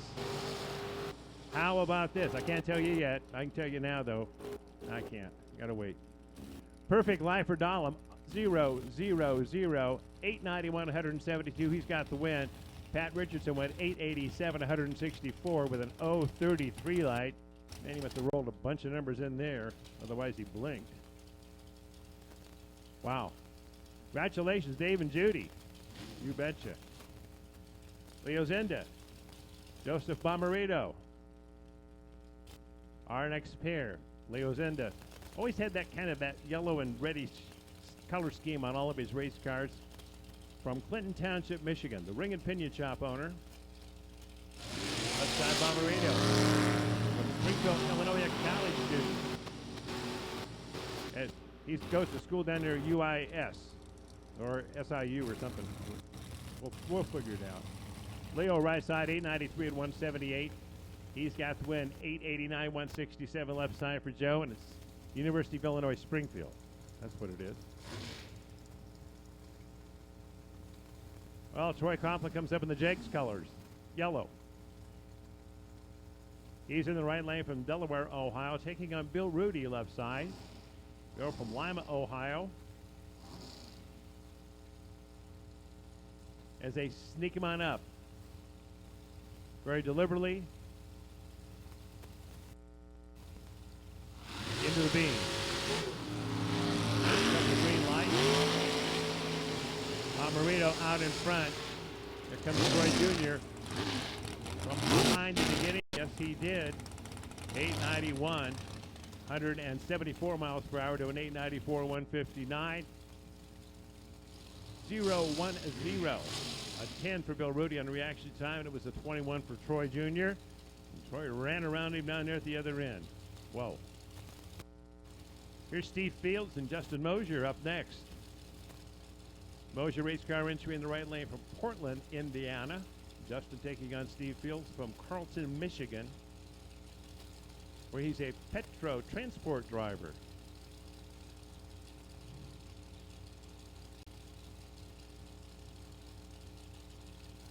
Stage carefully. There we go. Both lights are on. Green lights are on, bottom of the screen. Well, that'll be a good close race at the other end of the track. Winner right lane, New left lane, steep fields, 891, 163 to an 892 for Justin. His speed 176. Only 5,000 separated him back here, and Justin had the advantage off the starting line. Michael Shelton, Luke Pagacki, next pair. Shelton over there left side. He is from New Carlisle, Ohio, where he's a chassis builder for the McIlvain folks. Luke Pagacki rides sign number 4 in the world last year from over in Carterville, Illinois. Told you before that our announcer screen has the age and the occupation. For Luke Pagacki, 34 years old, occupation, bum. That's what it says. Chassis builder versus the bum.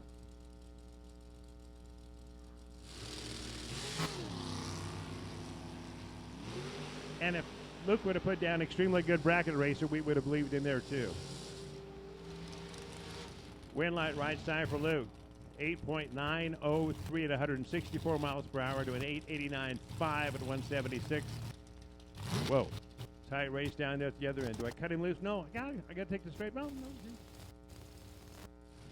Now Luke Pagacki goes to round number 3 in Super Camp, where there should be around 21 in that round next time you see them. Here's Jason Lynch left, Rob Cropfield in the right lane. That looks like a graphics with camouflage on it. Stripes with camouflage. Need to get a little closer to that car. Here's from Hamilton, Ohio, American Race Cars helping out. Built the race car for him. And a pair of greens back here once again. We had this one on that instant replay, margin of victory, stripe, and all that tape measure stuff going on. It'd be really close. Left side, Jason Lynch, your winner, 892 to 174 to an 895, 159 for Rob. And I think Rob cut him loose down there too.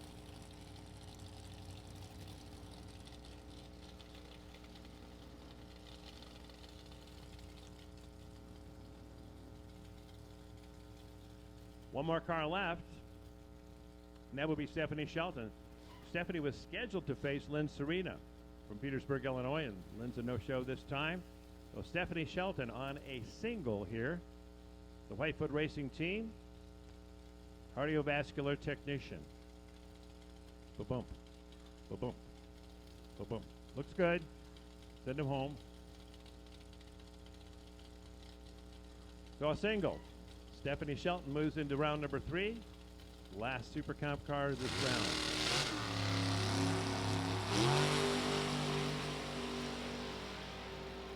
I'm thinking 167 miles an hour. Oh man, way off. 888 for Stephanie, speed of 174. What was I thinking? Well, in the background, our loudspeaker here in the tower. Commonly known as Bob Unkefer. Comp Eliminator, we need you to the lanes, please, because, well, you're going to be up here pretty quickly. Comp Eliminator to the lanes, please. Competition Eliminator to the staging lane. Well, if we could just have a little more fun announcing, it'd be great, wouldn't it? We do have fun, because it is fun. Seeing the car show out here and seeing that competition, you know, they get down there at the far end, who's going to win, who's going to tap the brakes or release. Want to race down the same track as the stars of NHRA? Tracks all across the country host events that you and your family can race at and be part of. Race your street car at the NHRA Drag Street Legal Style presented by AAA, or your hot rod in the Summit Racing Series, where you can be crowned track, division, and even the NHRA Summit National Champion. And don't forget that kids can race in the Summit Junior Drag Racing League, starting at 5 years old. And for teenagers 13 to 16, there's NHRA Junior Street. It's family fun at an NHRA member track near you. Visit NHRA.com for a complete list of the tracks and programs. Remember, drag a friend to the track and share the speed. Gilman and Comp. He needs those K&N certificates too. Freebie stuff. Freebie stuff. I got to get a K&N filter for the Mustang because I gave it away with the Magnum I sold. So.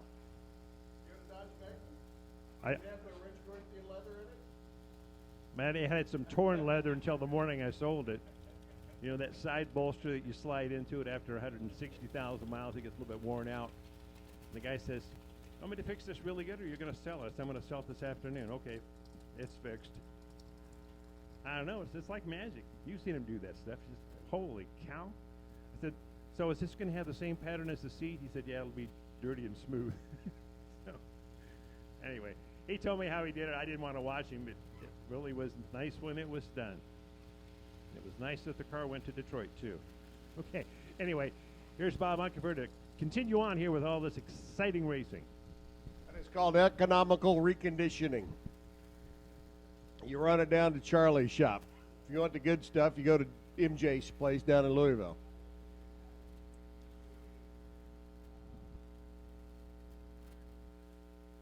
First round coming up are Spitzer race cars, top dragster class, comp eliminator. We need you to lanes, please, in case you didn't hear Dennis a while ago. Competition eliminator. I need you to the staging lanes, please. Comp, come on down. Round number one.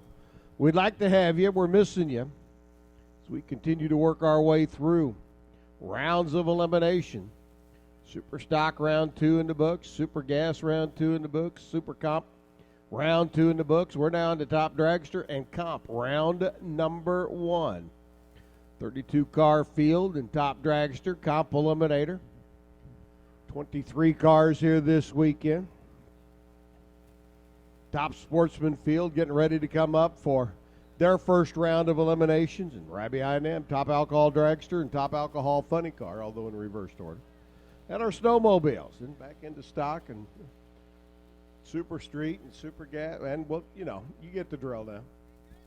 Continuing to work our way through rounds of eliminations.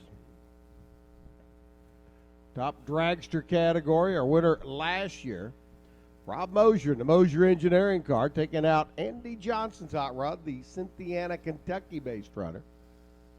Carter over in the next room, looking on, saying, here comes top dragster. But Daddy's coming.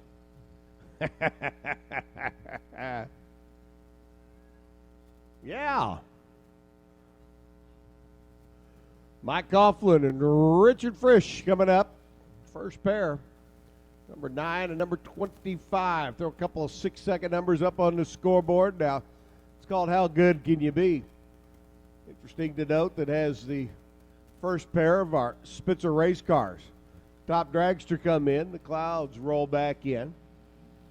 That'll cool the racetrack off a little bit. It could mess you up a hunt or so. Seen it happen. Fowler Engines machine. Lone big block combination. Fritch out of Columbus. Another Mike Spitzer belt machine over here on the right-hand side. Mike Coughlin, Greg Cody and the gang. Fuel-injected, pros charged. Big block Chevrolet. 639 the dial from Mike. Which is in at a 652.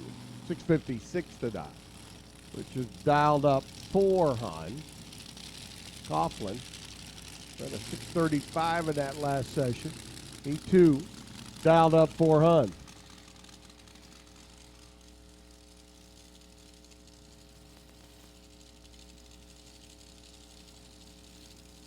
Now, the object is cut a light and run your number. 200 miles an hour. Take out the guy in the other lane at the finish line with the wind light coming on in your lane. It ain't easy. Round 1. Spitzer race cars, top dragster, coming at you.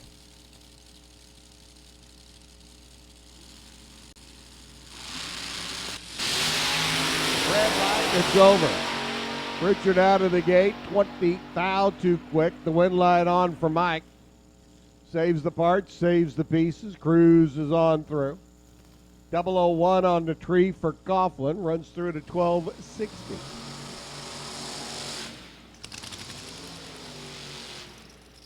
Elapse time for the Jigs machine. Coughlin moves on. Glenn Barty up next, taking on Christina Lawyer.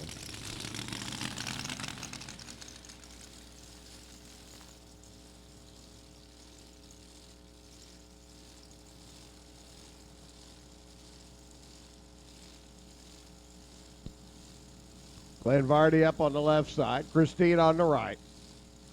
Vardy, 6:21 down. 20 in the last round of qualifying, just a little bit ago. 6:48, Christina. Thing that she's basically putting her dial in between the two runs she made down the racetrack, a 6:44 and a 6:55. Interesting to see how they've got the car configured to run. Round one of elimination. Christina's going to go first here on the Indy Cartel side of the racetrack. The National Dragster lane going to be giving chase. Todd standing down there clapping his hands saying, come on. Come on.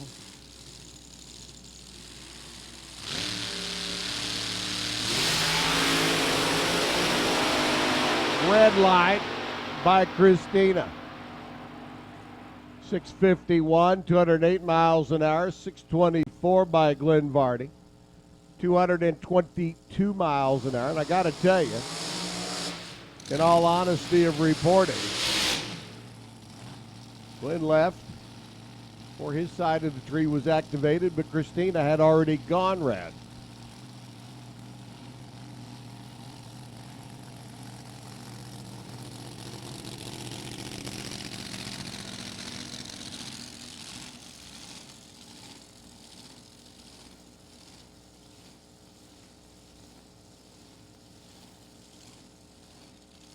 So Glenn Vardy, Mike Coughlin moving on to round number 2. Here comes Marty Cheeseman. BJ Sexton. BJ on the right side, 6:48 the dial. BJ's actually dialed down from his best qualifying run. Marty dialed in at a 6:14, which was his best qualifying run. Interesting thoughts going through drivers and tuners' heads right now. You get the weather and the forecast, the sun peeking out from behind the clouds one more time.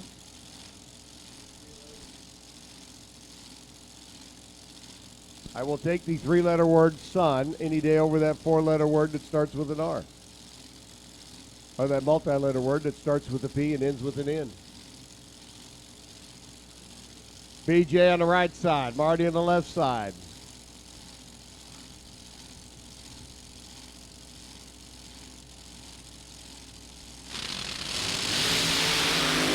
BJ gets the win. 0-0-9. Let's see what BJ runs. 6:51 on a 6:48 dial.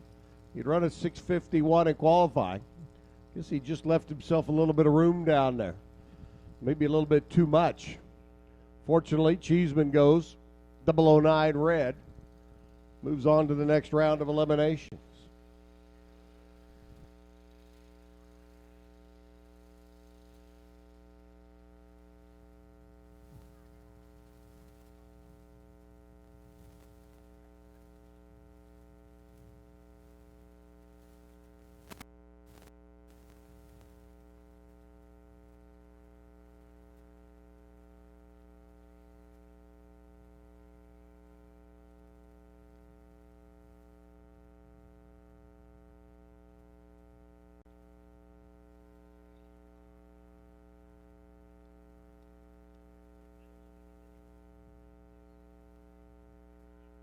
Little quick cleanup down there on the right-hand side of the racetrack is Ed Dudley getting ready to come up.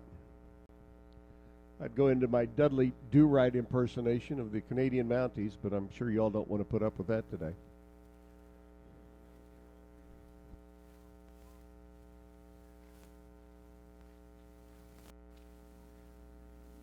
Madison Ellison getting ready to come up. I'm sure she doesn't want to hear my Dudley do-right impersonation either. Young gun out of Central City, going to be dialed in 689. Ed Dudley dialed in at the 628.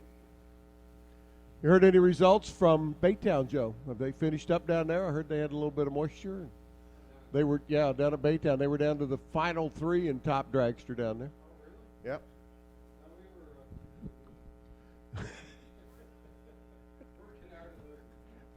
All righty then. You didn't lose today. You won today. You got a K&N Filters gift certificate. you're a winner. Still got a couple more of them to give away. Or I should say they've been given away. Just need to have them claimed. Ray Skillman, Rob Feister, Kurt Schultz, respectively in comp, funny car, and a snowmobile. Need to come pick them up. Well, what kind of feedback? Joe Fisher's up here.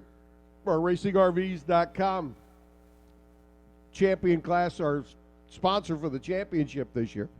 Getting any feedback from everybody on the move that was announced this week?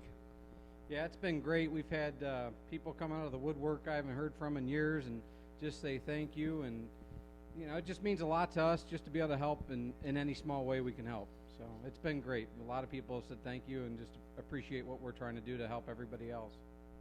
Well, it will certainly be interesting to see how the championship plays out this year. It was a fun ride last year watching it all come down to the end of the year. Just got a text message from a friend down in Louisiana, says they're still racing in Baytown. I know they had a bit of a rain delay as they got down to the semifinals, ready to run all the semifinals in the Sportsman category down there. 3 cars left, I think, at pretty much every category. Thank you, Boo-Boo. Appreciate the text message. I love modern technology. I really do. I mean, Facebook, we've had over 11,000 hits on the D3 TV. I noticed that a while ago when I was next door talking to Warren. Facebook's chatter's been pretty good. I mean, I'm glad I grew up in an age where I could do things and not have it recorded or reported immediately. You know, the kids today don't know what fun is, huh, Joe? No, the dumb you do today is always caught, so you better be ready for the consequences and repercussions. So. There are advantages to being from the older crowd.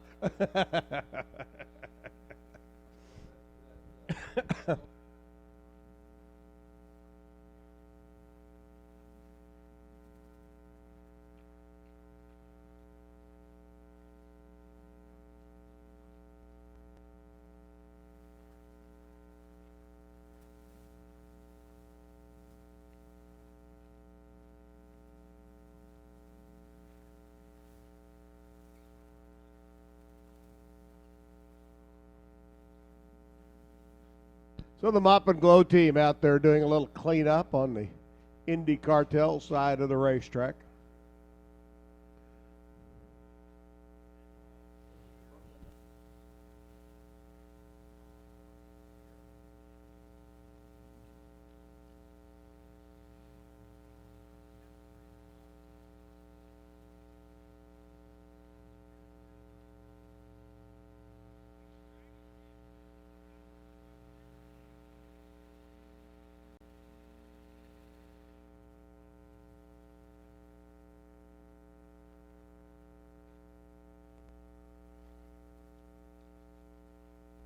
We started off yesterday with the stout 6-second runs, but we were really going to be on to a really tough field here in Spitzer's race cars, top dragster here in the Division III competition, but just never quite developed. Everybody else was,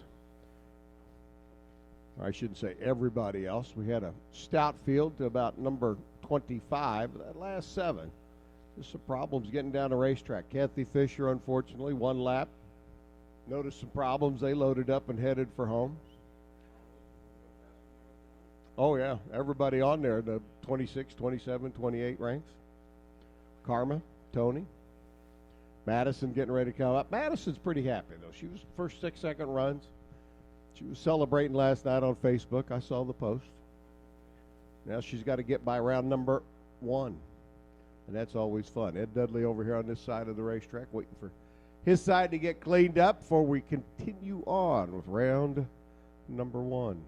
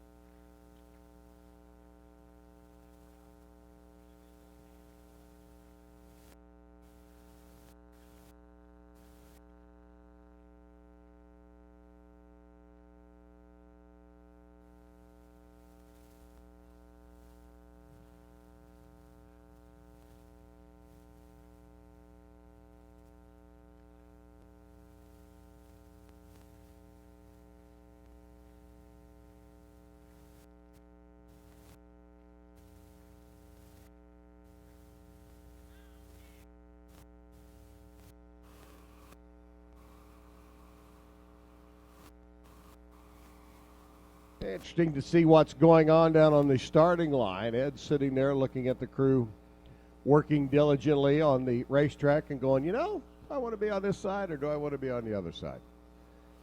Well, Ed decided he wanted to be on the other side. So we swapped lanes. The only thing I want to tell you about that is in 27 years of announcing, I've seen it go both ways many times. So we'll see what parlays out here, because once they get done doing the starting line prep, should be a pretty good starting line. But it looks like we got a little bit of Earl down there that got into the rubber, and we're going to scrape some of that top layer off and then put down a fresh skim coat and a fresh set of spray on top of it. And as we do that, we'll get back in just a moment.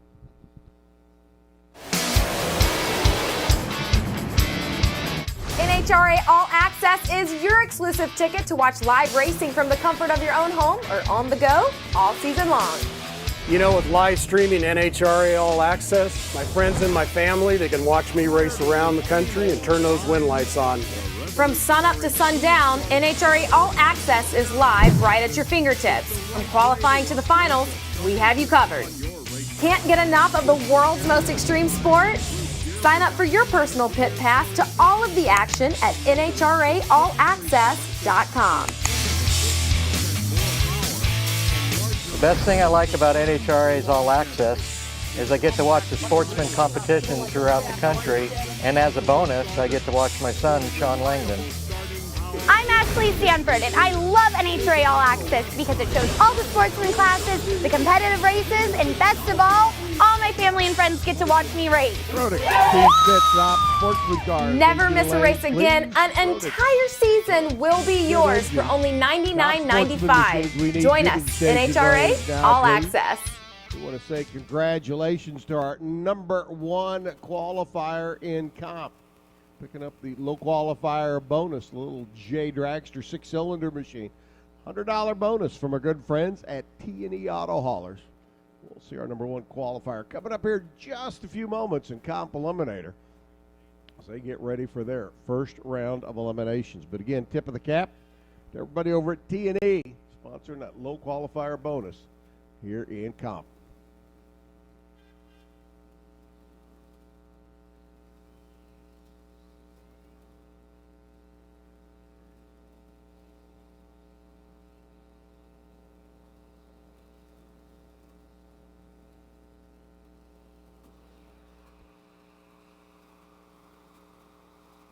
Want to race down the same track as the stars of NHRA? Tracks all across the country host events that you and your family can race at and be part of. Race your street car at the NHRA Drag Street Legal Style presented by AAA. Or your hot rod in the Summit Racing Series, where you can be crowned track, division, and even the NHRA Summit National Champion.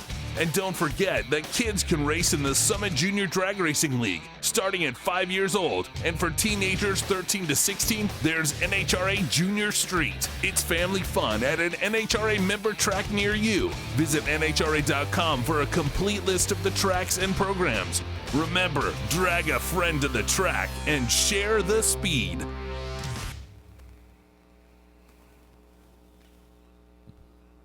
When you want proven performance, there's one brand that's been around for over 75 years, Edelbrock.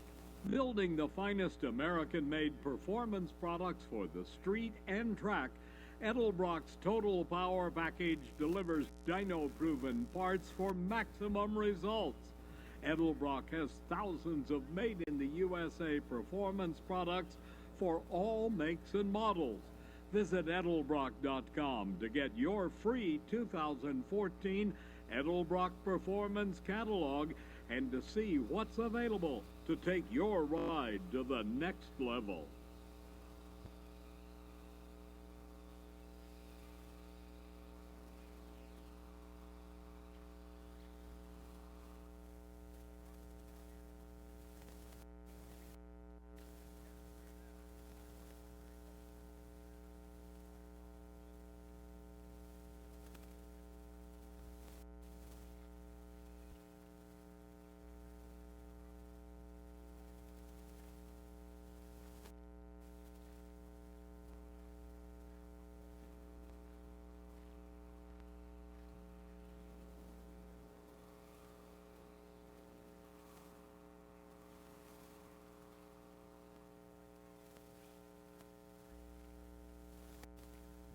It looks like a little scrapes all done down there. We'll put a little fresh skim coat of rubber on. A little top spray of sticky stuff. And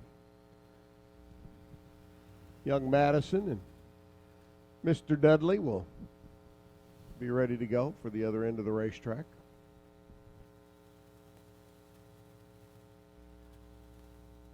Get a tip of the cap to everybody that was out here early this morning while most of you were still in bed snoozing.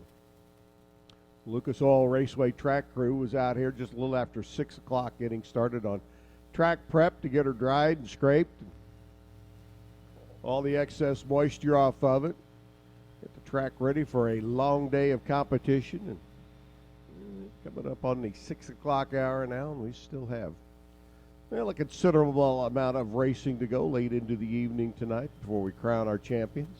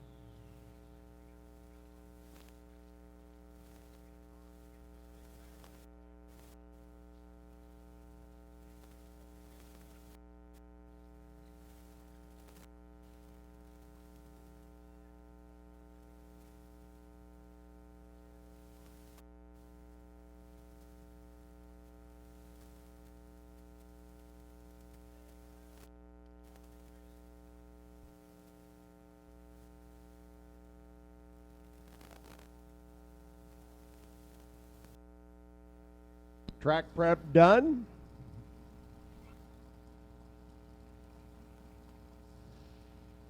Lane swap completed. Now that the engines are running, I'll say what I really want to say. In the majority of the cases, I have seen the freshly prepped track produce a winner. Just because the guys and gals on the starting line put it right back to the primo conditions that it can be. Madison's going to do her burnout now.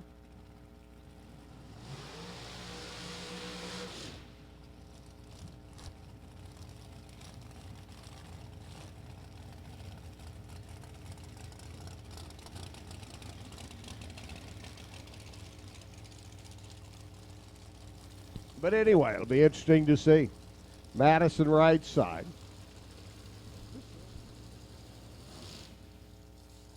Madison making the step up to the top dragster ranks, the Spitzer race car top dragster ranks here this year. First lap of 695, second lap of 689, dialed in now to 689. Dudley over on the left side. Got her dialed down to a 628 for the runner out of Fishers.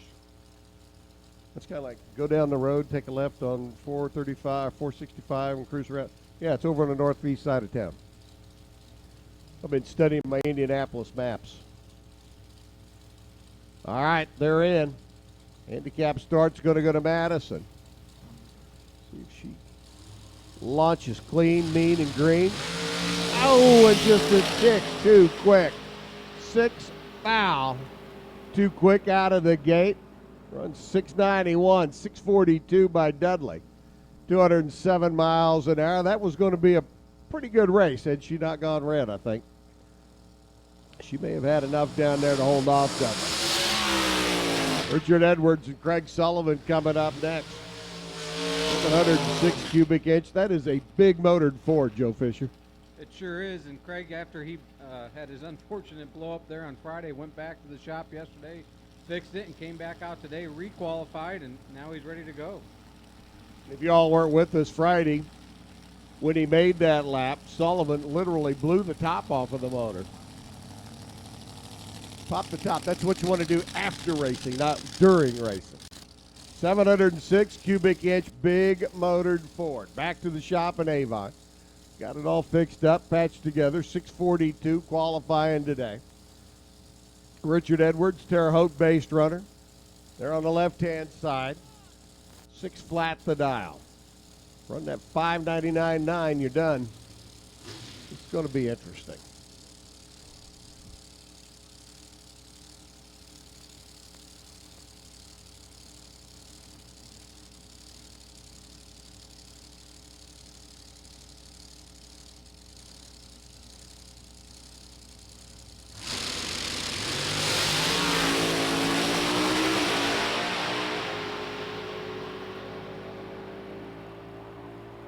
.6:12, 2:26 by Richard. But look at the scoreboard. It lights up for the man who spent all night Friday night working hard. 6:46 for Sullivan.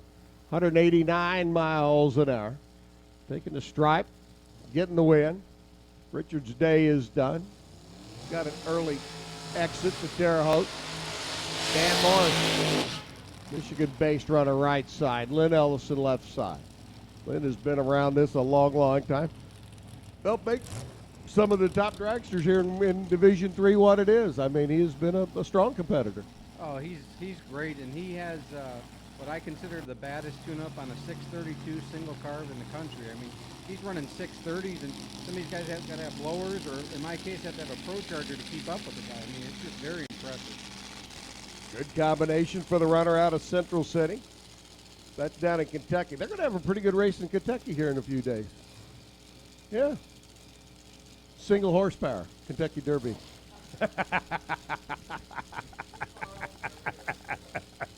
Well, it's horsepower. I mean, hey, you know.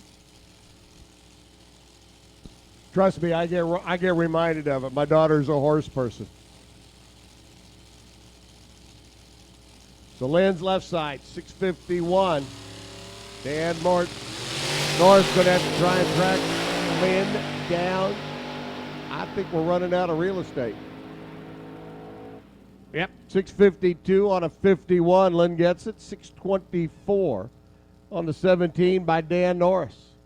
Lynn Ellison moves on. Round number 2. Better out of the gate, Lynn. Pretty much right smack dab on the dial, Joe Hessling. Ryan Smith rolling up now. There's another one of those 632 cubic inch combinations. Ryan's dialed in, 638.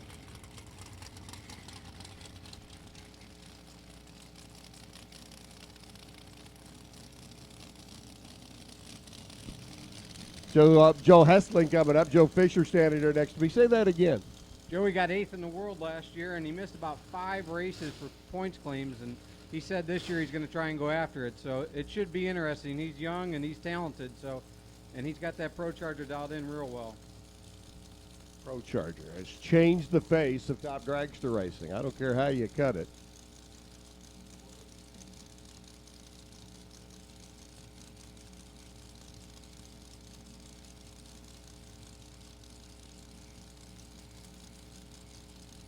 So Joe on the left side, 6:39. Ryan on the right side, 6:38.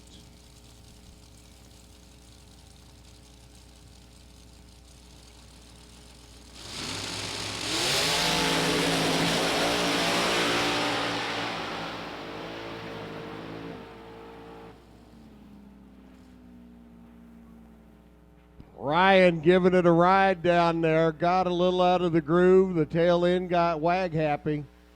Came over up alongside the right-hand wall, and then you could see the side of the car flash on the side in the sunlight, kind of like trying to catch that trout in the stream. He flashes a little light at you. Ryan Smith's machine down the racetrack, coming to a stop up along the left-hand side wall. Safety crew on him already. We'll get a report from the top end just as quick as we can. Obviously, prime importance is to get to the car, get to the driver, check the driver out. And as soon as we get a report back from the top end of the racetrack, we will get it to you. Ryan now giving it a run down the racetrack. Joe Hessling getting the win, running 6:39. Ryan giving it a ride. Had her dialed considerably quicker than what he'd ran in qualifying. Car getting down there, though, just past the half-track mark, and you could see him waggle a little bit. The back end of the car moving around some. And, yeah, at that point in time, it starts to have a pendulum effect. it gets real tough to try and get them under control. It's when you drop the parachute and let the parachute straighten yourself out as much as you can. And sometimes you're just a little too busy in the cockpit to get that done. So get everybody down there. Check out Ryan on the top end of the racetrack. And again, as soon as we get word, we will pass it on to you.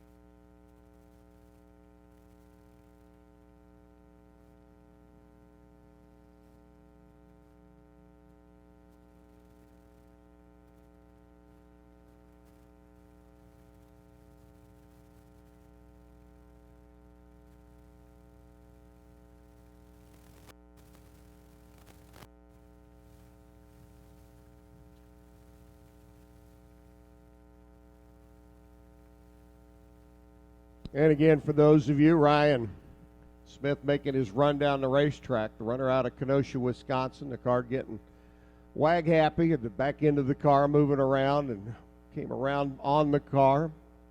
Ryan into the right-hand wall, and the car going sideways, ending up down there next to the left-hand wall. We obviously allow the safety crew to concentrate and do what they have to do. And we wait patiently, as you all do, for the word from the top end of the racetrack on the driver's condition. And as soon as they can address that and take care of him, which is first importance, then they will let us know so we can share it with you.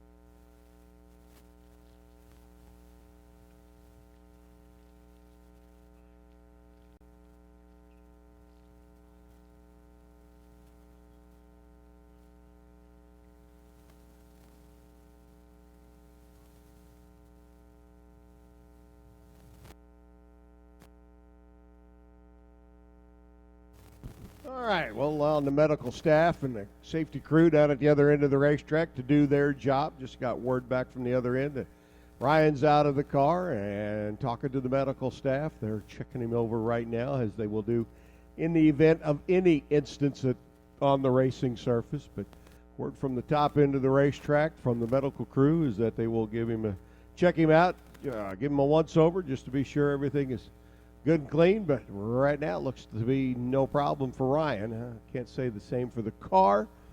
Car's obviously going to take a little bit of work. Probably be a bit of a long drive back to Kenosha for Ryan. But the good news is he's okay. He can rebuild, he can regroup, he can redo. But Ryan's all right. We can get new race cars. We can get new race engines. We can put all new pipe back together. It's the drivers that we are most concerned with. And the good news for Ryan is the medical staff says, well, once over, and they will send him back to the pits. Joe Hessling gets the win, 6:39 at 207 miles an hour. And once again, the NHRA mandated safety equipment doing its job. The arm restraints, the shoulder straps, the crotch straps, the seat belts, the roll cages, driver's suit, gloves, everything else mandated by NHRA safety. And one of those reasons everybody goes through tech when they roll in the gate, just to make sure everything is up to snuff and good. The arm restraints in the dragster, those special importance, helping to keep those arms inside the car in an instance such as that. Again, Ryan Smith, top end of the racetrack, getting checked out by the medical staff, but he is walking and talking.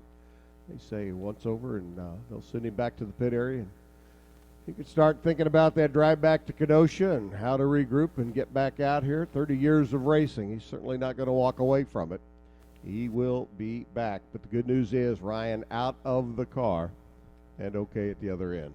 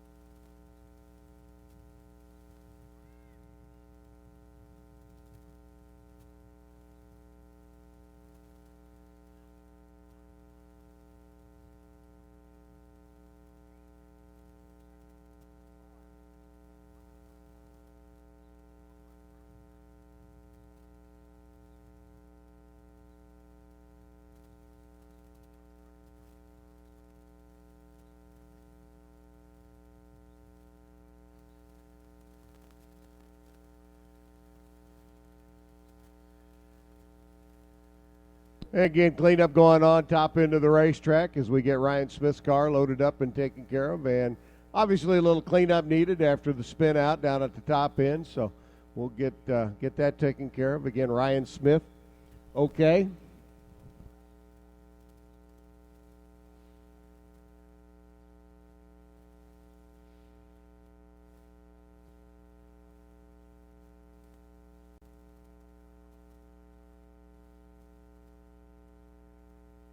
And the word comes from the far end that we're about 3 minutes away from getting back into it. You can see the equipment rolling off the top end of the racetrack. As soon as we get all the equipment rolled off and get Ryan's stuff headed back to his pit area for him, make sure we've got all the debris down at the top end cleaned up, swept up, and taken care of. And the word's coming back that we're about 3 minutes away. So drivers, if you strayed from your cars, now's a good time to head back, get back in, suited up and ready to go, because round number 1 of our Spitzer race cars. Top dragster category here in Division 3. First race of the year, getting ready to resume.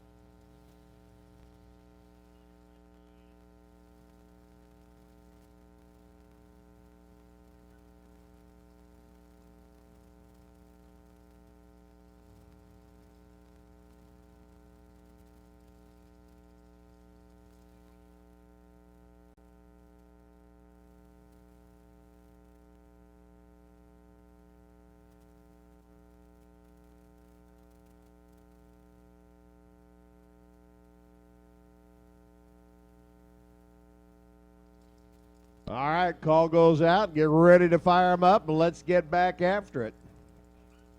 Michael Smith and JB. DragstersForSale.com.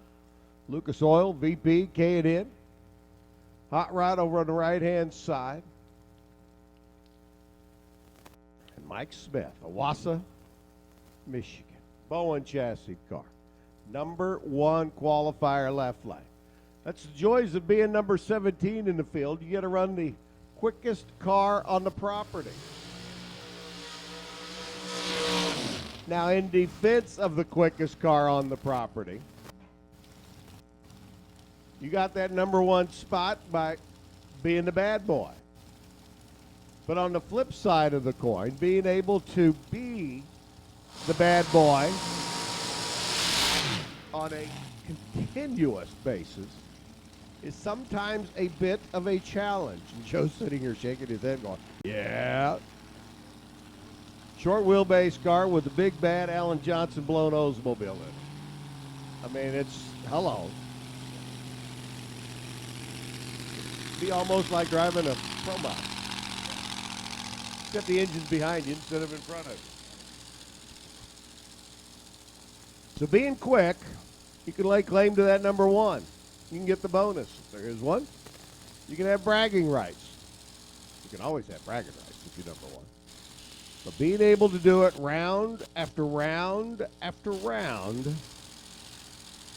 is tough. So your number 1 qualifier left side. JB over here on the right lane. We're locked and loaded, continuing on. Round number 1, 642 for JB. Michael dialed in, 610.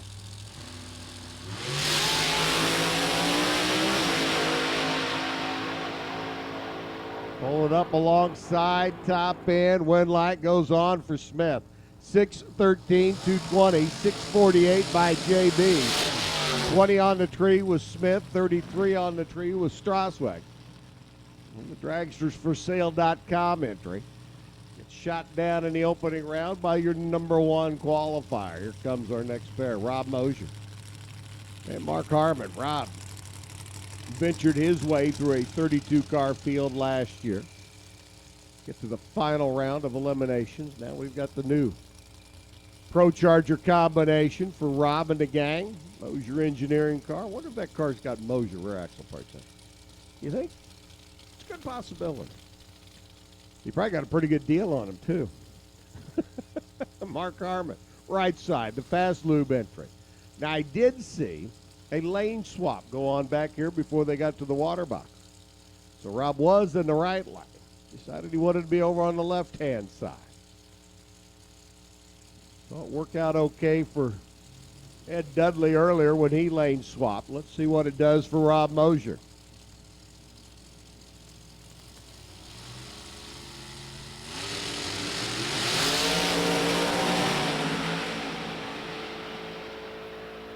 Mark Harmon, perfect light, front end up in the air, but just couldn't keep it all in the groove down there.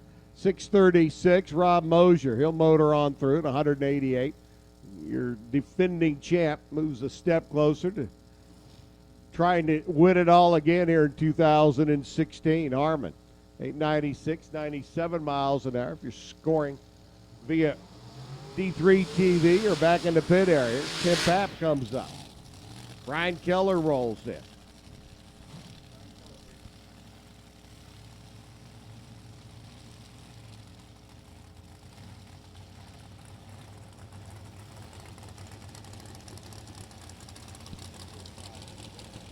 Brian Keller, I'm being told, busted the transmission in the first round of qualifying. Came up in the second round, was on a low 590 pass. Flicked it off to a 602 at 204 miles an hour, using every conceivable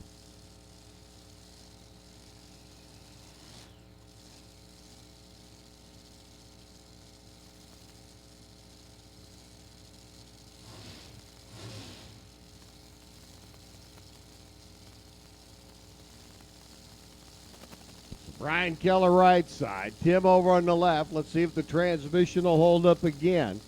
Tim just wants to move on to round number 2. 6:42 the dial, 4/10. Handicap start, and Brian's going to be in pursuit. Keep an eye on the parachute. See if he has to dump it early down at the other end again. Waiting on Tim. Tim's in. Here we go.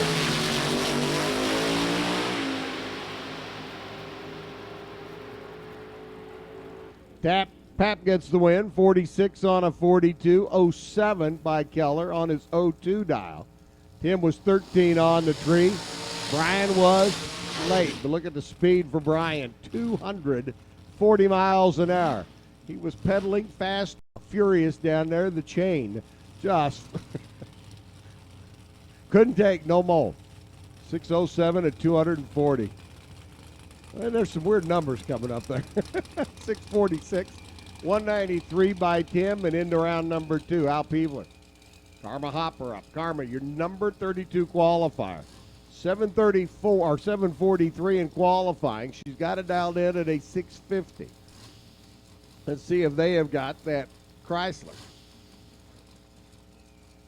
humming a little bit better here for round number 1. The young lady out of Kentucky taking on Peebler's ride. The American Race Cars chassis machine there in the left line.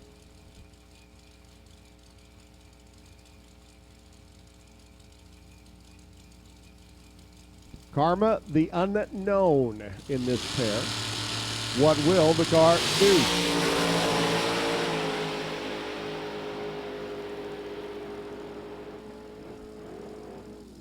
I heard a little womp, womp, womp down there. 6:53 by Peebler, 6:69. Karma's best lap of the weekend. It's not enough of the best part of it. 203 miles an hour for the young lady. 189 for Al down at the other end, and he's into round number next. We continue on with a Spitzer race car stop dragster category. We got a Snyder coming up now.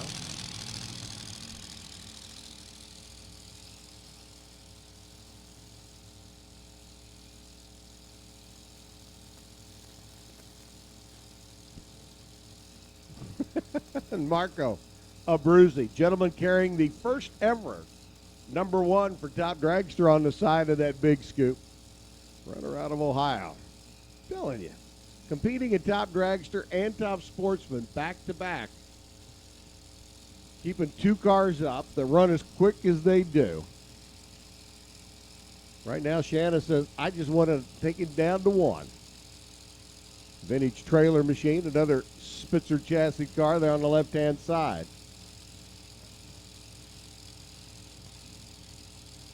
Shanna getting ready to run it down track. 6:07. The prognostication. Good lights, both of them. Here we go. Marco gets the win. 53, dead on 9. 27 thousandths package. Shanna turned him loose at the stripe, and he says, well, thank you.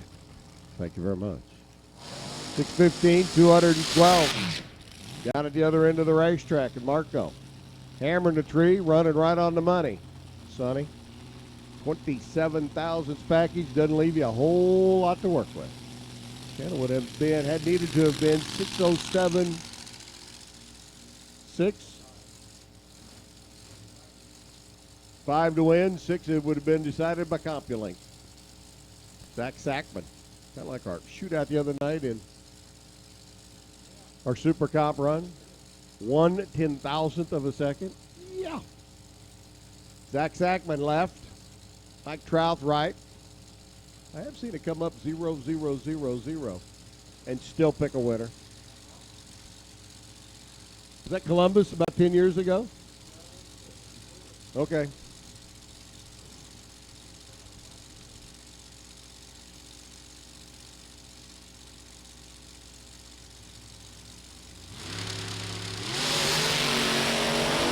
Mike goes red. Zach goes, okay.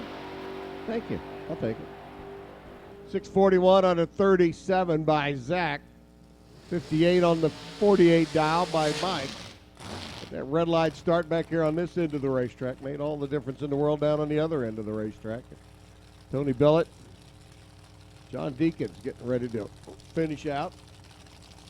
We get to the end of the first round of our top dragster class. First round of eliminations, whittling our 32-car field down to 16. Tony not able to answer the call. So John gets a freebie, a competition buy. He will move on easily to round number 2. I think we've got maybe a couple.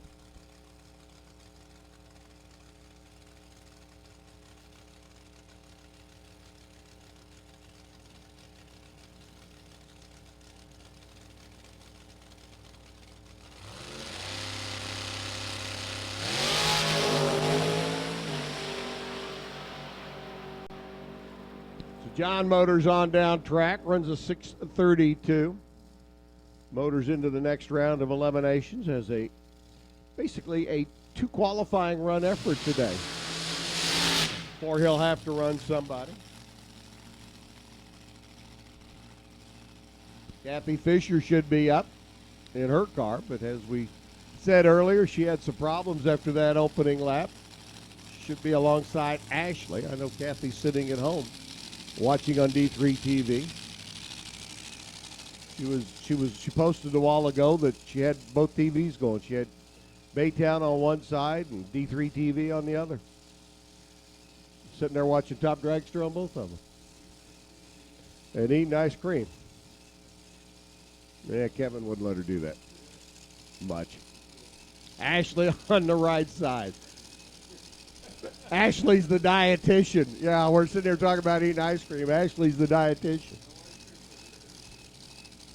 She'll motor on through into round number 2. In a competition by run, Kathy Fisher's machine. Just not a happy car. She says we'll take it home, fix it. See you in a couple of weeks. 627 on 627.8 on a 628 dial. I think Joe just made the statement that they've got that car running good. That may be the understatement so far, Joe.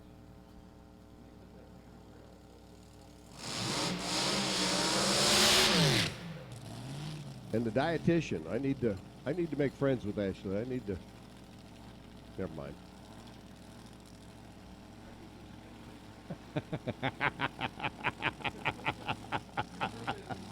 Yeah, I bet.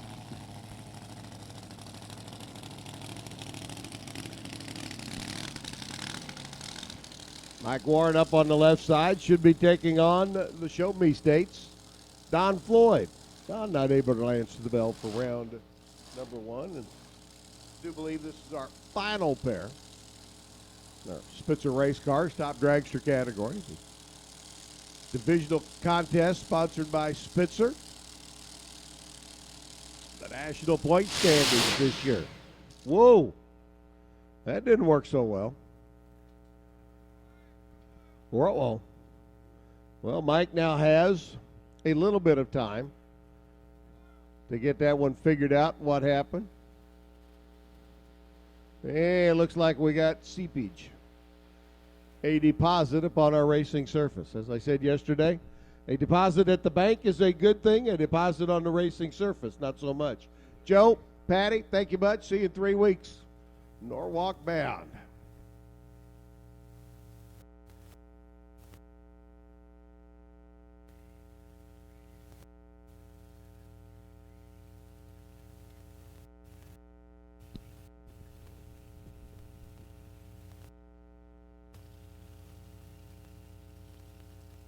VP Racing Fuels is the world's leader in performance fuel technology. That includes VP Small Engine Fuel, the perfect fuel for 2-cycle and 4-cycle gas-powered tools, including chainsaws, generators, trimmers, blowers, and more. VP Small Engine Fuel is blended with no ethanol, ensuring easier starts, worry-free long-term storage, and fewer repairs. The 2-cycle blend is pre-mixed with oil, so there's no measuring, no mixing, no mess. Just pour it in and start it up. Learn more about VP Small Engine Fuel online at vp-sef.com. Stock Eliminator round number 3 needs you back to the lanes now, please. Stock Eliminator round number 3 needing you to the staging lanes, please. Stockers round 3 to the lanes. Come on down.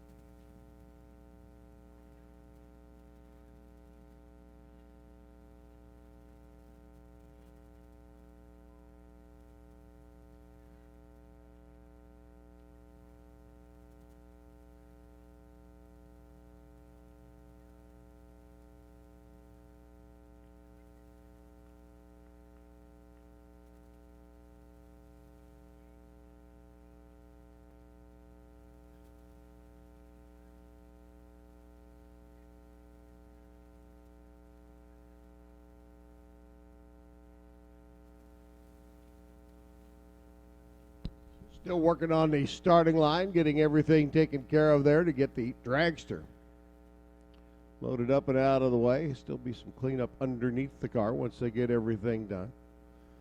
Obviously something breaking right there on the starting line. Kind of looking at where everybody's looking, I'm thinking in the transmission area, but what do I know? I'm just the stinking announcer up here 150 feet away. That's nothing more than a speculative guess on the parts breakage. Unfortunate situation there. Comp Eliminator round number 1 sits and waits patiently for their first shot at the racetrack.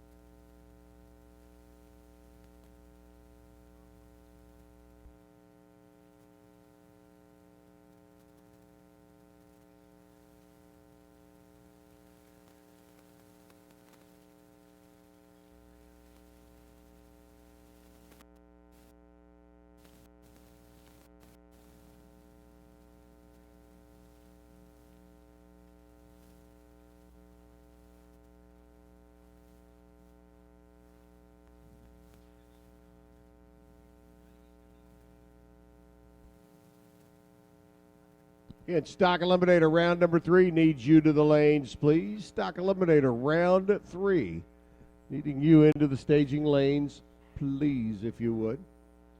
All right, a little cleanup there on our starting line now as we get the dragster moving and out of the way again. Comp Eliminator, round one of eliminations getting ready to come up.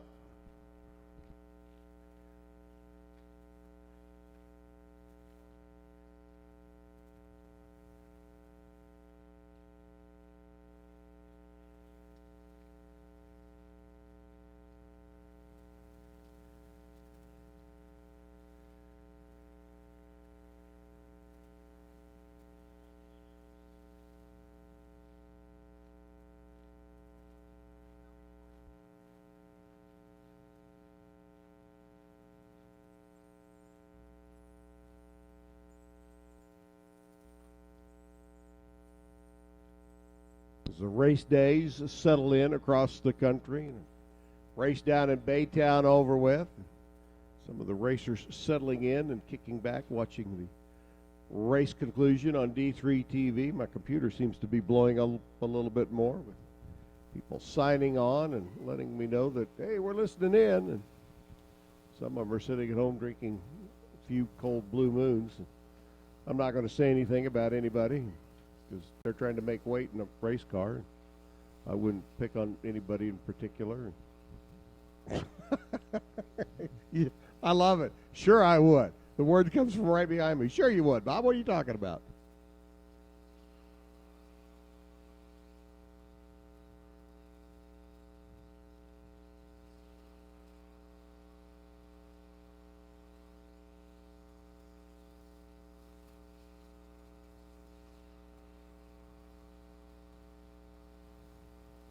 Kathy, just make sure you put the orange in that blue moon, would you?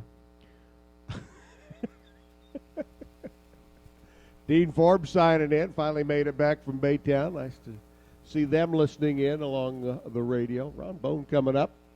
Our new record holder in Jay Dragster, your number one qualifier. Picking up the low qualifier bonus at each of the Division III series events. $100 low qualifier bonus check from Todd Earl over at T&E Auto Haulers. Appreciate their support and their sponsorship.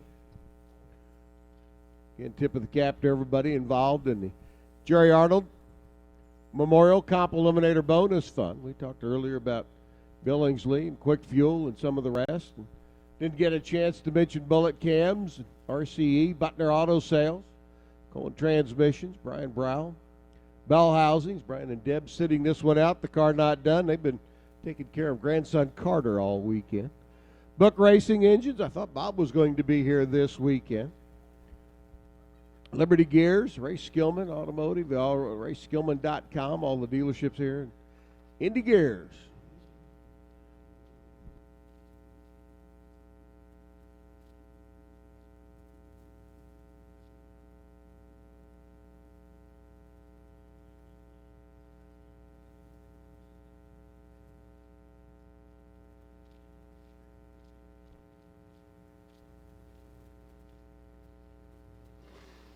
I just got called a bad name.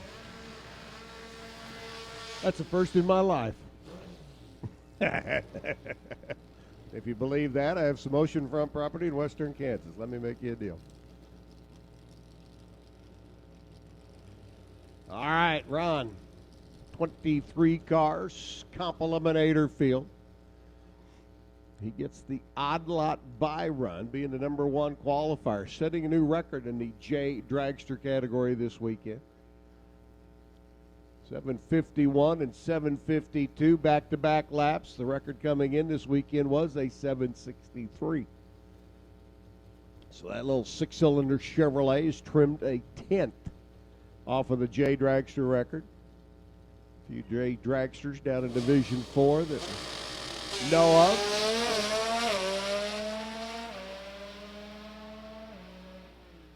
Keeping that six-cylinder in the power band. Runs it down there to just about 1,000 feet. Clicks it off, 854. 95 miles an hour. And now we get into side-by-side competition. Frank Cervelli, Jim Greenheck getting ready to do battle. The first of our B Dragster automatic entries. Frank out of the number 16 spot. Greenheck out of the number 5 qualifying position. The SeaTac aluminum cabinets.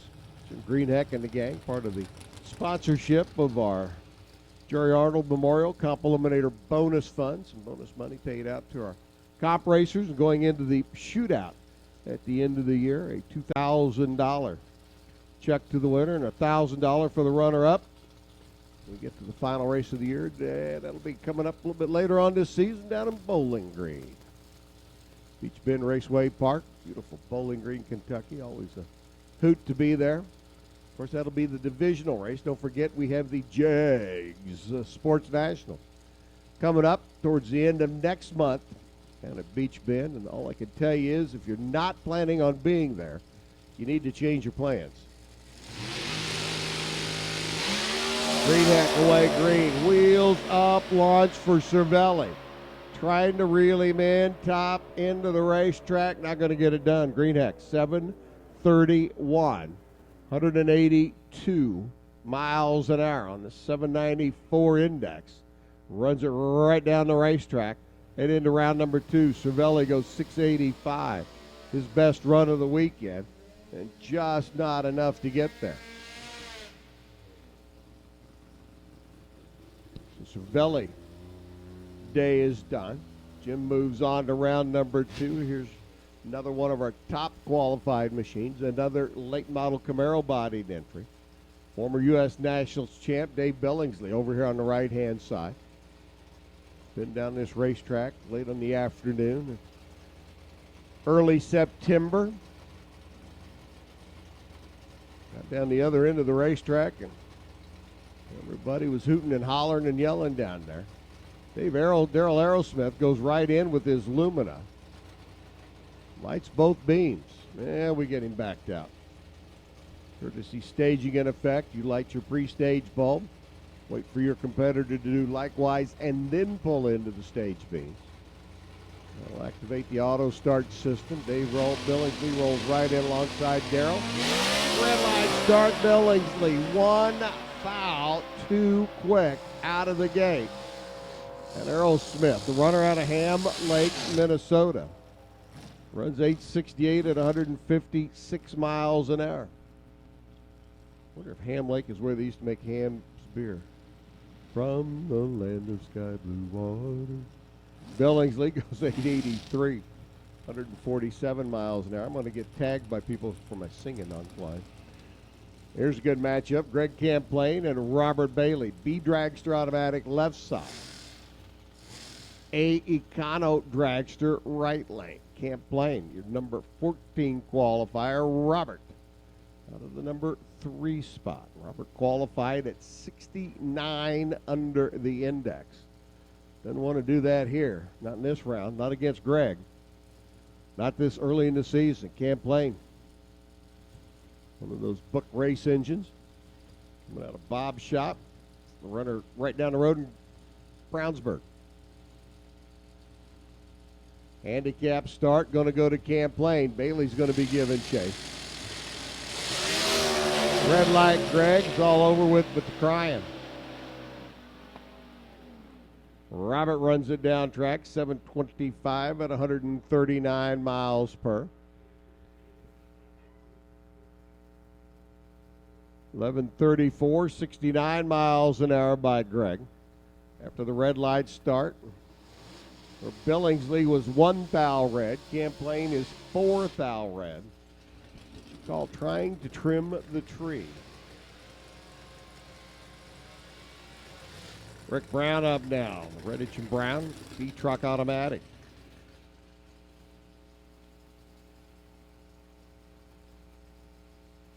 Let's see what he can do out of the number 7 qualifying position.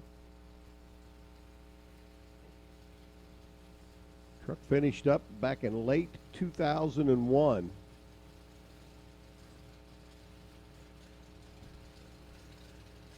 Final call, round number 3. Stockers, you should be in the lanes. Final call, round 3, Stockers. Need you to the lanes. Danny Holtz, little Ford Escort out of Powell, Tennessee. Ford Escort ZX2 bodied machine. Small block Chevrolet powered car.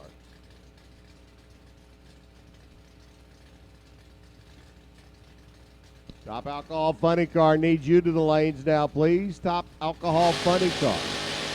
Round 1 needs you to the lanes, please, and another red light start. I hate to say it, but it's almost a typical day of comp eliminator racing in round number 1. Lots of red lights.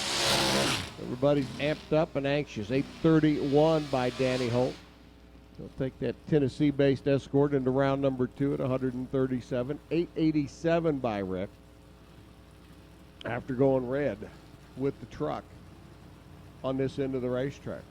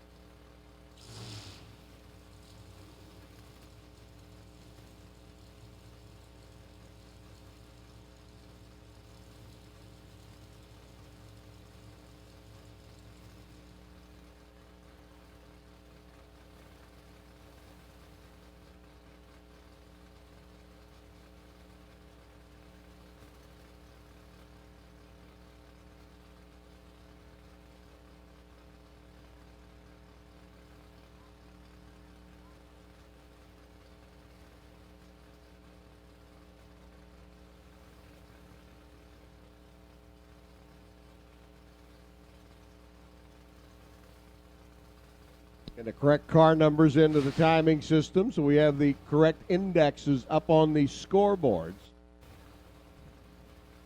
Getting that taken care of.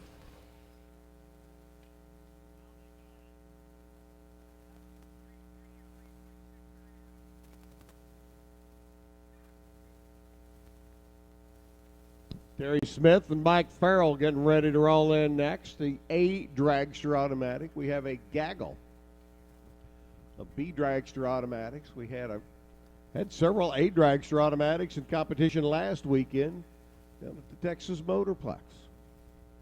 So we go from A to B and a fleet of race cars. So the cloud cover rolls in, and all I can say is thank you, Mother Nature. It's beginning to get a little bright here in the announcing deck. Mike Farrell up on the right-hand side, the 34 Chevy Roadster. At Dad CJ's shop down Louisville way.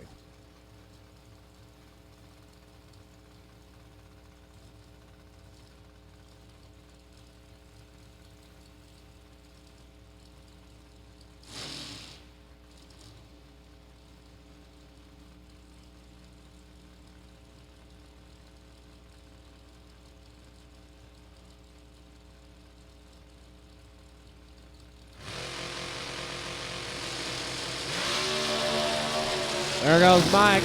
Here comes Terry. Terry was dead late out of the gate. Mike was rocking and rolling.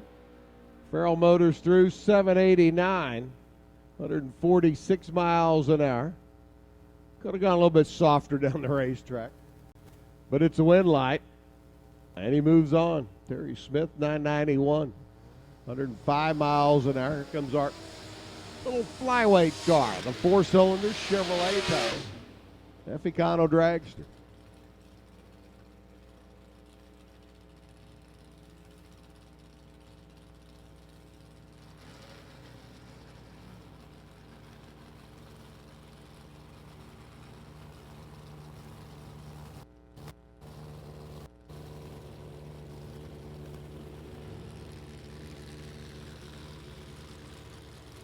Jason Cohen rolling in, the Eficano Dragster out of the number 13 qualifying spot.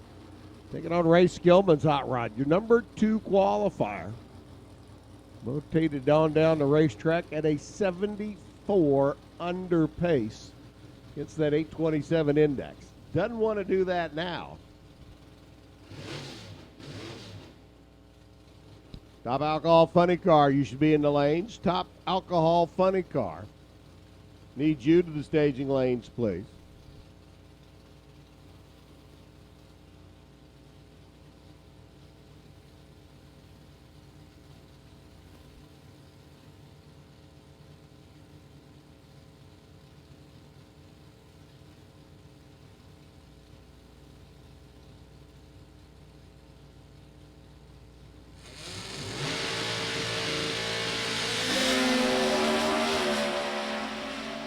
Out of the gate they go. Green lights a pair. Jason out in front. Looking over, looking over, looking over. Watch Ray Skillman go right on by. 7:58 at 175. That one's going to hurt, though. 7:58.7 at 175 miles an hour. 8:07 by Jason. Qualified at an 8:09. He's 60 under as well. What do we have in cars? We had 23 cars. It means our number 12 car. And then we had mine shaft conditions because number 12 car on the 23 car field was 62 under. So now we're into dealing with personal indexes and cop eliminator. Fred Allen coming up. Driving the Econo Altered 32 Bantam. Out of Mike and CJ Farrell's shop. Fred out of Florida. Carr out of Louisville. Steve Ambrose alongside, down from Woodhaven, Michigan. The Varsity Ford, 23. We had that 4-cylinder dragster. We had a 6-cylinder dragster. How about a 6-cylinder powered 23G Roadster? Ambrose out of the gate. Here comes Fred. 32 Bantam, 23T, top end, wind light, 780. 157 miles an hour by Steve, 736. 178 miles an hour, 2 good lights, 2 good laps. 54 thousandths the margin of victory down at the other end of the racetrack. Steve Ambrose out of the number 6 spot moves on. BJ Sexton. The B Dragster automatic entry up on the left side. And Tony Pontillo. Again, top alcohol funny car. Needs you to lanes, please. Round 1 of eliminations. Top alcohol funny car. To the staging lanes, please.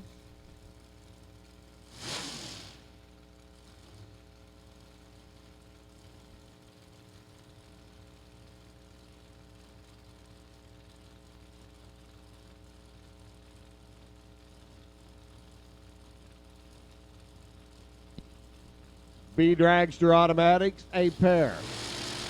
Better in qualifying was Tony. BJ trying to grab a little bit at the starting line. He lights the red light. Tony motors on down the racetrack to a 7:43 shutoff run. 131 miles an hour, 7:48 by BJ. I'm running it down to about 1,000 feet. Clicking it off and coasting on through.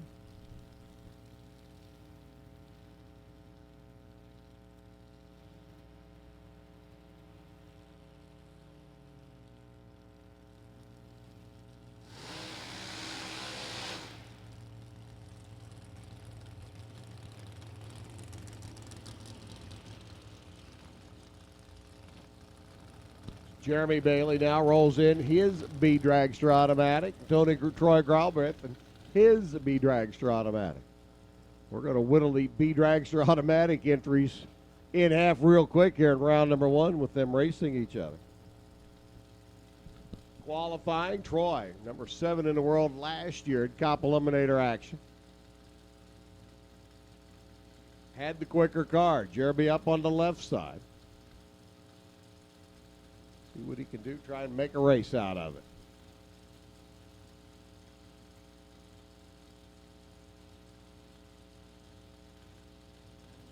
Super Street, round number 3. Need you to lanes, please. Super Street, round number 3. Needing you to the staging lanes, please.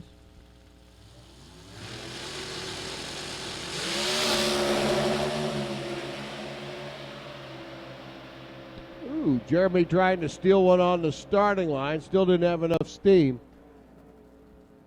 686, 191 by Troy. Jeremy goes through 691.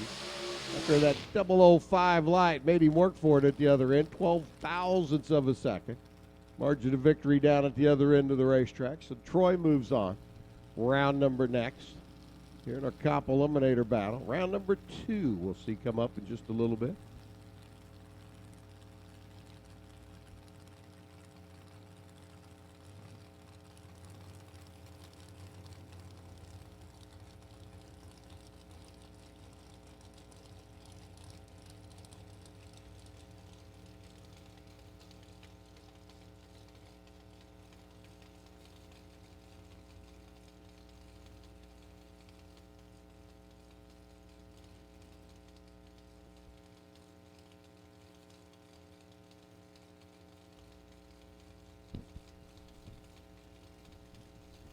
Mark Kirkman, Neil Giroux, B Dragster automatic, and another A Dragster automatic. Except Kirkman's not there. Competition by run for Neil. There's the runner out of Illinois, not able to answer the bell for the opening round. Neil shuts it off to a 780 lap, and he eases his way into round number 2. Chad Vogus, little K altered automatic. Chad came up, made one run on Friday. It hasn't been seen since. Vogus race engine, 4-cylinder, 32 Bantam.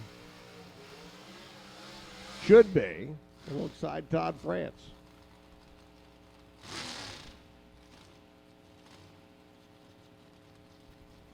Todd, of course, your defending champion, ran Dave Billingsley. The finals last year. David out in round number 1, so if Todd can get to the finals again, we know it won't be a rematch.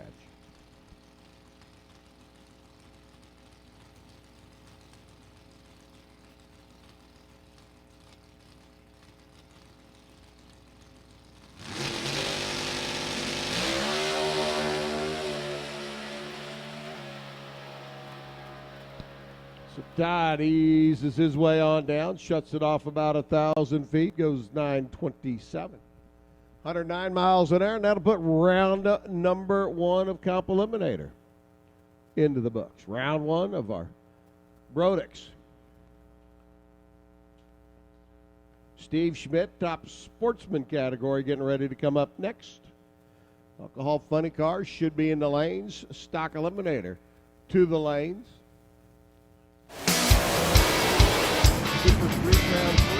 NHRA All Access is your exclusive ticket to watch live racing from the comfort of your own home or on the go all season long.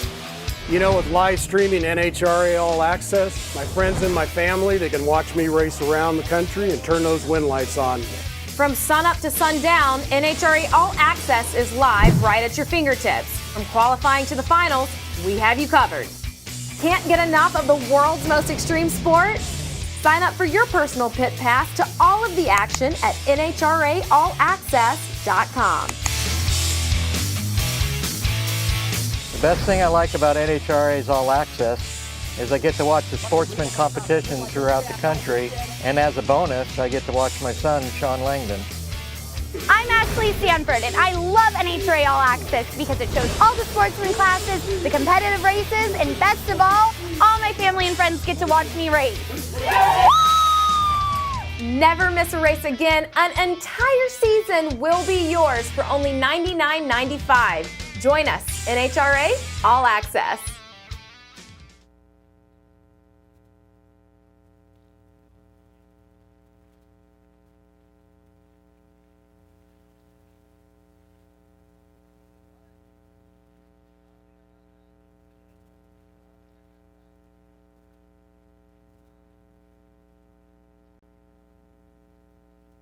Top Alcohol Dragster and Top Snowmobile. Top Alcohol Snowmobile. I'll be all right.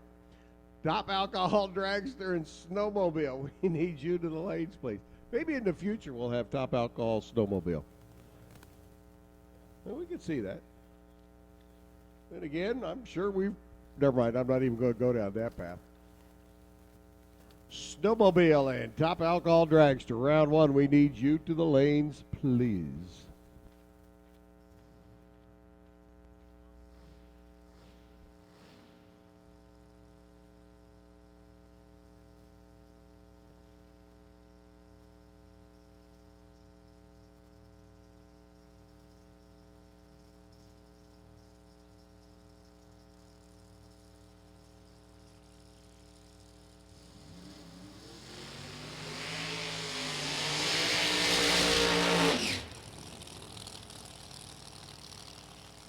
And our Brodix, Steve Schmidt, top sportsman category, getting ready to come up. Round 1.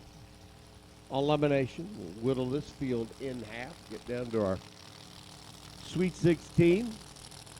Jerry Albert up on the left side. The Jegs and a Bruzy, and Holly, and the rest of the clan, the Chevy Camaro. On the left lane, Ryan Hill for Ryko. On the right-hand side, a little fresh spray of de-icer into the bud catcher on top of that mountain motor 528 combination and the Firebird. For the runner out of Valparaiso.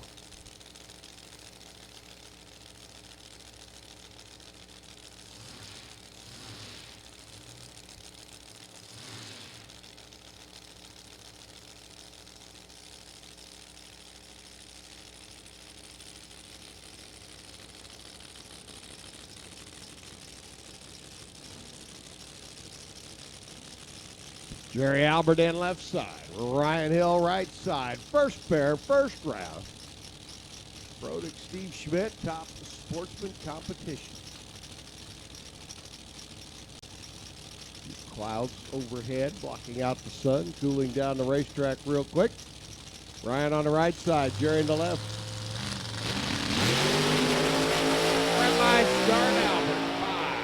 5 foul. 2 quick off the line. Ryan Hill get the win, 665, 211 miles an hour. Again, Top Alcohol Dragster and Snowmobile. We need you to the lanes, please. Top Alcohol Dragster and Snowmobile. Looking for you to the lanes, Stock and Super Street. You have been called as well.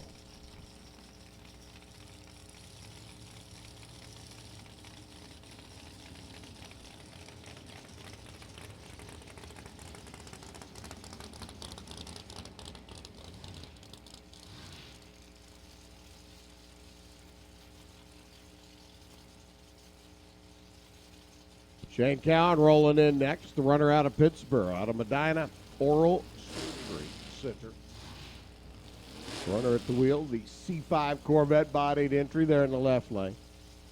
And Michael Chitty out of Ames, Iowa.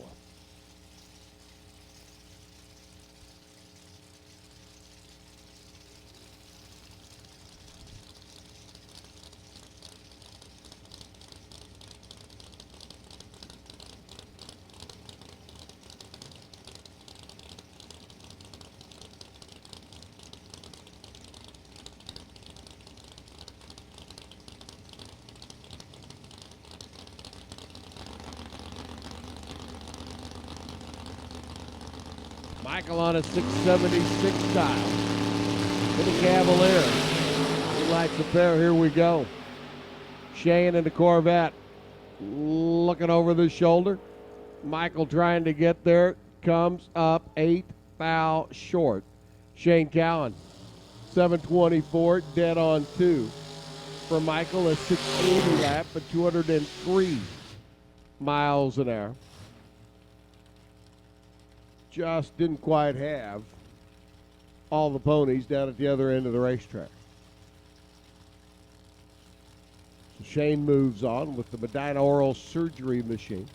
Andy Horn up next with the Need One Ford Mustang. All Ford all the time for Andy and Chuck and the gang.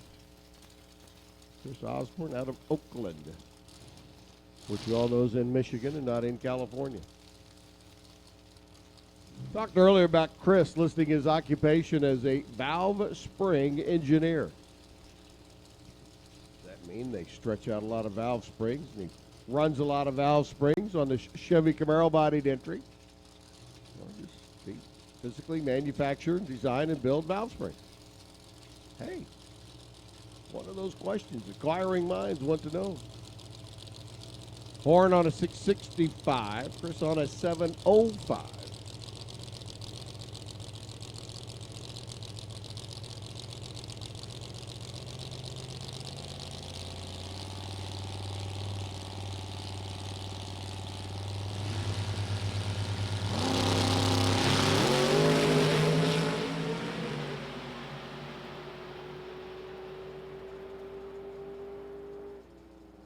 Wheeling around a little bit out there, Andy Horn runs down track, chases down Osborne.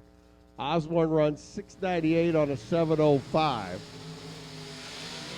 Took way too much bite of the finish line stripe. Andy Horn's going to get the win, 68 on a 65. Chris had him covered off the starting line. Tell you what, if you're in Chris Osborne's pit area, you might want to make a bad run through the trailer, hide all these sharp objects. Because when he looks at all those numbers on the time slip, well, let's just say, hide all the sharp objects.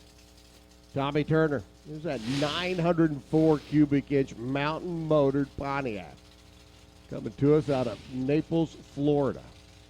Masonry contractor for Tom and Terry. Taking on Tim Molner's machine, the runner out of Ohio.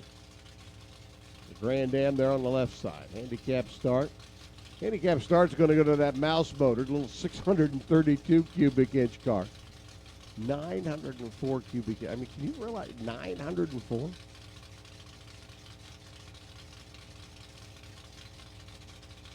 Tommy rolls right in once Tim lights the bulb.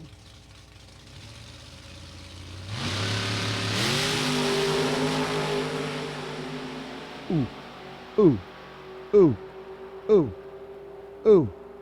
Tim Molnar goes, oh.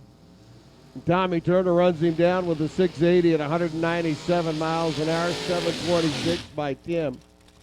He scrubbed off about 4 miles an hour down there on the other end of the racetrack, and he shouldn't have. He had that one. Trip, zip, perfect for Molnar. Tommy was good. I mean, he was 41 on the tree, but he was there for the taking.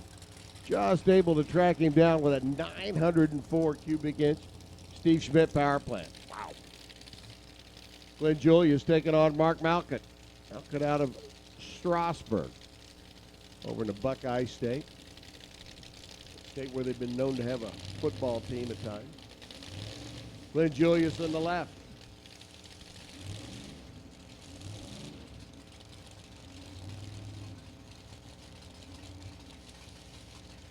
Julius on the left side. Indianapolis-based runner. Of course, the Indy's been known to have a basketball team. I guess we'll find out tonight how good they are. The game's starting right about now, ain't it? Julius left side. Malkut right. Here they go. Top end. Winner picker says give it to Glenn Julius. 709 on the 706 dial. 668 Mark at the other end. 23 foul at the stripe. We call super stock. Round 3 to the lanes, please. Super stock. Round number 3 needs you. To the staging lanes, please. So Julius moves on to round 2. Justin Souders and Tony Fignelli. Coming up next. Tony right side. That's Pontiac GXP. Final call, Super Street, Super Stock. Round number 3 needs you to the lanes, please. Super Stock. Round 3 needs you to the staging lanes, please. Justin in the left side. Wheeling that Camaro. 702 the dial. Justin has had problems both laps getting down the racetrack. A best of a 767. They think, they're sure, they hope, they're planning on having it all figured out because they got that puppy dialed down to a 702. Tony qualified with a 90 and an 86. Got the dial in set right now to 690. And I got to tell you, the great unknown really is Justin Souders' Camaro there on the left-hand side. What will that car do? Hey, sometimes to get serious about it. These cars sometimes step up and be right on the money.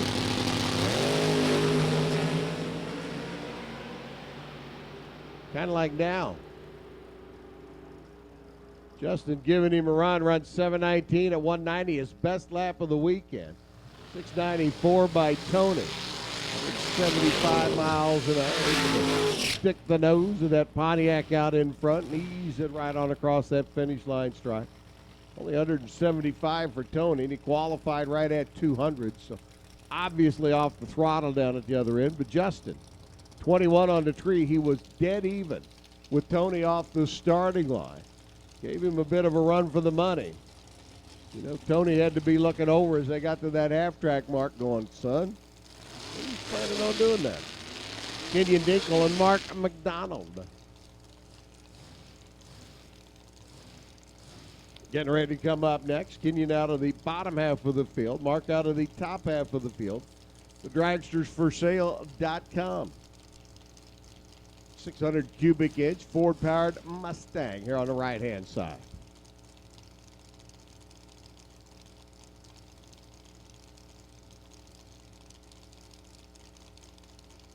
Handicap start by less than a blink of an eye, 675 to a 678. The dragstersforsale.com entry. First opportunity to leave the starting line.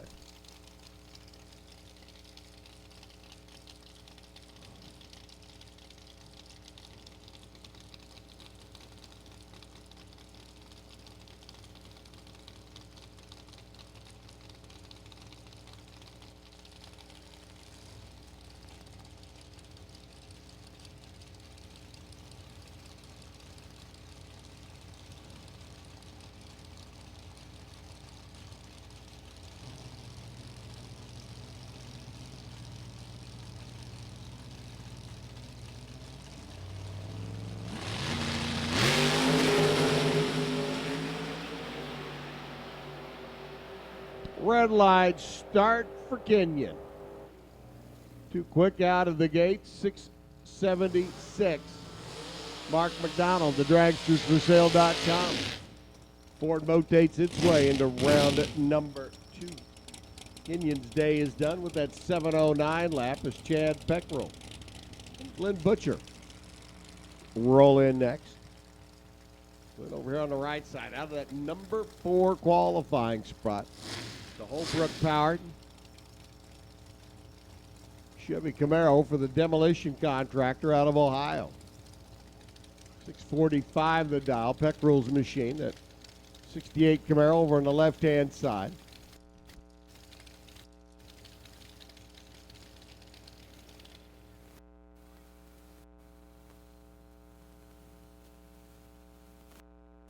Word comes from down at the other end of the racetrack. Need to buzz out and check the track real quick, so we'll get that done and taken care of before we send Glenn and Chad on their way down the racetrack.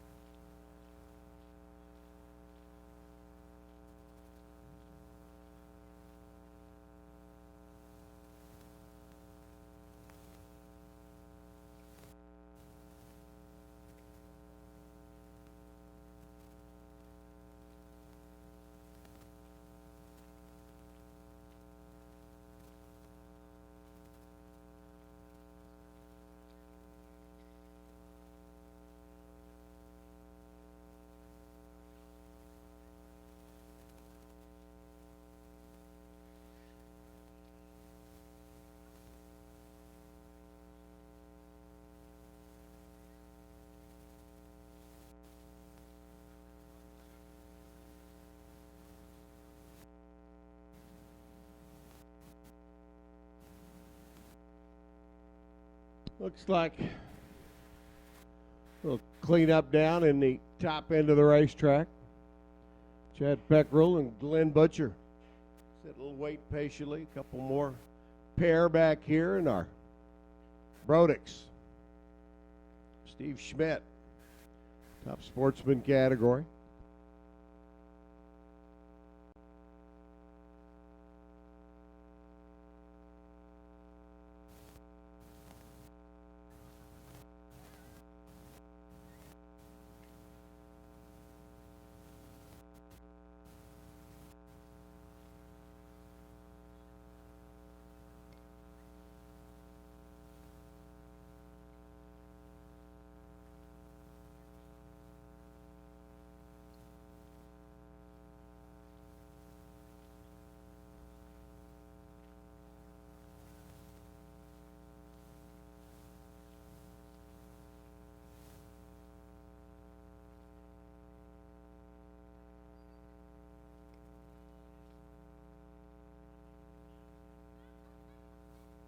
Want to race down the same track as the stars of NHRA?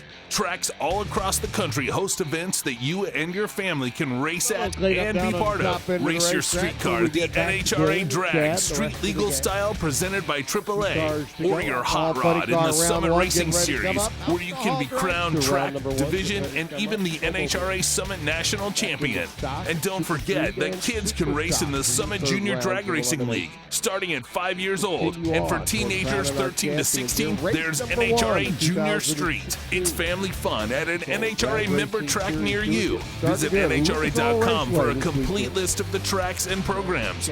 Remember, drag a friend to the track and share the speed.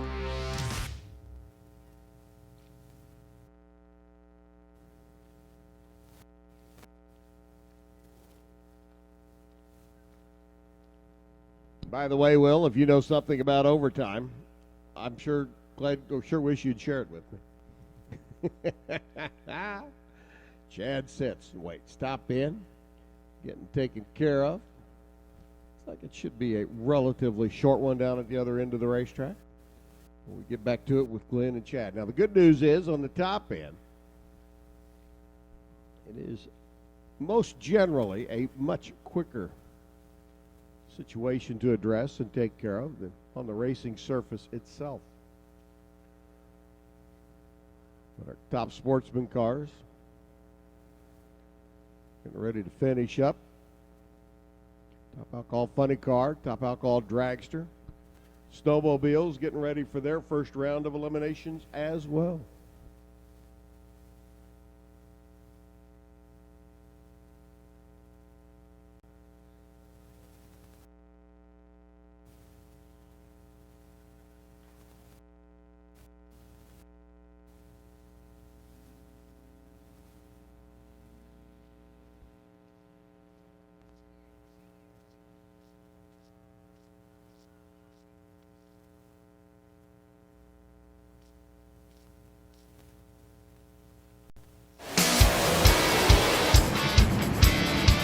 NHRA All Access is your exclusive ticket to watch live racing from the comfort of your own home or on the go all season long.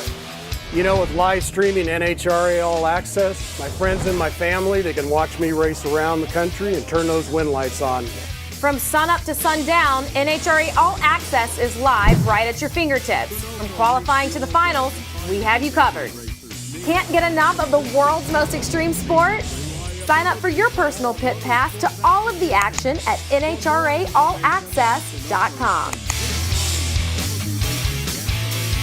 The best thing I like about NHRA's All Access is I get to watch the Sportsman competition throughout the country, and as a bonus, I get to watch my son, Sean Langdon. I'm Ashley Sanford, and I love NHRA All Access because it shows all the Sportsman classes, the competitive races, and best of all my family and friends get to watch me race. Never miss a race again. An entire season will be yours for only $99.95. Join us, NHRA All Access. Our NHRA contingency winners, including past world champions Alan Johnson, Warren Johnson, David Rampey, and Jimmy DeFrank. From handheld weather stations, trailer-mounted units, or a pager system, Computech has what you're looking for. Be sure to check out the Race Air Pro Weather Analyzer. The Race Air Pro from Computech can help put you on the fast track to the winner's circle. Call 1-800-870-8383 to order risk-free with a 30-day money-back guarantee. Also, visit us on the web at www.computech.com. All right, top end cleaned up, ready to get back at it. Now Glenn Butcher, Chad Peckrell. We get ready to continue on.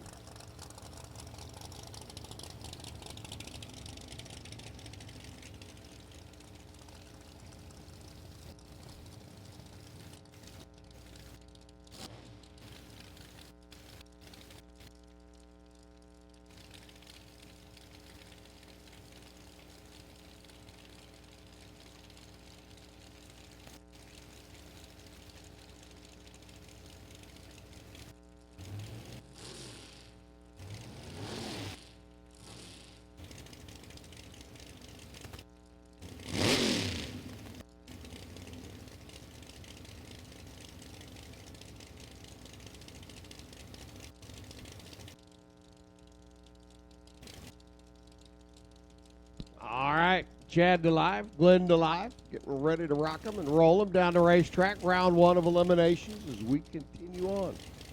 Where'd that cloud cover go? That sun's kind of bright. Yesterday we were complaining about the rain. Today it's like, where'd the cloud cover go? Red light start, Chad Peckrell. Perfect light, Glenn Butcher. Oh, my. 650 on a 645 after going zip, zip, zip on the starting line. Glenn was perfect. Moves into round number next. Chad's red and comes up short at the other end of the racetrack.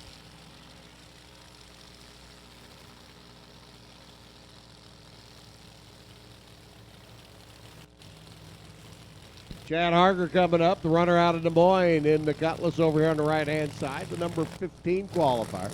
What's that get you today? It gets you a chance to run the number 1 qualifier. Now, normally, on Saturday, we run the Top Dragster and Top Sportsman. DRE, EngineDiapers.com, Fast 4 Shootout. But yesterday, being what it was, with a serious accumulation of the precipitation, serenade of precipitation by Mother Nature, didn't get a chance to do it. So, as Ridgeway says, hey, let's take that money for the Top Dragster Shootout. $400 to our number 1 qualifier, Mick Snyder, and $200 to our number 2 qualifier, Lester Johnson. Well, since he sponsors it, that's what he wants to do with the money. That's what we're going to do. So Mick Snyder, over there, the Powerhouse Transportation. Corvette, your number 1 qualifier, already got 400 in his pocket. See what he can do. He's got to chase down Tom. Coming, not going to get it done. 32 on a 27. Tom runs 90 on an 85. He was holding a hunt and a half as they went by the Christmas tree and used that hunt and a half at the finish line. Wow. You want to talk about a close race. Tom Harger won that race on the starting line. A 14 thousandths better reaction time. Parlays into a 14 thousandths of a second. Margin of victory at the other end is both drivers running over their dial by the exact same amount. Some days it's what you do on this end. Often it's what you do on the other end. For Tom Harger and the gang out of Des Moines, it was what you did on this end of the racetrack in that particular race. Marco Abruzzi up now. He's back in his Camaro. We saw him up earlier. The reigning champ in the Top Dragster category. Taking on Tim Irvin's machine. Our D boss man over at Mosier. Wheeling and dealing the Mosier Chevy Lumina.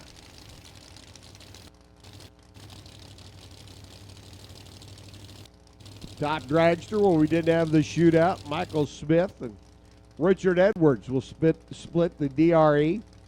EngineDiapers.com. Fast 4 bonus money. And we're clean and green off the starting line. Out of the gate they go. Better Light Tim Irwin gets the win line as well. 008 on the tree, 79 on a 76 dial. Marco runs dead on 1. But he got dusted coming off the starting line by Tim Irwin. 008 light. Tim parlays it into a win for that Lumina, and he'll be back. Round number 2. Here's Lester, the number 2 qualifier in that 55 Bel Air out of Cynthiana, Kentucky.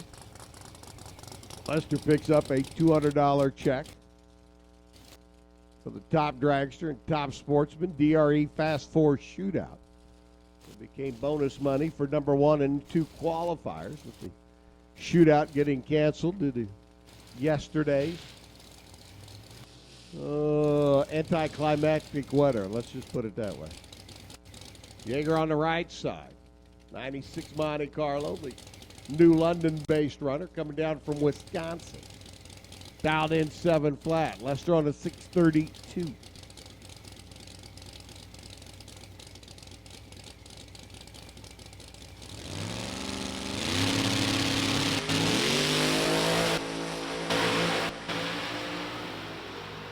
Lester trying to close in from behind, gets it done. 37 on a 32, good for the win. 97.7 on a 7 flat. The dial for Steve Yeager. The run just a little quick. It's out at the other end of the racetrack in the Bel Air. The number 2 qualifier surviving the opening round and moving on to number 2. Jimmy Cowan. Tim Weiss coming in now. Weiss at the wheel of the Mustang. Out of Ohio, the pizza shop owner. Pizza. Why did I say that word? Sounds good, doesn't it? Jimmy Cowan out of Pittsburgh. I'm waiting for the day when somebody at home listening in on the internet gets on the internet, finds the nearest pizza shop, and has pizza delivered to the tower. It's going to happen at some point in time. I'm telling you. Technology being what it is. It's going to happen. Jimmy Cowan left lane. Tim Weiss right side. Handicap start. Going to go to the man who's finished number 7 in the world last year in that Mustang. Yo-ho. Blinking, the bottom bulb is Jimmy Cowan there on the left lane. Stay lit, now off and running. Distracted a little bit, Tim Wise. Motors on through, 008, runs 696. Easing off at only 180 miles an hour, killing about 20. Down at the other end of the racetrack, 752. Jimmy, that bottom bulb just barely flickering for the farmer out of Indiana. Trying to hang in there and just a little tardy out of the gate. Brian Kuykendall, the transmission rebuilder, up on the left side, should be taking on Wayne Galagli, a runner out of Ohio, but the Performance Clinic, 63 Corvette. We saw him make one run Friday, haven't seen since. Wayne obviously with some mechanical woes, not able to make the call for final qualifying earlier today or here in round number 1 this evening.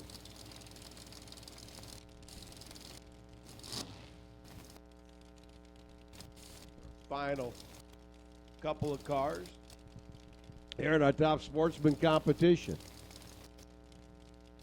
Ryan out of the number 10 qualifying spot. With the competition by run into round number 2.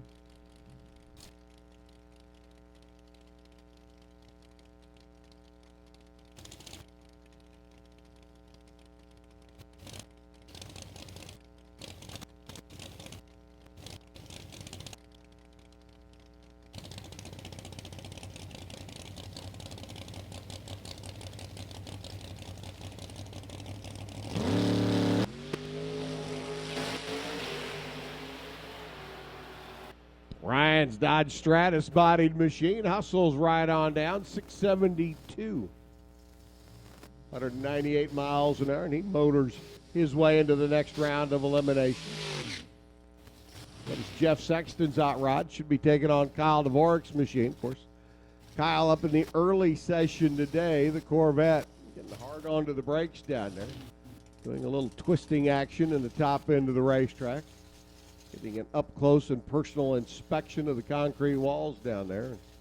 Well, let's just say concrete walls and fiberglass race cars aren't exactly, or isn't exactly a match made in heaven.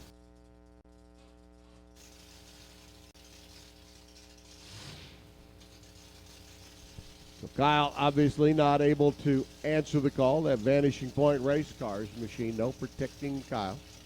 They can get it fixed. They can get it back. So they'll be back on track for you know it's Jeff Sexton, runner out of Ohio, getting the easy run here. Round 1 of eliminations, yet another competition by.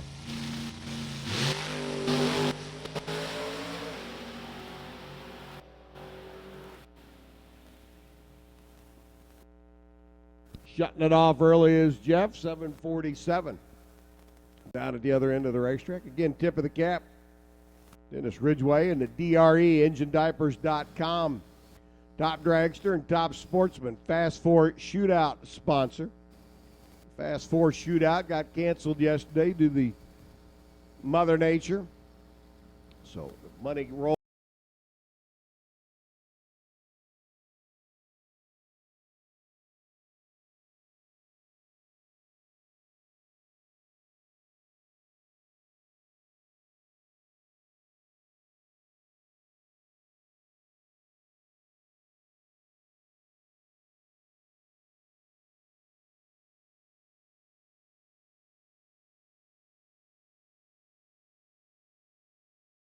Captain Dennis and the gang over at EngineDiapers.com. I think I heard Weiniger say earlier he had a motorcycle for sale.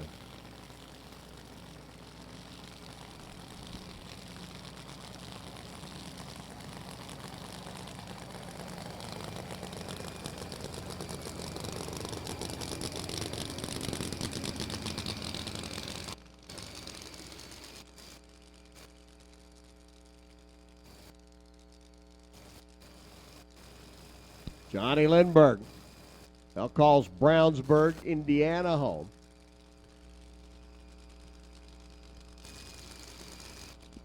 Last year, listed the home base. That's Sweden. Uplands Vasti, Sweden to be exact. Claimed the national championship in the alcohol funny car category. Said, hey, I'm moving to America. Got the number 1 on the side of the new Camaro body. 7 cars in our alcohol funny car category. Number 1 qualifier getting the buy run. Johnny Lindbergh. A bit cooler outside now. RPM's up. 554 in qualifying. Runs 552. I guess next round of eliminations he's going to run a 550 because he started off with a 556. Came back earlier today with a 554. Runs a 552 this time around. So natural progression would be in the semifinals that he runs a 550. Makes sense to me. 5.521. Going down the racetrack. Johnny's car cleared off the top.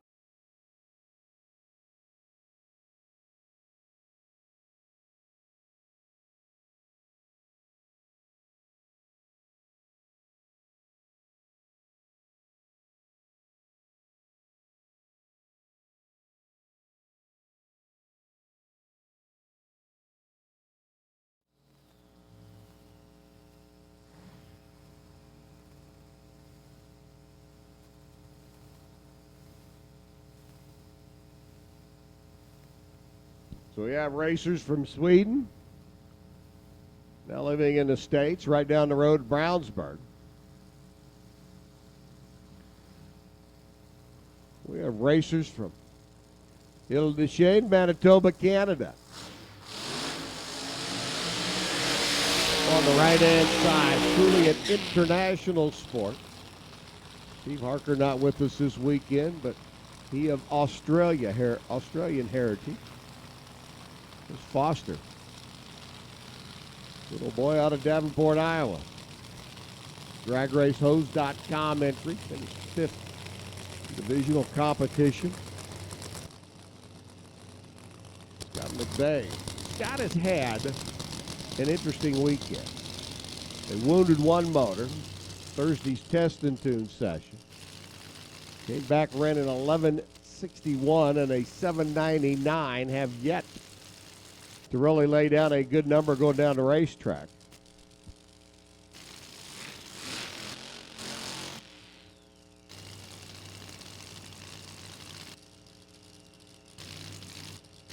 Foster qualified number 2 with a 564.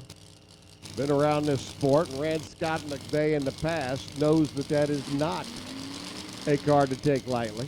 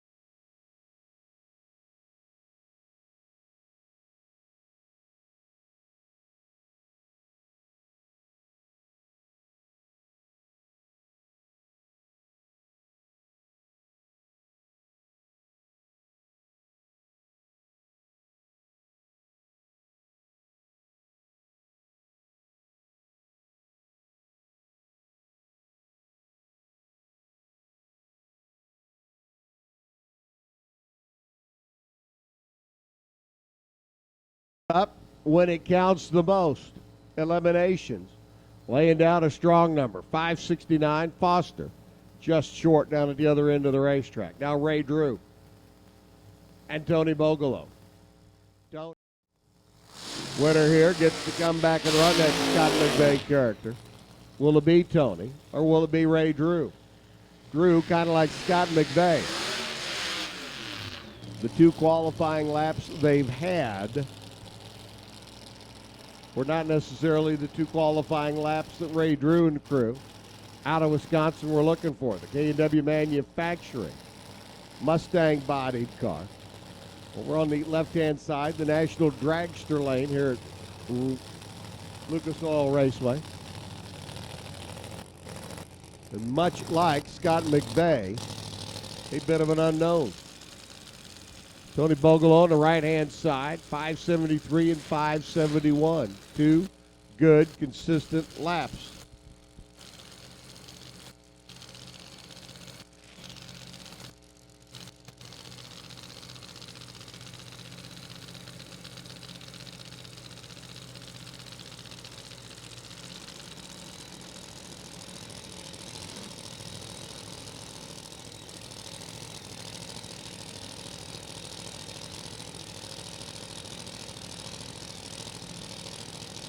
Ray Drew, again like Scott McVeigh, an unknown. Tony Bogolo, out of the gate was Tony. Light turned green and he said, see ya, goodbye. Bogolo, 567 at 252. Tony and the gang, Rick Hickman and everybody, stepping that Avenger-bodied car up when they needed to. Best run of the weekend for them. That 567 will put them into the semifinals. 571 by Ray Drew. He was a little late out of the gate. Tony was going to make him work for it, but that 567 lap by Tony and the gang, puts them into the semifinals. They'll run Scott McVeigh in the next round. Scotty will have lane choice with his 563 over Bogolo's 567. So a couple of cars from the a car from the bottom half of the field, taking on the number 3 qualifier in the semifinals. Rob Feister and Paul Noakes getting ready to do battle. Noakes, last year's runner-up. Coming out of the number 4 qualifying spot, the Meritor Drive Force machine, another Canadian-based car out of London, Ontario. There's the Mustang of Noakes. Here comes the champion. Video Solutions, Kentucky-based Chevrolet of Rob Feister over there on the left-hand side.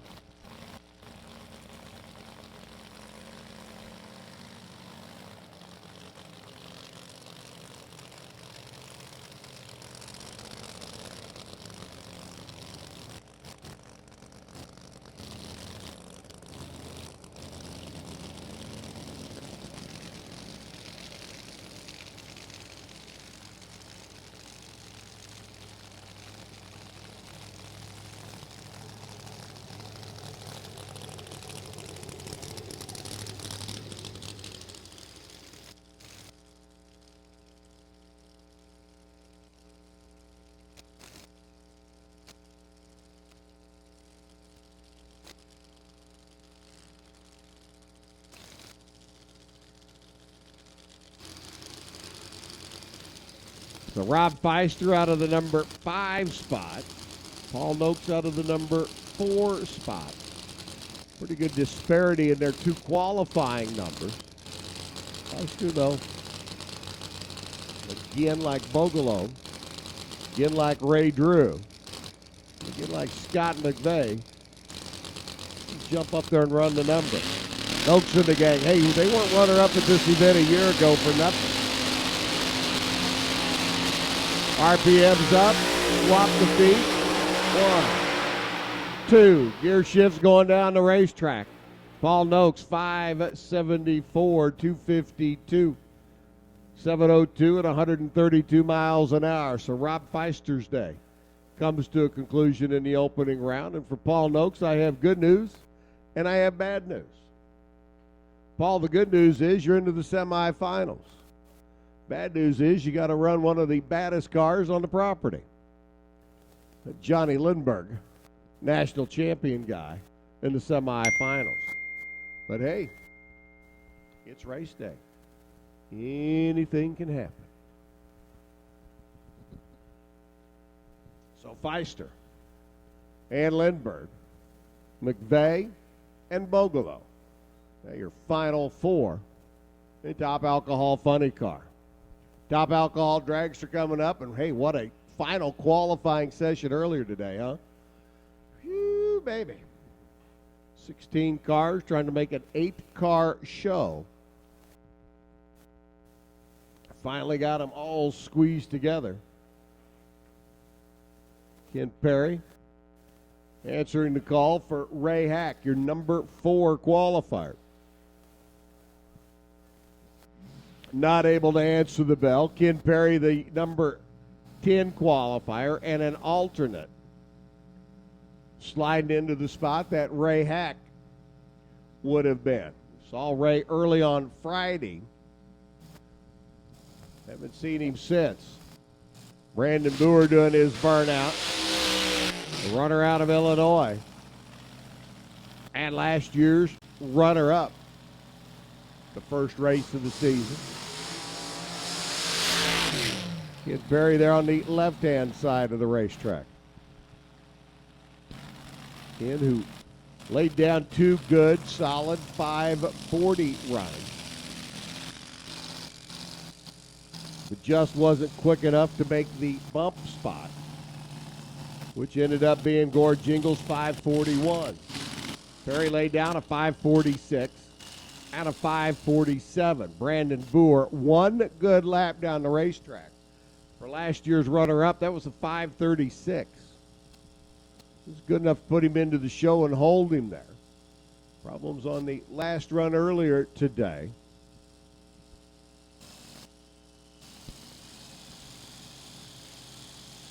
So the runner out of Urbana, right-hand side.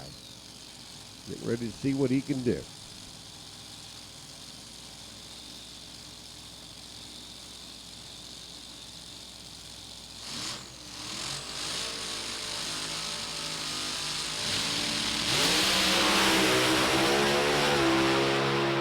Brandon Boer's machine like a rocket ship, 551, 257.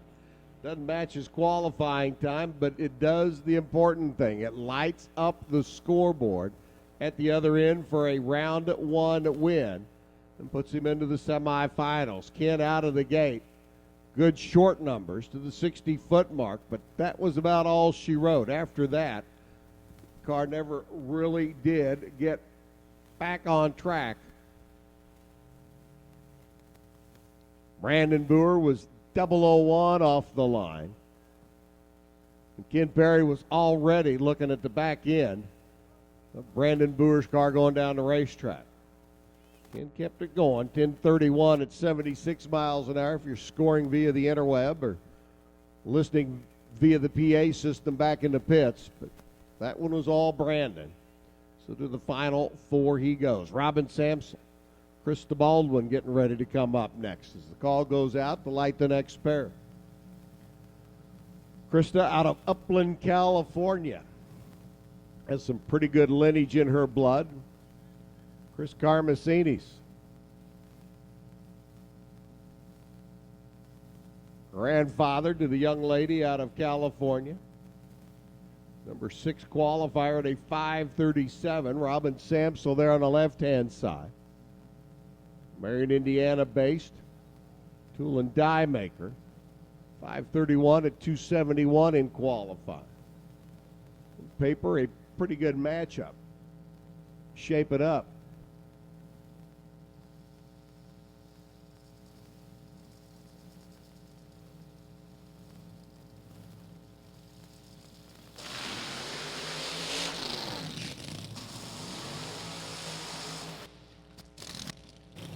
Robin on the left side. Lane choice out of that number 3 qualifying spot.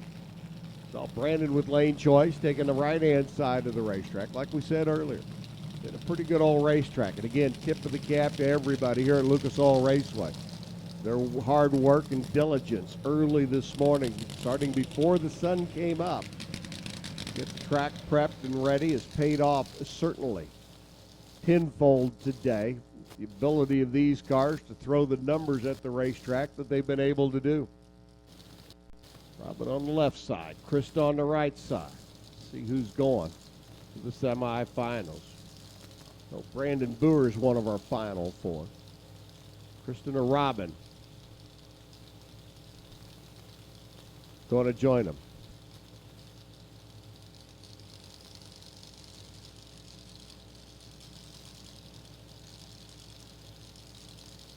Krista rolls in, lights both bulbs. I know she didn't mean to do that.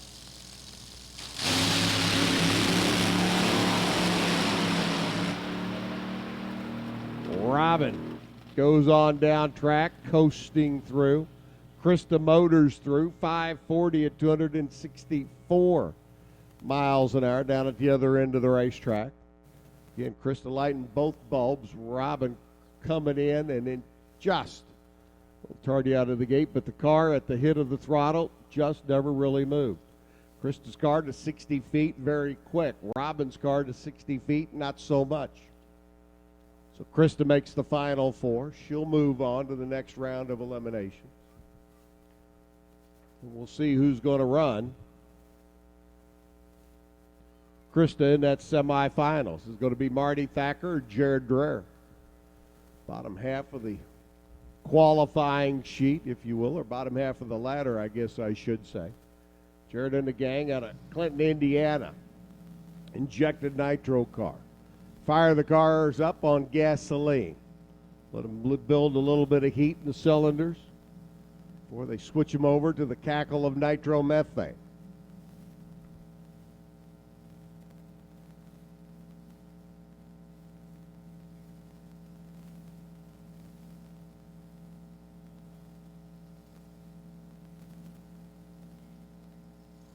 Jared's car warm.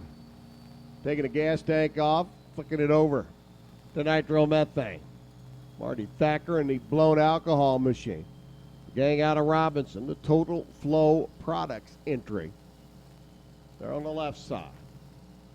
Two types of power plants allowed in our top alcohol dragster category. Injected nitromethane and blown alcohol. Two distinctively different driving styles for the cars.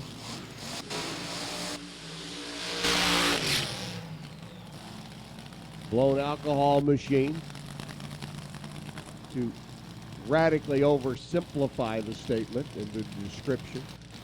The blown alcohol cars, much like a stick shift. You're driving it on the street. You're sitting at a stop sign. You bring the RPMs up a little bit. You ease into the gas. You ease out on the clutch. Don't want to give it too much gas. Don't want to give it too much clutch. Too much clutch, you stall it. Too much gas, you burn through the clutch. Injected nitro cars, more like an automatic. At idle, you mash the gas when the tree comes down. And inside the transmission are fingers on the clutch disc. And as the car goes down the racetrack, the fingers in the clutch apply pressure. Tightening it up, they can get more of a one-to-one drive ratio. And it's an oversimplification, but it'll give you the idea. Marty Thacker will bring the RPMs up, somewhere between 5,000, 6,500, depending on how they have the car set. Out of the gate they go, wheels up.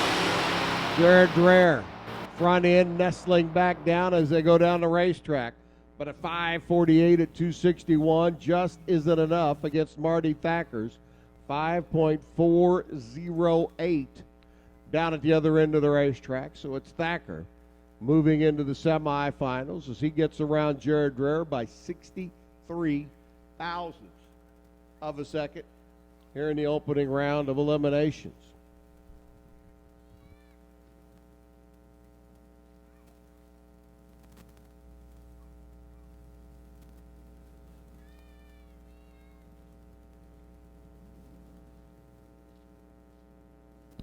5.408, Krista Baldwin. 5.408, Marty Thacker. Lane choice in the semifinals by 1 mile an hour goes to Krista Baldwin, who ran 264, to Marty Thacker's 263. Identical elapsed times for our semifinal pair. Speed now the determining factor for their semifinal matchup. Mia Tedesco, Gord Jingles, the Bull, out of Winnipeg, Manitoba, Canada. Yet another Canadian runner coming down to contest with us here this weekend. And Mia, how about Mia? 978 on Friday. Going up in smoke almost at the immediate hit of the throttle. Came back today. Dave Arata tuned the car in, ran it down track. A nice, easy, beautiful 5:26 to go from not even being on a qualifying sheet to the number one spot.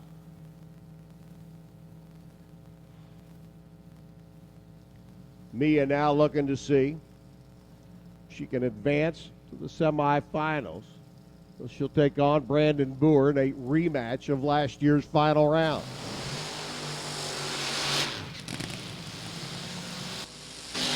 Injected nitro cars, a pair. Mia, a regional champion last year. Gord Jingles, a regional champion last year. Gord coming out of the number 8 qualifying spot, but I got to tell you,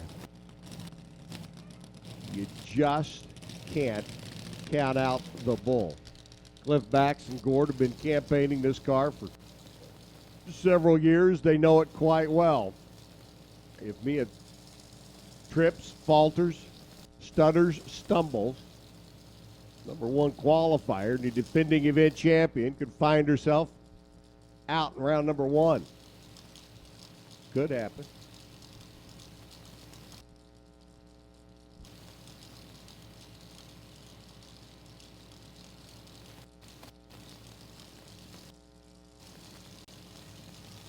The number 1 qualifier left side. On paper, it's Mia's race. In my heart of hearts, I know this is a great opening round matchup between two very good cars.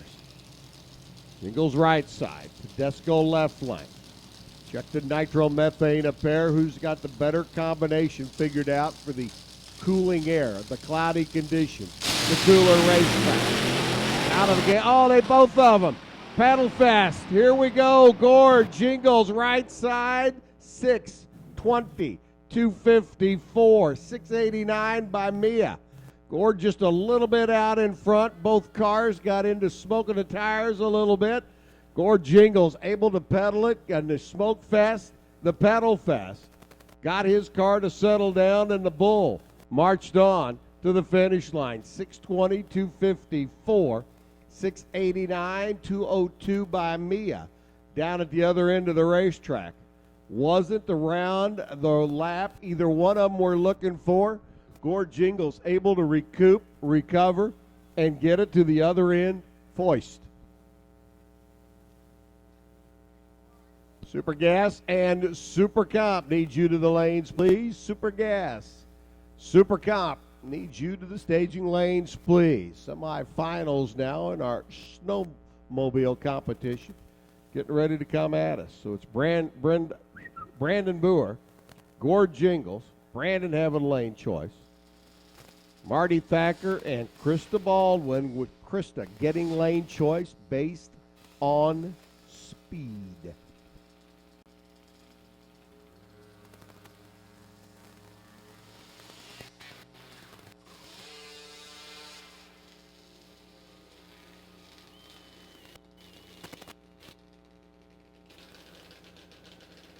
Final 4 contestants in our snowmobile category. Here's your number 1 and number 3 qualifiers. Skidoo taking on the Arctic Cat. Lou Werbel left side. Kyle Schultz over here on the right-hand side of the racetrack as they motor on through.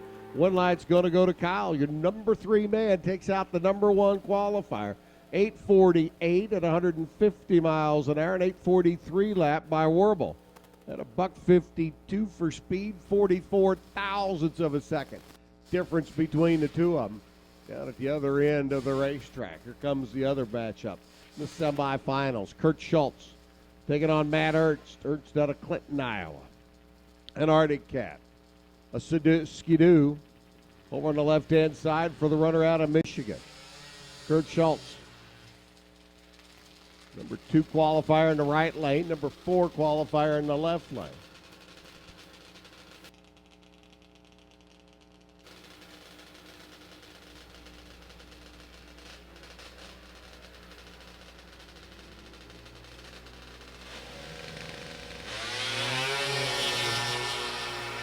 Green lights and away we go. Neither driver is going to be flashing the time slip around for reaction times, but it's still going to make a pretty good race out of it. 8:40 beats an 8:71.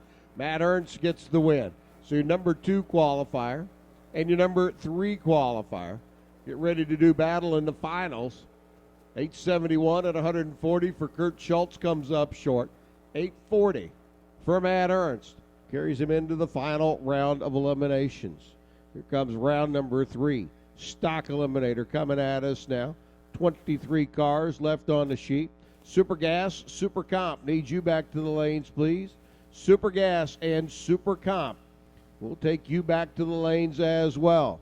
Stock Eliminator at the ready line. Stock Eliminator pulling up to the water box. Kevin Zaskowski. The Clan out of Rockford, Michigan. Zaskowski Motorsports, 396. Big Block Camaro.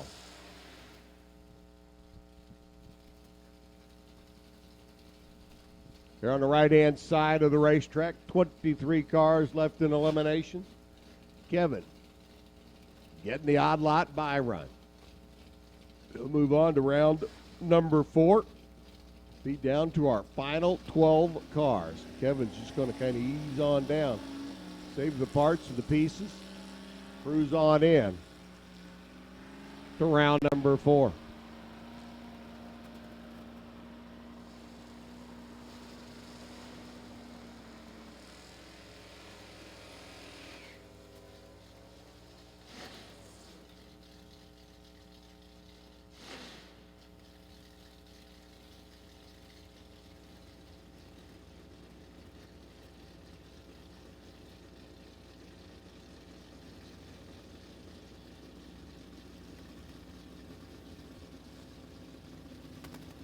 Zaskowski cruises on into round number 4. Here's Bill Simsprot and Brent Flynn.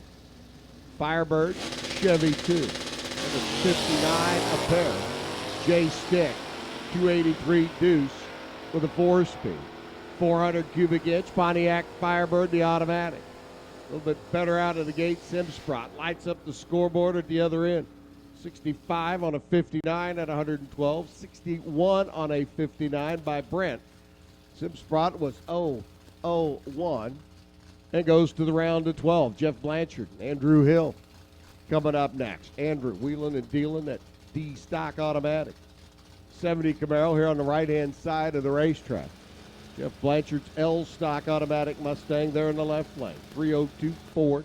1210 the dial. 1085 by Andrew. The Camaro's got away to chase the Mustang. Here we go. Green lights a pair out of the gate. Andrew, young driver out of Michigan. Making the front end up. Sets the front end down. Starts reeling him in at the other end and gets him. 1089 on a 1085.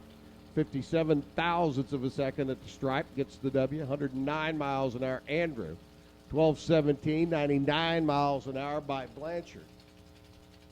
Down at the other end of the racetrack, comes up just that much short. MJ Quinn taking on Aaron Allison. 11:56 to an 11:42. The handicap start. Allison on the right side. G-Stock automatic entry. The little Chevy Nova for the runner out of Ohio. MJ on the left side. Louisville-based runner. Auto trim, interior man. Very good one. Green lights are on. Here we go. 305 Camaro for the Louisville runner. 305 combination coming out of Woodrow Josie's race engine shop. Lights it up for MJ. 11:57 at 112. 11:45 by Aaron at 107 miles an hour. And he comes up short. Down at the other end by 30 thousandths of a second. Jim Cakel taking on Charlie Downing now. Downing on the left side. That three-valve mod motor. Little 281 Ford. Stick shift ride for Charlie. Taking on Jim Cakel's Olds 442. Out of the gate they go. Cakel on the right side. Charlie on the left side. Cakel's Oldsmobile. Looking for the stripe, looking at the Mustang. Mustang looking at the Oldsmobile, and it's Cakel getting away on 11:17. 115 takes the stripe by 5 foul. And Charlie's day is done at 11:37 pass at 119. Wonder if Charlie will bring me the 20 he owes me now since he lost the bet. Yeah. This is me holding my breath, by the way. Okay. Besides that, I don't want him to bring me the money. I'd rather beat him up over the PA about it. Rick Winchester taking on Travis Morgan. Yeah. Travis on the right side, 1194. Winchester's Corvette, there in the left lane, 1166 the dial. Green lights apparent. Off and running. Winchester down at the other end, trying to reel him in, gets it done. 66 on a 66, dead on 4 at 113. 94, dead on 4 by Travis. Both of them dead on their dial with a 4 at the end. Winchester had the better light by 34 thousandths of a second. Plays it into the finish line, win light. Comes Lynn Smith, crew chief on the car, the brilliant Bonnie Ray Smith. At 455 Buick Grand Sport there in the left lane, taking on Randy Wilkes. Lynn, competing in his 40th year of NHRA drag racing. Trying to take out the young man who's, well, he was 9 years old when Lynn started racing. Lynn, top end, out of the gate and running. Randy trying to reel him in, top end, gets it done. Double breakout, 29-4 on a 31 by Randy. 30 with a 9 on a 33. True margin of victory down at the other end of the racetrack, 5 thousandths of a second. If Lynn Smith had had that cheeseburger that he thought about between rounds, he'd have had the win. Mike Delahanty, 64 Belvedere up next. The 426 combination, taking on Mike Pusley, the Copo Camaro. We started off with a fleet of Copo Camaros in our stock eliminator field, and we had simply whittled a lot of them out, and there goes another one. Pusley by 13 thousandths of a second. Out of here, Mike Delahanty, the gentleman who works for Ford Motorsports, drives a Mopar, gets the round win, and moves on to round number 4. There'll be 12 cars coming back at us in the next session. George Antrobius out of Ohio. H stock automatic. Small block Camaro on the left lane. Bob Michael, I love the Grand Prix. 62 389 two-door hardtop Pontiac. What a sweet ride. That's one of the cars I'd like to have in my dream warehouse. Take it out on Saturday night cruise night. Wouldn't that be cool? There goes the Pontiac. Here comes George. And Trobius is going to have to work at the other end of the racetrack. A little bit quicker out of the gate. Michael, who's going to run it? It's Michael, 1188 at 109 miles an hour. And Trobius tries to track him down, runs a 26.3, breaks out by 17,000 down at the other end of the racetrack. John Kunsak out of Pennsylvania. A Copo Camaro. Donnie Beeler, a first generation Camaro. 327 4-speed for the runner out of Kentucky. Red light, start Donnie Beeler, 17 thou. Too quick out of the gate, Kunsak. There on the left-hand side. Doesn't have to worry about reeling him in. His win light's already on, runs a 9:59. On his 9:55 dial, 11:06 for Donnie after that red light start. Have stock automatic, Joey Ship, left lane. Eric Compolito, J stock automatic, right side. 350 cubic inch Chevrolets a pair. One underneath the hood of the 70 Nova. One underneath the hood of that 96 Caprice. One's fuel injected, one's carbureted.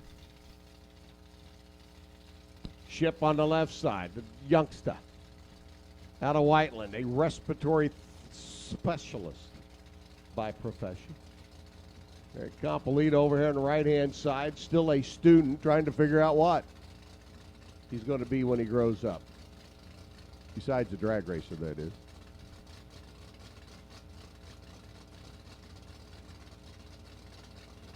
Handicap start. Going to go to the Caprice. Joey's going to have to try and track him down in that Chevy too. Green light, a pair. Out of the gate, they go. You can hear Ron Ruggles in the background, reacting to the reaction times up on the scoreboard. Joey Ship was 0-0-2, runs a 59.4, gets the W. 11.84 by Compolito.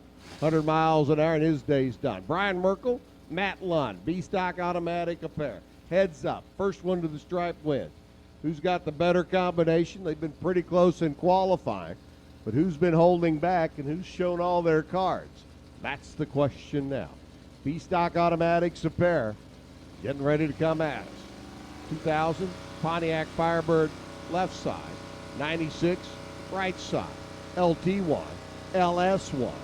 Both of them underneath the hood of a bird. Blink of the tree, Brian Merkel. Comes down, they're green. They're gone. They're going. LS1 versus LT1. A little bit out of the gate. Better out of the gate was Merkel. And he parlays that into a win. 10:47 beats a 10:47.2. Merkel was 11 on the tree. Matt was a little bit later off the line and comes up short down at the other end. Super Street getting ready to come up. Ron, you want to jump in for a while? Have at it, son. I'm going to go find me a little something to drink. Throat's getting a little parched. May have to go gargle. Thank you, Bob Unkefer, as we move right into Super Street. And we are mowing them down here as we move through our classes here. As the evening settles in, as we got Jim Unum and Fred Squires are the first pair up. Fred out of Defiance, Ohio. A couple Buckeye racers squaring up here, and the first pair of round number 3. 1090. We got the board decorated. We're going to leave it there for a little while. So Jim Unum construct the win down there. Good start, both drivers. Somebody leaning on the tree just a little bit tighter. Can they parlay into a win? Yes, they do. 25 pack for Fred Squires. He goes dead 7. And Jim, well, he'll park that race car and maybe settle in for some relaxation as Michael Gramlich and Scott Sattler bring it. We'll go northbound through the gate to the next round. Nobody wants to go home, or nobody wants to quit yet. 5 fouls separating them out of the gate finish line. On the double breakout, Michael Gramlich survives. He goes 2 under. Scott goes 5 under the 1090. Matt Daddis and Rudy Matthews. Rudy, the 69 Camaro. Couple more Ohio racers squaring off here. We're having an Ohio convention in Indiana here as the students and the service tech battle it out down Route 1320.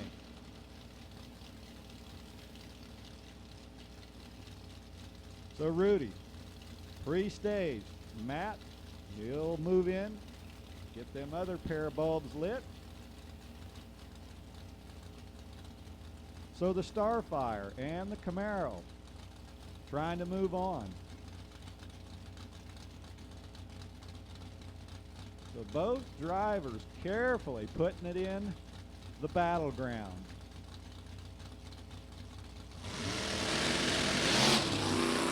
All right.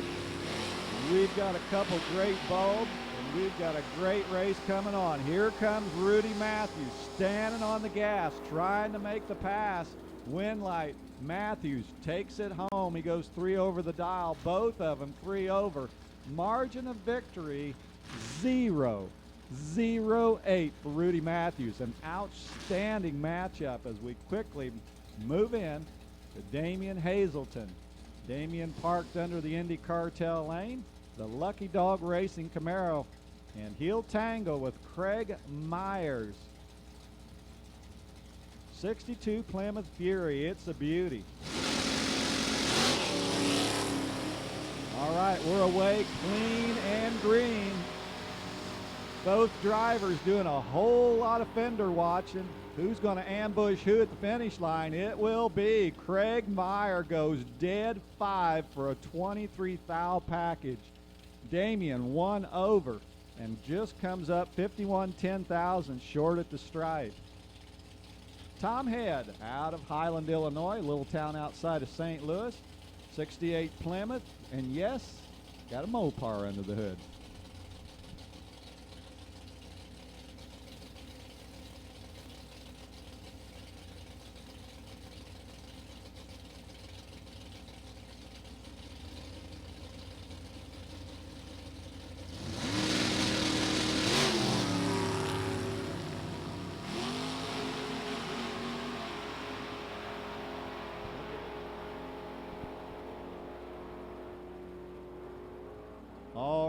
Good looking run there for Brian Richardson, and he's got the W on that side of the time slip.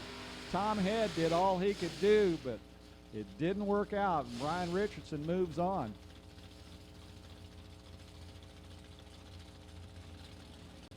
So Denny Napier and Ed Jurasik trying to move into that exclusive club, and that's what we call the next round. Ed out of Elyria, Ohio, and here we go, another Ohio resident, Denny Napier, 77 Vega.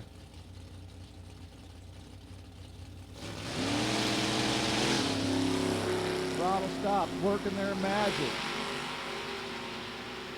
The 660 foam blocks are passed. Here comes that finish line, and here comes Denny. Denny gets it done at the top end. He goes 1 over. Ed was a 1092 pass, and by 13 thou, he will exit. Superstock, need you to the lanes, please. Okay, Superstock. All right, hold on, you're there. We got an announcement.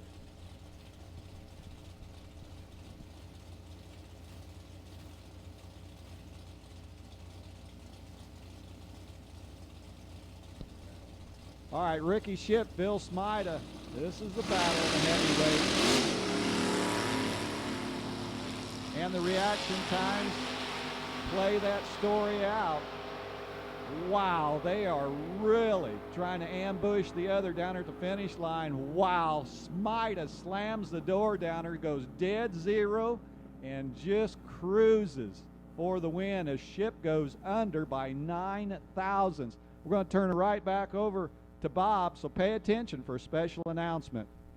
Yeah, I do want to let all of our racers know that the area here that we're in has been put under a severe thunderstorm watch, meaning conditions are optimal for a severe thunderstorm. Nothing yet to be included, but a severe thunderstorm watch. That means be aware of your canopies, your easy ups, whatever the case might be, anything that might blow in the wind. We have been put under a severe thunderstorm watch. That watch goes from now until midnight tonight here in the Indianapolis area. Super Stock, round number 4 coming at us as we take our 19 cars and whittle it down to the final 10. Jeff Neiswanger and Brent Jones getting ready to do battle now. Jones, the Wheatland-based drag pack challenger, Super Stock K. Dialed in 963, 1019 for Jeffrey in the Camaro there on the left side. Runner out of Zanesville. But again, we have been placed in the area under a severe thunderstorm watch. That means conditions are available for a severe thunderstorm to develop. Nice Wanger on a 10-19. Going to go first. There you go. Big wheels up launch. Brent Jones taking the driller. Working his way down track, trying to close up from behind. Coming, got him. 964 on the 63. Jones was 11 on the tree. 10-18-5 on a 10-19. Nice Wanger. 5 thousandths of a second. Too quick down at the other end of the racetrack. And Jeremy Mudd pulls in now. The Pontiac Grand Am taking on Mike Morgan's little Pontiac Firebird. The M-Automatic Pontiac with the 350. Taking on that C-Modified Grand Am 9-second runner of Jeremy Mudd. Couple of second handicap start, almost 4 full bulbs on the tree. Going to go to Morgan. Off and running. Here comes Jeremy. Now trying to close in from behind. The quicker Grand Am. Is he going to have enough real estate at the other end? No. 11:26. Morgan gets the win. 9:24.5. Jeremy goes down there, takes the big chunk of stripe, and breaks out by 15 thousandths of a second. Zach running, taking on J.P. Schuster now. Schuster at the wheel of the S10. Zach wheeling and dealing at 84 Cutlass for the running gang out of Michigan. Zach dialed in on 1068, 1055 for JP. Schuster in a little Chevy S10. Going to give up a blink of an eye handicap start to the Oldsmobile. Green lights up there. Here we go. Ooh, baby. Good reaction times up there. Here we go. Finish line. Winner picker lights up for running. 1070 on the 1068. 1058 on the 1055. JP got down there, tapped the brakes. Zach says, I think I want the stripe. I think I'll take the stripe. I think I'll grab the stripe. Okay, I grabbed the stripe. I win. Nick Morris, the Mustang, number 2 in the world last year, taking on Dave Dupps Jr.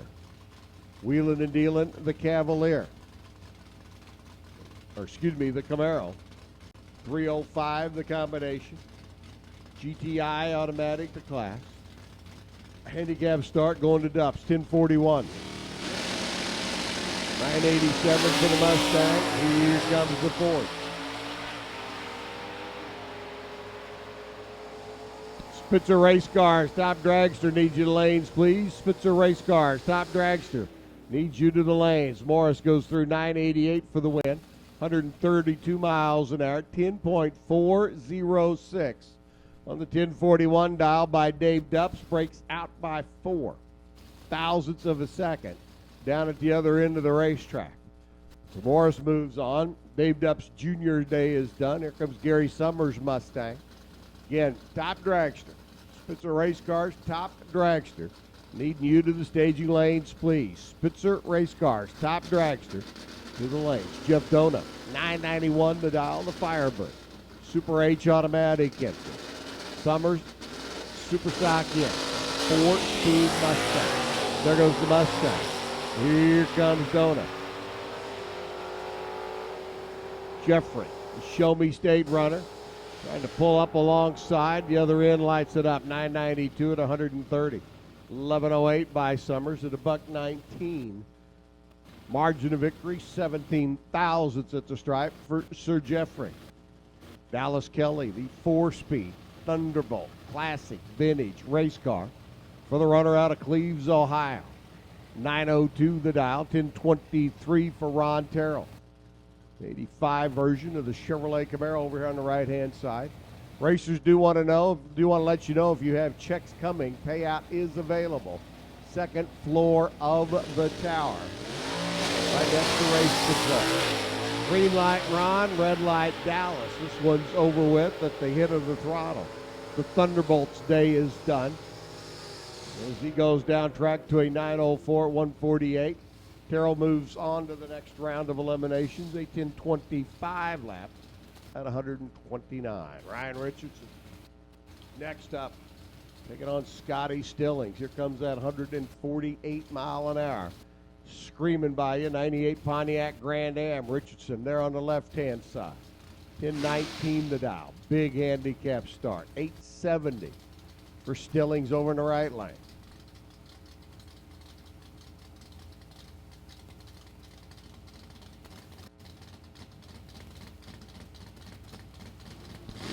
It's a race car. Top Dragster needs your lanes, please.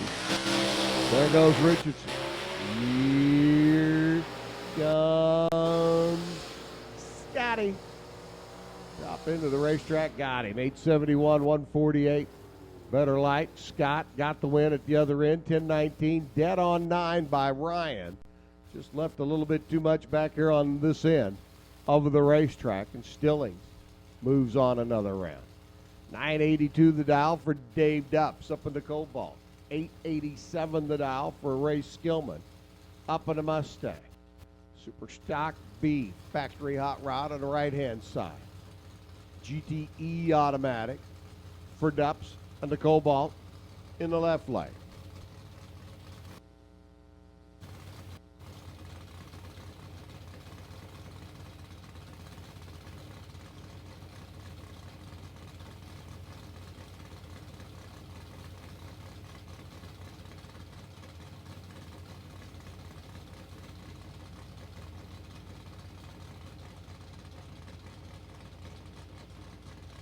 Dupps waiting the stage. He's in. Skillman's in. 3 comes down. Green light for Perry. Ooh, baby. Ooh, baby. Might as well call this one a heads up off the line. One light's going to go to Dupps. 982 at 134. 8888 for Skillman. Good numbers if you're playing poker at the casino. Not necessarily good numbers when you've got an 887 dialed up on the board. Dupps dead on 4. Holding 2 fouls. They went by the Christmas tree. Dan Kyla, Chad Taylor. Chad keeping the Taylor family hopes alive. Chevy Camaro out of Jegs and Mickey Thompson. Over here on the right-hand side, dialed in 959 for Kyle. 1010 the dial in this Firebird.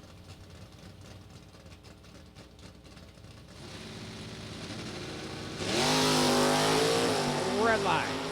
Good night, Dan Kyle. A little quick out of the gate. Chad Taylor eases on to the round of 12. No motor through 974 at 116 miles an hour. Here comes the final Skillman Super Stock car. This is Bill at the wheel. TheRaceSkillman.com. Ford Cobra Jet. Factory Super Stock E combination. Over here on the right-hand side.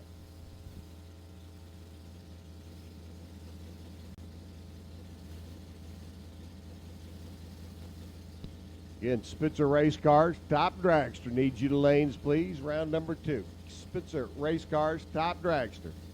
Needs you to the staging lanes, please. Round number 2. Super Gas, round 3. Super Comp, round number 3. Getting ready to come up next.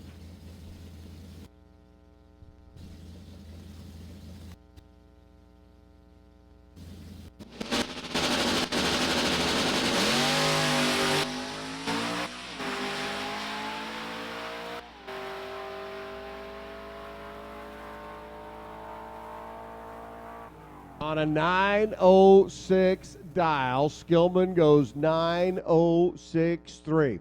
Again, racers, we want you to be aware that the area has been put under a severe thunderstorm watch, meaning conditions are available for a severe thunderstorm to develop.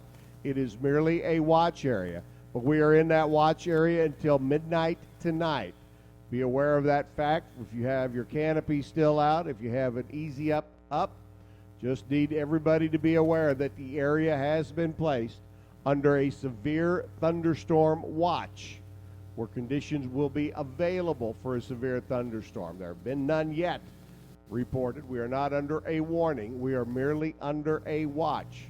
But we want everybody to be aware. So you can take those canopies down, you can take the easy up shelters down, you can lock down anything that is lightweight and might blow away. So racers, do be advised, a severe thunderstorm watch for the area until midnight tonight. Racers, if you have a check coming, payout available. Second floor of the tower, look for the window that says payout.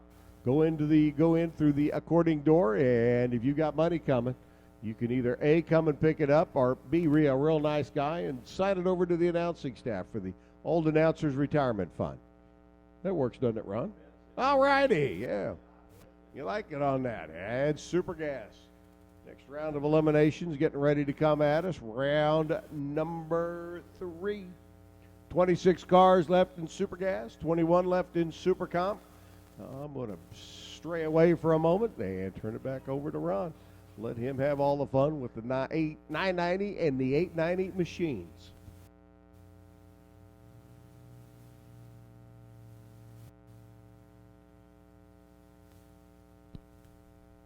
All right, as we get prepared for our round number 3 of Super Gas. And Super Comp has been called to the lanes.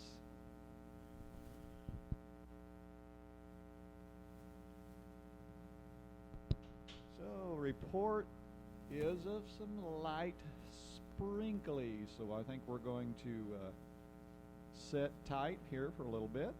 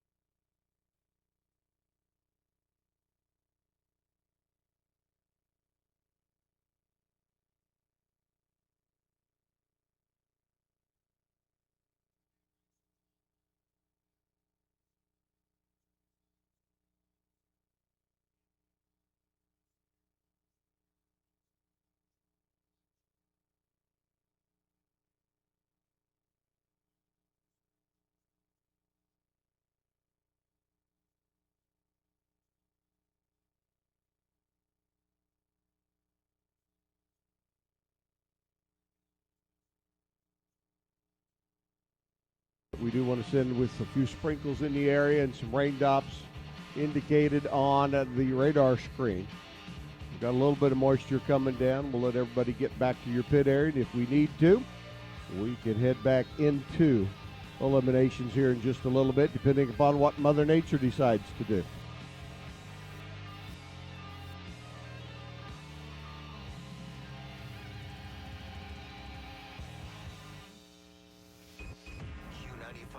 Indies Classic Rock.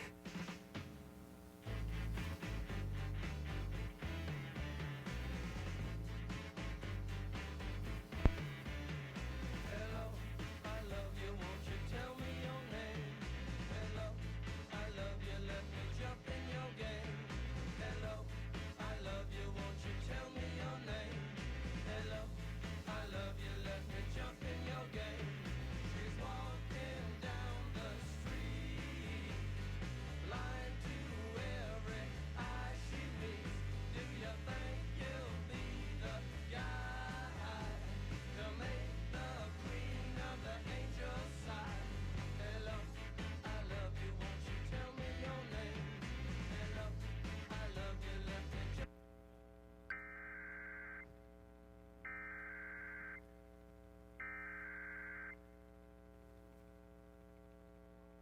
The National Weather Service has issued a tornado warning for the following Indiana counties: Hendricks, Morgan, and Putnam, effective until 9:03 p.m. The National Weather Service in Indianapolis has issued a tornado warning for southern Putnam County in west central Indiana, southwestern Hendricks County in central Indiana, northwestern Morgan County in central Indiana, until 9 p.m. Eastern Daylight Time.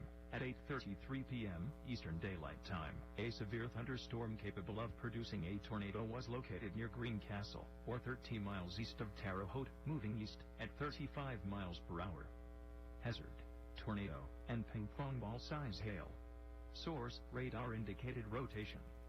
Impact: flying debris will be dangerous to those caught without shelter. Mobile homes will be damaged or destroyed. Damage to roofs, windows, and vehicles will occur. Tree damage is likely. This dangerous storm will be near Fillmore around 8:40 p.m. Eastern Daylight Time. Bell Union around 8:45 p.m. Eastern Daylight Time. Coatesville, Umo, Stylesville, Little Point, and Eminence around 8:50 p.m. Eastern Daylight Time. Third round payout available in the tire, but more importantly, and 55. Precautionary/preparedness actions. We are now under a tornado warning in our area, meaning that conditions have been found to be possible for the formation of a tornado. We are under a tornado warning. Substantial shelter and protect yourself from flying debris.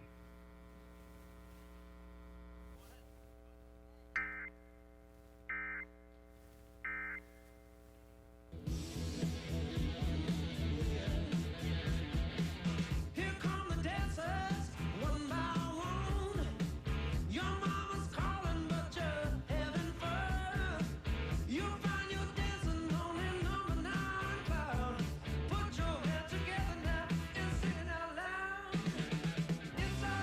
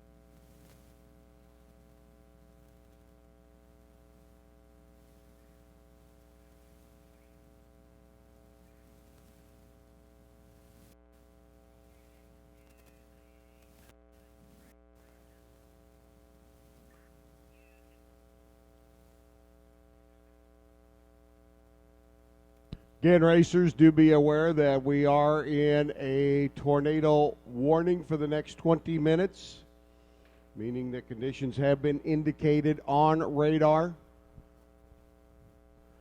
for a possible formation. I do not know that it has been confirmed, but a tornado warning does normally indicate that conditions are indicative on radar. So we're checking and monitoring everything. We will keep you apprised just as much as we know. You can hear the sirens going off in the distance.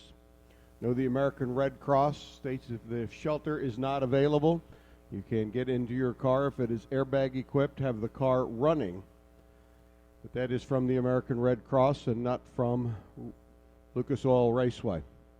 But again, we are under severe thunderstorm watch and tornado warning at this point in time. We'll keep you posted just as much as we know. We will pass on to you as quickly as we can.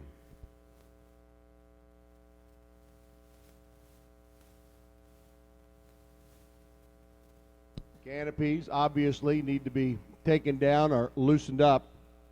Easy up shelters need to be taken down. Anything that is lightweight and flyable, chairs, lightweight tables, whatever the case might be, you might want to secure them as quickly as you can. But again, we are under a thunderstorm watch. Standing here watching the radar screen and keeping an eye on things as they develop via the radar screen.